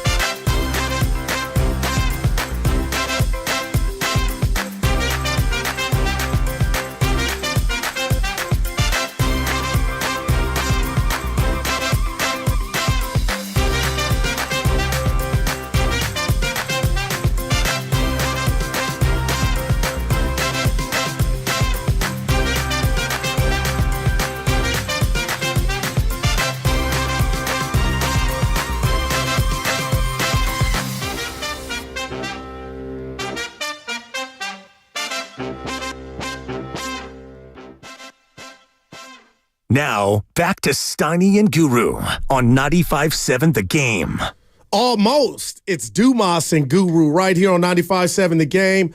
I mean, we got a lot to get to. Some people want to talk, and we just had that last caller, gave us a compliment. We appreciate it, but he also talked about Jonathan Kaminga, and I know we're on the Brock Purdy, and we'll continue the discussion, but I'm going to say this about Jonathan Kaminga. I love everything I'm seeing from him. Is he perfect? No. I didn't like the comments. I didn't think the timing was right, but I understand it's his truth. But I'm going to put a rat on the table. Brought to you by Atco, Jason Dumas. And if you don't remember anything from your boy, and I'm talking about me, from our 3 days of working together, just know this.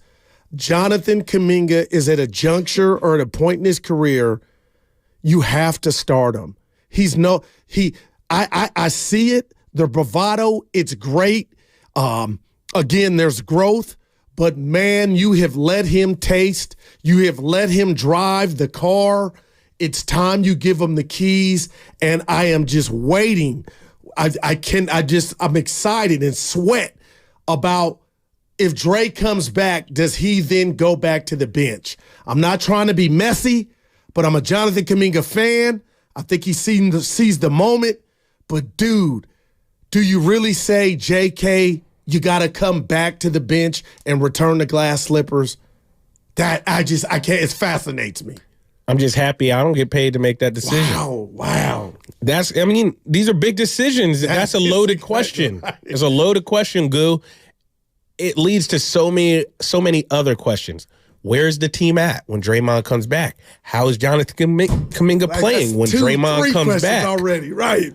What do you have Draymond do? Does Draymond have the wherewithal to maybe say, hey, this team is rolling. Let me slow play my behind back into the lineup. Maybe I'll come off the bench like he did when he came back for the playoff series against the Kings. He came back. He said, you know what? Keep Loon in the starting lineup. I'm going to slow roll back into this. They lost the game. He said, all right. Steve said, all right, come on. Come back into the lineup. Yeah. So it's just a loaded question to answer in black and white. It's just you got to know the context. You got to know what's going on. But it does relate back to my larger point where it's like they have too many mouths to feed. Right. Jonathan Kaminga is playing great basketball. He has created a problem is not the right word, but he has created a predicament where they are going to have to make some choices. Brandon Pajemski playing so well, he's created a predicament.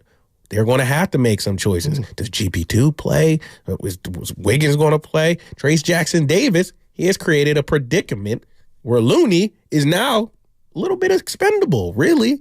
I mean, he's a big guy. You probably need him on the roster. Injuries happen. But, like, down the stretch, a lot of times Draymond Green plays the 5. Could you maybe have Trace and Draymond in there now together? It's just there's so much optionality to the point where they might have to consolidate a little bit. They just might.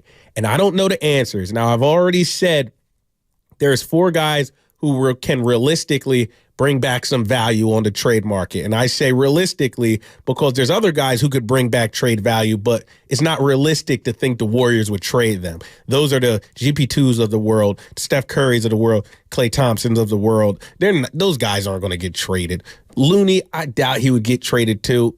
Also, what really you going to get back from Looney? He's been playing over the last couple of years. He's played great basketball. He hasn't been that great this year. I think his best quality now, he is always available. He's like Jordan Poole in the sense was he's going to suit up and play every night. And sometimes on a random game in late January on a Wednesday when you're playing the Charlotte Hornets, you just need bodies. And they're always going to be there. But the 4 realistic guys who I could see go on the trade block so I can see the Warriors kind of floating around, Mike Dunleavy Jr. kind of checking the pulse of other teams and how they feel about these guys, are Day-Day, which is tough because he's part of that core 4, I should say, if you include Steve Kerr.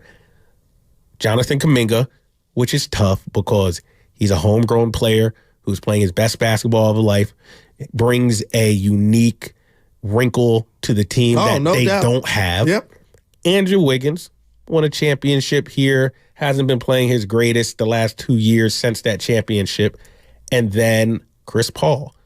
not much of an emotional attachment to Chris Paul when it comes to this fan base. In fact, a lot of people weren't on board when he came here just because he was the villain in Golden State for the past decade or so. So it's those 4 guys, CP3, Kuminga, Wiggins, Day-Day. Those are the 4 guys who the Warriors could possibly mix and match and see what comes back.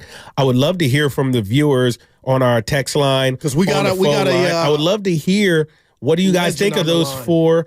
Are there any of those 4 who you're not willing to part ways with? Because those are probably the 4 realistic guys the Warriors would or could trade if they are trying to make a move at the deadline. No doubt. And you just said something. I love it. Optionality.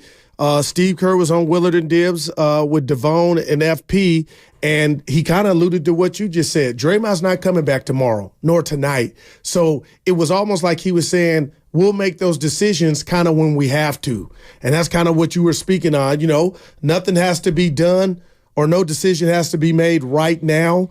But we've been talking about Brock Purdy. We've been talking about Antonio Pierce, Russell Wilson, all of it. Jonathan Kaminga. But let's go out to Palo Alto and welcome Priest to the program. What's up, Priest? Yo, Priest. What's up, fellas? Talk to us. Jason, hey, listen. First, let me touch on Antonio Pierce, if you don't mind. There's rare opportunities that happen in life where opportunity meets great talent. It was serendipitous, but it is fortuitous. The Raiders not only need Antonio Pierce, they would be fools to pass him up. Because if they do, they're going to be coaching against him. That guy is going to get a job. Trust me on this. What he's done with the Raiders was darn near miraculous. It's rare when you have a coach who can reach down in the soul of somebody and pull what's in it out.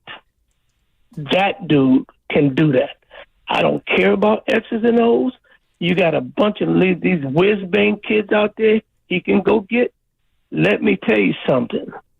There's very few real generals in the National Football League. There's a bunch of frauds. That dude is legit. Let me go to. Let me go to. You heard what I said about Jonathan Kaminga. Jonathan, the Warriors are absolute fools for messing around with that kid because they don't understand what they got. The same thing the Clippers did with, say, Shai Gilgeous-Alexander, they're doing to Jonathan Kuminga. Okay? And I'm going to leave that like that. They're fools. Brock Purdy, I wish 49er fans and talk show hosts, you guys, man, would let this kid play. Stop putting things on him before he's ready to eat it. You're putting a platter of food before this kid, and he's not ready for that. He is a good player in a great situation that's making the situation work. What the 49ers are masters. Kyle has mastered a way to run the football. And that's what fans and a lot of media don't understand. They run the football so that you can't stop it. They elongate the pass. Most of the passes that they throw are the running game. They to supplement the running game. And the fans, you just don't understand how important that is and what a load off the quarterback that is. No doubt, Priest. We appreciate the phone call. And again, it's kind of head scratching as to why they only gave your boy 14 totes Monday night against the Ravens. And again, nobody cares, but I was in the lab watching it again because I love Buck and Aikman. But he broke off some runs too. And it was like, I just wonder why Kyle, because the game was still close at halftime. It wasn't like it got away from you early, but just to watch the 4 interception debacle, because that's what it was from Brock Purdy, it was shocking. But Priest isn't telling us anything we don't know, and it speaks to why you think McCaffrey's the MVP. You're not the only one saying it, but they're not trying to win or fight over MVP. They're trying to get the Lombardi trophy. Yeah, well, first, I got to touch on what Priest said about Antonio Pierce. You can be a good motivator, for sure, a good leader of men. Mike Singletary. But Mike Singletary wasn't a great coach. That's my whole Antonio point. Pierce hasn't shown me that he's a great coach. They were the first team to win a game without throwing a touchdown, completing a pass. And what was it, 2 or 3 quarters? The second half. 3 weeks ago, Goo, they scored 0 points. Hey, 0. Nah, you can't. But you can't hate on his motivation skill. No, I get you, and that's why I think. Listen, but you could see they're playing with fire. I guess that's the bigger point, Jay. They were dead men walking. They quit. They quit on McDaniel. Now you see they're fired up. And again, okay, maybe you don't get the results, but you get the activity. You watch the Raiders now, and for whatever reason, and I know the reason, it's Pierce has played the game, and whatever connection he's made, because he's made connections, they're going out. Now, to me, that's the biggest compliment, or if I were an owner, that's what would resonate with me when I was judging any type of coach, almost on any job.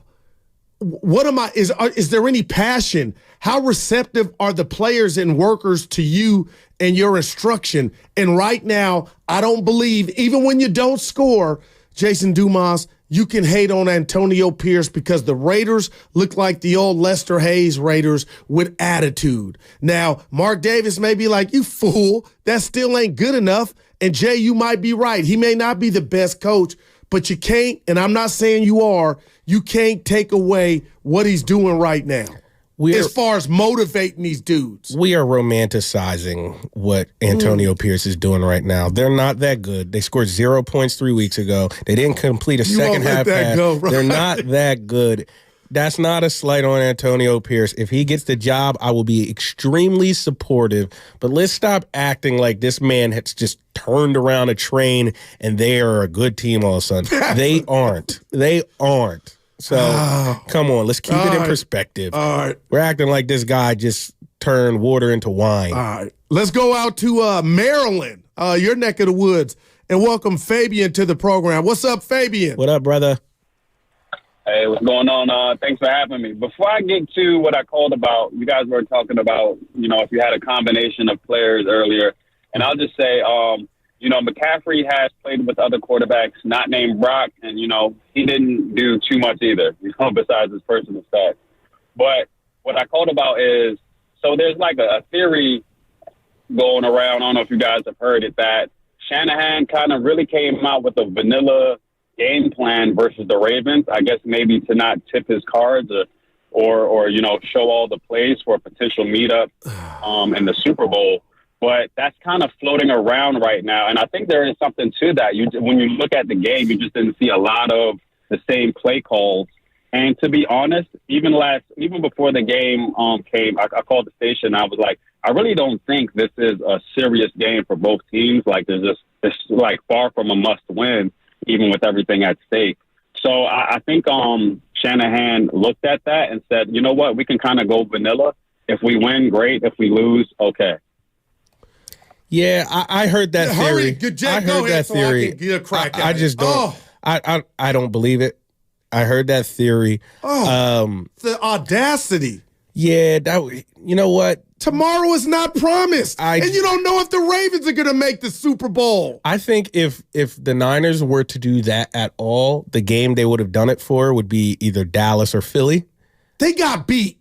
Yeah, I don't. That's taken away from the Ravens. I don't think they were being vanilla. I think they ran all the stuff they would run in any other game. They got beat. They just didn't, they didn't play well. That's all. But the Ravens honestly, the Ravens needed this game more. They had just lost to Jacksonville. They know they had Miami in 2 weeks. But they were the number one defense. Yeah, they're a good team. You want to find out if your greatness, how it stacks up against the number one defense. And I'm not saying if you meet them again, but the premise of and the sense of entitlement when we know anything can change on one play in the NFL and any game, you got the audacity to think, okay, we're going to get to the Super Bowl and so will the Ravens, so we'll take a step back. No. To me, it's Russell Crowe. These guys and coaches are gladiators. You want to go out there on Christmas night and test your mettle against the Ravens. And you did that, and they got the best of you. So I hadn't heard that. I am floored. Now, Grandy, I know you think I'm about to blow a gasket. If you want to sell me on Kyle Shanahan didn't run the ball as much as he normally does, and McCaffrey only had 14 touches because maybe Kyle was trying to do his quarterback a solid and give him an MVP or, get him off to a good start. I still don't believe that, but you know what? I can meet you halfway. But to say his game plan was vanilla because they might hook up and you got hell to go, that's how far it is to the Super Bowl and the Ravens, you can't control all that. Yeah, no chance. Okay. Plus, Rams week 18, that's not a walk in the park. No doubt. And you got to win 2 of these next. Now you got to win 2 of these last 2. You got to win both. Man. Yeah, I appreciate it, Grandy, but yeah, so you heard that. I'm glad you didn't bring that. I hadn't heard it. No, I heard that. When I say I heard that, I've seen it on Twitter. Okay. Oh, Kyle Shanahan, he didn't empty his hand. Now, I did bring that up before the Eagles game. I said I wouldn't be surprised if, because that could have happened, and it still could happen. I said before the Eagles game, I said I wouldn't be surprised if either and or Philly or San Francisco kind of comes into this with a vanilla game plan, knowing that they're likely going to play each other again later in the season. But I said that because there's a higher chance, in my opinion, of that matchup happening again than Niners-Ravens happening again, because the Ravens still have to get through the AFC to get to the Super Bowl. The Ravens might not be the number one. You got to play Miami. The Niners could play the Eagles second week of the divisional round. That could jump off. The way these standings are all jumped up. So that's more likely to happen again. So I thought maybe then, but nah, not with the Super Bowl, because who the hell knows if the Ravens are going to be in the Super Bowl? I get that. Would you be shocked if the Ravens weren't in the Super Bowl? Would you be like, oh my God, I'm so surprised? Well, now I got to tell you, I wouldn't personally. They have moved be me so much with that performance against the Niners that now I'm like, nobody cares. They're my favorite. They're my favorite too. Before I thought they were just a cute story. Harbaugh's a good coach. He already has but now I'm like, oh my God. And Lamar Jackson, I issued all the apologies. Would you mind, Jason, if I read the Drew Don't Care? He's a YouTuber. He's on YouTube. Yeah, go ahead. And I love him to death because he's a favorite. Goo, this hit me. The fact you can allow Dumas to slander Purdy really hurts your credibility. And you're only saved by the God's grace that Steiny ain't here to set you straight. Listen, what's this guy's name? Drew Don't Care. I fought you tooth I'm not and a nail fanboy. on Purdy. I defended Brock, and he belongs in the MVP. So it ain't like I laid down. He's acting like I laid down. You spoke your truth, but Drew, I was fighting back. It's just an opinion, No bro. doubt, but hey, Drew, it's just an opinion. And then I'm trying to think. We all got one. Because Steiny he's the kind of guy, he needs to see more, but he ain't robbing Brock of his just due. And so I don't know where Drew called me. I do want to know where he's coming from, because I'm not telling you Brock Purdy is Joe Montana. All I'm telling you is I'm in line to tell you that the lemonade is the best lemonade I've tasted from a guy that has this short sample size, that took the job on the fly, that's come where he's come from, Mr. Irrelevant, because I won't let it go. A movie script is waiting, and it's up to Brock to go ahead, get them to the Super Bowl, win it, and we'll watch a Kurt Warner movie like there is one about Brock Purdy. Now, I'm still in shock, Jason, for what happened Monday. The season's not over. The Niners play, but I am curious to see at 10 a.m. Pacific Standard Time what he looks like against the Commanders, just because he's coming off, when they were fully loaded, his worst game. The way this MVP discourse has gone this season, where it's like week to week, even though it's a totality award, if Brock has a good game, there's going to be people screaming MVP again. So I expect I hadn't. Yeah, but if Lamar handles business 5 weeks ago, it was Jalen Hurts. Then it was Dak Prescott. Then it is Brock Purdy. Now is Lamar Jackson. What if Lamar Jackson lays an egg against Miami? Tua will come up there. You know what I mean? It's actually exhausting. Like, we should just calm down and wait and let's see how the dust settles at the end of the year. The MVP is not a week-by-week award. It's a totality award. You know who you sound like, Jay? Richard Sherman. I need to get a life because I know you hate the shows. Him and Keyshawn Johnson got into it. Yapping all back and forth. About the MVP. How can you listen to that, Goo? People just yelling at each other for 2 hours. Look at Grandy. Give me a damn headache. I work with Steiny, but listen, put your glasses back on. But Richard Sherman was saying he had a problem with the resume of Lamar Jackson from a number standpoint. When you look at Mahomes and you look at the past MVPs, Hurts, they were responsible like for 70 or 72%, 77%. Burrow, their team's touchdowns.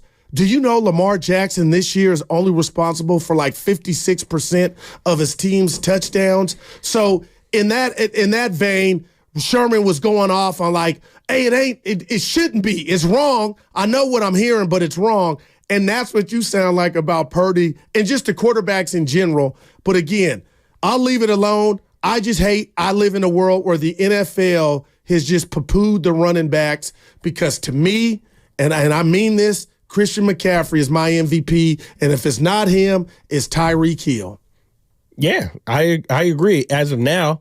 But like, the more we talk about it, and when I say we, I'm not talking about me and you specifically, more in a general sense. The more we talk about this MVP award, the more tiresome it gets. It's like, look, there's still 2 more games left. But we've been doing this for 6 weeks now. All right. Like 6 weeks ago, according to everybody, is Jalen Hurts is to lose.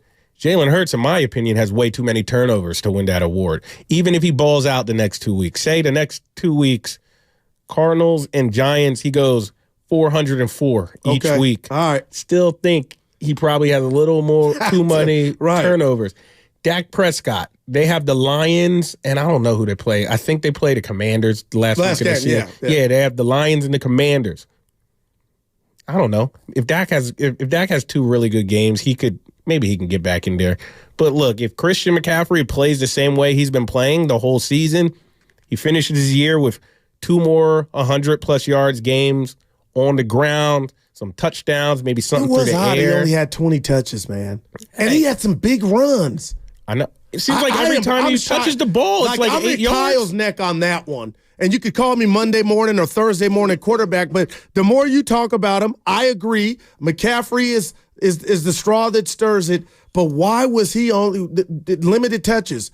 We got a heavyweight coming up in the 1 o'clock hour. We'll be joined by Mark Abanez, so we'll get his thoughts on the Warriors. I'm going to tell Mark, too. I made y'all turn off KTVU. I'm going to tell Mark. Well, snitches get stitches. I'm going to tell Mark. He knows who I work for. That's right. We'll do that and more. We got Mark Abanez on the other side. It's Dumas in for Steiny. My last show of the new year, and I'm having a ball. Anything or any gifts or moves you would make for the Bay Area teams, we're here until 2. Mark Abanez on the other side, right here on Steiny and Guru.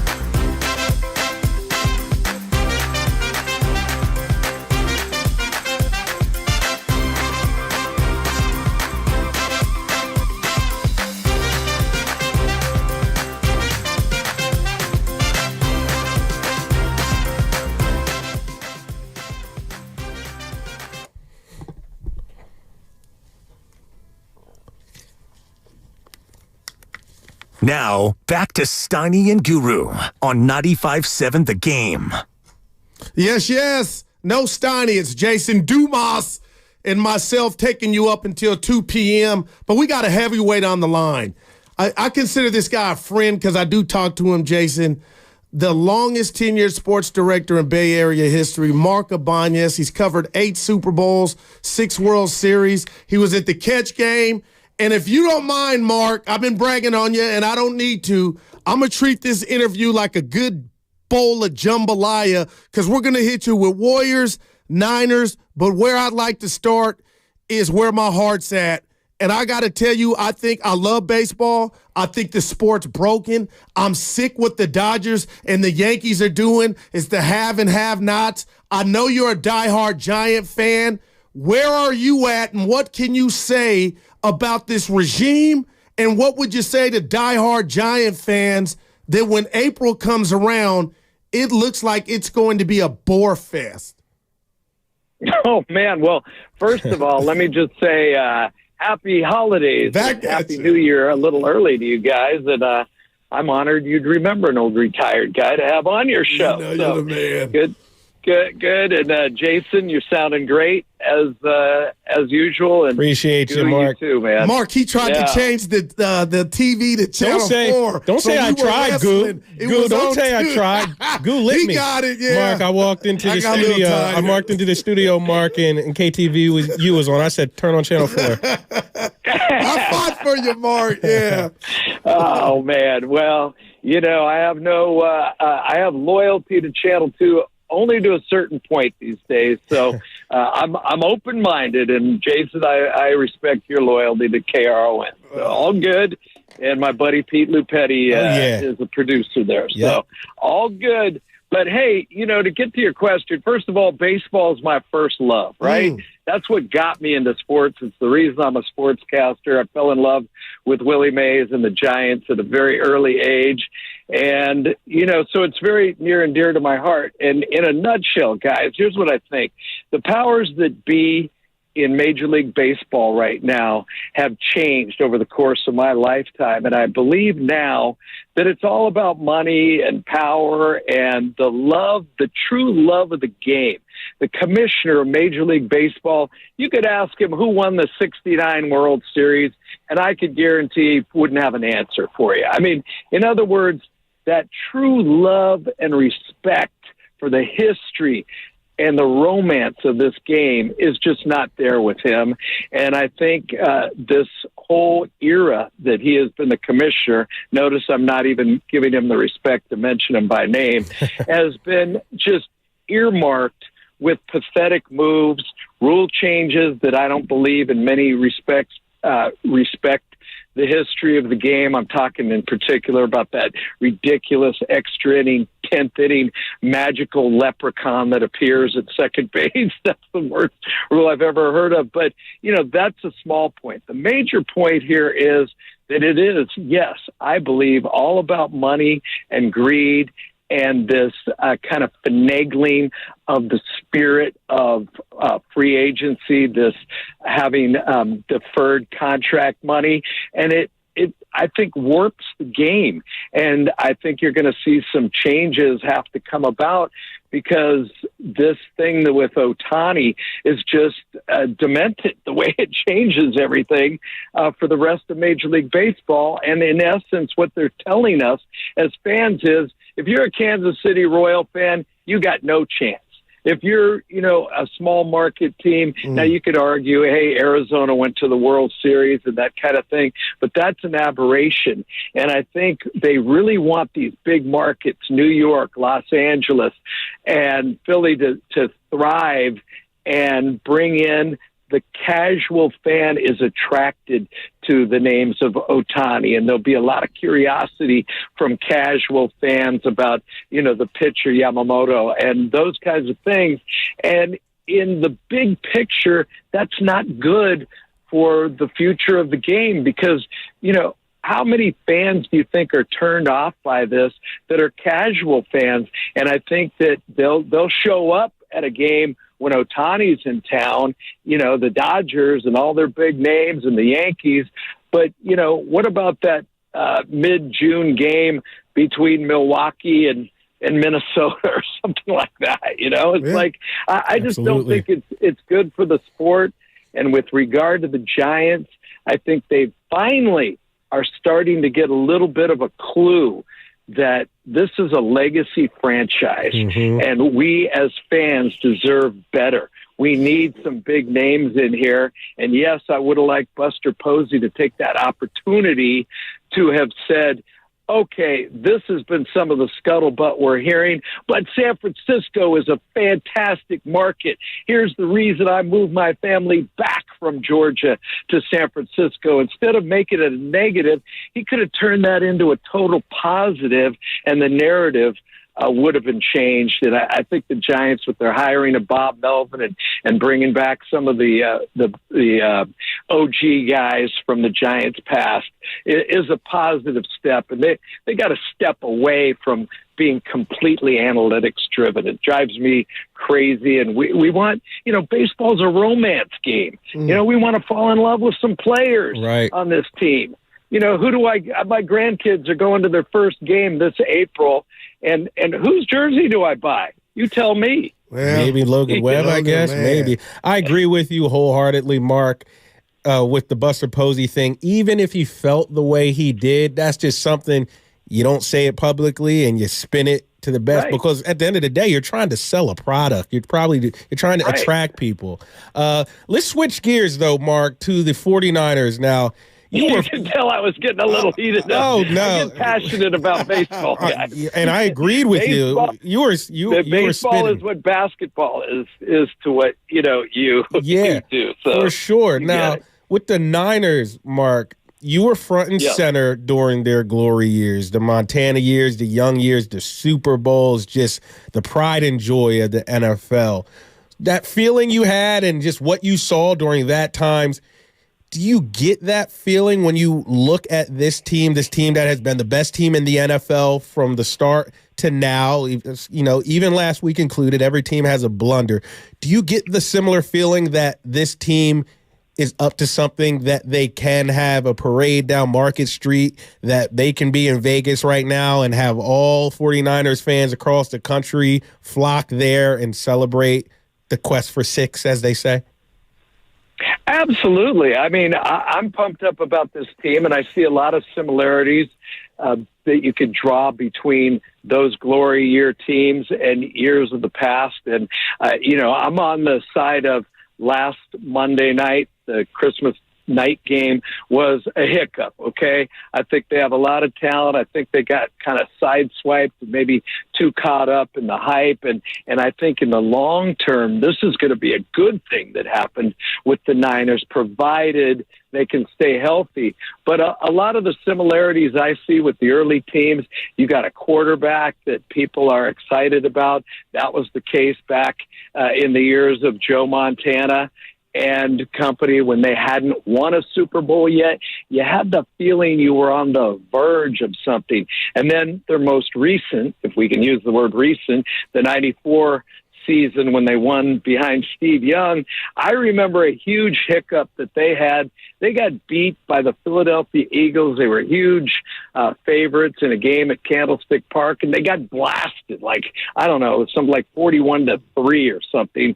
And it was a shocker. And, oh, my God, are they really Super Bowl contenders and all of that? And it kind of helped. It turned them around, and they eventually, with Dion and Ricky Waters and Steve Young and Jerry Rice, they turned it around, and they won a Super Bowl. And it can be a blessing in disguise.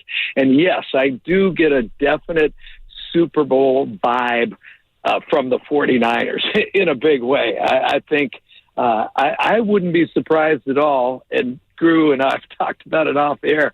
I wouldn't be surprised if we saw a Super Bowl preview on Monday night, and that would be my hope, because I think it'd be a completely different game on Super Bowl Sunday. It's Dumas and Guru right here on 95.7 The Game. We're joined by longtime KTVU sports director Mark Ibanez. His thoughts on the Niners. I got to tell you this. I mean, Vegas had the Niners favored by 6 points. I understood it. I still haven't processed how Baltimore did what they did. But like you said, the season's not over. But Brock Purdy, young Brock Purdy, being compared to Montana. Jason and I were debating, should he have been in the MVP consideration? He was. But what was your big takeaway from his play, Mark? And I got to tell you, I'm a little excited or extra excited about Sunday just to see how he comes back, regardless if they're playing the lowly Commanders. Well, you know, one of the best comments I have heard in the aftermath of that disaster on Christmas night was Jason himself. I was listening to you, Jason, when you said you were on the sideline and, you know, a lot of the Niners were taking family pictures. Oh, it was like they were so relaxed, Mark. It was just like he remembered. They weren't. I'm like, you guys got a game in like an hour. Yeah, and then you said no smiles on the Baltimore side. That stuck with me, man. And I've seen that happen before, and it's really hard to turn that switch, like you said, in an hour, and all of a sudden you're facing a team that has felt, I think, disrespected by that prediction by the odds makers. They were underdogs, and they came in, they were on a business trip, and they kicked butt. There's no doubt about that. And I really thought that was a really cogent comment on your part, and it stuck with me, and I think it was a good wake-up call. And also, I think that this game, now Brock Purdy has done some superhuman things coming in just his second year, but he's human. And here's the thing. You think for a minute he didn't hear all the chatter that he was the MVP favorite and Vegas had him as odds-on favorite to win it? He's knocked out of contention. He ain't going to win the MVP award now, right? So I actually think that is a good thing because, you know, because he's human, he had to be thinking in the back of his mind, man, if I show out on national TV tonight against Baltimore, I got this thing wrapped up. I'm sure Brock wasn't focusing totally on it, but it had to be in his mind. And now that is one thing that he can compartmentalize out of his mind and focus on football. I actually think it'll be a good thing for Brock. And the thing I love about this guy, he very, very seldom makes the same mistake twice. And he's probably processed and looked at the tape 15 times on every mistake he made. And I'm like Goo. I think I'm really looking forward to seeing how he bounces back and responds on the road against a Washington team that obviously big underdogs.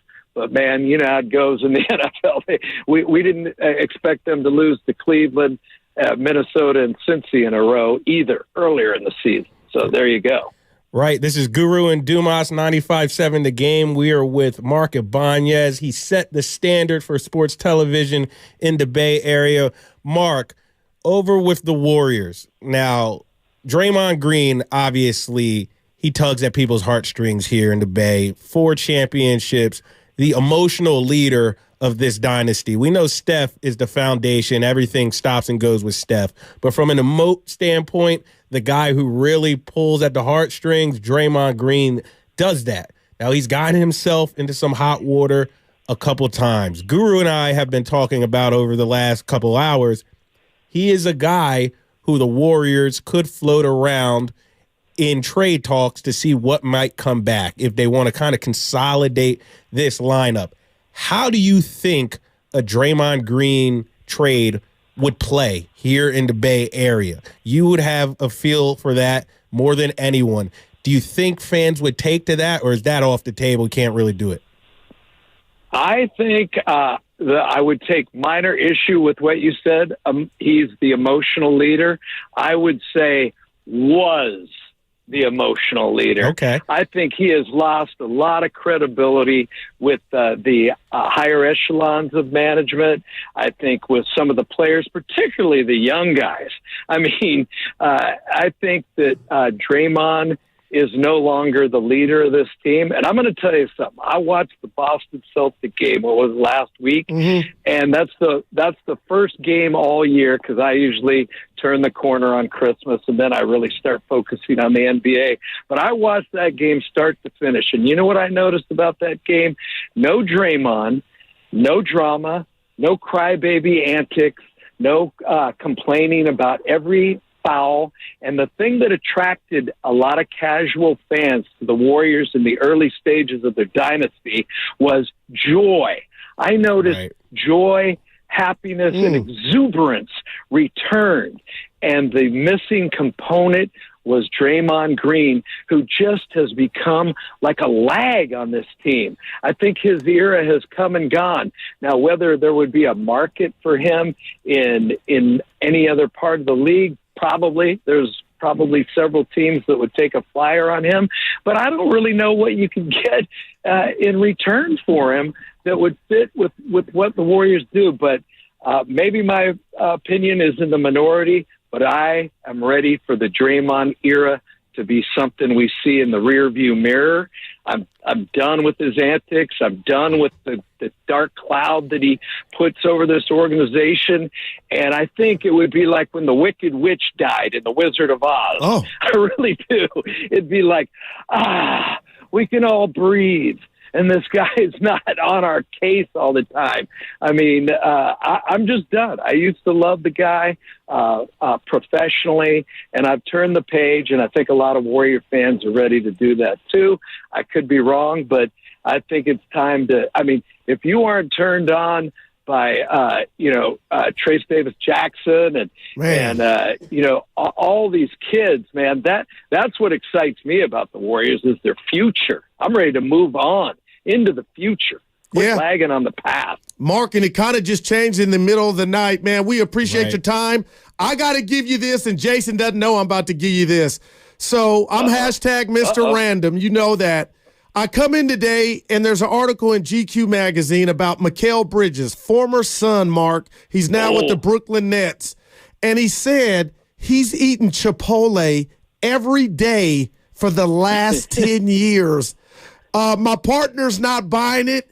I feel like he's telling the truth. You say what to that? You believe him, Mark. Every day for 10 years. You are coming at me out of left field with that. My immediate first thought was Dwight Clark in the early 80s once told me he had a Wendy's hamburger every single day. Wow. So, I was hoping you were going to tell me Mikal Bridges wanted to come and play with the Warriors. Boy, we would welcome him. Yeah. I love that guy. I said like 2 or 3 years ago, I go, that dude would be a perfect fit for the Warriors. But yeah, if he said it. There you go, Mark. If he said it, why would he be trying to get over? There we go. That's what I told Jason, my friend. Hey, Mark, have a happy New Year, man. And thank you for your time. We appreciate you. Appreciate you, Mark. Happy New Year. I know people are listening to you guys because it's a nice 1-2 punch. And the whole time that I was on with you guys, my text thing is beeping in my ear. So people are watching and people are texting me, man. So keep up the great work. Happy New Year's to you, brother. The ratings. And Jason, it's nice to hear you on during the weekdays. Appreciate you. Oh, man. Class personified, right? Yeah, he's a legend. Yeah. I think he's done with Dre. I hear so many stories. He's great, man. Mark mentioned my producer, Pete Petty. He's good guy. It's about a year in now, I'd say, but he was Mark's longtime sports producer at KTVU. He just came over to Cron like in the last year or so. Okay, good guy? Yeah. Great guy. So, he's just always telling stories of the old days, the glory days, him and Mark. So it's cool. But Mark always has a smile on his face. You know what I mean? Never takes the fun out of a room. That's I can name you 80, 100 people that I wish had that trait. But that's something to it when you see a guy or gal and they're always upbeat. Right. Yeah. 100%. Draymond, he's out on Dre. What he said about Dre was telling. But Steph's not there though. That's why I believe. That's all that matters. And we never got to this. You tell me what you think. When we saw the match with Clay and Steph, I didn't know we were going to see Dre. I'm not saying Dre wasn't welcome, but I think Steph knew what he was doing. It was the three amigos, and we didn't know about. There were rumors and whispers. We were waiting on Dre's contract. We saw, but that let me know they were all three peas in the pod. The match, the golf. Yeah, thing? the golf. No, that's because it was on Turner. Draymond works for Turner. That's why he was there. He works for that. So you don't think there was no subliminals about the unity and Dre's one of us? Dre's all over the Turner broadcast whenever the Warriors are playing. That's all that was. He is literally employed by them. He's employed by them.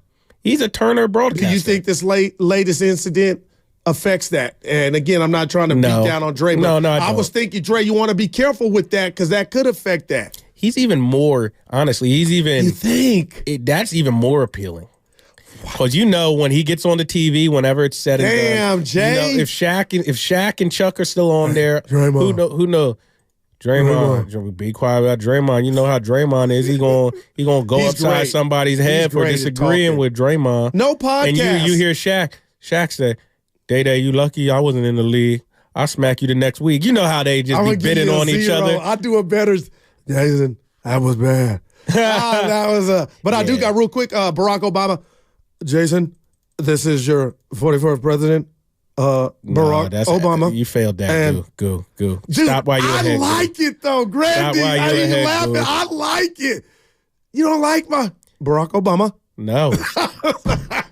All right, I'll come up with some more when we get back. But listen, just to your point about you think Turner, they'll love that more. Not that they're advocating for him to get in scuffles, but that I was worried about, man, you don't want to do too much. Yo, but you got to understand, they don't do, it's not like they're over there doing journalism. They're over doing entertainment.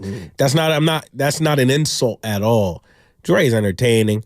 And even though I don't advocate for him smacking people in the faces, doing all the stuff he's done, there is an entertainment value to it.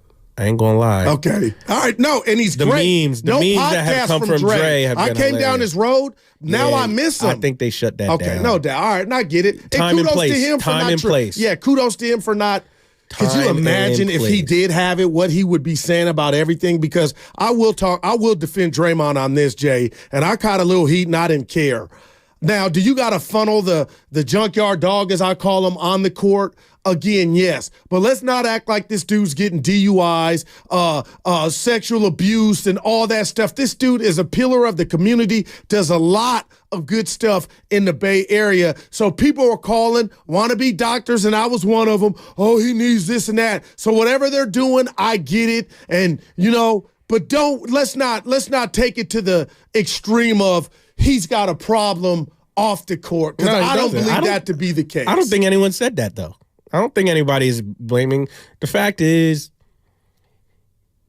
he's impulsive. He's impulsive. I don't think my non-expert opinion, just based on what I've said, I don't think he thinks things through. And I can say that because I've been guilty of that. I can be extremely impulsive myself. Oh, we all can. I see someone say something out of pocket to me. We didn't know. Twitter, yeah. I pop right back. I've gotten way better. Good for you, man. I ignore 99.9% of stuff. But every now and then something comes on my line, and I'm like, I want to find this dude. Okay. But I can't be like that. So I see Draymond. He gets annoyed, irked. He tries to assert his dominance, his will on a game, and he'll just do something. Okay. Like, Draymond, so that's what he's working on. That's probably what he's working on, his impulse control. Even if you, even if you hit Yusef Nurkic by accident, which you claim. Wink, wink. Even if you did that by accident, you should have the wherewithal to know, with my history, if I catch this man in the face, it's going to be major. Bad. You got to have that wherewithal. So he just got to think things through a little more carefully. That's all. It's just too much impulsive. But what stuck out to me from what Mark said was he used to see a joy that Draymond played with. Damn. He don't see it anymore. Wow, that's deep. He says it's draining now. It's almost soul-sucking, the brand of basketball and how Draymond is. Always complaining to the refs, always getting into it But with that's people. who he is, right? He needs an antagonist. I guess, but I wasn't here. I wasn't here in the early. This is my 6th Warriors season. Gotcha. So my first full season was actually a draining season. It was the final year of KD.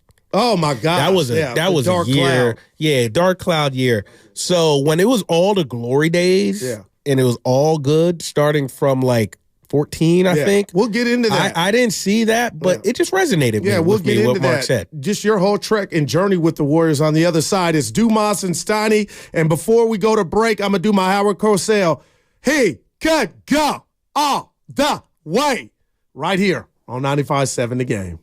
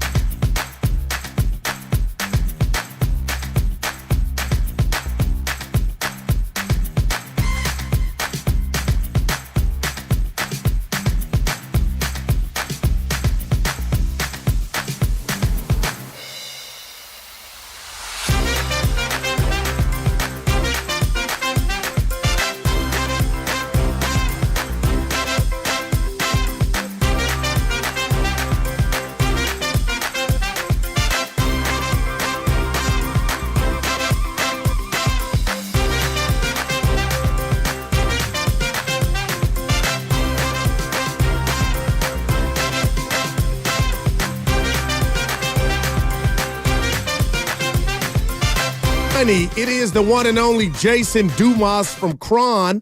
And I got a text message, speaking of Steiny, from the 650, Jay. Goo, the streets are talking. Steiny's having a hell of a round in Palo Alto. That might be fact. What's Steiny's handicap, you know? Ooh, if he's listening and I get it wrong. Grandy, you got 80.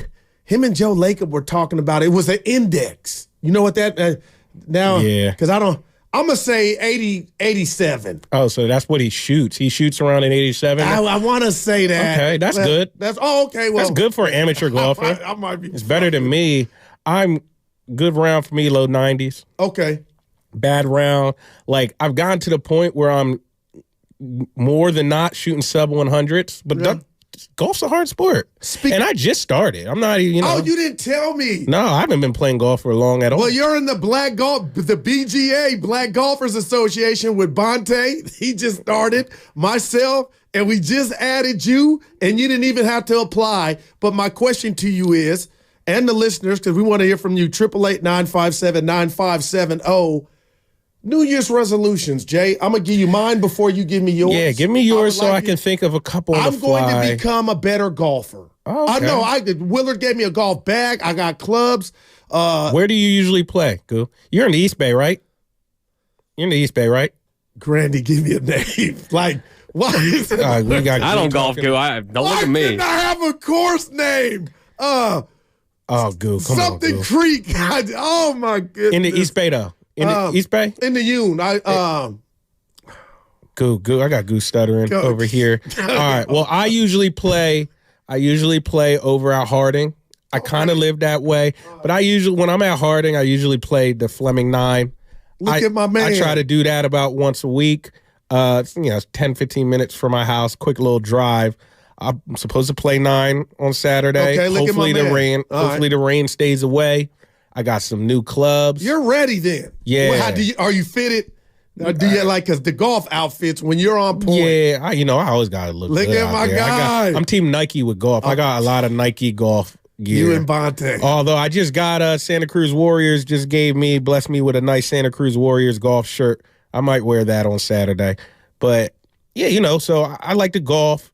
So I interrupted you though. No, you didn't. Well, look. You said one of your New Year's resolutions is to be a better golfer. Become a better golfer. No doubt so about to start, you got to figure out where you play. Good. Okay, Sky West in the Yune / Hayward. Got it. Okay, that's where I went last summer, my driving range. But I don't have a home course per se. Right. So I got to get one. Yeah, no, it's not that you need a home course is what I'm saying. I was just genuinely curious, when you play golf, where do you usually play? I usually go over to Harding. Even if I don't play a round, I'll be I'll be at the driving range. What about Olympic balls. Club like Shasky? See, I need to get in there. Okay, that's a want for you that you want to go there.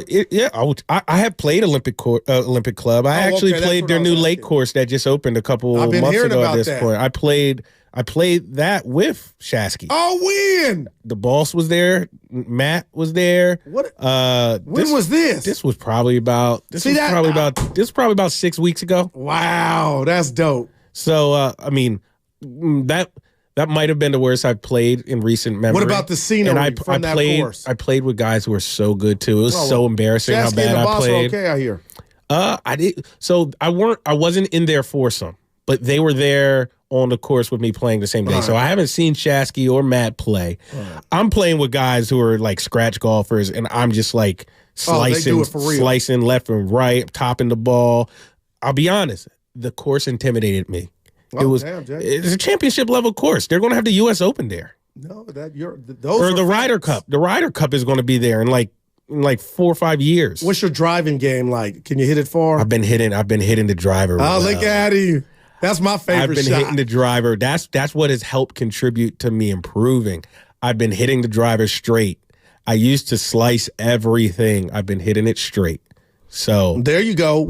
Speaking of hitting it straight, we got some callers that want to talk about Draymond Green. Let's talk go about out Day-Day. to Napa, one of my favorite places. Marine, welcome to the program, Marine. Happy holiday. Hey, thanks. Happy holidays, guys. Back at you too. I'm so glad you had Mark on because I feel like he's just so clear seeing. Right. And I saw the same thing with, the Celtics game. It's like these guys were freed up. No negative energy. Kaminga had so much joy. It was like, oh, my God, this guy's not, like, yapping in my ear. It's like they know what to do. They know what to do. And you're talking about a team that's led by Steph Curry. That is the definition of joy. And it's just been, it's just been so heavy. And when you look at, the overall vibe of a team, that's what's important.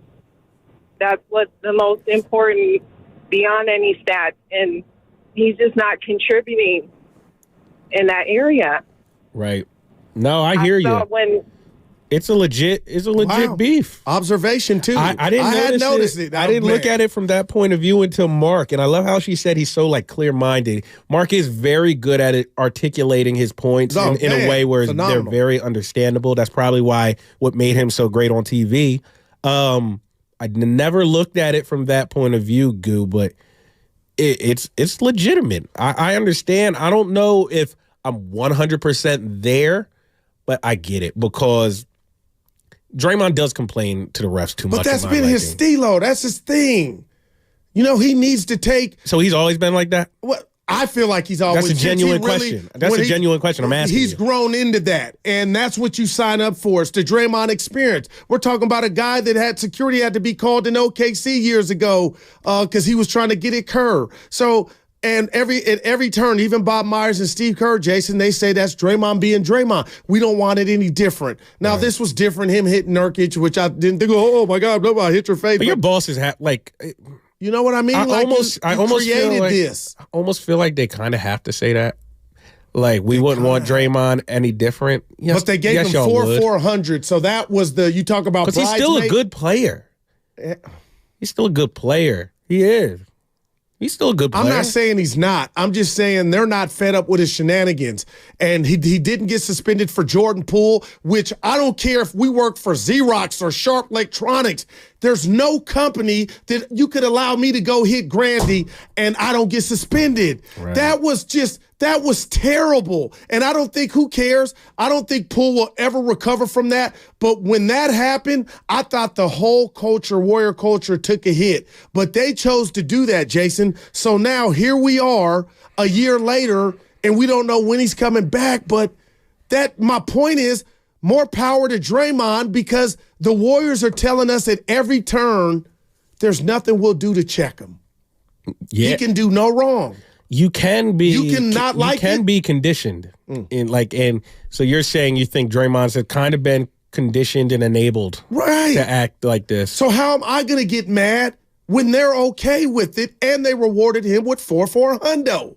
Yeah, I mean, look, Draymond is a very, what is the word I am looking for? Emotional. Yeah, I don't want to call the guy emotional because that has such negative I think that's in a good way, though. But Draymond, he's like a lightning rod. Everybody has an opinion on him. Oh. And, you know, I think he brings a lot of good to the table, but I do think there is something that needs to be said for the people who say he has kind of been draining. He's been a drain. This team used to play with so much joy. It was so fun. And Draymond kind of brings a negative energy with some of the sideshow stuff, some of the antics with the refs. And I never looked at it from that point of view. And like I said, I'm not necessarily sure I agree with it, but I understand where they're coming from. All right. But we'll get these other calls too. I totally hear that, but you do understand my premise that the Warriors, and I'm not dismissing any fan because that's what I am, the Warriors are the ones that matter, and by their actions. Right. You're saying it don't matter how the fans feel. The Warriors. They love him. They got his back. Yeah, they do. And I mean, it's really Steph Curry. Because I really thought that contract, they might say, hey, Kaminga, we're going to roll the dice. You're young, athletic.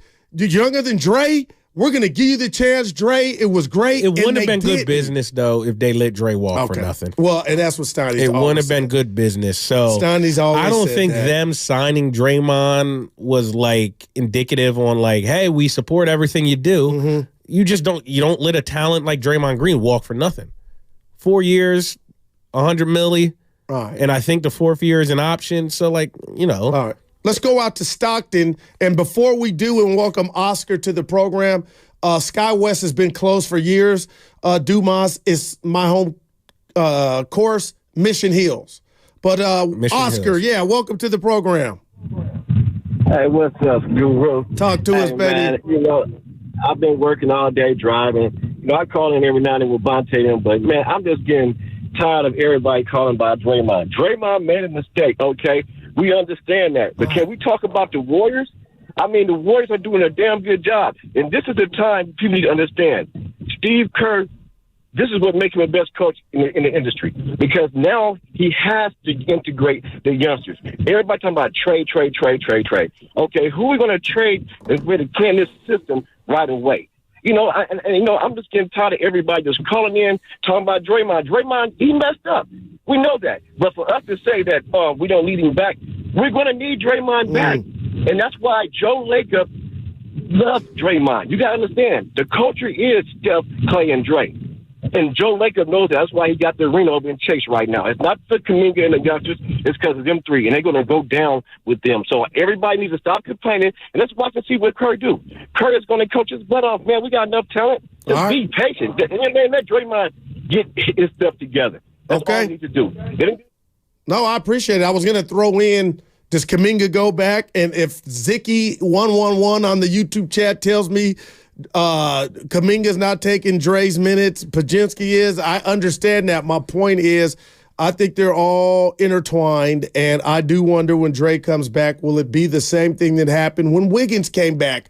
After you, rightfully so, gave Kaminga his flowers because he was balling, and I do understand if mentally he went in the tank like, man, you know, do I got to keep getting jerked around like Steve Martin? Right. But it happened. But I guess I'm just sipping on my tea, Jason, and Warrior fans out there listening, like this has the ingredients to kind of happen again if Kaminga is playing at a high level or continues to show promise.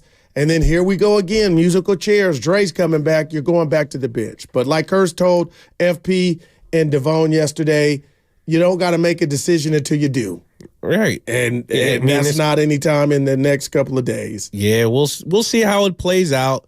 And there's so much that could happen between now and when Dre comes back. Because I would guess this is just a guess, I guess he'll come back mid-January, early to mid-January. So probably like just arbitrary. I know this has to be hard for him. I know he's time. been suspended before, but not this long. Of course it has to be hard for him. I mean, like, I think Draymond is pretty a self-confident guy, so I don't think he lacks any self-esteem. And he can come and see the guys. Right. Yeah, that's a big deal. But shoot, man, I wish Dre would come on with us. Man. Come talk with us. Probably not going to do any media until he's back. He's probably been told, I know his barber, Brownie Blends. Yeah, I know Blends. Brownie's the man, but he told me, we had Dre on a couple years ago. Some say it was for Subway, but we got him on. I think it was because we got him on. But then we go hard on him, not trying to run him out of town, and word got to him that we were negative and we might not. That might have hurt our chances for getting him back on, but we had him on. He was great. I respect what he's done.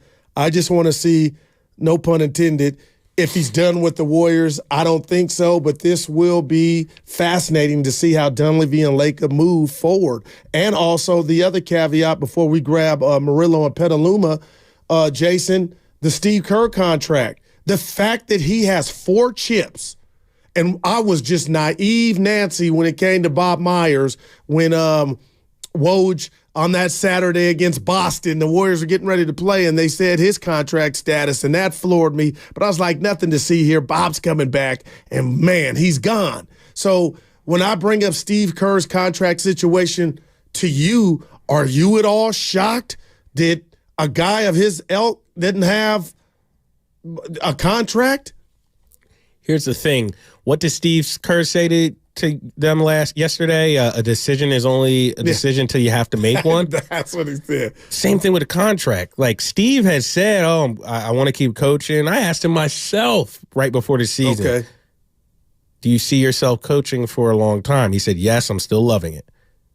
But before last season started, would you have predicted Bob Myers was going to leave? Never.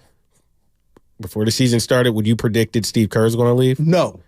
Because I've heard him tell you now, and Willard and Dibbs, he loves it. So you thought you never foresaw Bob doing it. And he ended up doing it. And Joe Lacob didn't see it, so he says I'm just saying, the longer Steve goes without a contract and the more stressful this season might become, oh, wow, Steve might make a decision when he has to make a decision, as he said yesterday. No doubt. I don't think it's a given he'll be back. I think the odds are he will be back, but he hasn't signed a contract. What if more mayhem breaks loose at the late after post All-Star break and he's just exhausted? No doubt. You never know. That's why I use the F word. Fascinating. Let's go out to Murillo and Petaluma. He wants to put a rat on the table, Jay. What's up, guys? Talk Best to show us. on the 957. Hey, Guru, my guy. Hey, Jay, good addition, man. Appreciate the work. I've been watching your videos on YouTube as well. So nice to see the background stuff in practice and all of that. Oh, thank you. My rat on the table is about shame on these fans. First, for asking trades, and first for not standing up with their guy. Look, this is personal for me. I'm on a relationship for years, and my girlfriend is an alcoholic. And I stood tall with her. Okay. She hasn't drunk in 2 years, and the joy is back. Good so stuff. shame on these fans who all of a sudden want to turn and I haven't drunk in 2 years too. So you got to stand tall with the people you love. And we love Drake. He brought too much joy for us to turn our back on them right now. And the reason why I want to put you on the middle, Goo, because look, you guys on this radio has been I think you've been the luckiest ones to have gotten interviews with the most candid people that we could expect.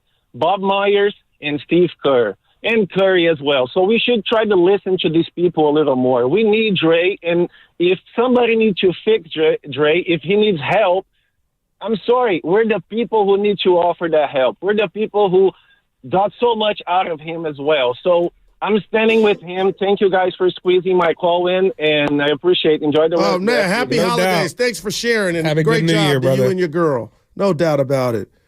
So 3 years sober, huh? Yeah, that's awesome. Yeah, good for them. Good for them. I think the fan base is behind Draymond. I know they want to see him do well, and he's doing all the. We just have to be realistic. We have to be realistic. No one's calling for Draymond to get traded. In fact, I don't want Draymond to get traded. He's good for business. I do, yeah, but I do think he's in Kaminga's way. And I wonder if I'm the only one. Not in the, that's a rat on the table the Warriors are going to have to deal with. Maybe he's not, but I'm watching. I want to see how it jumps off. They need Draymond for the Jokic's of the world in the playoffs. Like I told you, playoffs are a different beast. You kind of need a guy like Draymond in playoff basketball. He's earned that. I totally agree with that. You just do. I think the Warriors are better with him. I'm just laying out the reality. If the Warriors are going to consolidate this roster, there are 4 guys who could potentially net them someone. Give them to the people good. that hadn't heard. Jonathan Kuminga, in no specific order. Yeah. Jonathan Kuminga, Day-Day, Chris Paul, and Andrew Wiggins. Okay. Those are the 4 guys. If you're going to make a trade, it's going to have to be mix and match. Yeah. Probably But two of TJD those ain't 4. going nowhere. Pods ain't going nowhere. No, they're on rookie contracts, so it's hard to involve them in trades if you want anything of substance back, because most likely you got to match salaries. All right. They're on rookie salaries. No, come on now. So they're not getting traded. I'll tell you this. Some people are asking for my, we call it Doc Rivers, but we do Mock Rivers because they've been hating on your impressions. They said leave Barack Obama behind. I don't know where you're at. They said leave Shaq behind. But this is my Mock Rivers for you, Jason, before the new year. I don't know why I'm not in Philly. You know, I did everything I could.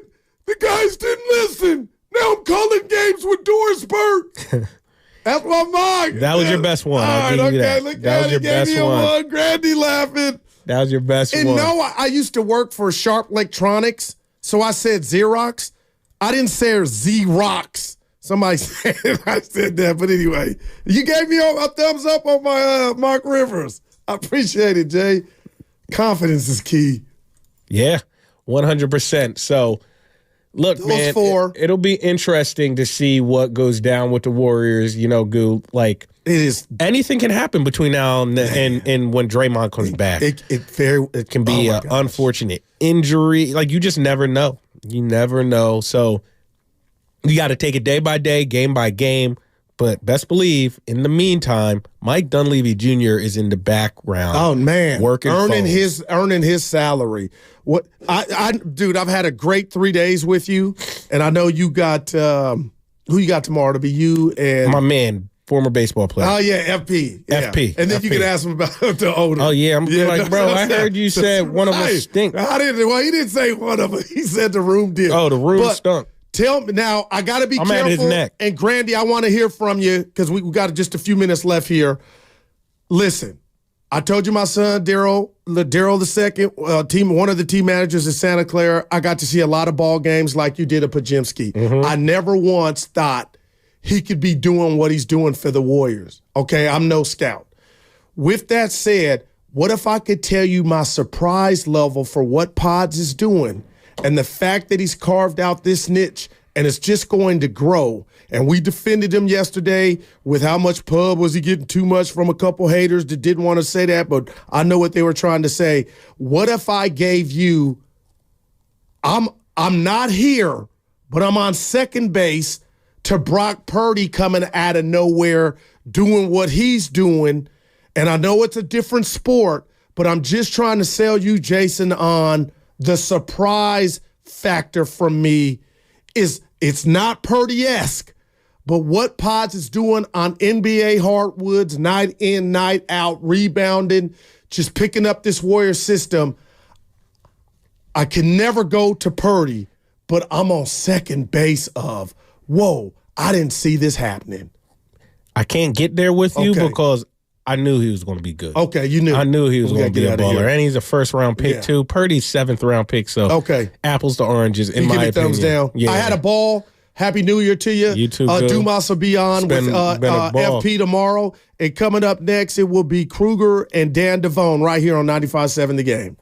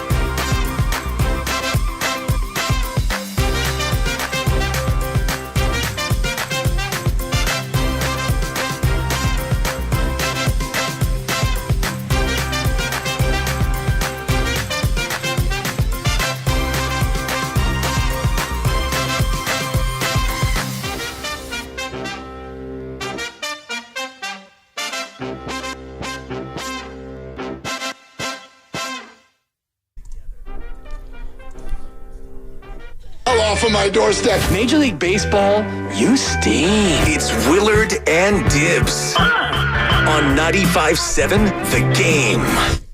Not today, it isn't. Hi again, everybody. In for Willard and Dibs. Alongside Larry Krueger, it's Dan Devone.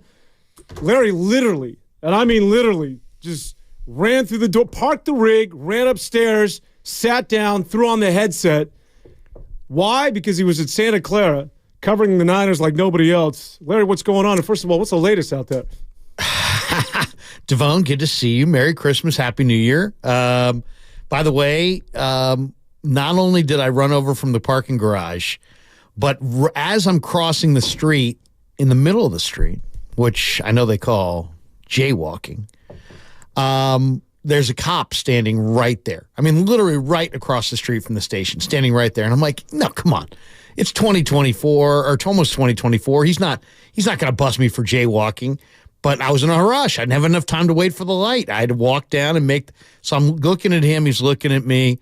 So I walk across the street. The guy on the other side of the street, there's somebody standing right in front of the building with a backpack, and he's smoking a cigarette. As I get close to him, he's looking right at me. And as I get almost to the sidewalk, he goes, Larry Krueger. I said, yes, Larry Krueger. And he's like, hey, man, I love your show. Can we take a selfie? And then I realized he's smoking a J. So somewhere I took a picture right in front of our entrance here with a young man smoking a J, saying how much he loved 95.7 The Game. Well, I would think smoking a J these days is a little bit more accepted than, say, maybe 5-10 years ago. It's part of the fabric that is San Francisco. And, well, did you you obviously did not get ticketed. I did not get ticketed, nor did he. It's a great day in San Francisco, downtown history. I've not only gotten I've been twice, once in Vegas, once in Hawaii jaywalking? for jaywalking. Oh my gosh! And then my third public humiliation was, public urination. But let's not even go down that road to kick things off. Come on, what are we doing here, Larry? Oh, here we go. All right, so seriously, it was felony trespassing, and I was locked up for a while, but I got a good attorney, and okay.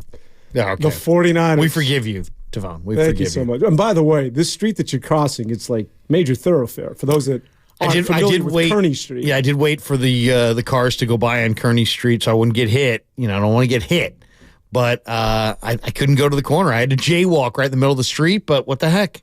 They're not arresting anybody for anything these days. So that's true. You just do whatever you want. Do what you got to do. It's mayhem out there. It's road. It's every man for himself. Every man for himself. This is San Francisco of all places. All right, let's get into the San Francisco 49ers. Yeah. Literally, in all seriousness, you just came back from Santa Clara. Update us. What's going on? Well, Brock Purdy spoke today, and so did Chris Forster, Steve Wilkes, and then they opened up the locker room. I went in there, had a chance to talk to a couple of the O-linemen, Ben Barch, Colton McKivitz, a couple of the defensive players. The 49ers, Brock owned it. He's like, hey, look, it was a bad game. He felt like they had a good plan. He never really seemed rattled, but he definitely didn't, he said he was glad that it happened in a game that didn't cost them the whole season.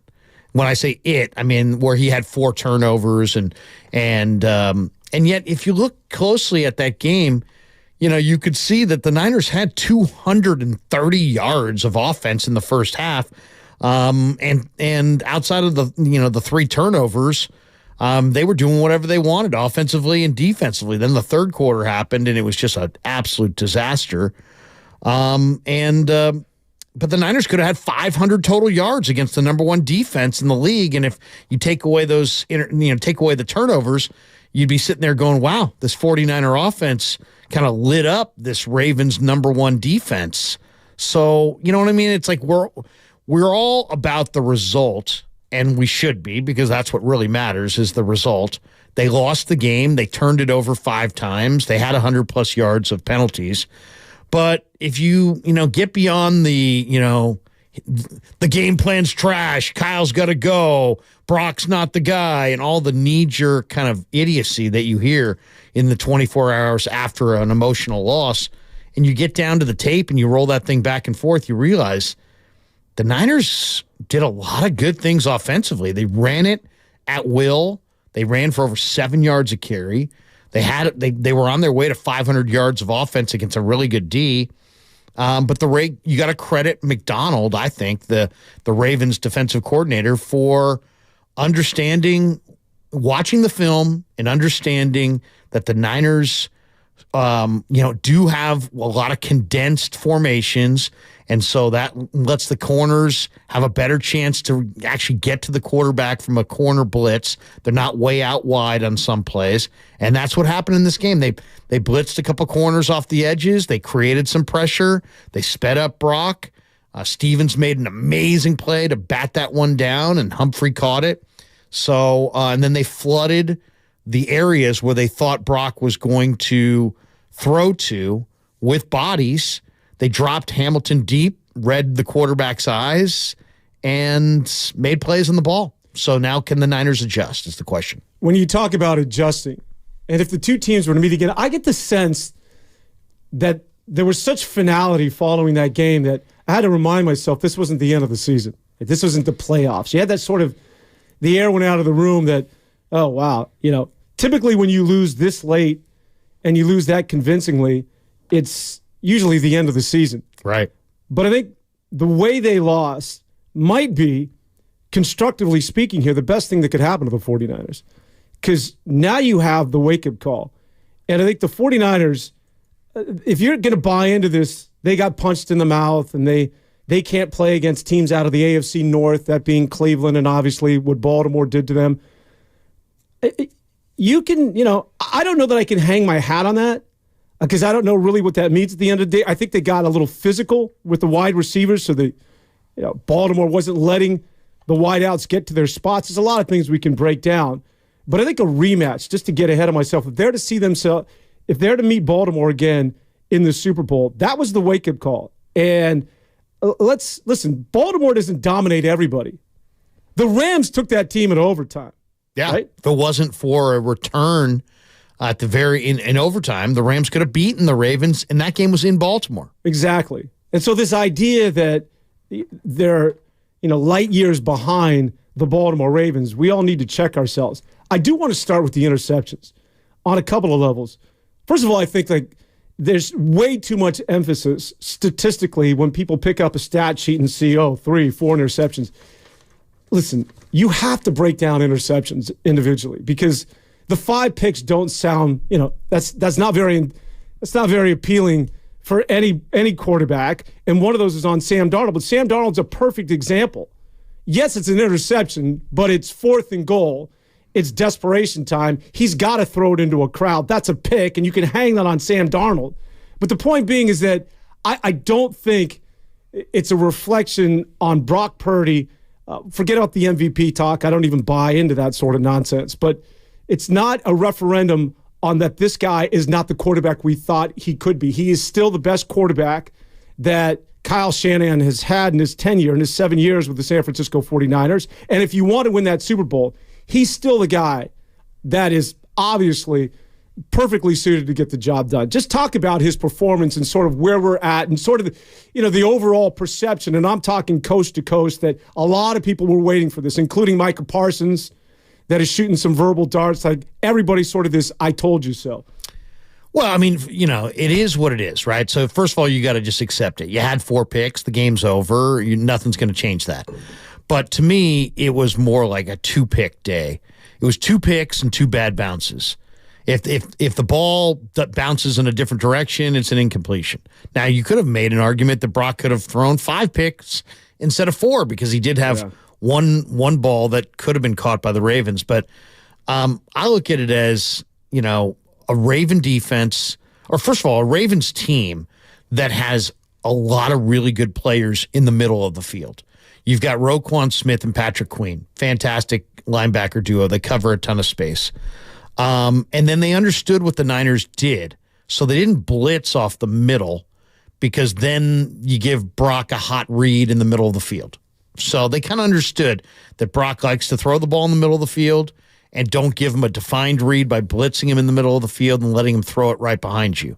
So they blitzed off the edges and they dropped their linebackers deeper. And they had Hamilton with a very deep drop, and he was just reading the quarterback's eyes. And they have a lot of good players in the middle of the field. Stone from Iowa is a great ball hawk. Hamilton is one of the great young players in the league. Blue chipper out of Notre Dame has just been phenomenal. Is he a nickelback? Is he a corner? Is he a safety? Is he a linebacker? I mean, in reality, he's anything he wants to be. 6'4", 220, great speed.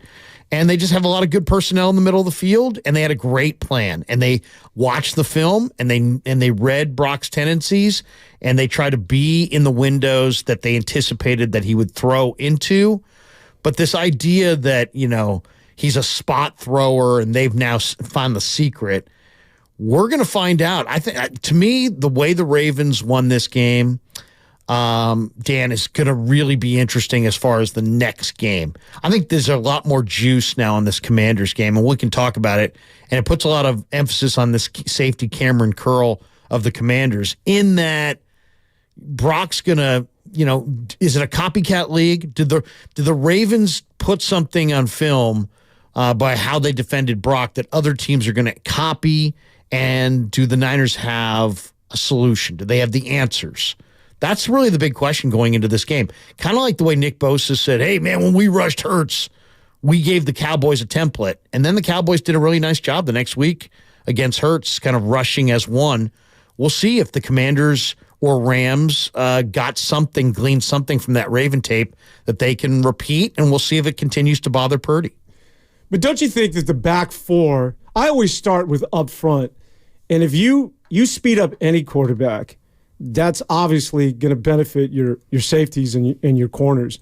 The question then becomes, to me, I'm a big, as Keith Jackson used to say, the big uglies up front. That the trenches will tell you everything you need to know. It's not so much the blitzing off the edges, but the fact that Baltimore was getting home with their base four. What's your level of concern with the O-line going forward? I mean, huge, because Chris Forster told us an hour and a half ago something that we already knew, which was that Spencer Burford really struggled mightily at right tackle. Now, why? He hasn't played there a lot. Does he have the foot quickness to deal with speed off the edge? I mean, these are all kinds of questions. We don't know we don't know who's going to be where. Trent has got a groin injury. Is he going to go or not? I don't know that we have definitive answers on who's going to wind up going in this game and who's going to not go. But to me, that's a big one. Is Jalen Moore going to play tackle if Trent can't go? And if not, I mean, they're going to have to get creative on their. They made some moves. They re-signed Matt Pryor. Barch played left guard in this game. If Banks can't go, does Barch play left guard? I think the only thing that's for sure is that Jake Brendel's going to play center against the Commanders. Everything else is very much up in the air. And that's a scary proposition for anybody. Especially against Deron Payne and Jonathan Allen and, one of the better tackle tandems in the game. So, yeah, I mean, that's going to be the big question going into Sunday is what is the 49ers offensive line alignment left to right? And then who's up? Who are the backups? And then who plays where if they have an injury in that game? I mean, this is going to be an all-hands-on-deck kind of a game. Earlier in the week, I was doing a show with Lucas, and my sort of knee-jerk reaction was I felt Kyle Shanahan just got away from a running game, which I thought that it might be something that'd be sort of his go-to, at least early on in this game. Although they did move the football, but was there a sense that this is one of those big games that Kyle Shanahan sort of overthought? Like there's a tendency when you get into a Christmas Day game and the whole world's watching that you come up with a wrinkle. And the fact that he didn't take the ball out of Purdy's hands, even when Purdy was getting sped up, and even with McCaffrey gashing on the few times he carried the ball early on in the contest, that dominating clock, running the football could have changed the entire complexion of that contest. Well, I mean, I asked Kyle this question yesterday. I said, hey, Kyle, you're going up against a team in the Ravens who were dead last in the NFL in 4 different categories at defending running, the 2 running back sets, 21, not to get too esoteric, but 21 personnel, 22 personnel with the fullback on the field. The Ravens were dead last in 4 categories, and they were 4th worst in a 4th category. That was their weakness on paper. And then you look at the beginning of that game, they had a 2-to-1 pass run ratio. They had 10 passes and 5 runs in the first quarter. And he kind of explained it and just said, well, we did this and then we did that. And then we ran this play, we ran that play. But it didn't really address the overarching question, which is you had a major advantage running the ball. You finished the game averaging over 7 yards a carry, I believe, for CMC, and close to 7 yards a carry as a team. And you didn't run the ball nearly as much as you could. You had 14 carries for McCaffrey. He's had as many as 22 in a game this year. I would have liked to have seen him have 7 or 8 more carries. Would have liked to have seen Debo have 4 or 5 more carries. Would have liked to have seen Jordan Mason run the ball. Would have liked to have seen, especially after the first pick, I would have liked to have seen them have a run-dominant plan instead of offensive balance. He's always trying to achieve offensive balance. So I did ask him that, and he didn't necessarily give me a straight, direct answer. He kind of explained how they arrived at 10 passes and 5 runs in the first quarter, but that didn't really answer the question. Your advantage was that you could run it at them. You ran it at them with success, and yet you only had 14 runs for a guy who could be the MVP. He had no concern with balance back in 2019 in that playoff run when he had no confidence in Jimmy Garoppolo in that NFC Championship game against the Packers, which I think he threw it some 9 times and just said, after his first 3 passes, I'm just taking the keys out of your hands. We're going to run the football because I'm sure as hell not letting you lose this thing. I think it's interesting that when you hear Kyle Shanahan, to your point in the postgame, he still has confidence in his quarterback. While everybody else is saying he got rattled, and we've seen him before when he's talked about Jimmy Garoppolo, that there isn't the same sort of sense of, I've still got this guy's back and that I still have not seen enough for me to change our offensive philosophy. I think listening to Kyle Shanahan's post-game comments about his quarterback, where he continues to defend him, and I think he can be a little bit more, he's more contrite if he feels as though, we need to go in another direction in terms of not making him throw the footballs frequently, or I put him in bad positions. Those were bad. He let you know that the first pass was pretty much ill-advised, but everything else he defended, which tells me that he still believes that Brock Purdy is his guy and one of the premier quarterbacks, not only that he's had, but I think in the NFL. I think his post-game comments concerning the quarterback tells a lot as far as Kyle Shanahan still has a high level of confidence in the young guy. Well, and he should. Let's look at what Brock Purdy's numbers looked like going into that Raven game. The Niners had won 6 in a row. He had a 138.1 passer rating. He had thrown 17 touchdowns and 2 picks. And his yards per attempt was 11.0. Those are gaudy, fat, dominating numbers. During the 6-game winning streak, he had a passer rating of 130, of at least 130 in the 6 games. So that would be tied for the highest passer rating ever in a season. There's reason that he has confidence in Brock Purdy. Brock Purdy's had a really good year and put up really good numbers. But all I would say to counter that would be like, okay, but this Ravens defense does have really good football players in the middle of the field. You already have thrown an interception. You have the best running back in all of football, and they have a good front that can get after the quarterback, and they've already shown you some creative blitzes. You may want to maybe have a run-dominant game. And this is something that Shanahan has been criticized for in the past. Did he run it enough in the Super Bowl as the OC when they blew the 28-3 lead to the Patriots? Probably not. But the other issue is your line is a run blocking unit versus a pass blocking unit.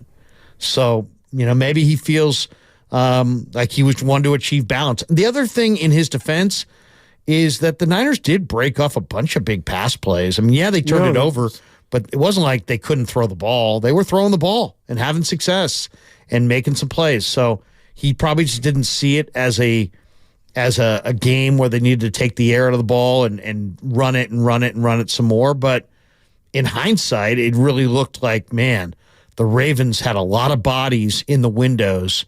They did a great job. They watched the film. They knew Brock's tendencies. They knew kind of where he was going to throw to, and they crowded those spots with lots of bodies. And even Brock said it after the game. He said, hey, you know what? Looking back at this game, the windows were really tight.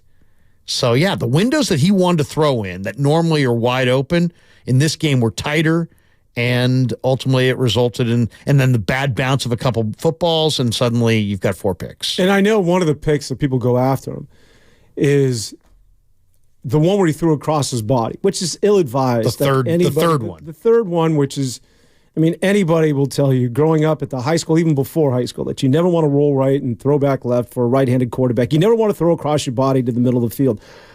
That's true, but would you not admit, or at least recognize, that that's happening with a more high level? It's happening more frequently than ever before in the NFL. I don't know if that's attributed to Patrick Mahomes. Lamar Jackson did that very thing, rolling to his left, and he threw back right, and I think he hit Lively on a play in that first half. It was ill-advised, but if you're a playmaker, I think that you're seeing a lot more of that, and a lot more of it being accepted. I know, generally speaking, you're not supposed to do that as a quarterback, right? That's quarterback 101. But you're seeing a lot more of it, and you're also seeing coaches, again, I'm not in the locker room, but it seems to be more of a sense of acceptability than ever before. Yeah, he's thinking on that play to Kittle, he's thinking make a play. The question was, did he see the flags on the ground? Well, that's a whole other story. And he did. he said he admitted that he saw those flags, but he doesn't know if those flags are for defensive holds or if they're for offensive holding, or if it's on his team or if it's on the Raven team. So he's thinking, make a play, make a play, make a play. In hindsight, once those flags are on the field, you probably should have thought about throw it into the turf, right? If you knew that the flags were on your team, you would have done that. But if you think you got a free play, now you're wanting to take a chance.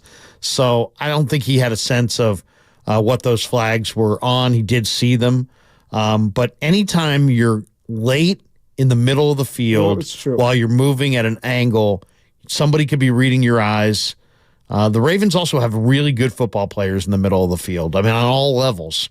They're good inside up front. They're good inside on that second level. They're great in front on that second level, and they're dominating inside on the third level. So, I just don't like, to me, interceptions, you said it early, they have to be evaluated, each one. If you just don't have an account of the defenders or you're just throwing into a crowd late in the middle of the field, those are bad. But on tip balls that get tipped, that could go tipped into the ground, but then instead they get tipped up into the air and the defense picks it off. I mean, it's a bad break, but it's like these interceptions can be evaluated independently. Oh, I would agree entirely. And I think when you do that, you recognize that Brock Purdy is still an exceptional quarterback and didn't have that bad of a game, as ridiculous as that might sound. I guess the point is, and I'll move off of this, is that it's, in a weird way, you want your cake and eat it too when it comes to, not you specifically, but when it comes to, Kyle Shanahan's guilty of this, that he's a risk taker, and there's some of these oh-no throws, as he's thrown touchdown passes that Kyle Shanahan's like, oh my God, where are you going with that football? And he's had credit, people have given him credit for the fact that he's fitted into tight windows or made those quote-unquote ill-advised throws, but he's got a little Brett Favre swagger to him. So when he throws that pick, I mean, we sort of created that monster to a certain degree. But just getting back to Brock Purdy, and just before we get to the break, we could talk about his throwing percentage and all the numbers that you laid out that are still MVP-esque. But don't you think he has to win one of these ugly games, a rock fight, where you get punched in the face, you throw a couple of picks, but still make a play to win a game? Whether it's coming from behind, the 49ers have a tendency to be front runners. I think what you need to see from Brock Purdy, forget about the stats, forget about all that crap, forget about being up by 2 touchdowns. When you're in an ugly game against one of those teams that wants to punch you in the mouth, do you have what it takes when you're sped up and having to throw from different levels? Can you still be effective? I think is where he's at. I don't know if he's crossed that threshold yet. I think you can make the same argument about Shanahan. I mean, look at Shanahan's record when he trails by 3 in the fourth quarter. But you're right. I mean, would we be saying this if Jake Moody made the 41-yard field goal in Cleveland? Or if Shanahan ran one more play in the 41-yarder, wasn't a 41-yarder, but more like a 28-yarder, and he nails it? Would we be saying the same thing, or would we be saying, oh, well, no, we did lead him from behind in that disastrous day on the road when it rained in Cleveland and everything went wrong and they lost Trent and Debo and Ayuk, or Debo and McCaffrey in that game? That was an opportunity, but I think the bigger... I think he does have to. I mean, to answer your question directly, yeah, I think you have to win a messy game. You got to win a game where there's lots of adversity. And the 49ers, I think, as a team, have to kind of show that they can win that game that just doesn't go right, things don't go well, and it's close, and it's nip and tuck to the end, and they pull it out. They haven't typically done that under Shanahan. All right, we go to the break. We're going to throw this out there. New Year's resolutions for each of the local teams. What do you have for the Giants? What do you have for the 49ers and the Golden State Warriors? We'll also continue with Niner Talk as they get ready for the Washington Commanders. Still have a hard time with that team. All right, all that and much more. Dan Avone and Larry Krueger will roll along right after this. We all hear the radio ads about the IRS. They tell you to be afraid, to be scared, and they try to frighten you.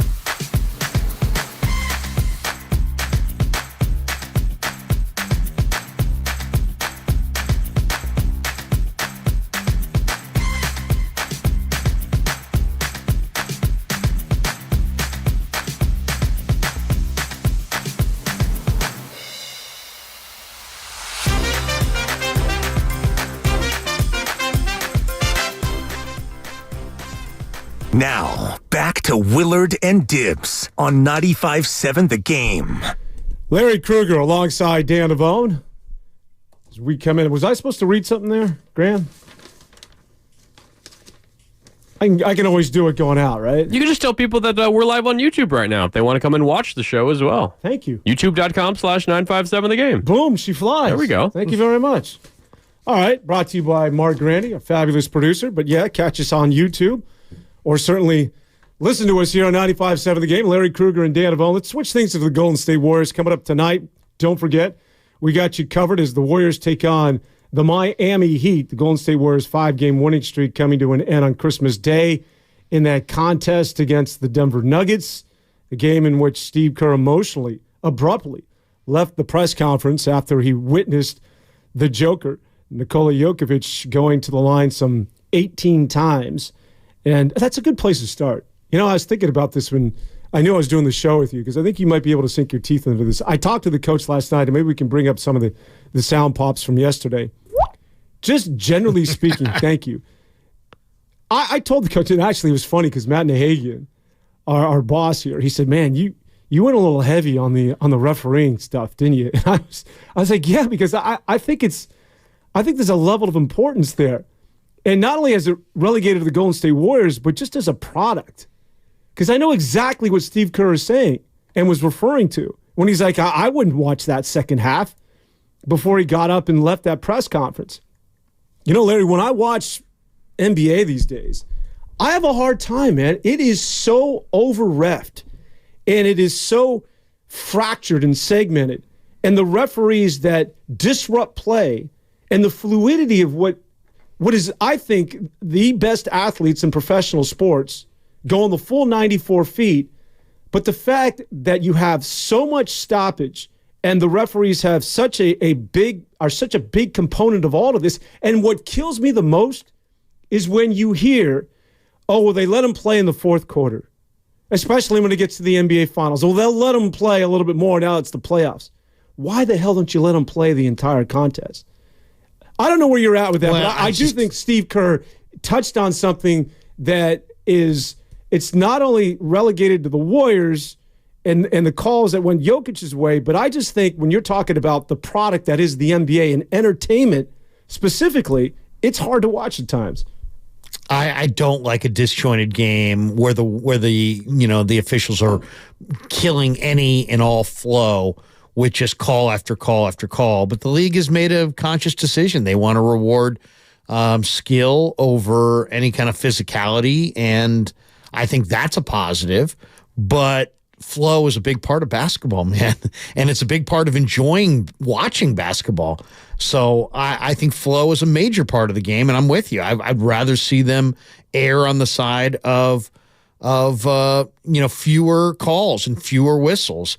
I'll tell you though, what bothers me more is that, okay, the NFL is the most popular sport in America, and if you don't believe that, look at the Christmas ratings. That's ridiculous. They just absolutely destroyed the NBA, and we know why, because football's football, and NBA and an NBA regular season game is not of the same importance as an NFL game, because there's only 17 games now in the season as opposed to 82. So you knew the NFL was going to kick butt TV ratings wise on Christmas. But the one thing I don't like is I don't like the whole, like the big announcement before every playoff game is who's going to be reffing tonight.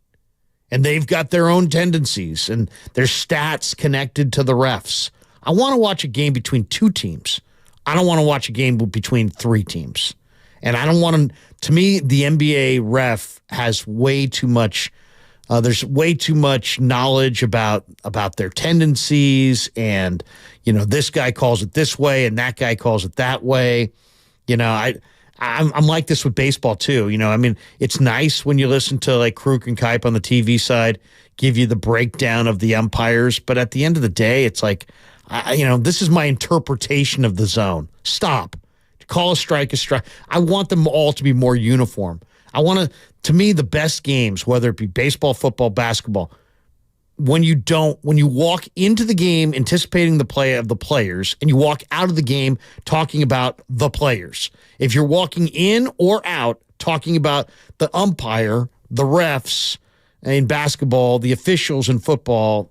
They haven't done their job. I'd rather see them just kind of not have tendencies and do it more the same. And, you know, I don't want to know who's reffing this game tonight, and I don't want the revelation of those names to have any real impact on the action. And yet it seemingly has a huge impact.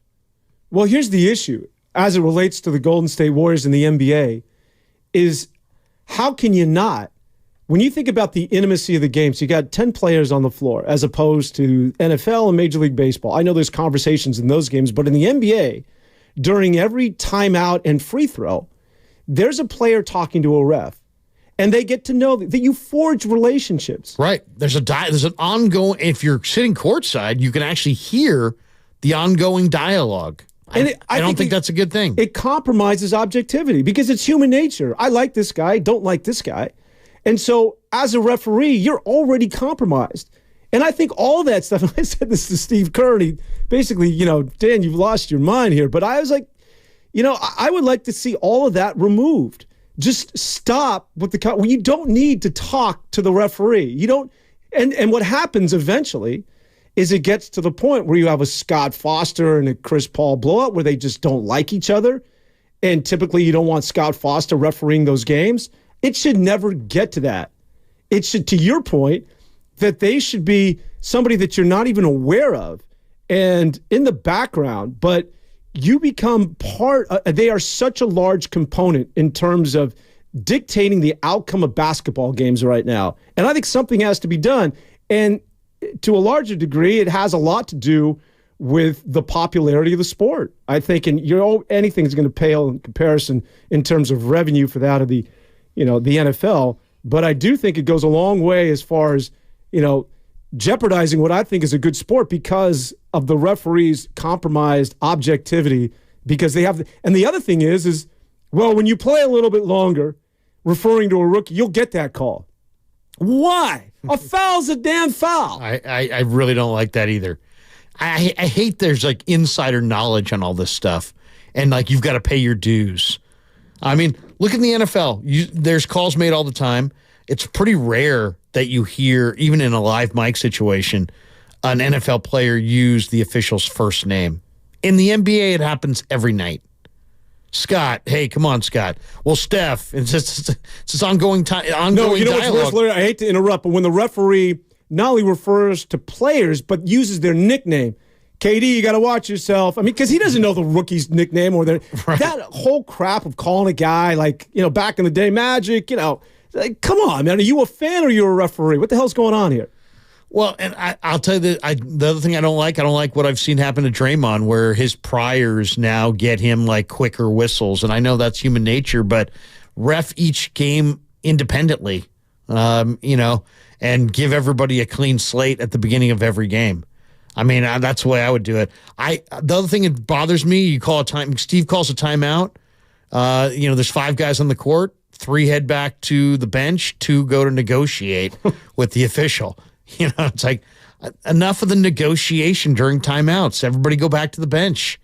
But the NBA player is a star. They're the attraction, and they're gonna have a say. And I don't see it changing. I really don't. I mean, you can hear by the way the NBA refs use the players' names and nicknames, as you said, regularly, that there's a relationship. There's like an ongoing dialogue, and they'll give the stars of the league all kinds of room that they don't give other players. And then if you do have priors, it seems like there's guys that are just so at their wits' end. With Draymond Green, you shouldn't be at your wits' end in the first quarter of a game. You should treat it like a new game. But your rep kind of precedes you. So I would like to see a little bit more personality from the players, a little less of the refs' personalities. One of the other subject matters that Steve Kerr had to address yesterday, and we talked about it last night, was Jonathan Kuminga and the recent comments in his conversation or his interview with a writer from The Athletic, and he essentially, and I'm paraphrasing here, he was tired of going to the bench or didn't understand entirely why he wasn't getting more run and felt as though at times he wasn't being utilized properly. It leads to a bigger point and sort of this where we're at and sort of the crossroads of this team with the youth. Jonathan Kaminga, obviously, part of that movement, and the Brandon Pajemski, Trace Jackson Davis. It's a good thing, but also I think that it's going to come to a head here pretty quickly, especially when Draymond comes back. What is it that Steve Kerr does? Because there's going to be an odd man out here. You've got Brandon Pajemski, who's starting, and deservedly so, and Jonathan Kuminga, who's been playing well with starter minutes. So it becomes a math problem now when you bring back Draymond Green. Or does Draymond Green go back to the starting lineup? Or does Draymond have a conversation where he's like, listen, let's just keep status quo. We're playing well. I'm just sort of curious when the rubber meets the road when you're talking about Draymond coming back from that suspension, whenever that might be. Well, this is a problem that's getting more and more difficult every day that goes by, because every day that goes by, the made men in Steve's mind, the Stephs, the Draymonds, the Clays, if you want to throw Wiggins in there, get older, further away from their prime, and the young guys get more mature and closer to theirs. So, that's the problem, or I don't even know if it's a problem really, because it's just the nature of the evolution of aging, right? I mean, the younger players are getting better and getting closer to their prime. The older players are getting further away from their prime. To me, if Mike Dunleavy walked in here, I would be very eager to talk to him about how he sees the trade deadline in his team. Because to me, if you said, how do you see it as somebody who's watched every game and is a lifelong Warrior fan, I would say keep Steph and keep the big three young guys. In my mind, that's TJD, Pajemski, and Kuminga. So those are the four guys I don't want to see go anywhere. Steph Curry and the three young guys. Anybody else, it's all dependent on what are you getting, what are the offers? I'm open. I mean, if I was Mike Dunleavy, I would basically state that to every team in the league. I'm not moving Kuminga, I'm not moving Trace Jackson Davis, and I'm not moving Pajemski. And obviously, you don't need to ask, I'm not moving Steph. Anybody else on this team that you're interested in, make me an offer. And I'd be all ears. Now that crosses a bridge that a lot of people are uncomfortable with. Klay Thompson, aren't they going to the finish line with Klay Thompson? He's a made man here. Okay. Maybe he is in some people's minds. Some people feel like Draymond's in that category. To Draymond's ridiculous slug or head slap of Nurkic change anybody's mind about Draymond's ability, or the Warriors' plan with Draymond? And then doesn't Steph Curry have to kind of sign off on moving a Draymond Green or a Klay Thompson? I would think that he would. So I'm eager to see what options are out there, because I think the Warriors, it's really clear. They're either going to make no moves or they're going to make a huge move. Why? Because Paul makes 30 and Draymond makes 22 and Wiggins, I think, makes like 24. And if you group a couple of those guys together, you're talking about somebody coming back who makes $30-40 million. So, you move any of those guys, really, it's gonna be a big, major earth-rattling trade that makes the lines light up on this radio station for weeks to come, right? You move Klay Thompson and every line's going to be lit for the next month. You move Draymond Green, same thing. Maybe Wiggins to a lesser degree. But that's where Dunleavy's got to sit. He's got a 500 team. I mean, what are the Warriors? They're 15-15. They're a little bit better at home. They're a little worse on the road, but they're 500. They're not in the playoffs. Something major is going to have to give, because you've got a lot of guys who are kind of in that similar deal. They either were great and now they're not as good, or they're young and they're getting better. And so he's got a really tough, who's in my rotation tonight question every single night. Let's hear from Coach Steve Kerr talking about Jonathan Kaminga last night. No, I wasn't really offended by the comments. I think J.K. meant well. I think it may have come out maybe a little differently than he intended, but it's all good. I mean, we talk every day. He knows when I pull him aside and I show him film, I show him exactly what he needs to do to do better and to get more playing time. So the comments are what they are. Not a big deal. We just move forward. The biggest thing for me is J.K. just continuing to grow and develop, and he's doing a great job of that this year. I think he's made big strides. Most of the stuff is just kind of little detailed stuff that, frankly, unless you're watching tape of the game and picking it apart as a basketball nerd, may not recognize, but it's what we do as coaches, and those are the things that lead to winning and losing. So, we're showing him all this stuff and trying to help him get better, and he's working hard, and I think he's gotten much better this year. I'm really excited about his growth. See, I think, Larry, that if I've heard Pascal Siakam's name, just for the sake of this conversation, has been thrown around, and if I'm, is it Bobby Webster now that's the GM out there? Kaminga's got to be part of this. Like, I know we don't want to move off of Kaminga, but if you want to get value, you got to give up value. And I think GMs, they know you're selling them a bill of goods if Kaminga's not part of that. So the question then becomes, can you move off on Kuminga? Because I don't know. You might be right, but I don't know if I want value in return. If you're talking about a player that's going to help me win right now and matching windows with Steph Curry, Kuminga's got to be part of that.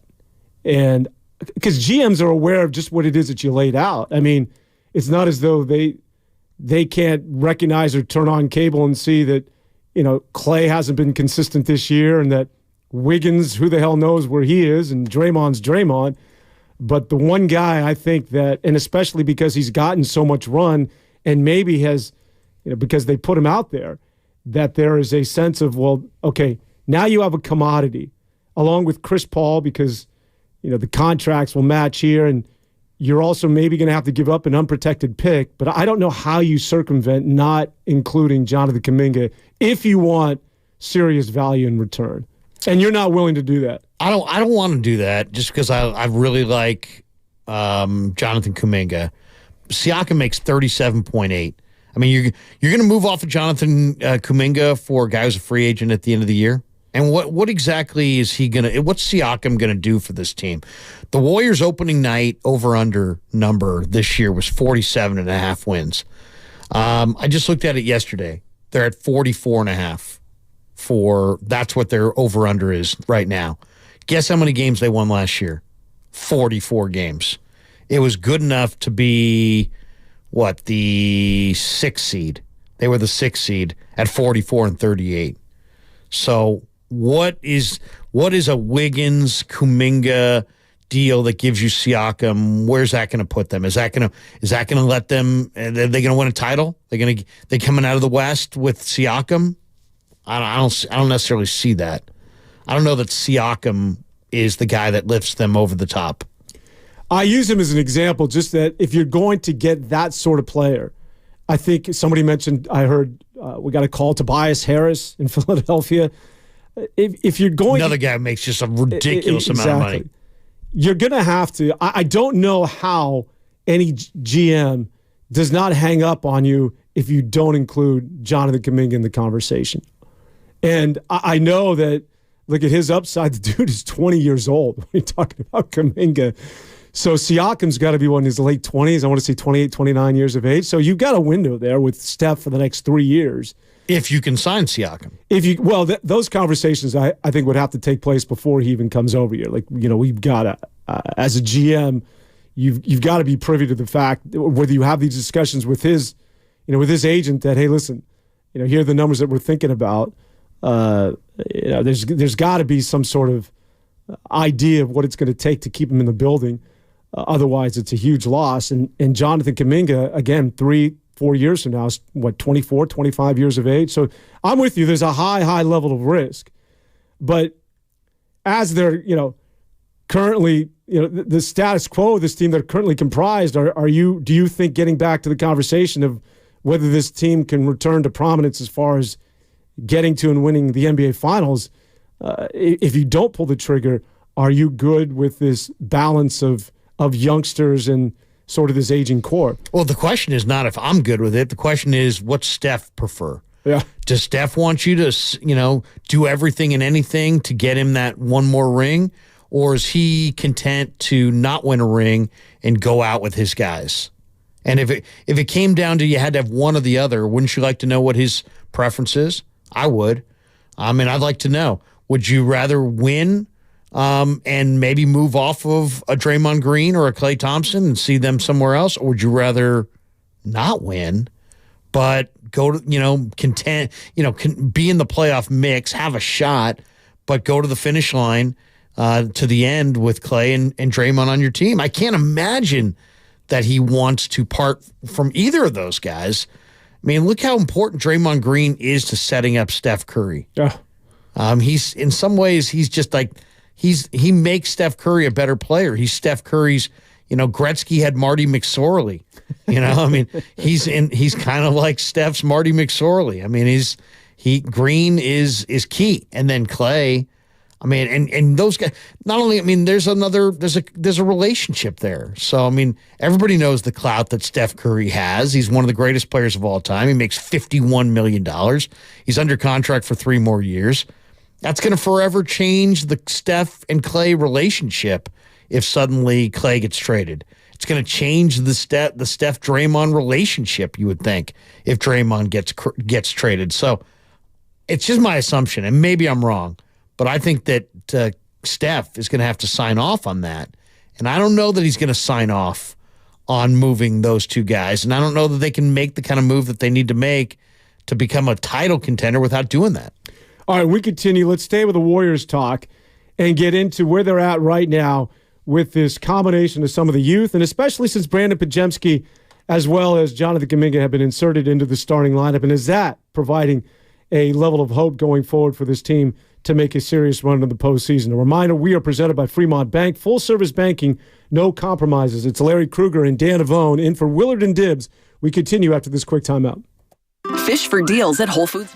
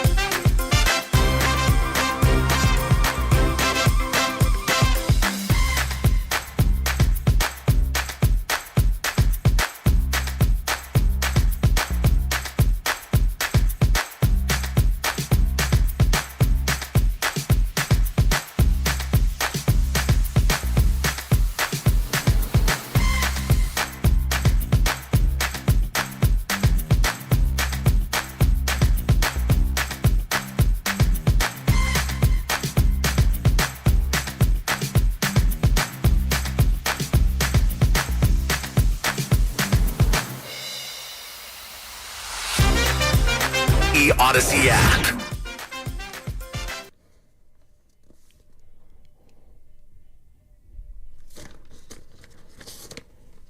Now, back to Willard and Dibbs on 95.7 The Game.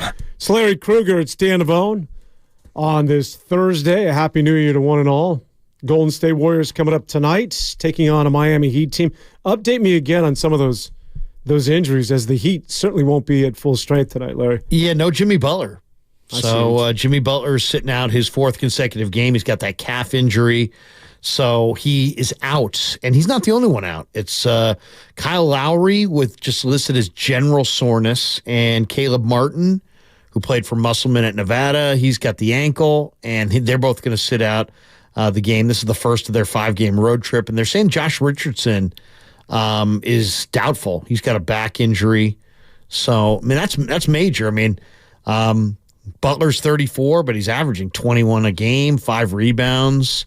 He's played well, and Lowry, say what you want. He's 37. He's a little long in the tooth at this point, but still, he's played 28 games. He started all 28, 9 points, 4 assists, 3.7 rebounds. So, and Caleb Martin's a double-figure scorer. So the Heat are going to be shorthanded, as they say, tonight.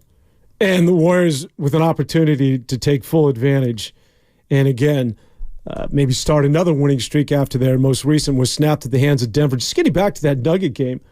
Listen, nobody wants to hear that moral victory, but I felt as though that this team is still on that same trajectory since they brought in the youngsters. They had that big victory against the Boston Celtics last Tuesday.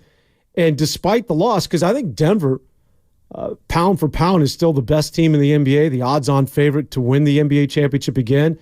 And the Golden State Warriors, again, if you want to put this on the referees and Jokic going to the line as frequently as he did, the kids were right there. And, this balance of what we're seeing, and good signs with Andrew Wiggins, who was huge against Denver. Yeah. Hopefully he's coming out of it.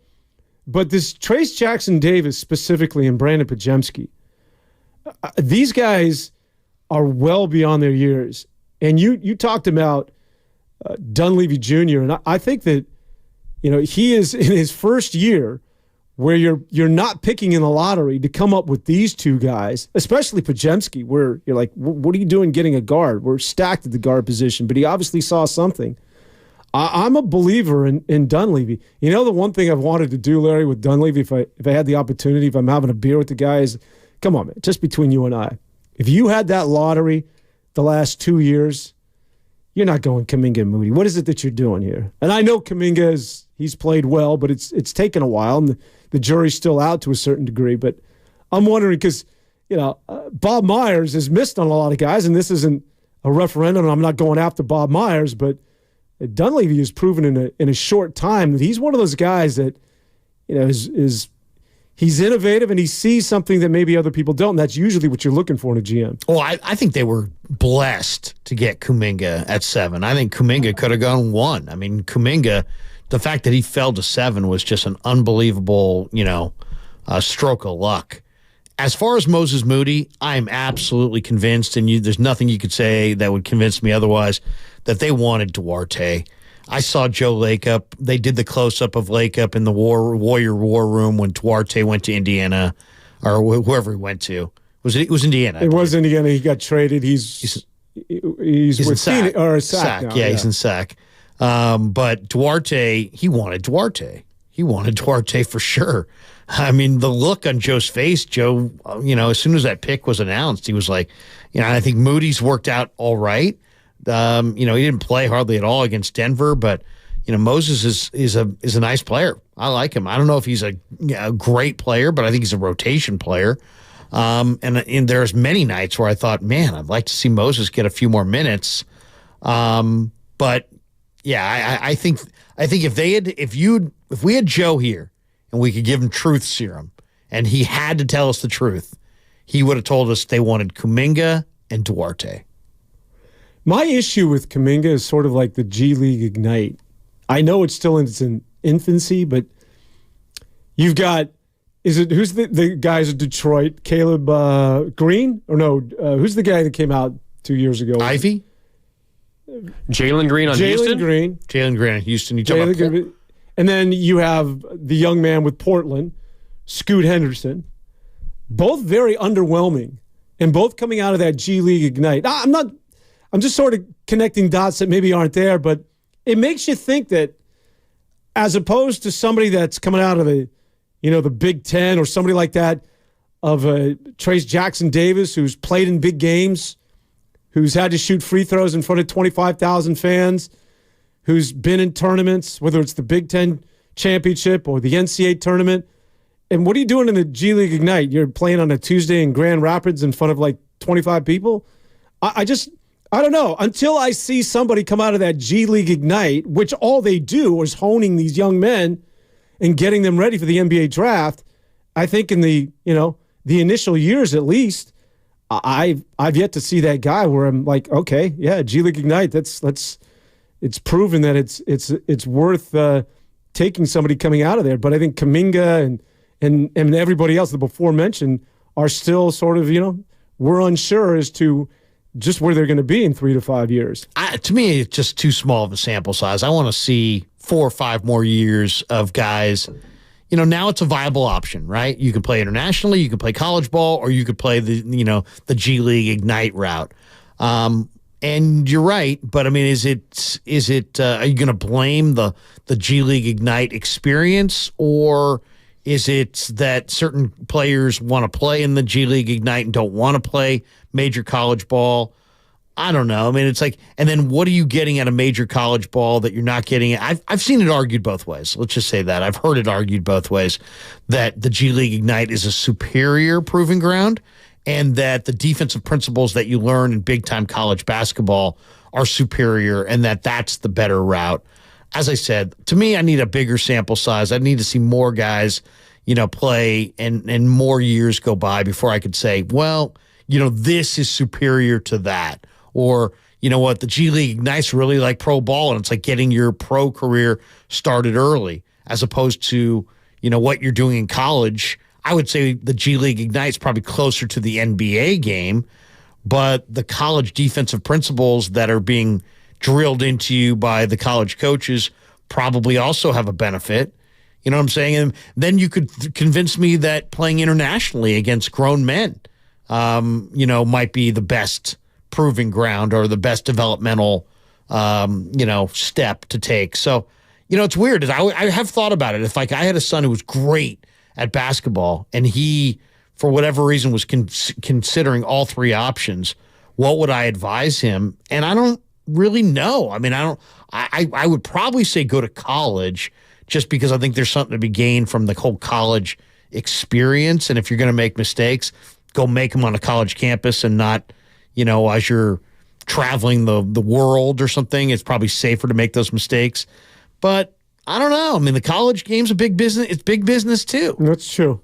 I think, I don't know if it's by accident that after Kuminga and Moody and some of these teenagers that they went with somebody like that of Trace Jackson Davis at 23 years of age, 4 years at the University of Indiana under the tutelage of Mike Woodson, who played and coached at the NBA level and is a high reputation.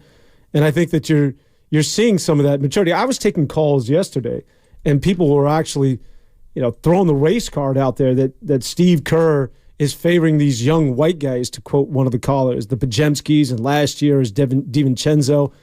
But I think that Trace Jackson Davis and especially Pajemski, these guys are sort of old souls. Now, I know Pajemski's basically 2 years at the collegiate level, but there's a twinkle in that guy's eye. And Trace Jackson Davis at age 23, and for you and I, once you get to a certain age, 2 or 3 years doesn't sound like very much, but 20 to 23 that's a lifetime. And I think Trace Jackson Davis is showing everybody that he's well beyond. Not only does he physically have the tools, but you can just see the temperament. And I think that was by design after taking two youngsters that they wanted to go in another direction to get somebody who was a little bit longer in the tooth, if you will. And it's amazing how so many teams in the NBA are so in love with upside that a guy like Trace Jackson Davis would fall to 57. I mean, that's kind of embarrassing, actually, that a guy that developed, who played in maybe the best league, Big Ten basketball is probably one of the best leagues in the college game, and he falls to 57. There had to be a backstory there. He's just too talented. The guy can run the floor. He can block shots. He can rebound. Oh, and he can pass. And he knows how to play. And he's really solid. And his dad, he's a second-generation NBA player. I mean, there's just so many positive attributes of Trace Jackson Davis. I remember I was just thrilled when I saw that they drafted him. And that's just it's unbelievable. When you look at some of the names of the guys who were drafted in front of him, Trace Jackson Davis does a lot of the same skill set things that Draymond Green does. Rebounds the ball. He knows how to set a pick. He can block a shot. He knows how to play and how to play off the ball. There's so many young players that have no idea how to play off the ball.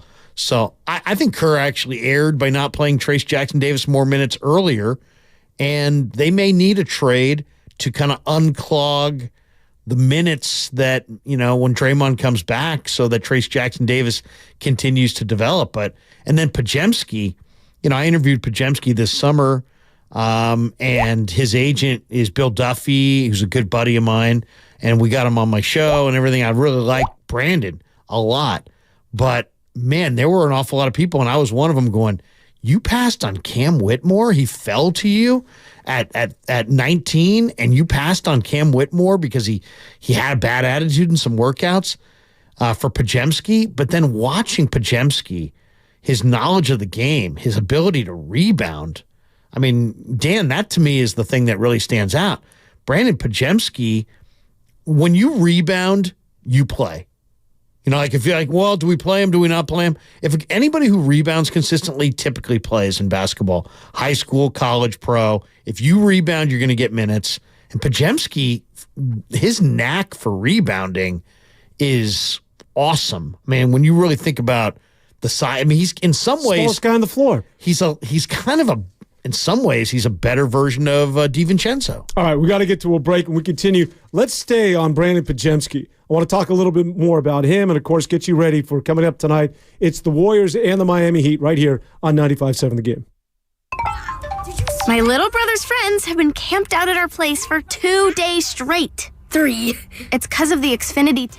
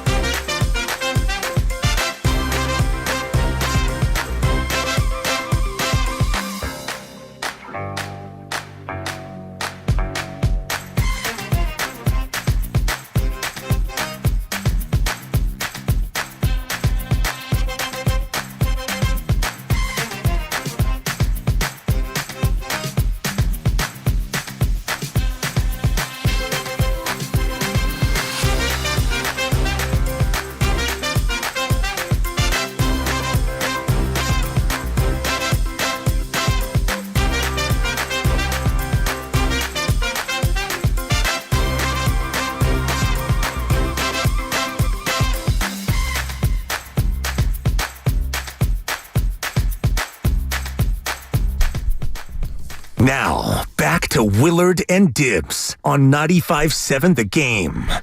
It's Larry Krueger and it's Dan Aban. If you haven't already, make sure to subscribe to Willard and Dibbs on the free Odyssey app or wherever you find your favorite podcast. And while you're there, check out the Morning Roast conversation with Anthony Slater and the Warriors. Speaking of the Golden State Warriors, we've been diving into some Jonathan Kuminga talk, Trace Jackson Davis. I just wanted to stay with BP, as he's known, Brandon Pajemski, because I think these guys are sort of like, he's one of one.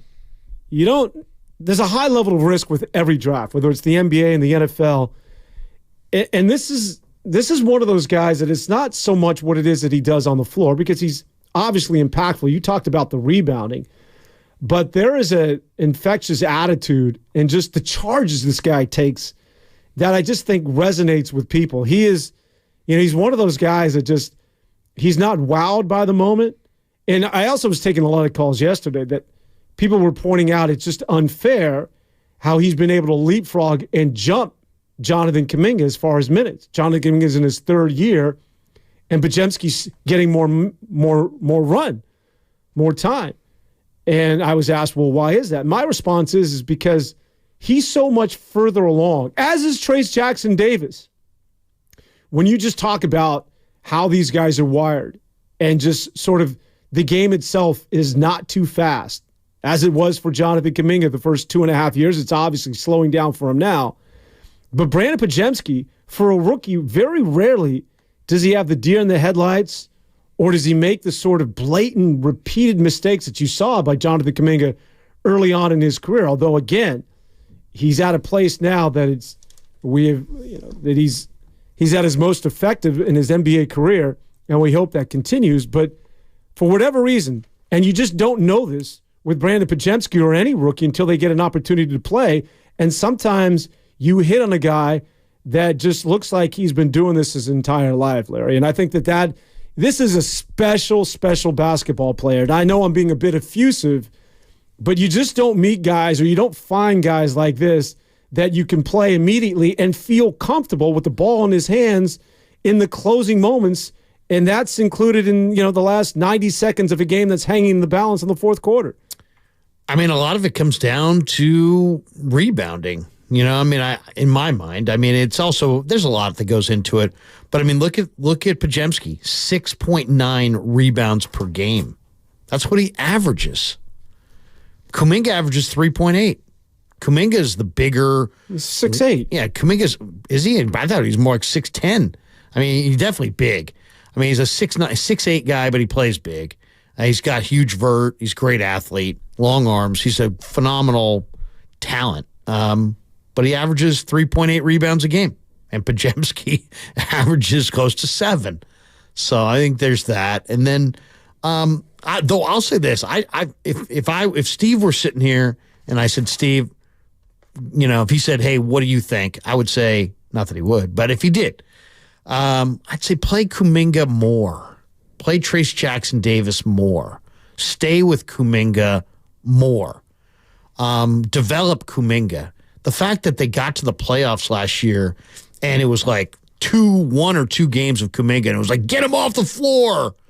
That means you didn't do enough in the regular season to either define his role properly, communicate enough to him, or bring him along enough in the regular season. Charles Barkley calls the playoffs the NBA's second season. It goes on and on and on and on. It started at Halloween. You got all of December, all of January, all of March, April when the playoffs start. You got months and months and months. You get 82 games. Define his role and get him in a role that you want him in and that's comfortable for him, and define it for him and get him out there and play him consistently. Let him know his role and don't yank him as soon as things go south in a game or two. So I just think that there needs to be a little bit more commitment to Jonathan Kuminga.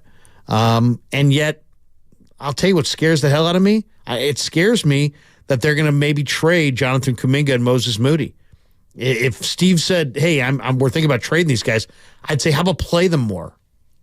How about play those guys a little bit more? I think in defense of Steve Kerr and the Golden State Warriors, where you hear a lot, well, why don't you go with the rookies? Why aren't the rookies getting more run? That the Golden State Warriors, unlike that of the majority of teams in the NBA, are one of those plug and play, and the goal is to win an NBA championship. That's basically, that's the high water mark, and they're in that conversation. And this is, as long as Steph and company are upright and still are somewhat in their prime, and Steve Kerr is still Steve Kerr, then the goal is once again to run it back and win another title. What's difficult for any rookie that's coming in to a franchise or a team where that's the goal, this isn't Washington, it's not Detroit, it's not Charlotte, it's not Portland, it's not Utah. You're just not going to get a lot of run if you're Jonathan Kuminga 2 years ago or Moses Moody. It's going to be limited because, we got 3 Hall of Famers and Andrew Wiggins and Kevon Looney, and they're in many regards, a historic starting lineup. So I think you have to take into account that the Golden State Warriors are a team that aspires to titles, and for any young player that's coming into a system like that, that they've got to recognize that they've got to earn minutes and that they're going to be on a much, much shorter leash if they were with one of the before mentions, the Detroits of the world.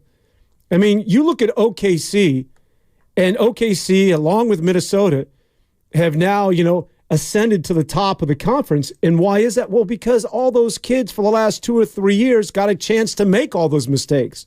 Josh Giddey and, Chet Holmgren and company, although Chet was out last year, but Jalen Williams, all those young players that are now coming into fruition, including Shai Gilgeous-Alexander, they all got a chance in real time for 82 games to play poorly, play good, take a step forward, take 2 steps back on crappy teams.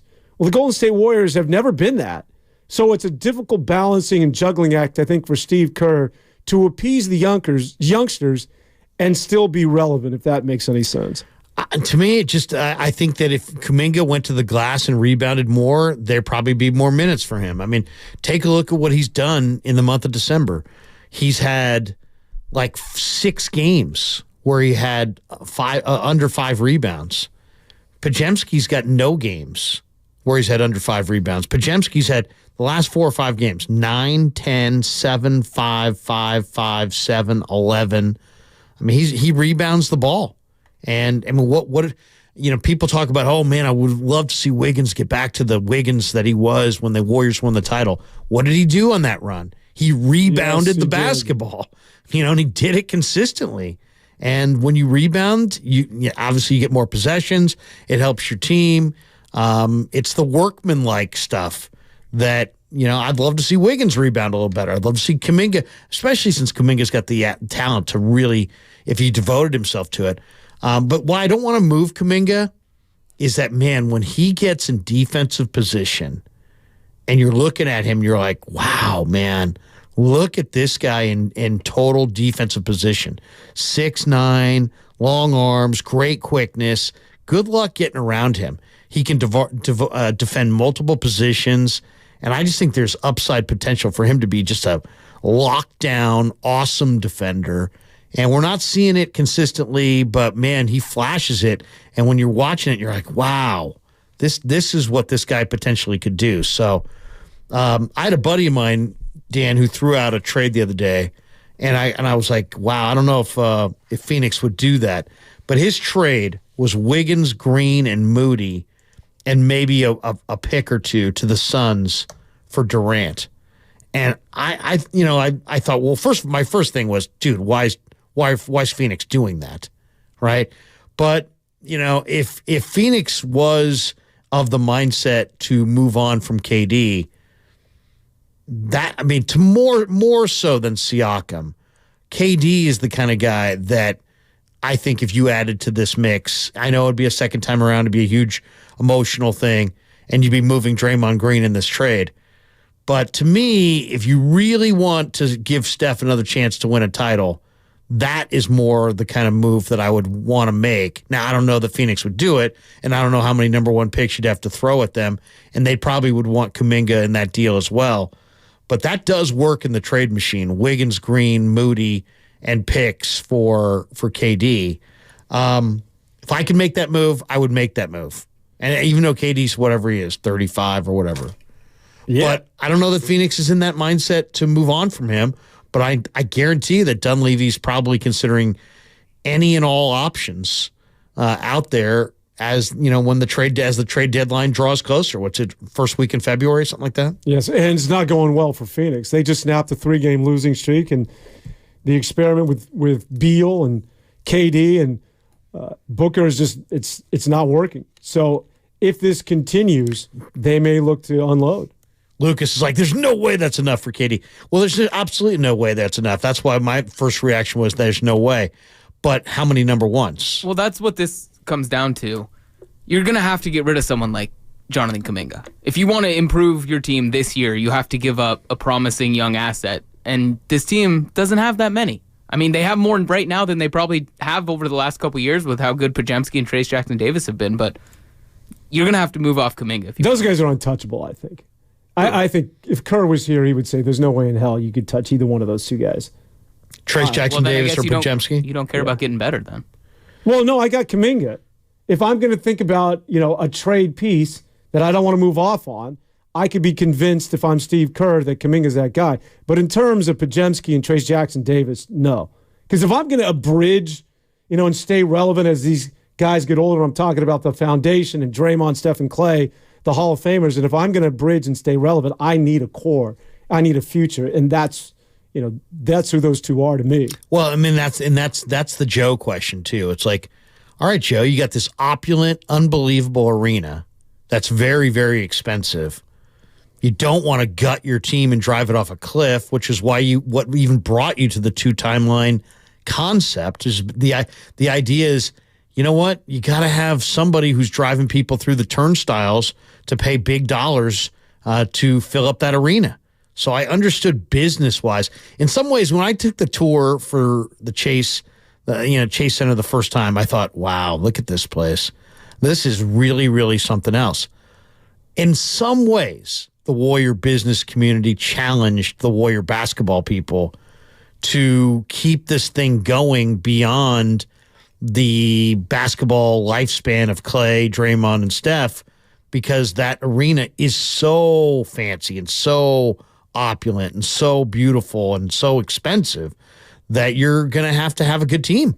You're going to have a good team for a number of years to drive people through the turnstiles. So it's going to be, I don't envy Dunleavy. No, he's a young GM in his first go around.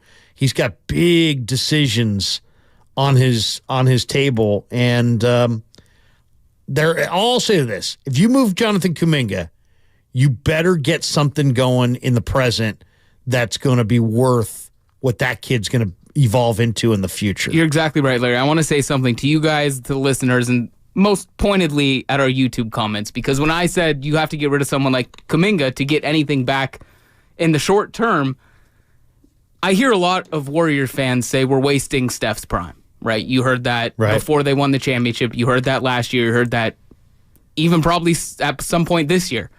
You got to make some decisions on where your priorities are as Warriors fans and where your priorities are if you're Joe Lacob or Mike Dunleavy. You have to make some decisions.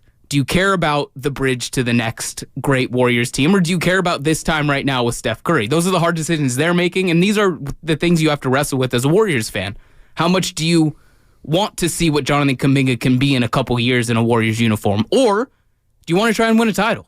Like, you have to be able to make that decision in your own mind as a Warriors fan, because that will get to the base of your decision in this question. Well, I think getting back to Joe Lacob, he sees this through a business lens. And you're right, Larry. I think that, there was talk a couple of years ago when they had the lottery picks, we'll give up those lottery picks and let's go get Bradley Beal and let's win right now. There was no way in hell.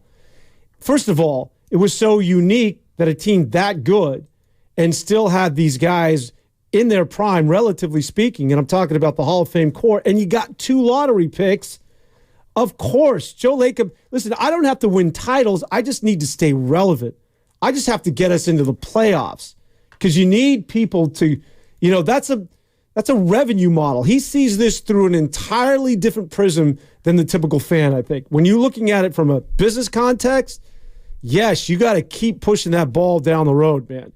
This whole idea, let's all go in right now this year, from a CEO and a guy who comes from a business background, makes no sense, because you're thinking about tomorrow and you're thinking about funding a new stadium. And so Joe Lacob may see this through an entirely different lens than any of us. So let's get out to the phone lines.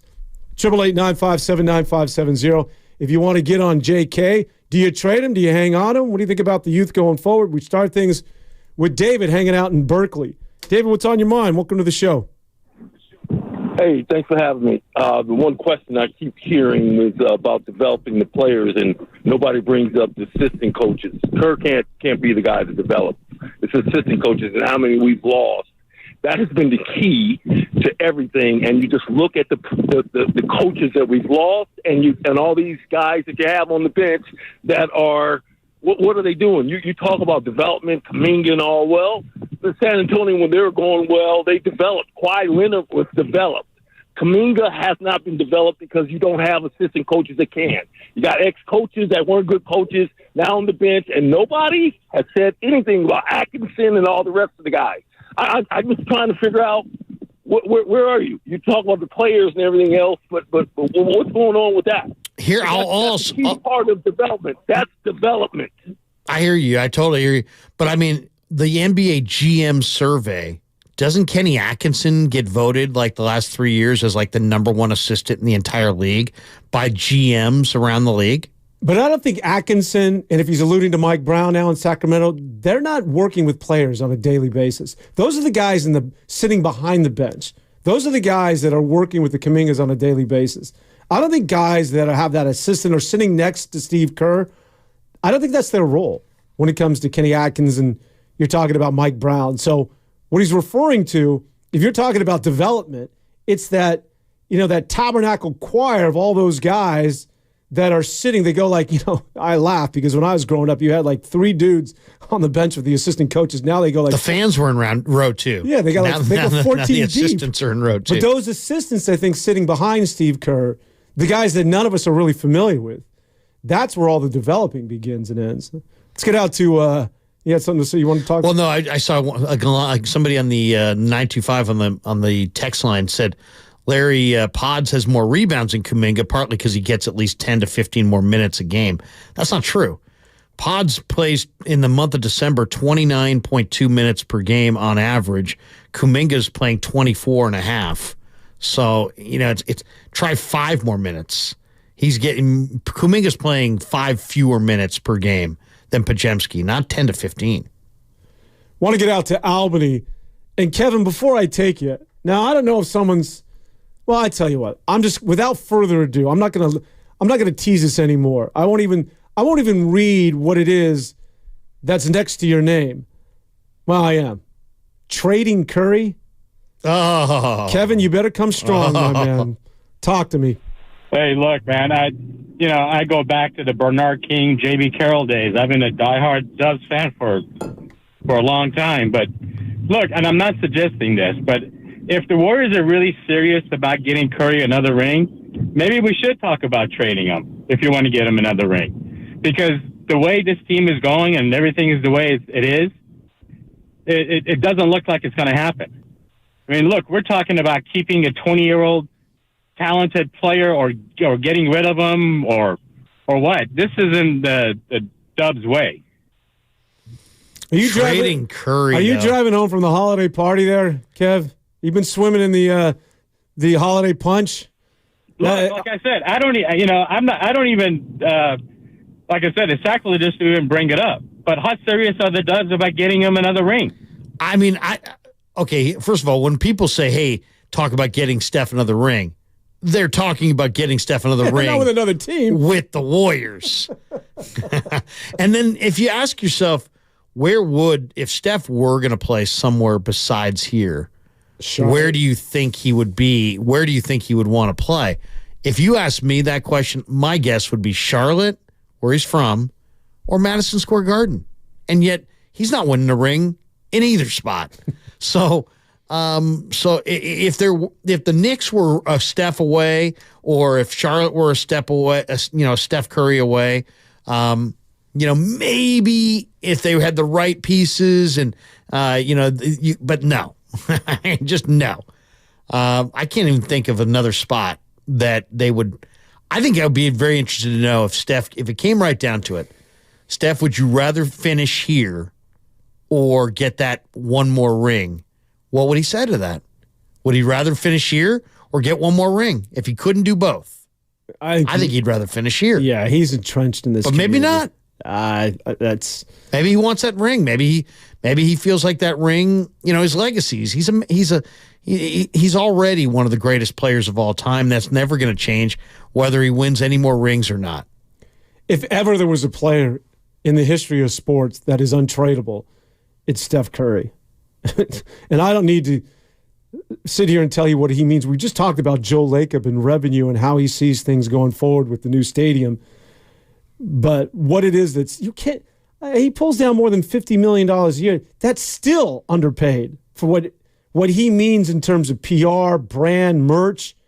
You can't put a price tag on what it is that he's worth to a basketball team, not only as a player, but in every other regard. Oh, my God. And if you're Dunleavy, The one mistake, I mean, and believe me, Mike Dunleavy's not going to make this mistake. But you got to know if you're entertaining. Because, like, who knows? Maybe the Nurkic head slap put Draymond in a different category with the Warriors than he was prior to that. Or maybe Clay's season this year has put him in a different category with the Warriors and how they view his or the fact that they've offered him 2 years and whatever it is, $50 million, and he doesn't sound like he's too excited about that. Maybe these things have put him in a different category. But the one thing, if I'm Dunleavy, that I gotta know is I gotta know how Steph would react to a trade involving either one of those guys before I make the trade. Because could you imagine if they traded a Draymond Green in some deal and then Steph was like, I'm outraged, I want out. That's it. That's my guy. I want out. Oh, he's definitely. You've got to cross that bridge of communicating with him and figuring out where he is in this thing and how he feels about it and how he wants to play his hand of cards. All right, we are presented by Fremont Bank, full service banking, no compromises. We see you on the line. Grandpa, Daddy, Mark in San Francisco, Jonathan in the city. You guys got to hang out through the break. We'll be quick, but stay right there. We'll get to your calls. We're going to continue with the conversation about the Golden State Warriors as they get ready for the Miami Heat. All of the action right here on 95.7 The Game. Hi, welcome to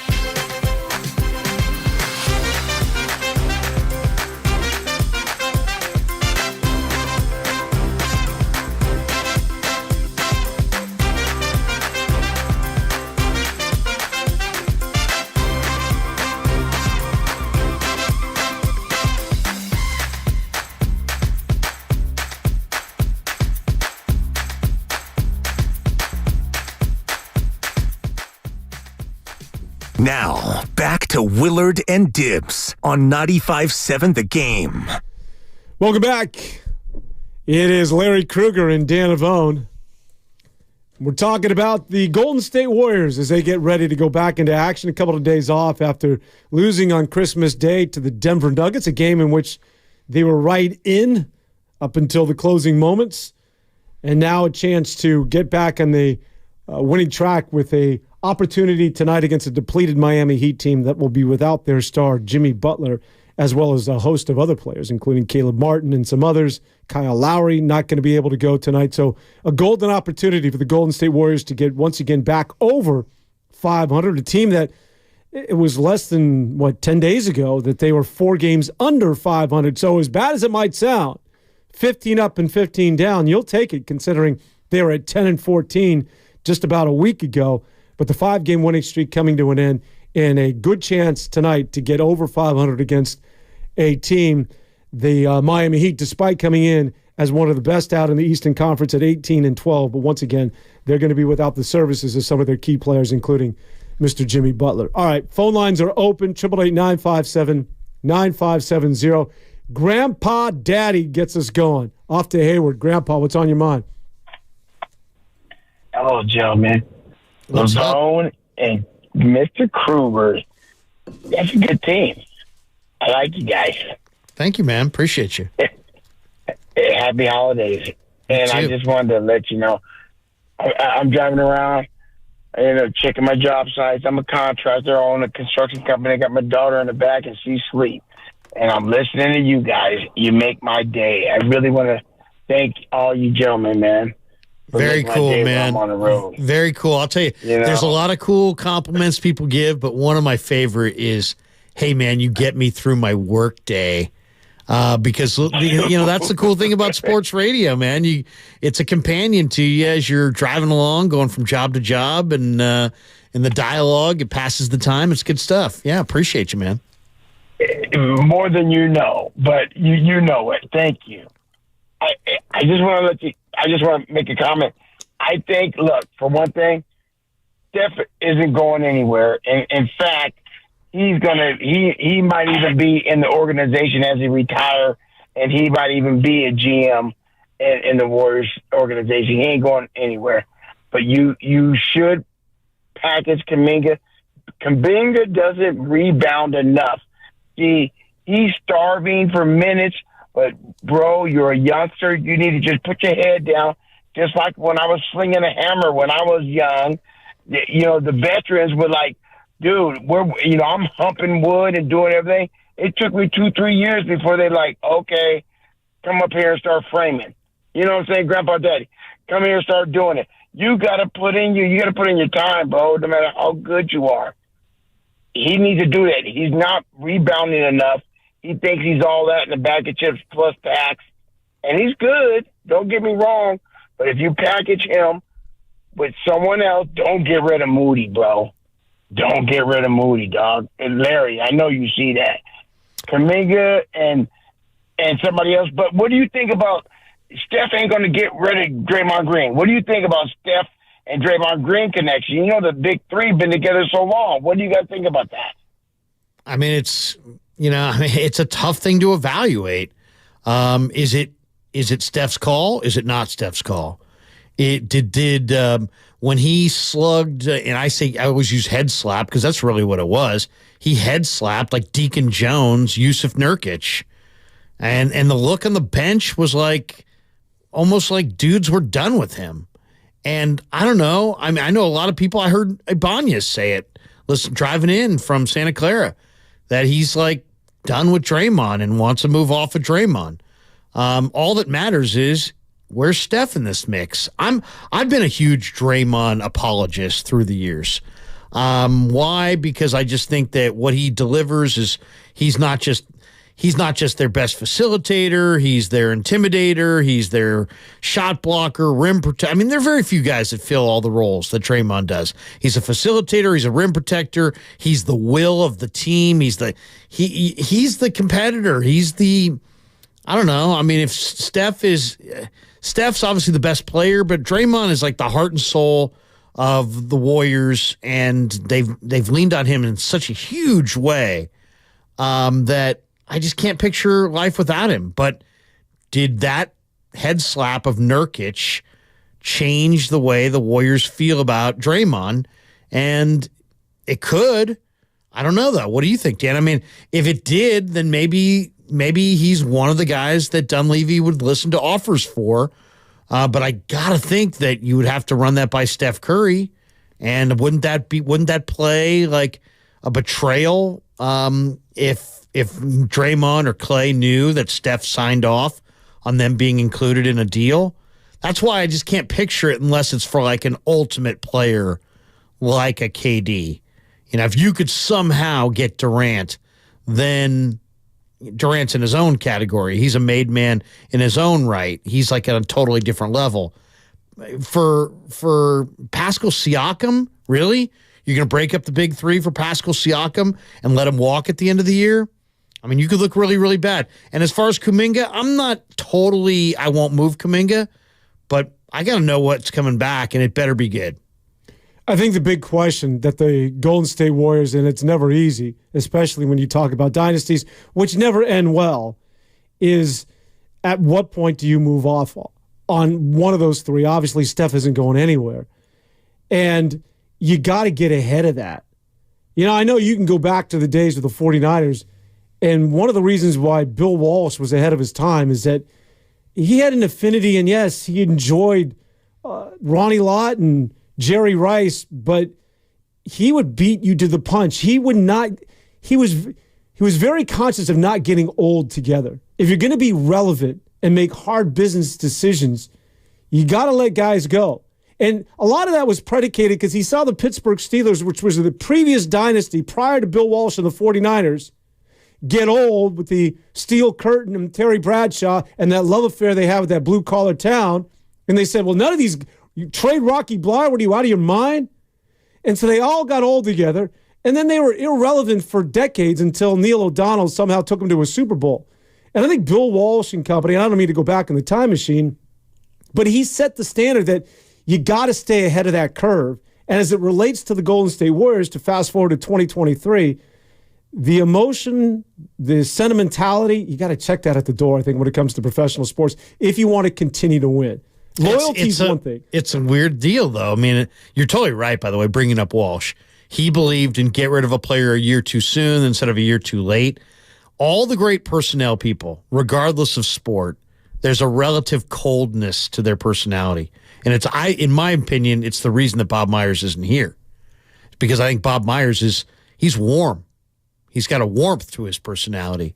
And I don't think he wanted any part of having his fingerprints on the deconstruction of this beautiful basketball team that he created. So I don't think he wanted any part of that. What surprised me the most about Joe Lacob is he also, for a self-made billionaire, I thought he was going to have that Bill Walsh coldness, like, hey, you know what, it's all about the numbers and then, you know, being very cold about things. I just saw him as that, and yet, based on the evidence that we have, he seems to be in the other direction, that he's got this warmth to him and that he's bought into going to the finish line with Clay and Draymond and Steph. And is he doing it because he thinks that's going to make the most number of people go through the turnstiles? Or is he doing it because he's also in love with the idea of it? It almost seems like there's a little warmth to Lacob where I thought he was going to be cold. And we'll find out about Dunleavy because Dunleavy's got his fingers on the pulse, and it's his job to do the job. But I could never picture Myers being comfortable trading Draymond Green or Klay Thompson, and it's going to take a GM who can look beyond, maybe even his own personal feelings to see that become a reality. Back out to the phone line, San Francisco, the location. Let's hear from Mark. Wants to talk about a potential JK deal. What's up, Mark? Hey, guys. Nice, great show you guys are doing filling in. Nice Appreciate job. you. Kaminga's a beast. You keep him, no doubt. Larry, you're right. Four guys I would keep. I'd put five in that. Steph, Draymond, TJD, Kaminga. and the kid Pazimski, maybe even Wiggins, maybe 6. Those are 6 core guys I wouldn't touch. This team could win. Kerr, I love Kerr, but he's coached us out. He coached us into the 6th spot last year and out of the Lakers series last year by the guys he plays at the end of games, and he's doing it again this year. They should be over 500. All these games, they got 20 games within 5 points at crunch time. A good example of this is the lineup he puts in the other night to close the game out. Looney, Clay, Chris Paul, Steph, and Wiggins. You can't put Looney and Clay. I love Looney and Clay, but they're slow. They have no rotational defense when those 2 guys are on the floor together. They can't get to their rotations, period. Kaminga might not know where to be, but he can get there with his athleticism. I hate watching him at the end of games. He does it every game. At the end of games, he puts in this lineup based on seniority and not on ability. So that's my take. I appreciate it. You know, the one thing I'll say about, I know a lot of people say, Looney, oh my God, how could you move Looney? How about this? I looked this up the other day. Looney, I believe, has 1 double-double all year. I think TJD has 2. I mean, think about that. Think about how little TJD has played, and yet I think he's got 2 double-doubles. And I think we're not talking about in and out. And I think Looney's got 1 double-double all year. So, I don't know. I mean, Kavan's Kerr loves the man he calls Loon. Loves him. He said as much. Would never want to advocate moving him. But that's what I'm saying. There's going to be some tough decisions. I think that caller, though, brought up something that's really interesting. And that is that Steve Kerr is one of the greatest coaches in the history of the NBA, in my opinion. Steve Kerr is definitely one of the best coaches in the NBA today, in my opinion. And yet, I've read all the blogs and all the comments. The Warrior fan in the last, I'll say, year and a half has turned on Steve Kerr and now doesn't hold him in as high regard. I've heard people say, you know what, Kerr is the problem with Kuminga, and don't trade Kuminga, wait for Kerr to be done, and then make a decision on Kuminga. And I thought to myself, and I know people who are like, fire Kerr. Fire Kerr? I mean, I'm like, guys, do you remember you guys forgetting those parades? I mean, they've won titles under Kerr. He's one of the great coaches. I mean, he's coaching the Olympic team, for crying out loud. He's a phenomenal coach. But Warrior fans, and you know who you are if you're listening to this right now, there are Warrior fans that were all in on Kerr 2 years ago that today would be fine if he drove off into the sunset. How does that happen so fast? I mean, talk about what have you done for me lately? Well, I think that you just nailed it. I think that's just that's fandom. It's just a little taste of losing and, people have got to point a finger. It's a players' league, though. Yeah. I mean, it's so obvious they don't absolutely have the play. It's their players need, they need better players. They need more players in their prime. Look around the league. There's so many talented players now. I watch OKC. They look great. I watch Minnesota. They look great. Every team's got all these young players with size. New Orleans looks good. All these teams look good, and they've got all these talented players that all have size. And young. And they're young, and they've got 3 and 4 of them on every roster. This league is the West especially, very, very competitive. You're listening to 95.7 The Game, KGMZ FM and HD1 San Francisco, always live on the free Odyssey app, Twitch, and YouTube. Phone lines are jammed. Mark in San Francisco wants Corey Kispert. Mark, what's on your mind, buddy? Hi, gentlemen. Hi, Larry. How you doing, buddy? Mark, man, Mark and I used to live out in the outer sunset. We used to shoot hoops, and we talk. Mark, I can remember us debating, should they draft Dale Ellis or Russell Cross? Seriously, I mean, Mark and I go way back to Mark and I used to be like neighbors in the sunset back in the, Dale Ellis out of Tennessee? Yeah, Dale Ellis, Russell Cross, Antoine Carr. Remember that draft, Mark? Oh, I do, and I used to get a scouting report from you every time I play hoops with you. So seriously, Mark and I go back. We used to play a lot of one-on-one back in the day. That's right. Larry, I like Corey Kispert a lot, and I think if the Warriors had somebody like that coming off the bench to give us some additional scoring, I think he'd be the perfect fit. I don't know if we could get him, but that would be one guy I'd love to have. Well, and what do you think, Dan? I mean, Kispert can shoot it, no question. Yeah, no, Corey Kispert is a good shooter. Mark, I'm sorry. You know what? I didn't pay attention to what it is that you're saying, but your voice, I got a question for you. Are you a member of the Dolphin Club by chance? I'm not. No. Oh, I'm sorry. Okay, give it to me again. What is the Corey Kispert trade? Well, he hasn't really proposed a trade. He's just somebody that I would like to acquire if we could get him. Yeah, no, he fits. He's big and he's a shooter. The young man out of Gonzaga you're referring to. Again, 38% from three on the year. He can shoot it. 73% from the foul line. But are we talking? I guess I'm missing what it is that Mark wants to do here. Are we just acquiring him because if you want to get him in a trade, I don't think it makes a lot of sense because he's not necessarily filling a real area of need for the Golden State Warriors. He is younger, but I think there's, I think if there's an area that they covet, and this is ongoing, it's that 4 spot. But maybe Jonathan Kuminga is the guy. But it's somebody that you slot in between, the Steph, the Clay, and Draymond Green. Somebody who gives you size, but also is a two-way player that can get out and close defensively, but also give you a level of presence on the interior, which they don't really have. Who's their second primary scorer? I mean, they've also talked about getting a second scorer, a big-time second scorer next to Steph. I think that's also the question. The thing about it, too, they're very, people talked about, the Warrior roster at the beginning of the year.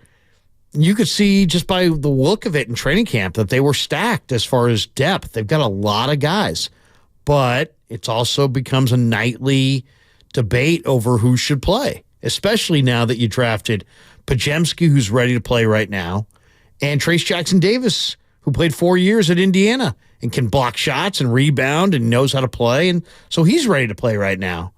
And then you've got the suspension of Green, which has kind of changed the dynamic, the injury to Peyton, but eventually those guys are coming back, and it's going to be, Steve has just a lot of tough decisions on a nightly basis of who exactly to play. But that's a good thing compared to last year. You'd rather have more depth than no depth, but it also kind of, opens you up to criticism and second guessing. And as I said, all the guys that he wants to play are the veterans who are technically outside of Steph, kind of in a descending mode.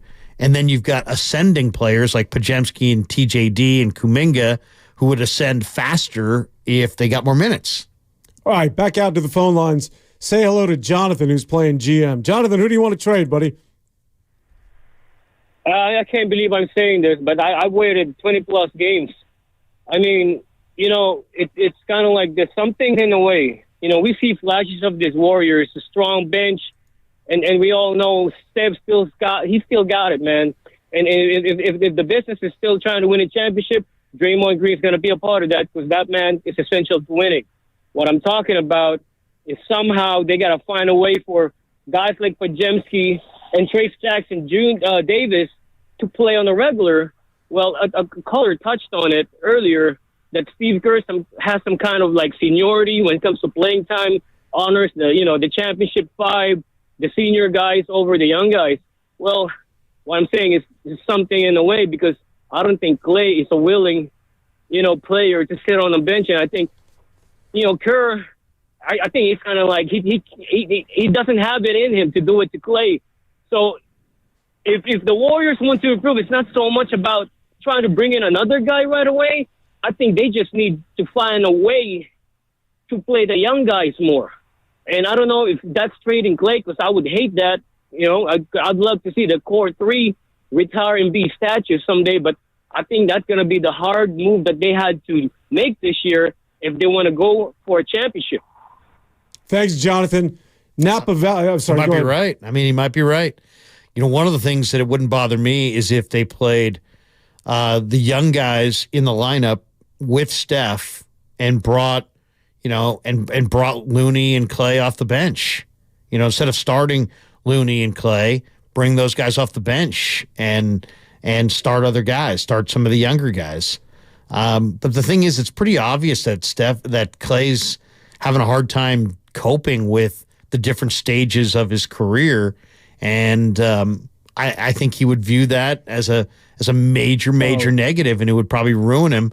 And I think Steve is totally aware of it, to the point where he doesn't. Last year, he wouldn't even entertain it in a public question, and I don't know that he's changed that much from last year to this year. I think he understands what he's dealing with Klay Thompson, who just shot 3 of 12 on Christmas against the Nuggets, 3 of 10 from beyond the arc. So I don't know. It's a tough one. Klay Thompson's an interesting one because I don't think he's worth 2 years and $50 million. No. And yet they've offered him close to that, and he sounds insulted by that. I mean, you're insulted by $25 million a year when you're probably worth more like 15 to 18 at best per year.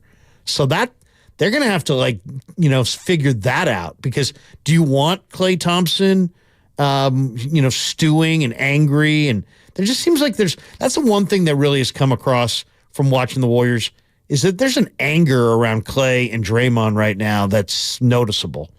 I think if there was, not that he's expendable, but of the big three, if we were in Vegas, I think the betting odds between Draymond, Steph, and Klay, if one of them is going to go, who's it going to be that's going to be the first out the door? I think the betting line would be, the heavy numbers would be on Klay because of the contract and because of the fact that he is, to me, physically, has clearly lost a step compared to the other two, defensively especially. And then that probably means Kuminga goes too, because Klay Thompson makes $40-something million a year, and he's not worth, and the NBA rules stipulate you got to take guys back who make close to that. So that's an awful lot of, that's a unique player. That, I mean, unless you're going to trade. To me, the one thing that I thought the other night when I watched him play the Clippers and Jerry West was in the house was like, you know what? I could see him playing for the Clippers. Just because there's Paul George there, there's Kawhi there, those contracts all match up. There's, James Harden's there. He makes 35. Jerry West, we know, loves Klay Thompson. Jerry West was probably one of the reasons they drafted Klay, definitely one of the reasons they didn't trade him for Kevin Love. So I could see, if Klay were moved, I could definitely see him playing for the Clippers, and I think there's a deal to be made there. All right, do we want to get to RC? Do we have time? Yeah, RC really quick out in Napa. RC, go ahead. Yeah, there were two things I was going to talk about. One, you were talking about the role Draymond plays on the team, and you were struggling for words. Well, I heard Steve Kerr speak once at a public forum, and he said that Draymond was the alpha male and Steph was the mother hen. And I thought that was a perfect description of how the Warriors run and the importance of both of those people to the team. The second thing was Bill Walsh. The 49ers won one championship after he dished Joe off. And if you look at the Montana documentary and you talk to a lot of people around the NFL, most people think they would have won 3 more if he would have kept Joe. That's all I had. Yeah, no, it's well said. And you may be right. I mean, Steve Young's driving around. I know. Do we want to revisit the Young Montana? Steve Young's driving around going, great. Let's just dust that off from 20 I years thought ago. I won a title. I remember Steve said I got the monkey off my back, and now it's, with the collar just dropped it. But, I mean, Joe Montana, still had it. And let's be honest, at the end, he still had it. He went to Kansas City. They came one step away from the Super Bowl. Joe didn't play actually today. I don't know if you knew this, but today is the anniversary of Joe's last game with the Niners. Oh, is that right? He got knocked out by Leonard Marshall in the 1990 NFC Championship game. Brutal hit from behind. That would probably now be an illegal helmet-to-helmet. And he did not play again until this date in 1992 against the Detroit Lions. He played in the second half. He threw 2 touchdown passes. The fans chanted his name. They wanted him back. And that was it. They traded him to Kansas City for a safety named Whitmore and a first-round pick that became Dana Stubblefield in the spring of 93. Wow. Good knowledge. Was that the game where they just got throttled by New York out at the Meadowlands? No, that was the game. That was 86. This was 90. This was at Candlestick. Oh. Montana rolled right, and he didn't know that Leonard Marshall was chasing him from behind. Yes. And Leonard Marshall went helmet to helmet and hit him in the back of the helmet, drove Joe into the ground. He broke his hand in a couple spots. He had multiple injuries, and he didn't play again. And in that period, Steve Young was ascending. Steve Young became this great MVP.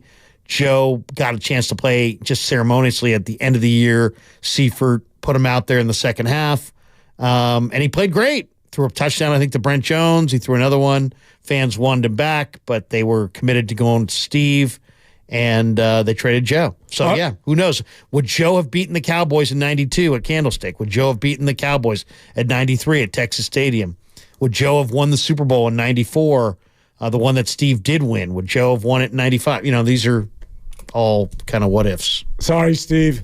We got a phone line open for you if you want to vent. Speaking of which, hang in there, Lee, DP, the rest of the callers.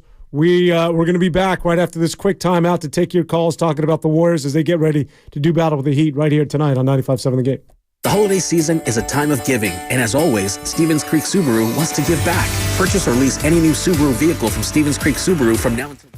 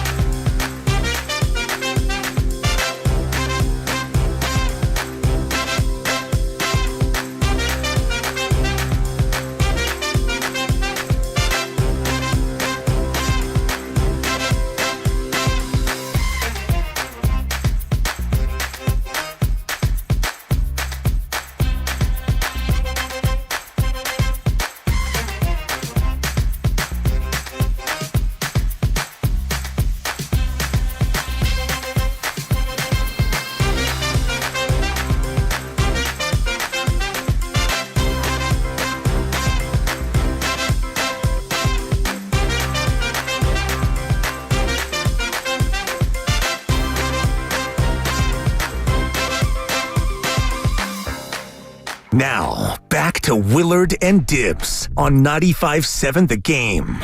We're getting Montana trade talk on the text line all over the place. Only Larry Krueger. Don't do it. Don't trade him. Oh, it's already happened. All right, we're talking about the Golden State Warriors and what do we do going forward? Are you good with the youngsters and the blend of the veterans? And what happens when Draymond Green comes back? What do you do do you want to move off on Jonathan Kaminga? Are you good with this Warrior team? Do you think Steve Kerr needs to give these guys some more run, which seems to be sort of the consensus, that Trayce Jackson-Davis and Jonathan Kuminga and Brandon Podziemski should not only be starting but should be closing games? Is Steve Kerr, is he balancing all of this? Could he do a better job? Phone lines are open at 888-957-9570. When you hang out through the break, we feel somewhat obligated, so Fairfield is where we're going. Let's hear from Lee. Hello, Lee. Welcome to the show. Hey, good afternoon, fellas. Thanks for taking my call. No problem. First of all, Wiggins, to me, is checked out. I mean, last year, I know he was having some personal issues, but this year it seems like he don't want to come off the bench. You get one good game and 5 bad ones. So he checked out, man. So let's check him out and get him out of here. I say, and also before I even go to where I want him to go, Draymond got to go too. I said that last year. I say that now. He's got to go.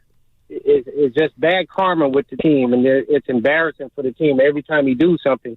He'll win a game for us, but he'll also lose him. And I can go back every year to show you where he lost the game from a stupid technical or doing something dumb. So here's what I propose. KD's already chirping in Phoenix about not having the ball, about them complaining, not playing any defense. You know he wants out. He just don't want to say it publicly. Let's do whatever we can to get him back here. Package somebody. I don't know what the salaries are like. Well, you just said it. I mean, Wiggins makes 22 or 24, and Draymond makes 22. So those guys make a combined $46 million, and Kevin Durant makes 47.6. So you could pretty much do that.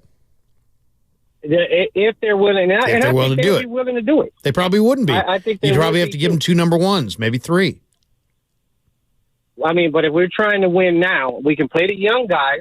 And we still got KD back. And that's the Lakers would be worried because we got somebody can hold LeBron. Are you pulling? We still got Curry. We got the young guys. I think that would work. Lee, can you include Kuminga into that trade if that's what Phoenix is asking for? I really wouldn't include Kaminga unless, I know if they ask for 2 number ones or Kaminga, I would probably do it anyway. It just depends on what the Warriors want to do. But I also have one other thing to think about. Is what about, even if they didn't want to do that, what about getting Keegan Murray and maybe Malik Monk from Sacramento for one of our players as well? Why is Sacramento doing that? Well, I mean, I don't know, but I'm just saying Sacramento need a bit more defense. No, I hear you. I'm just trying to play the devil's advocate. Sacramento ain't doing that. They love Keegan Murray and Malik Monk. And the money. I'll give you an idea. Malik Monk makes $9.9 million, and Keegan makes nothing. What does Keegan make? Keegan makes actually makes 8.4. So combined they make about 18. So that's not nothing, but you'd have to be other guys involved. Maybe Davion Mitchell or somebody. He's kind of fallen out of the rotation. But hey, if I'm right and the Warriors really loved Chris Duarte, maybe you get Duarte in the mix. I could see Sacramento wanting Draymond Green. Absolutely. They're trying to establish a culture and climb to the top of the mountain, and they've got Sabonis and Fox, and they've got some pieces, but I don't think Malik Monk is going to be on their list of guys to move. I think when Draymond comes back, and you talked about Kevon Looney, could he be relegated to a bench role? I think we've seen the last of that starting unit, meaning, well, the big 3 obviously will still be there, but Draymond and Kevon Looney, can they still coexist? Because I don't know how you start those two. I mean, you could get away with it. You mentioned Kevin Durant when Durant was around, or even when Steph and Clay and Andrew Wiggins had it going. You could have 2 guys on the offensive end that essentially are doing nothing. But with Andrew Wiggins, who, to the caller's point, I don't think he's given up, but I don't know what the hell's going on with him, but he certainly is not the same guy. I don't know how much longer you can hold out for him to return. He certainly has shown signs in his last game against Denver, and hopefully that's an indicator of things to come. But when you think about Andrew Wiggins, who has not been there this year, Klay Thompson, who has been inconsistent, I don't know how then you can play Kevon Looney and Draymond Green with those three. You're essentially going into a contest saying, Steph Curry, win a game for us. Because it's a lot of non-shooters. A lot of non-shooters. Yeah. Typically, you only want one non-shooter on the floor at a time. It's hard to play and compete with the best teams in basketball if you have two non-shooters on the floor. And yet, I would be very intrigued to see what this team looks like for, 15 games with TJD and Green playing together. I'd like to see, and once again, I just introduced, once again, two more non-shooters, but I just think TJD gives you more than what Looney does right now. Looney to me just looks heavy-legged. He's a young man, but he looks physically like an older player. He's a non-shooter, and I'm talking about Trace Jackson Davis, I guess in the conventional sense, but you can put him in that dunker spot, and you can pick and roll with him, whether it's Chris Paul or Steph, much more than you could with Kevon Looney. Yeah, he has a lot more scoring options. He's got an above-the-rim game if you want to go that route. I don't think it's like Kevon offensively. It's just either grab a rebound, and if you're not, go stand in the corner. That's not the role with the young man, Trace Jackson Davis. He's going to give you something offensively, especially when you think about him and Draymond, because Draymond has been so effective as far as giving that lob going back in the day to JaVale McGee to players who are just roaming on that baseline in that dunker spot. And I think that would be really effective going forward with the Golden State Warriors when you think about that tandem, Draymond and Trace Jackson Davis. All right, it is DP in Livermore who wants to talk about the coach and the younger players. What's going on, DP? Hey, guys, great show. So Steve Kerr, I want to kind of back Steve Kerr. When he was interviewed, I believe he came with a notebook full of different plays and how to change things up, and ownership took a look at that and were kind of wowed by it and hired him, is what I understand. And it's been a great show ever since. And then on top of that, you've got a guy with basketball experience and good people skills. And you got a guy that comes on your show. You guys ask tough questions. He answers them. I think we have a great coach. I think what we have is a transition. At the end of a dynasty, I guess you have two options. You can just let everybody go and start over again, or you can kind of transition into a new dynasty, which I think is what they're doing. And it's going to be rocky. There's no doubt about it. The second thing I wanted to say real quick is about Draymond Green and the way he talks to the refs. I know Steph was talking the other day about consistency with the refs. Do you think that with him barking at the refs all the time, that they come to the game already kind of with a mentality of, we're going to, not consciously, but we're going to call some fouls. We're going to get after the Warriors. And I'll take your answer off the air. I think his priors make him I bet you he's a point of conversation in the ref room before every game. Just, how are you going to deal with Draymond? Because he's just a force.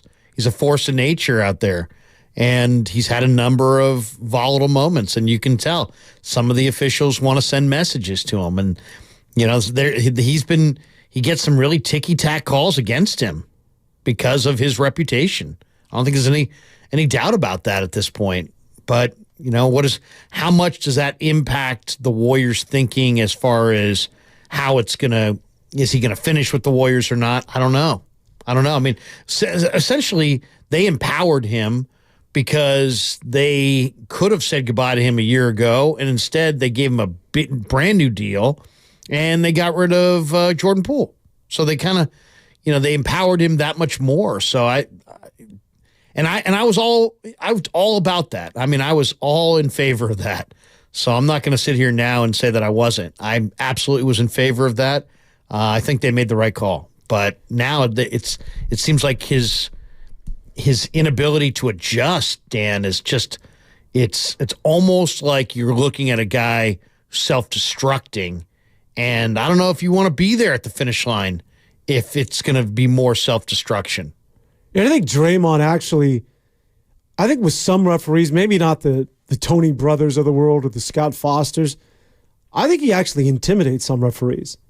No doubt. I think some younger referees are afraid to get, especially when he's chirping and he's looking at you the entire game. I think there's some referees that don't want to blow a whistle on Draymond. First of all, these guys know the deal. The players, it's the NBA. The players are the show. The tickets are expensive. People are coming to 82 home games to see Draymond Green. And when the Warriors go out on the road, there's people, if they're in the East, they're going to be in town one time all year. I mean, it's like you're going to tell Mick Jagger to get off the stage at a Stones show? I mean, come on, it's like you're not going to do that, but the officials they can't lose control of the game either. It used to really annoy me with Draymond. I was like, my God, man, will you just stop? And every layup, it's an and one, and on the other end, it's just the constant bickering. But now when I think about it, when he's not doing that, that should be more alarming to Warrior fans. Because now I'm questioning if is he buying in still? Because there's certain games where, you have a feeling like he's taking it off emotionally. And that's usually the first indicator. Because he walks that edge, right? Like he's got to be in a referee's face, but that's part of his DNA as a basketball player. I agree. Look at the difference between Draymond. Anybody needs to do is look at the difference between Draymond against Sabonis and the Kings in the first round, Draymond versus LeBron and AD and the Lakers in the second round. First round, he was ferocious. He was all over Sabonis. Sabonis' face showed the wear and tear at the end of that series from elbows and all kinds of physical contact. He went at Sabonis like his life depended on it.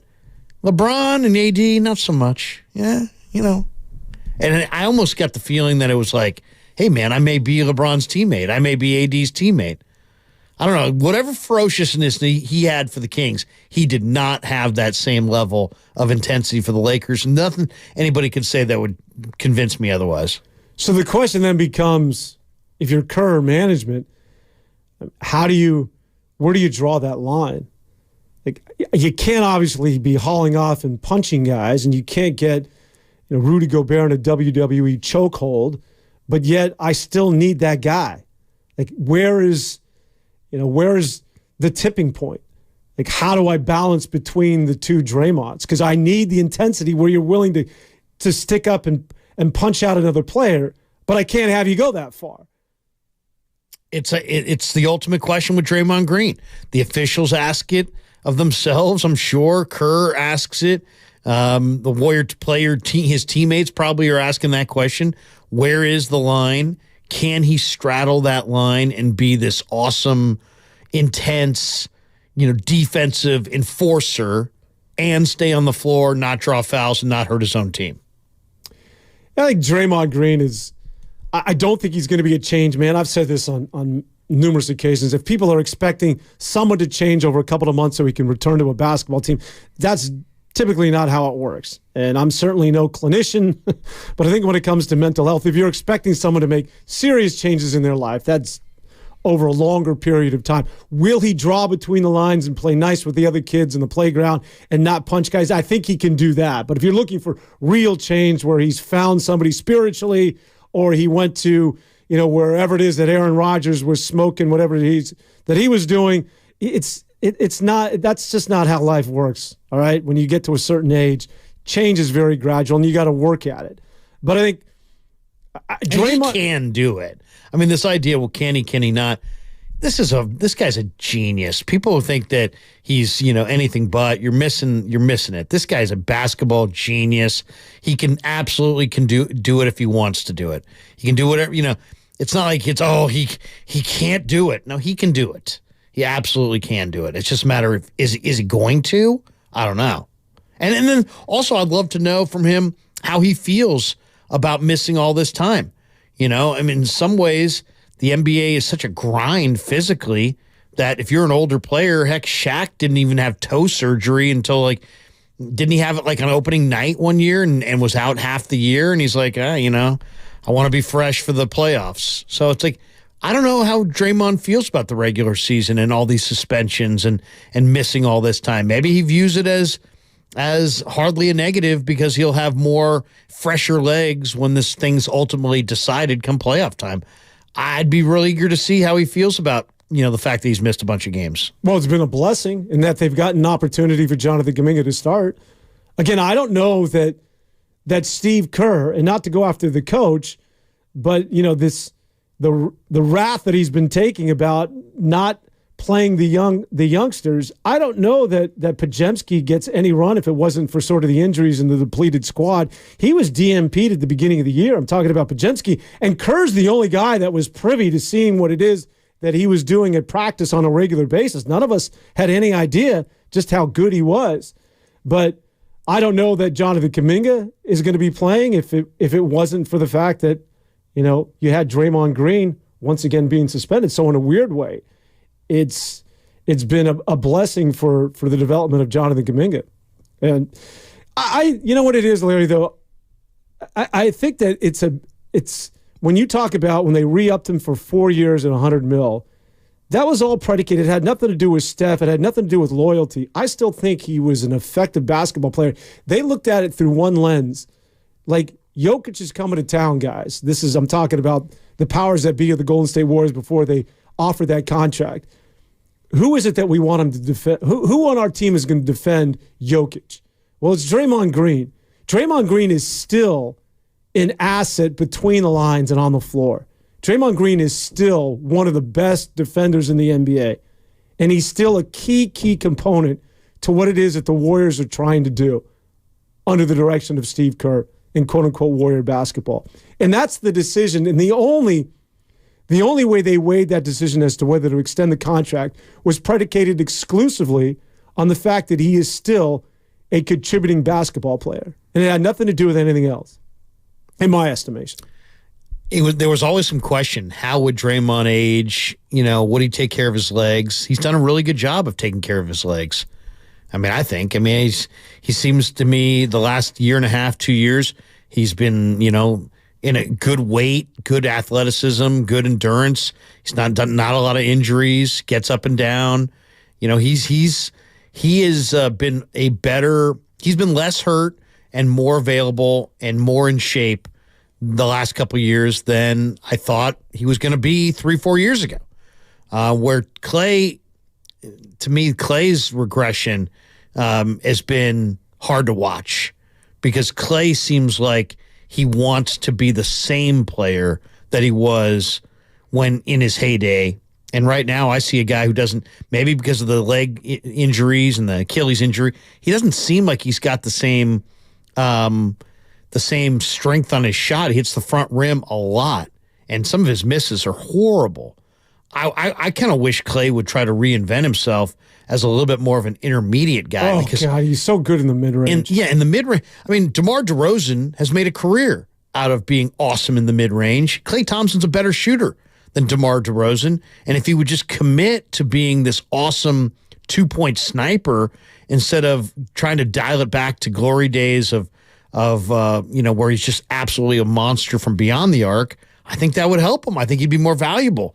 But, because when he squares it up inside of the arc, anywhere inside of 18 feet, and he's got the shoulders square, if you're watching that, you're thinking, oh, this is going down. And it does go down because his shot's very pure. But I think in his head, he still thinks he can give you 37 and a quarter against Sacramento like he did back in the day. I think he's still I think that's still Klay's still wired that way. Like I can still go. I can still be that guy. And not recognizing that Father Time has crept up and is walking down one Klay Thompson. Back to the phone lines. Joe in San Jose. What's on your mind, Joe? Hey, guys. Thanks for taking my call. I just want to ask you guys an honest question. It really don't matter if it's Draymond Green, not Draymond Green. The question comes down to, can Steve Kerr take a less talented team and win against Denver? Because I still think Denver is the team to beat. And that's really what it comes down to. It comes down. Do you guys agree or disagree? Thanks for taking my call. I would agree with that, Joe, and why I think that there should be a level of hope, and you never want any sort of moral victories. I hate that line when it comes, or moral victories and a loss.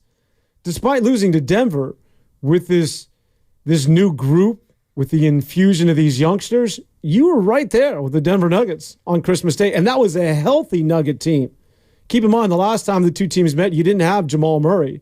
Now, Draymond Green hasn't played in both meetings against the Denver Nuggets, but you were right there with the best team in the NBA, and I think, I'm with you, I think the odds-on favorite to once again repeat. So you're not that far behind, and the one thing that you have that Denver clearly does not is a bench.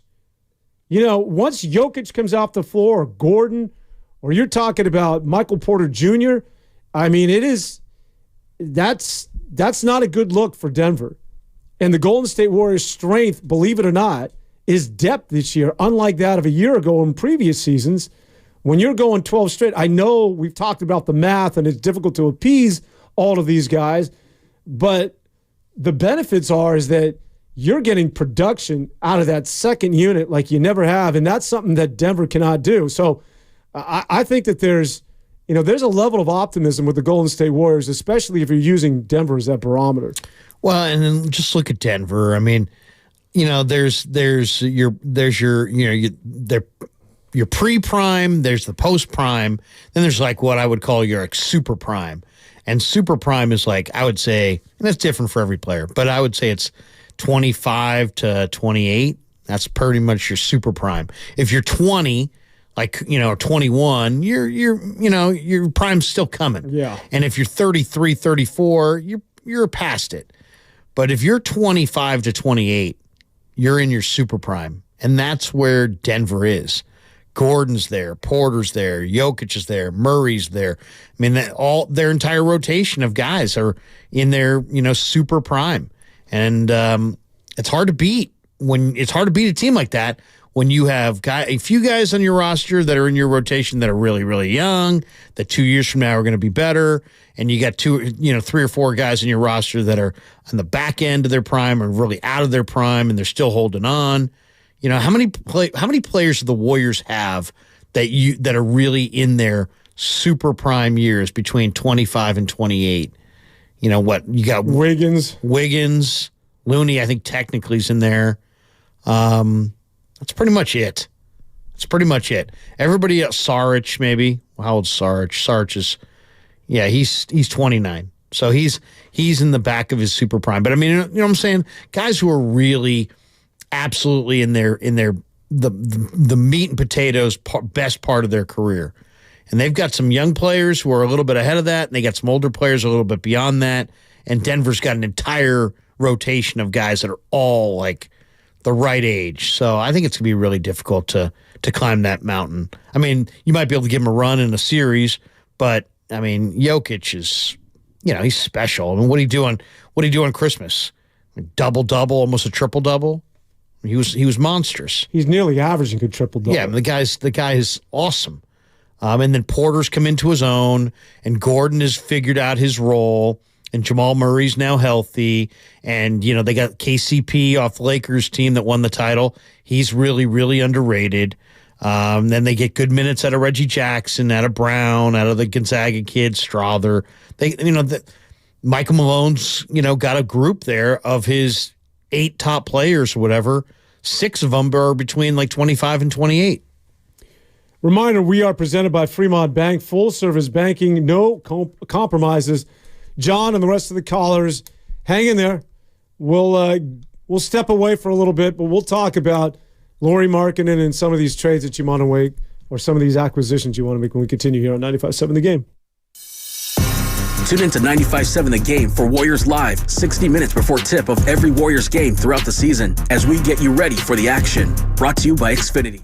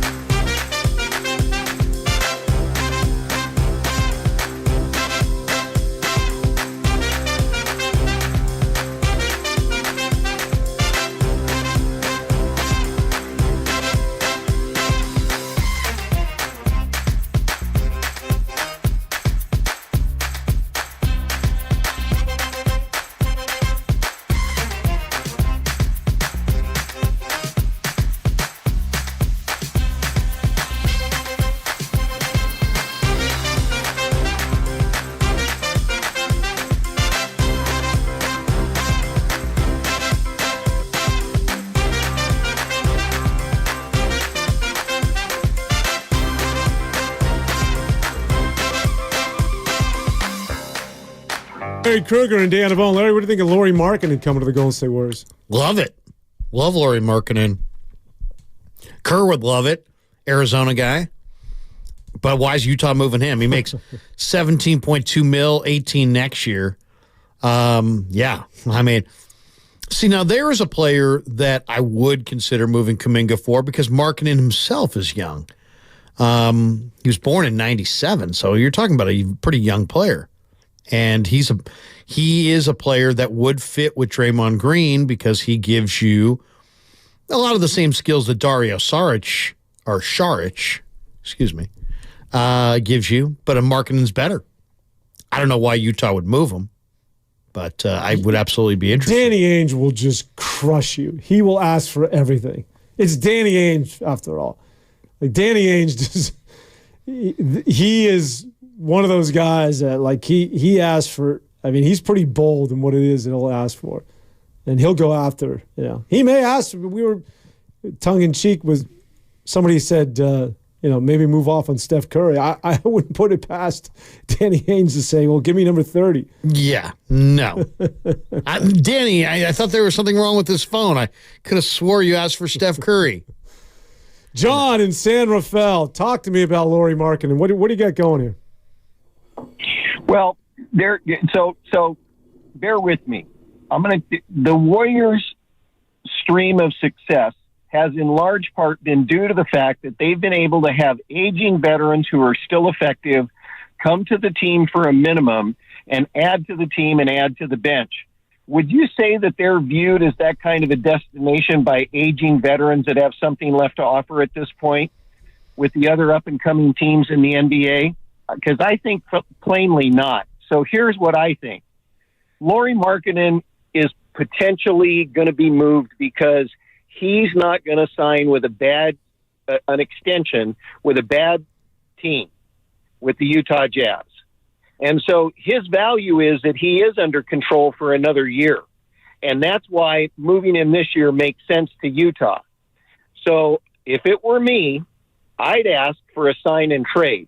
I'd ask for him to sign an extension to have 4 full years left on a contract and traded to the Warriors. And I know this is going to sound crazy, but let me get all the way through it. I would give them 3 number 1 picks and anybody not named Steph in return for his control for 4 years.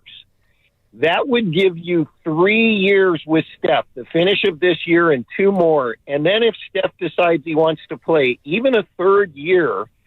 And then when you get to where you absolutely have to tear down and rebuild because they haven't drafted any more superstars. They've drafted some nice players, but nobody's wowing the NBA or the fans for the Warriors. Yes, we like Jonathan, and yes, we like Trace Jackson Davis. But at the end of that time, whenever Steph says, I'm going to go on to my business interests, you now have a superstar in his prime that you can trade back for your number 1 picks to rebuild the team. It's well thought out. I don't know. Here's the thing on that one.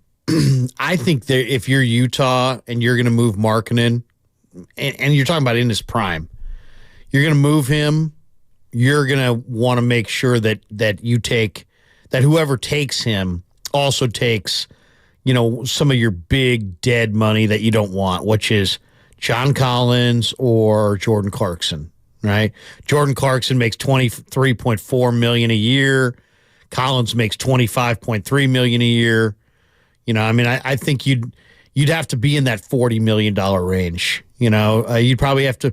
So that would almost demand either moving Wiggins and Green, or Clay and Kuminga and Picks, and that, you know, maybe your 3-1s would have to be in there too.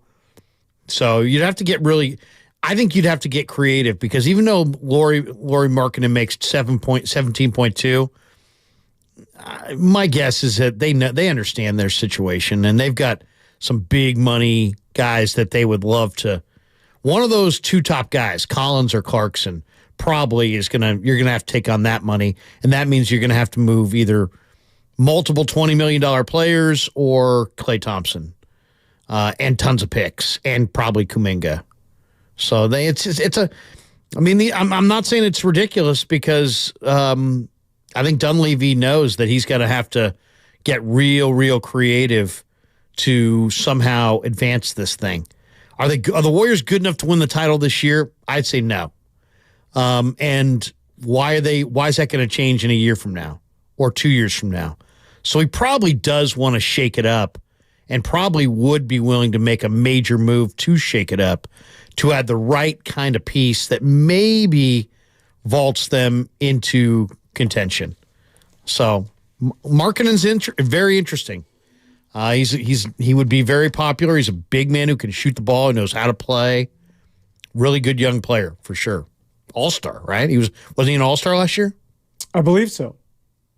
Yeah. I mean, and could you imagine how unpopular that would be to trade him if you're the Utah Jazz? You'd have to get a hell of a package coming back. Well, it'd be unpopular, I think, in certain circles here in the Bay Area, if you're moving off on that many guys and giving up that many draft picks. Yeah, but I'll say this: the Warrior fans pretty sophisticated. They understand what kind of a talent Markkanen is. So I think they would be very excited for him to be here. Well, you're saying that depending on who would be leaving. I mean, it's going to be. Let's be honest here. If they make a move and move, I mean, if they move Wiggins, I don't think anybody's going to cry about that. They move Clay or Draymond, and there's going to be an awful lot of people going, how could you? Don't you think? I mean, oh yeah. I mean, and Kuminga, I think maybe even the same. Because I know a lot of people are invested in Jonathan Kuminga and invested in his story. But if you were getting a player like Markkanen back, I think people could, swallow hard on the Kuminga future and just say, well, you're trading a really talented player who could be great in the future, but you're getting a really talented young player coming back. And that's the key, is the youth on this guy. Yeah. Yeah, that's why Markkanen's so intriguing. And also, which is also why Kevin Durant is a bit of a risk. We didn't talk about the age. He's old. He's older. But the thing about Markkanen and KD, they do blend in well with Draymond Green as far as, that's true. Their skill sets complement his. But that it's a non-starter. Draymond's part of that package.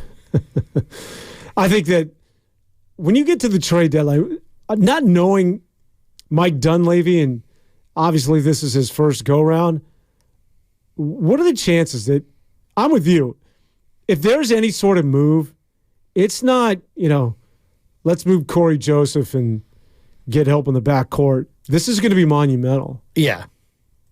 It's either nothing or something major, right? Why bother? Why bother moving a $3 million player for another $3 million player? That doesn't, I don't think that makes any sense or makes them appreciably better or really does anything. So I think Dunleavy's got tough decisions. And once again, for me, I'm keeping Podziemski, Trace Jackson-Davis, Kuminga, and Steph, and anybody else on the roster. I'm at least all ears. I'm listening. I would think, though, they'd have to be somewhat patient and at least let this play out. When I say this, I'm referring to this new lineup with Podziemski and now Jonathan Kaminga and Trace Jackson-Davis for the first time this year are getting run. And so this is new. This is very different. Having three youngsters not only playing but being impactful, major contributors on this basketball team.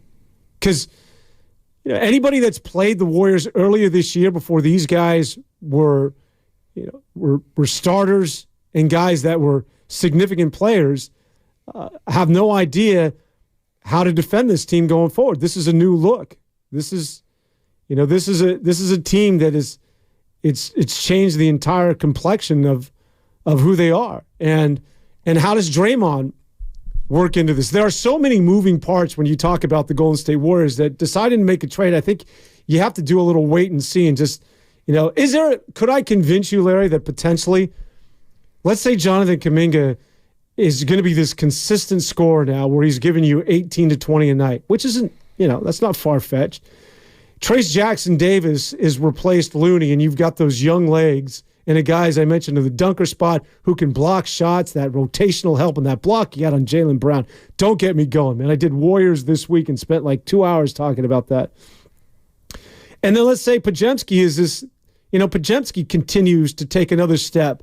That to go along with Steph. You're not as reliant on Wiggins now. You're not as reliant on Klay Thompson, but they're still there, and they're still contributing. Kevon is being Kevon, and Draymond comes in, and Draymond learns to somehow work his way into this new fabric that is the Golden State Warriors. Could that potentially be enough, which, again, it's right under their nose in terms of possibilities. Could that be enough to make a significant run to the postseason this year? I think they needed somebody who can create their own shot. But that would be Kuminga. I don't know. In the perfect world. Yeah, in the perfect world. I mean, I like Kuminga attacking the hole for sure. I mean, I really do. I think he's an let me get the ID and then unstoppable we'll get your, penetrator. Lucas scares me when I don't get the 5 o'clock ID. You're listening to 95.7 The Game, KGMZ FM and HD1 San Francisco. Always live on the free Odyssey app, Twitch, and YouTube. Go ahead. Well, I just think they need a shot creator. A shot creator that can create something out of nothing. And I don't know that who do they have? I mean, that's kind of what they lost with Poole, is they lost a guy who could put it on the deck, could drive inside, could beat somebody off the dribble, get in the lane, break down a defense. It's Wiggins and Kaminga. Yeah, I mean, to me, Wiggins seems like he's the guy that if you said, wager right now on what's going to happen before the February whatever trade deadline, I would wager that Wiggins gets dealt. Because he's the guy that I think you could move without calling Steph and being, well, they're going to consult Steph either way. But you know what I'm saying? I think he's the guy that Steph could be like, okay, what are you getting back? Where if they said, Steph, we're trading Klay, I'm sure that's going to be a tough moment for him. And maybe even more so if they said, Steph, we're trading Draymond Green. The way he and Draymond play off of one another, that I think is a very tough conversation. But Steph, we're trading Wiggins. I think that's an easier conversation to have. And Wiggins, if you really want to add a significant piece, you're going to have to add somebody who's probably making some money, and Wiggins makes $24.3 million. So that if you said one guy that you would wager would be moved by the deadline on the Warriors, I'd wager on Wiggins. The problem with Wiggins is that when he teases you with the game he had against Denver, and then you think back to a short 2 years ago, I know everybody's getting tired of hearing this, but he was the second best player on that team. And there were some that thought he was the MVP and not Steph Curry, and he could actually make a logistical strong argument for that. It was only 2 years ago, and I guess maybe that's why people are still holding out hope that he can be that guy. But when he gives you glimpses of what it is he did against Denver, and if he returns to being that guy, that changes everything. And I think that he was a great rebounder in that year they won the title. You know how many times he's had double-digit rebounds this year? How many? What would you guess? 6. I think it's 1. He's had double-digit. He had 10 against Sacramento on November 28th there at Golden 1. That's it. That's it. One. That's interesting. 1 double-digit rebounding game all season. I like that you're in on rebounding. You know why? How do you become... What does it say about a player who rebounds the basketball? Desire. Exactly. It's all want to. And also quickness and athleticism. I think that was the thing with the Warriors that, they struggle to rebound the ball. That's why I love Podziemski so much, is that he's giving them, there's a lot of threes shot in the NBA. What happens when you shoot threes? The rebound kicks out to the middle of the floor. So then you've got quickness to the ball. And that's what Podziemski has. He can rebound by going to the glass, but then he can also rebound because he anticipates where the ball is going to bounce to in the open floor off missed threes, and he grabs some of those rebounds. It's want to when you're talking about, and that's why Podziemski, I think, resonates with a lot of people out here. The charges and the rebounding. That's just, that's a basketball player. That's like, you just look at him and say, that's a player, and that's someone I want playing for me. I mean, that's who Podziemski is. And when you think about Wiggins, I think it goes a long way in sort of figuring out just where he's at this year between his ears. In Jonathan Kaminga, it's just about, you use the word desire. It's you can't go 100% just exclusively when you have the ball in your hands and you're out on the wing, but you have to show the same effort when there's a loose ball. Like, that's everything in this league. All right, Lucas is asking me to switch gears here and get back to the San Francisco 49ers, of course. And we'll get back to you because you were out at Santa Clara this afternoon. But like always today, it was the San Francisco 49ers that addressed the media, including Brock Purdy. And the big question surrounding Brock these days is his health, and namely the stinger, and whether he's going to be ready to go coming up on Sunday against Washington. No, it's been good. Just got a lot of treatment done on it and everything. Sort of just work out the soreness within, the whole shoulder area, trap area. But it feels good, so I'll be good for this game. After you watch the film of the Ravens, do you feel like you guys have the answers to some of the defensive wrinkles that they showed in that game? Yeah. I feel like our game plan was good just in terms of what we wanted to get done. It was just the execution part of it that I feel like, I didn't do a good enough job. And, I think our mindset and everything going into it was good. But I fell short in terms of making it happen. And so when we watched the film and stuff, like our plays were there. There was plays to be made. And we felt good, getting through the film and going, man, we were right there. And we had everything, I feel like, dialed up pretty good. I just didn't execute well. So, yeah, if we, see him again down the road, obviously we'd be excited to play him and all that. But we're just taking it one day at a time, and we'll see how it all goes. The only interception that was a bad decision was the first one. What should you have done differently? Yeah, that drive, we have two really explosive plays, the third down and then the next play after that to George again. So it's like the emotion, everything's built up, like we're feeling good. And, then we call this play with what wasn't the right coverage. And so for myself, it's like, all right, dude, progress and check it down. In the moment for myself, I was, aggressive. I was like, all right, just had two big plays. I'm trying to fit this one in. And which obviously looking back on it was not the right decision. Wasn't the smart play as a quarterback. That's something that I have to grow in, in terms of you make some big plays and stuff, but every play has a life of its own. Now, whatever play is next, you got to play the right way, not just feed off the emotion and everything that you felt from the previous plays. So that's something that I had to learn the hard way. How do you find the balance of still playing aggressively, ripping it down the field, but then also making good decisions? Yeah. The games that I've played in, there's a fine line of obviously ripping something that's tight window or tight contested, but at the same time being smart with the ball in the situation of wherever the game is at. And so for myself, like I've played in enough games where I think I understand when and where I can be aggressive and take a chance, take a shot, and when I should progress, check it down, throw it away, those kinds of things. Like I said, it's a situational kind of thing, and football is a game of situations, and so that's where I have to grow and continue to bank on experiences that I've gone through. But at the same time, being a quarterback in the NFL, you got to be able to take some chances and some risks and some windows at the right time, and that's what I'm learning right now.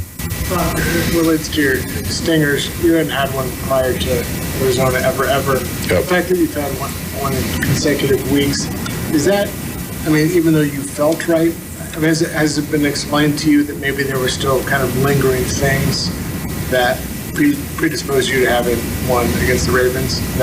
Yeah, no one really said anything to me. I didn't really know it was a thing until I got it against the Ravens again. Then I sort of got explained, like I guess the nerve or whatever is a little bit more susceptible to sort of, stinging again. But, with treatment and some time and recovery and stuff, you can obviously get it to go down and be good to go. Everyone's different is what I've heard. So for me, I was fine the whole game. And then that one sack, he just got me right. I landed on it just right for it to go off. But my feeling came back and everything. So it's just, I guess, part of the game. Brock, what ways is your approach or preparation a little different this week after a week like you feel like you didn't execute as well as you wanted to? Yeah, I mean, my process, my routine and everything is going to be the same, like I've done all year. It just comes down to the moment, getting behind center, going through my reads in the moment, in the heat of battle, being smart with the ball, doing what we're trying to do on offense and what the coaches are asking of me. And obviously it's be smart. And so, but in terms of my process and everything, I'm going to be the same guy that I've been all year in terms of how I get ready for a game. It's just going to be, in the heat of battle, making the right decisions and setting up our offense and our team to have success in the right way.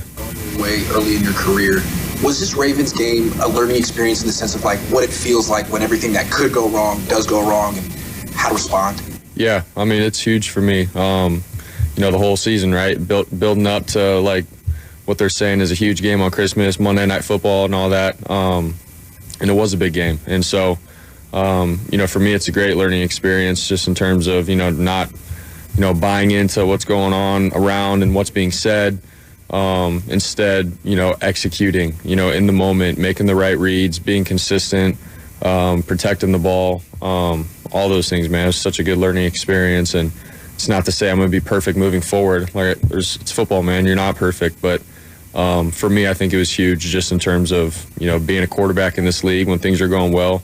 People can say some great things and it's easy to buy into it a little bit. But, man, you got to put your head down, go to work, have that chip on your shoulder still and still prove to yourself that, you got to continue to show your teammates that you're the guy week in and week out. So definitely something for me to learn from. Bob, looking ahead to the Commanders, what stands out when you watch the film on them?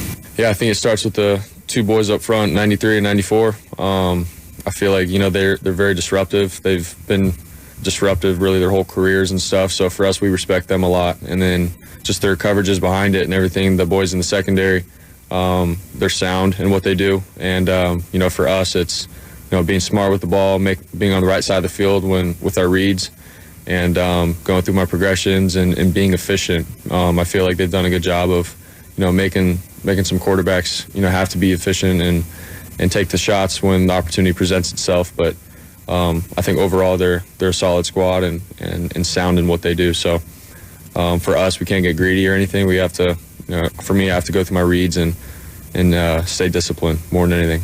You said yesterday that he felt like the most valuable experience for you the other night was continuing to compete after the interceptions. Can you take us into those moments of what you were thinking of, like how you flush and how you kind of move on to continue to compete in those moments and maybe how it can help you going forward? Yeah, the game and the situation sort of just happened really quick. They went up quick and in the second half, third quarter, they're up multiple scores and so then it sort of feels like, all right, we have to make a play. And at the same time, we got all these turnovers, so don't turn the ball over. So just mentally, it was a good experience to understand, like, you have to play one play at a time. Even if we're down multiple scores, you still have a whole second half to play.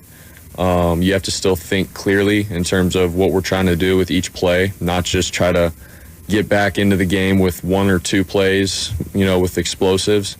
It's being smart. It's taking a 5-yard out route or a check down and getting a first down and managing those situations and playing quarterback still to get your team back in the lead, by being an efficient quarterback. So those are all things that I had to learn. Towards the end, I feel like I was searching for those big plays to get back in the game rather than playing the position. And so watching the film was tough, but it was good for me. I had to learn it, and I'm glad it happened now. Your teammates, especially Nick Bosa, spoke out in support of you after the game. What does that mean to you, and how does that help you approach this week? Yeah, I mean, it's huge, to hear, guys, have my back and all that, which is great.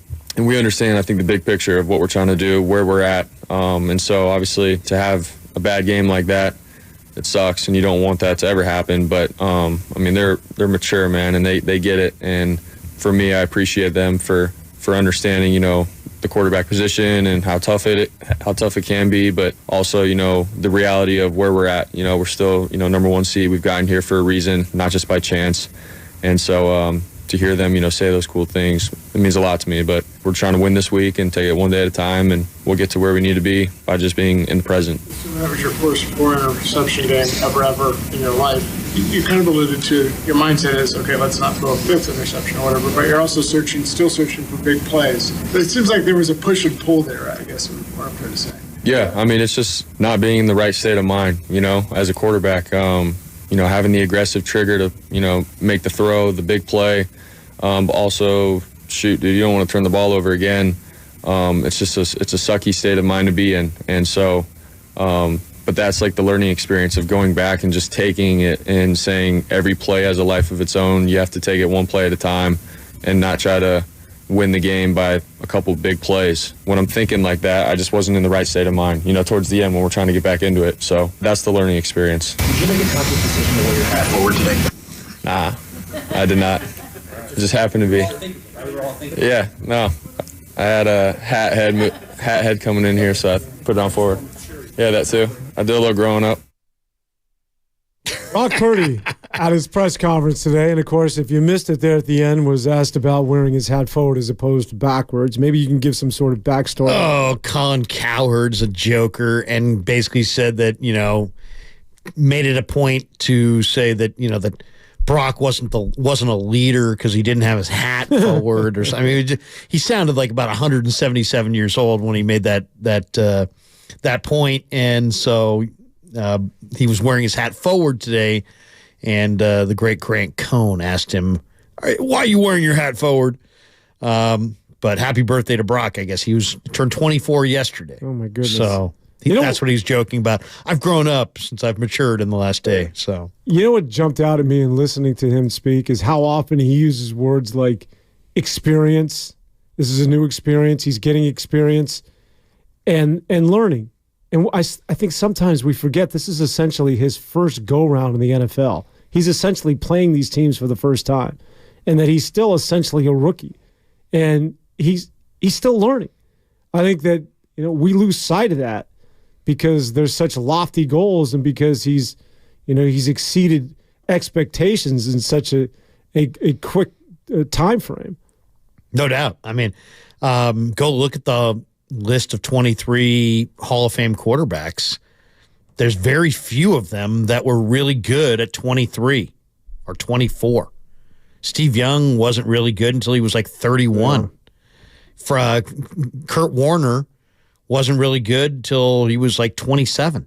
He wasn't even in the league until he was like 27. He was working at Kroger's when he was 24. So it's just, he is a young player. What he said 3 times though in that was, I got to be smart with the ball. So that's the takeaway.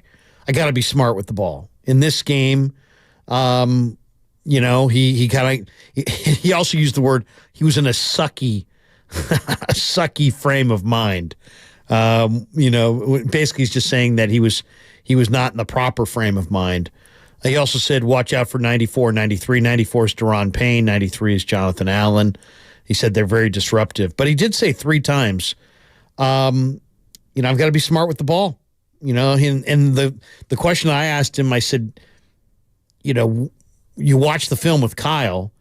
Did you have answers for some of the wrinkles that the Ravens showed?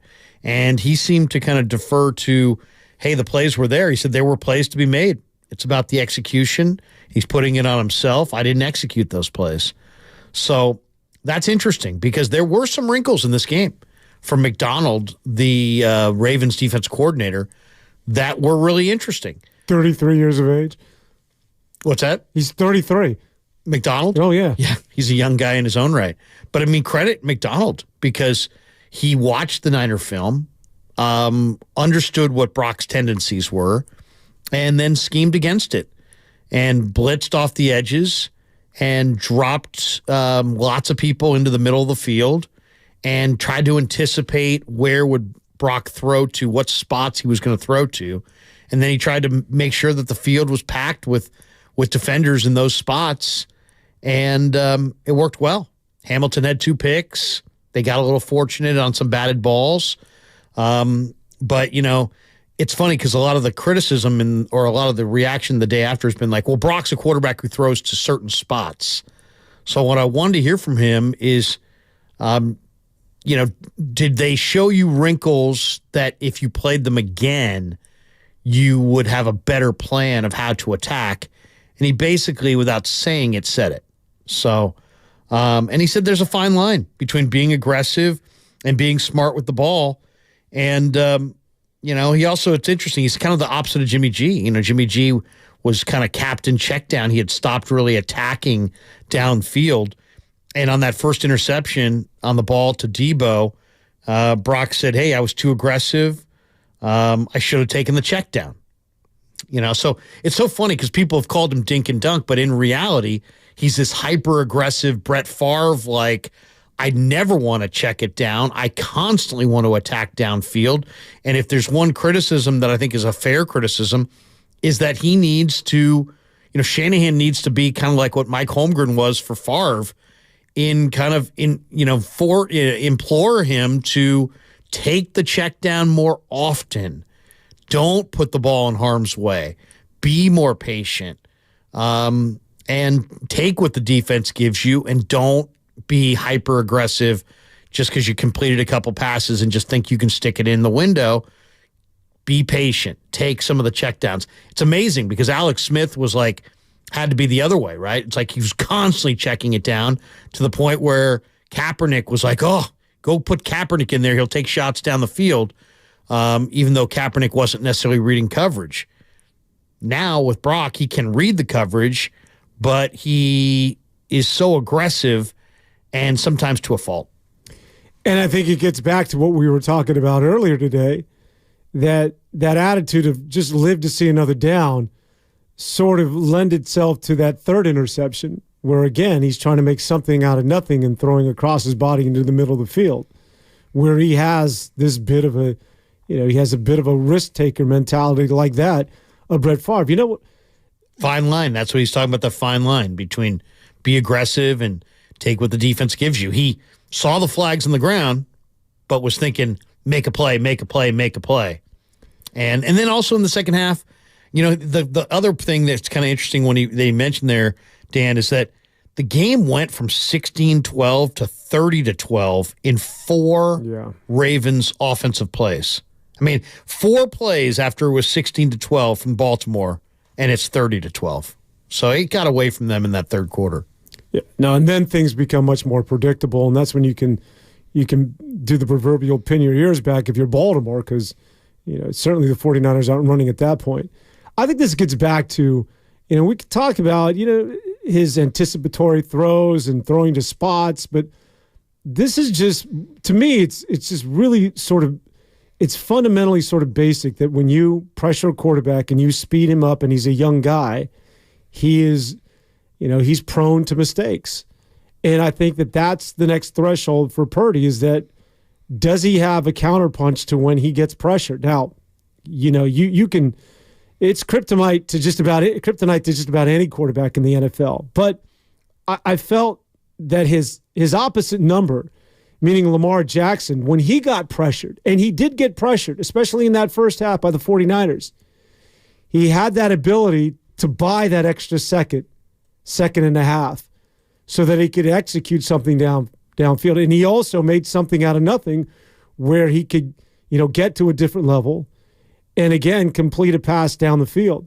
Brock Purdy isn't there yet, I don't think, because it was interesting to note it was 2 players, 2 quarterbacks, they were both getting pressured, yet Lamar Jackson was able to deliver, and Brock Purdy was rushed and was making the ill-advised throw. Now, to Lamar Jackson's credit, his first option isn't like it was when he won his MVP, is to take off and run, but he's actually buying time to complete a pass.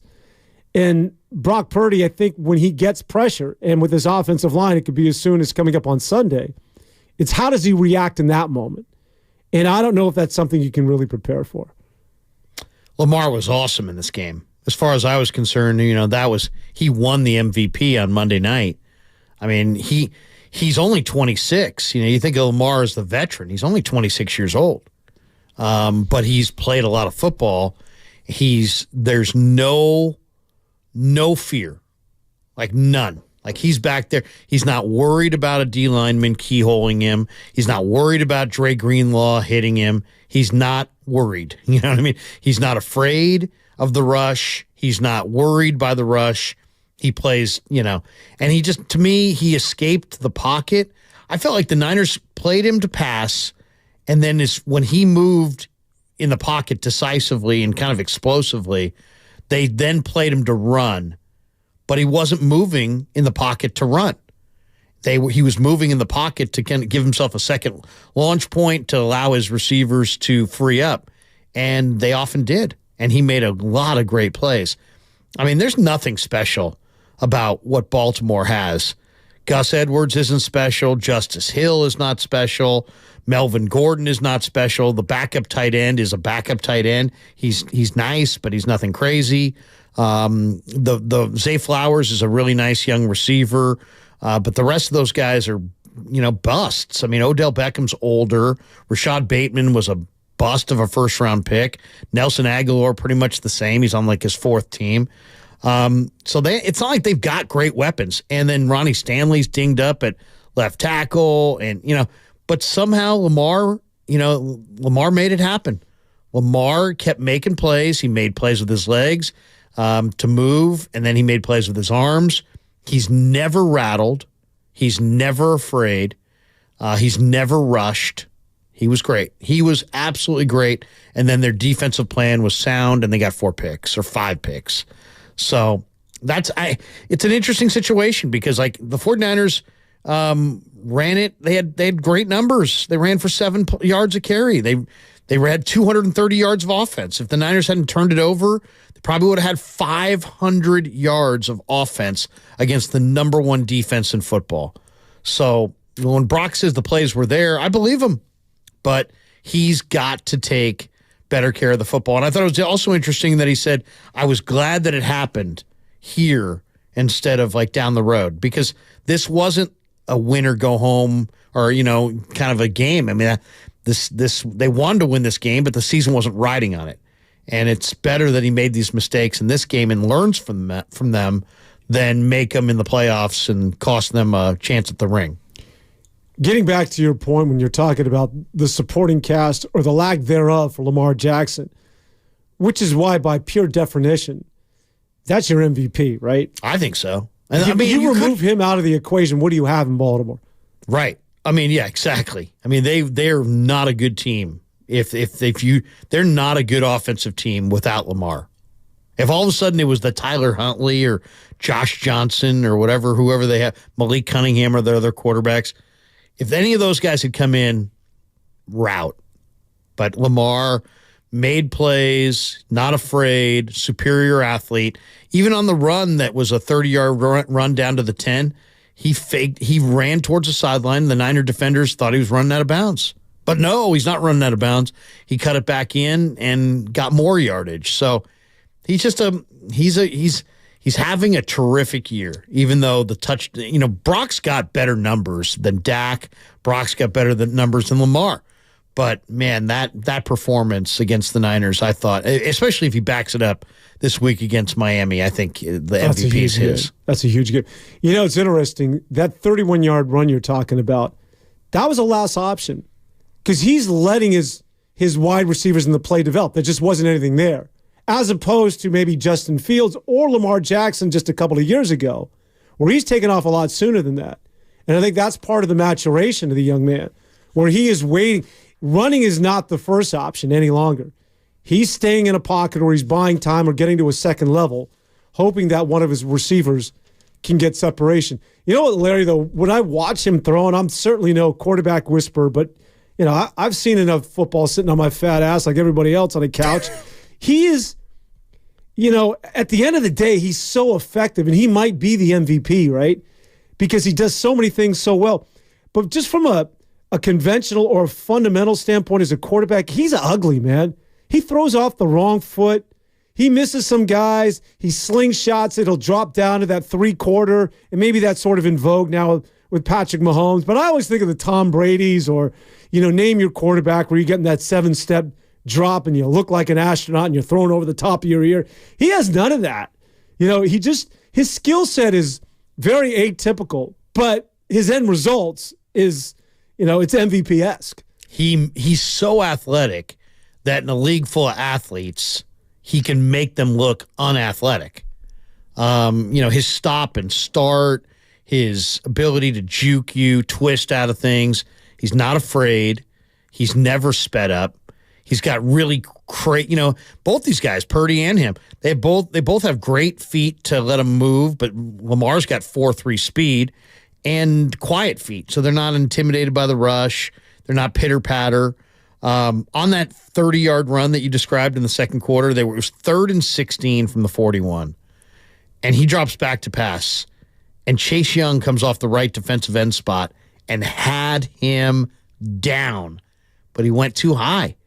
And Lamar twisted out of it, and next play was 1st and 10 from the 10. And eventually they got the field goal, and so it was only 16-12 at half. But that was the 49ers. If that play goes different, they don't get the first, the Niners may score again before the end of the first half. Instead, the Ravens burned out the rest of the clock and got the field goal going into the dressing room when we're up 16-12. It was a huge play. It was a huge play, and Chase Young had him wrapped up and just let him get out. Nothing with the 49ers following that loss, I don't think should be a high level of concern for a lot of Niner fans. I think Brock Purdy will bounce back. The offensive line, we'll have to wait and see. As far as being out physical, I don't think that's a trend for the 49ers or anything, again, that should keep Niner fans up at night. But however, one area that I don't think that there's been an answer to is run defense. And even with Eric Armstead plugging the middle, they're still towards the bottom of the NFL statistically as far as stopping the run. And I think that, that's an area I think that maybe it starts with Kinlaw. Givens is okay, but there is if there is a Achilles heel, it might be right up the gut of that defensive line. Well, there's no question that, and they added Sebastian Joseph Day, the former Ram and Charger, earlier this week, and we'll see. He'll probably wind up playing in this game. They've been really at time. It's funny. I don't think they've got huge problems against the run, but man, they ask a lot of Warner and a lot of Greenlaw to make a lot of plays against the run, and those guys stand up and do make a lot of plays. But as Greenlaw's piled up injuries and they're both getting a little fatigued, they're falling off more tackles. But you've got Hargrave, who's a pass rusher, Kinlaw, who's more of a run stopper. Givens is a one-gap penetrator pass rusher.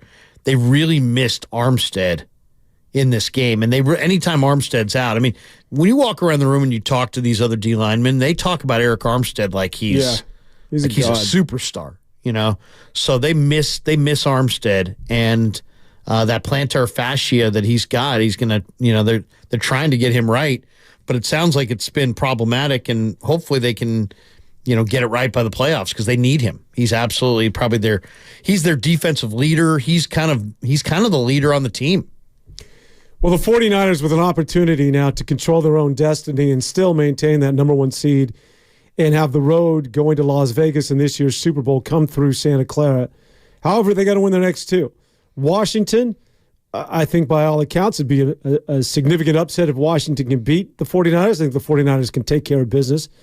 The big question, I think that, and this seems to be the sexy or the trending pick right now, and that is all of a sudden the Los Angeles Rams have become relevant.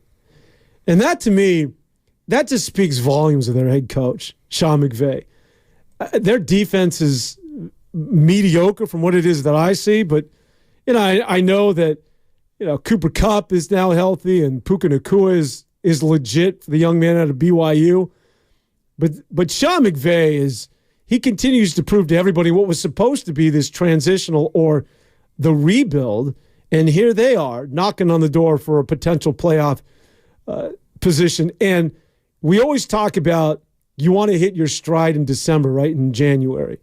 They could be a perfect example of that team like that of the New York Giants and Eli Manning back in the day when they went to Super Bowls as a wild card, that the LA Rams is showing that this is when you want to be playing your best ball. And what sort of a threat do you think they pose? The game, again, will be in the Bay Area at Santa Clara, but is that one that should have an asterisk next to? And obviously the Niners aren't going to look past them, but this isn't the same Ram team they saw earlier in the year. No. In fact, there was no Cooper Kupp in that game. It's funny because Willard and I Friday had Jason LaCanfora on, the Odyssey NFL insider, and he made the prediction. He said if the Rams get the Cowboys in the playoffs, the Rams are going to beat the Cowboys, which is a pretty big prediction, really. There is a scenario, too, where the 49ers, if they lose, could wind up playing the Rams in Week 18 and then the Rams the next week in the playoffs. So it could be, you may get a lot more of the Rams than you want. What the Rams are legit at is every guy who touches the football on offense is real. I mean, Stafford is, Stafford. I mean, Stafford's older, but Stafford's got a gun, a quick release. He's got a Super Bowl ring. He's damn good. And then Kyron Williams, their running back from Notre Dame's a small back, but, man, he's not easy to tackle. He runs hard. He's really smart. He can catch the ball. He's quick and fast. Now Higbee's healthy, their tight end. And then their receivers are really good. I mean, Puka Nacua has got great hands and runs terrific routes and is like a fifth-year player, even though he's a rookie fifth-round pick. And then Cooper Kupp's now almost like identical, right? He's a former incredible receiver. So now you got two awesome route runners. And then they've got Demarcus Robinson, who's a veteran NFL receiver who's big. And they've got Tutu Atwell, who's just an absolute ridiculous 4.2 burner. I mean, he might be as fast as any receiver in the league. So Atwell stretches you vertically, and then the other guys can catch it in a crowd, and they're great route runners. And Robinson's physical. So, I mean, they've got weapons. I mean, Higbee's got sticky hands. He's a good receiver, and they can run it pretty good. It's not a great O-line, but it's good enough. The D, I don't think much of, but you still have Aaron Donald. And, they've gotten some good play out of their secondary, John Johnson at one of the safety spots. So, it's not going to be easy. The Niners are going to have a hard, defensively especially, they're going to have a really hard job containing that Rams offense. The Rams can score with the Niners. The Rams can put up 30, and that's what makes them so. Then it really comes down to turnovers. So I think the 49ers should beat the Commanders good, and I think they should beat the Rams but in Week 18, but they're going to have to score points because the Rams are going to score points. Yeah, and again, getting back to the common opponent, that being the big bad Baltimore Ravens that manhandled the San Francisco 49ers, had to go to OT, and it took a punt return for them to beat the Los Angeles Rams, as a game that you had mentioned was played in Baltimore. Just to take it a step further, if we're to look at and handicap the NFC, any of those teams, whether it's Dallas, Detroit, or Philadelphia, maybe we'll throw the Rams into that mix. Who do you think gives the 49ers the biggest threat? Well, I think they own Dallas. And why? Because Dallas can't stop the 49er running attack, and the Niners can stop Pollard. So that makes Dak very one-dimensional. Dak's very impatient. He threw 3 picks in the head-to-head matchup. I just think the Niners seem like they have the Cowboys' number. So the Cowboys don't worry me. Detroit, on the other hand, is kind of like the Cowboys, and they have a great offensive line. Penei Sewell, Taylor Decker, Frank Ragnow. That's 3/5 of their offensive line. They've got really, really good young offensive line and some nice weapons. So Detroit's a little scary, but I would say Philly. To me, it's the Niners and Philly and the Niners. Those have been the two best teams in the NFC all year. And I'd rather play Detroit. if I could pick it, I would say, give me Dallas first, give me Detroit second, give me Philly third. How about you? You know what's interesting is you talked about Detroit's offensive line, which is one of the best in the NFL. So is obviously Philadelphia. And it's interesting because I got into this conversation with Peter King. I'm like, why is it so difficult that you just don't see them? They're so few and far between. They're the unicorns now at the college level, especially when it comes to an NFL draft. Offensive linemen. Like, what happened to the offensive linemen in college football? You don't find them anymore. And he said I found it really astounding. He's like, it's because these guys are now putting on more weight and they're becoming edge rushers at a younger age. Like early in their collegiate career or in high school, they're recognizing that the glamour and the money is to come off the edge as opposed to plug in a gap as a center or as a guard. And he's like, anybody who's worth a damn or has any level of talent is switching to defense. So it's really, really difficult to find the next Penei Sewell. Remember him coming out and he was, out of Oregon, highly coveted. But when's the last time that you really saw an offensive lineman or a class that had depth at that position? I think it even goes more into the way the NFL is now, where there's a lot of player movement and there's a lot less practice time. So they don't, offensive line, it's totally about how cohesive your line is and how well they play off of one another. I don't think they get a lot of practice time playing off of one another. And then, if somebody's good or a couple of different guys are good, all of a sudden somebody's getting a big check in free agency to jump. You know what? It's really rare, too, is to see an offensive lineman, get paid in free agency and then be as good for their new team. Like, there's already people in Denver who are like, Mike McGlinchey is not the answer. Well, it's like we could have told you that last year, that McGlinchey wasn't going to be the answer. But there's so few name quality offensive linemen that get out there in free agency that, they get bid up. So what they paid him like $30 million guaranteed or some ridiculous amount of money for McGlinchey, who really struggled as a 49er. So, I think that's also the continuity's not there. These guys don't play together for that long. With Trent Williams, of course, being the exception, the guy who got paid and was even better here with the San Francisco 49ers. Yeah. All right, the Warriors tip off at 7 p.m. versus the Heat, which means Warriors Live with Mark Grandy. Hello, Mark Grandy. Starts at the top of the hour, brought to you by Xfinity, the Xfinity 10G network made for streaming live sports. That's coming up right after us. Don't forget to join Mark Grandy, who is about 5 feet from me. He handed me that thing like 15 times. All right, Mark Grandy, you'll have it in about 15 minutes. We'll be back with more to wrap up the show after this.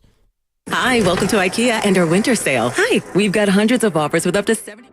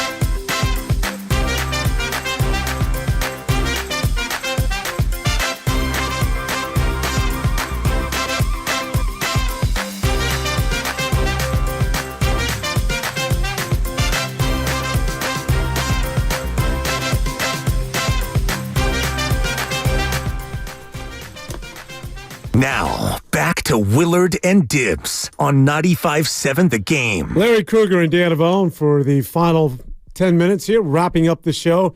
And then we hand things over to Mark Graney, and he will get you going with the pregame show.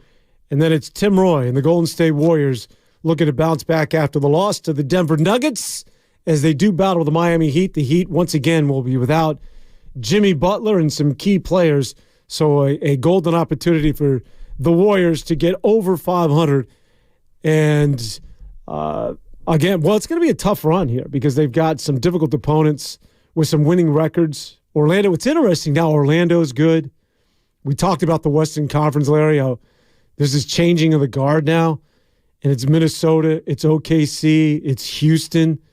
And it's interesting, and that's what happens when you hone all these draft picks and you're not good for so long, that those young players are able to develop into, mature younger players now with some high levels of experience. Which, again, getting back to the Golden State Warriors, is not something that was ever going to happen because you could beat Jonathan Kaminga and you could beat Moses Moody, but if you're on an NBA championship team, as they were 2 years ago, your role is going to be that much more limited. So there's just a lot of good young talent around the league. T-Wolves have a lot of talent. OKC has a lot of talent. They still have a ton of picks, too. OKC is going to be interesting to watch to see what they do. They're going to pull the trigger on a trade. Yeah, I mean, because they have so many assets. They could add basically any kind of player they want to add. But I mean, both those teams have been fantastic.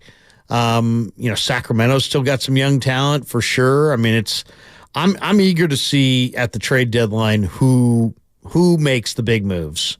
The Lakers are, obviously out there. I think they're going to try to make a big move. There's been a lot of talk about the Warriors making a move, but I don't know. I mean, you look at those names out there. Does Pascal Siakam make the Warriors a title contender? I don't know. Does OG Anunoby make the Warriors a title contender? I don't know. I read today the Lakers want DeJounte Murray. Does he make Golden State a title contender? I would say no. So I mean, I don't know. It's going to be very interesting to see what Dunleavy's game plan is here. Does he try to move like a Clay or a Draymond or a Wiggins or somebody, for players that could potentially be part of the thing long term? You mentioned Markkanen. Or do they try to load up on a big deal and see if they can add a Durant and get, add somebody who's going to maybe help them win a title right now, or can at least contend for a title right now? I mean, the Warriors are right there. They're right now. They're the 11 seed. They're 15-15. They're 500. They're tied with basically Phoenix, right? They're both sitting there 7.5 games behind the T-Wolves, tied for that 10th seed. So Dunleavy's this is a big, he's a year one GM. He had a great draft. Trace Jackson Davis at 57. What? That's a great pick. Pajemski has worked out really nicely. And both those guys are ready to help right now. So that's kind of good.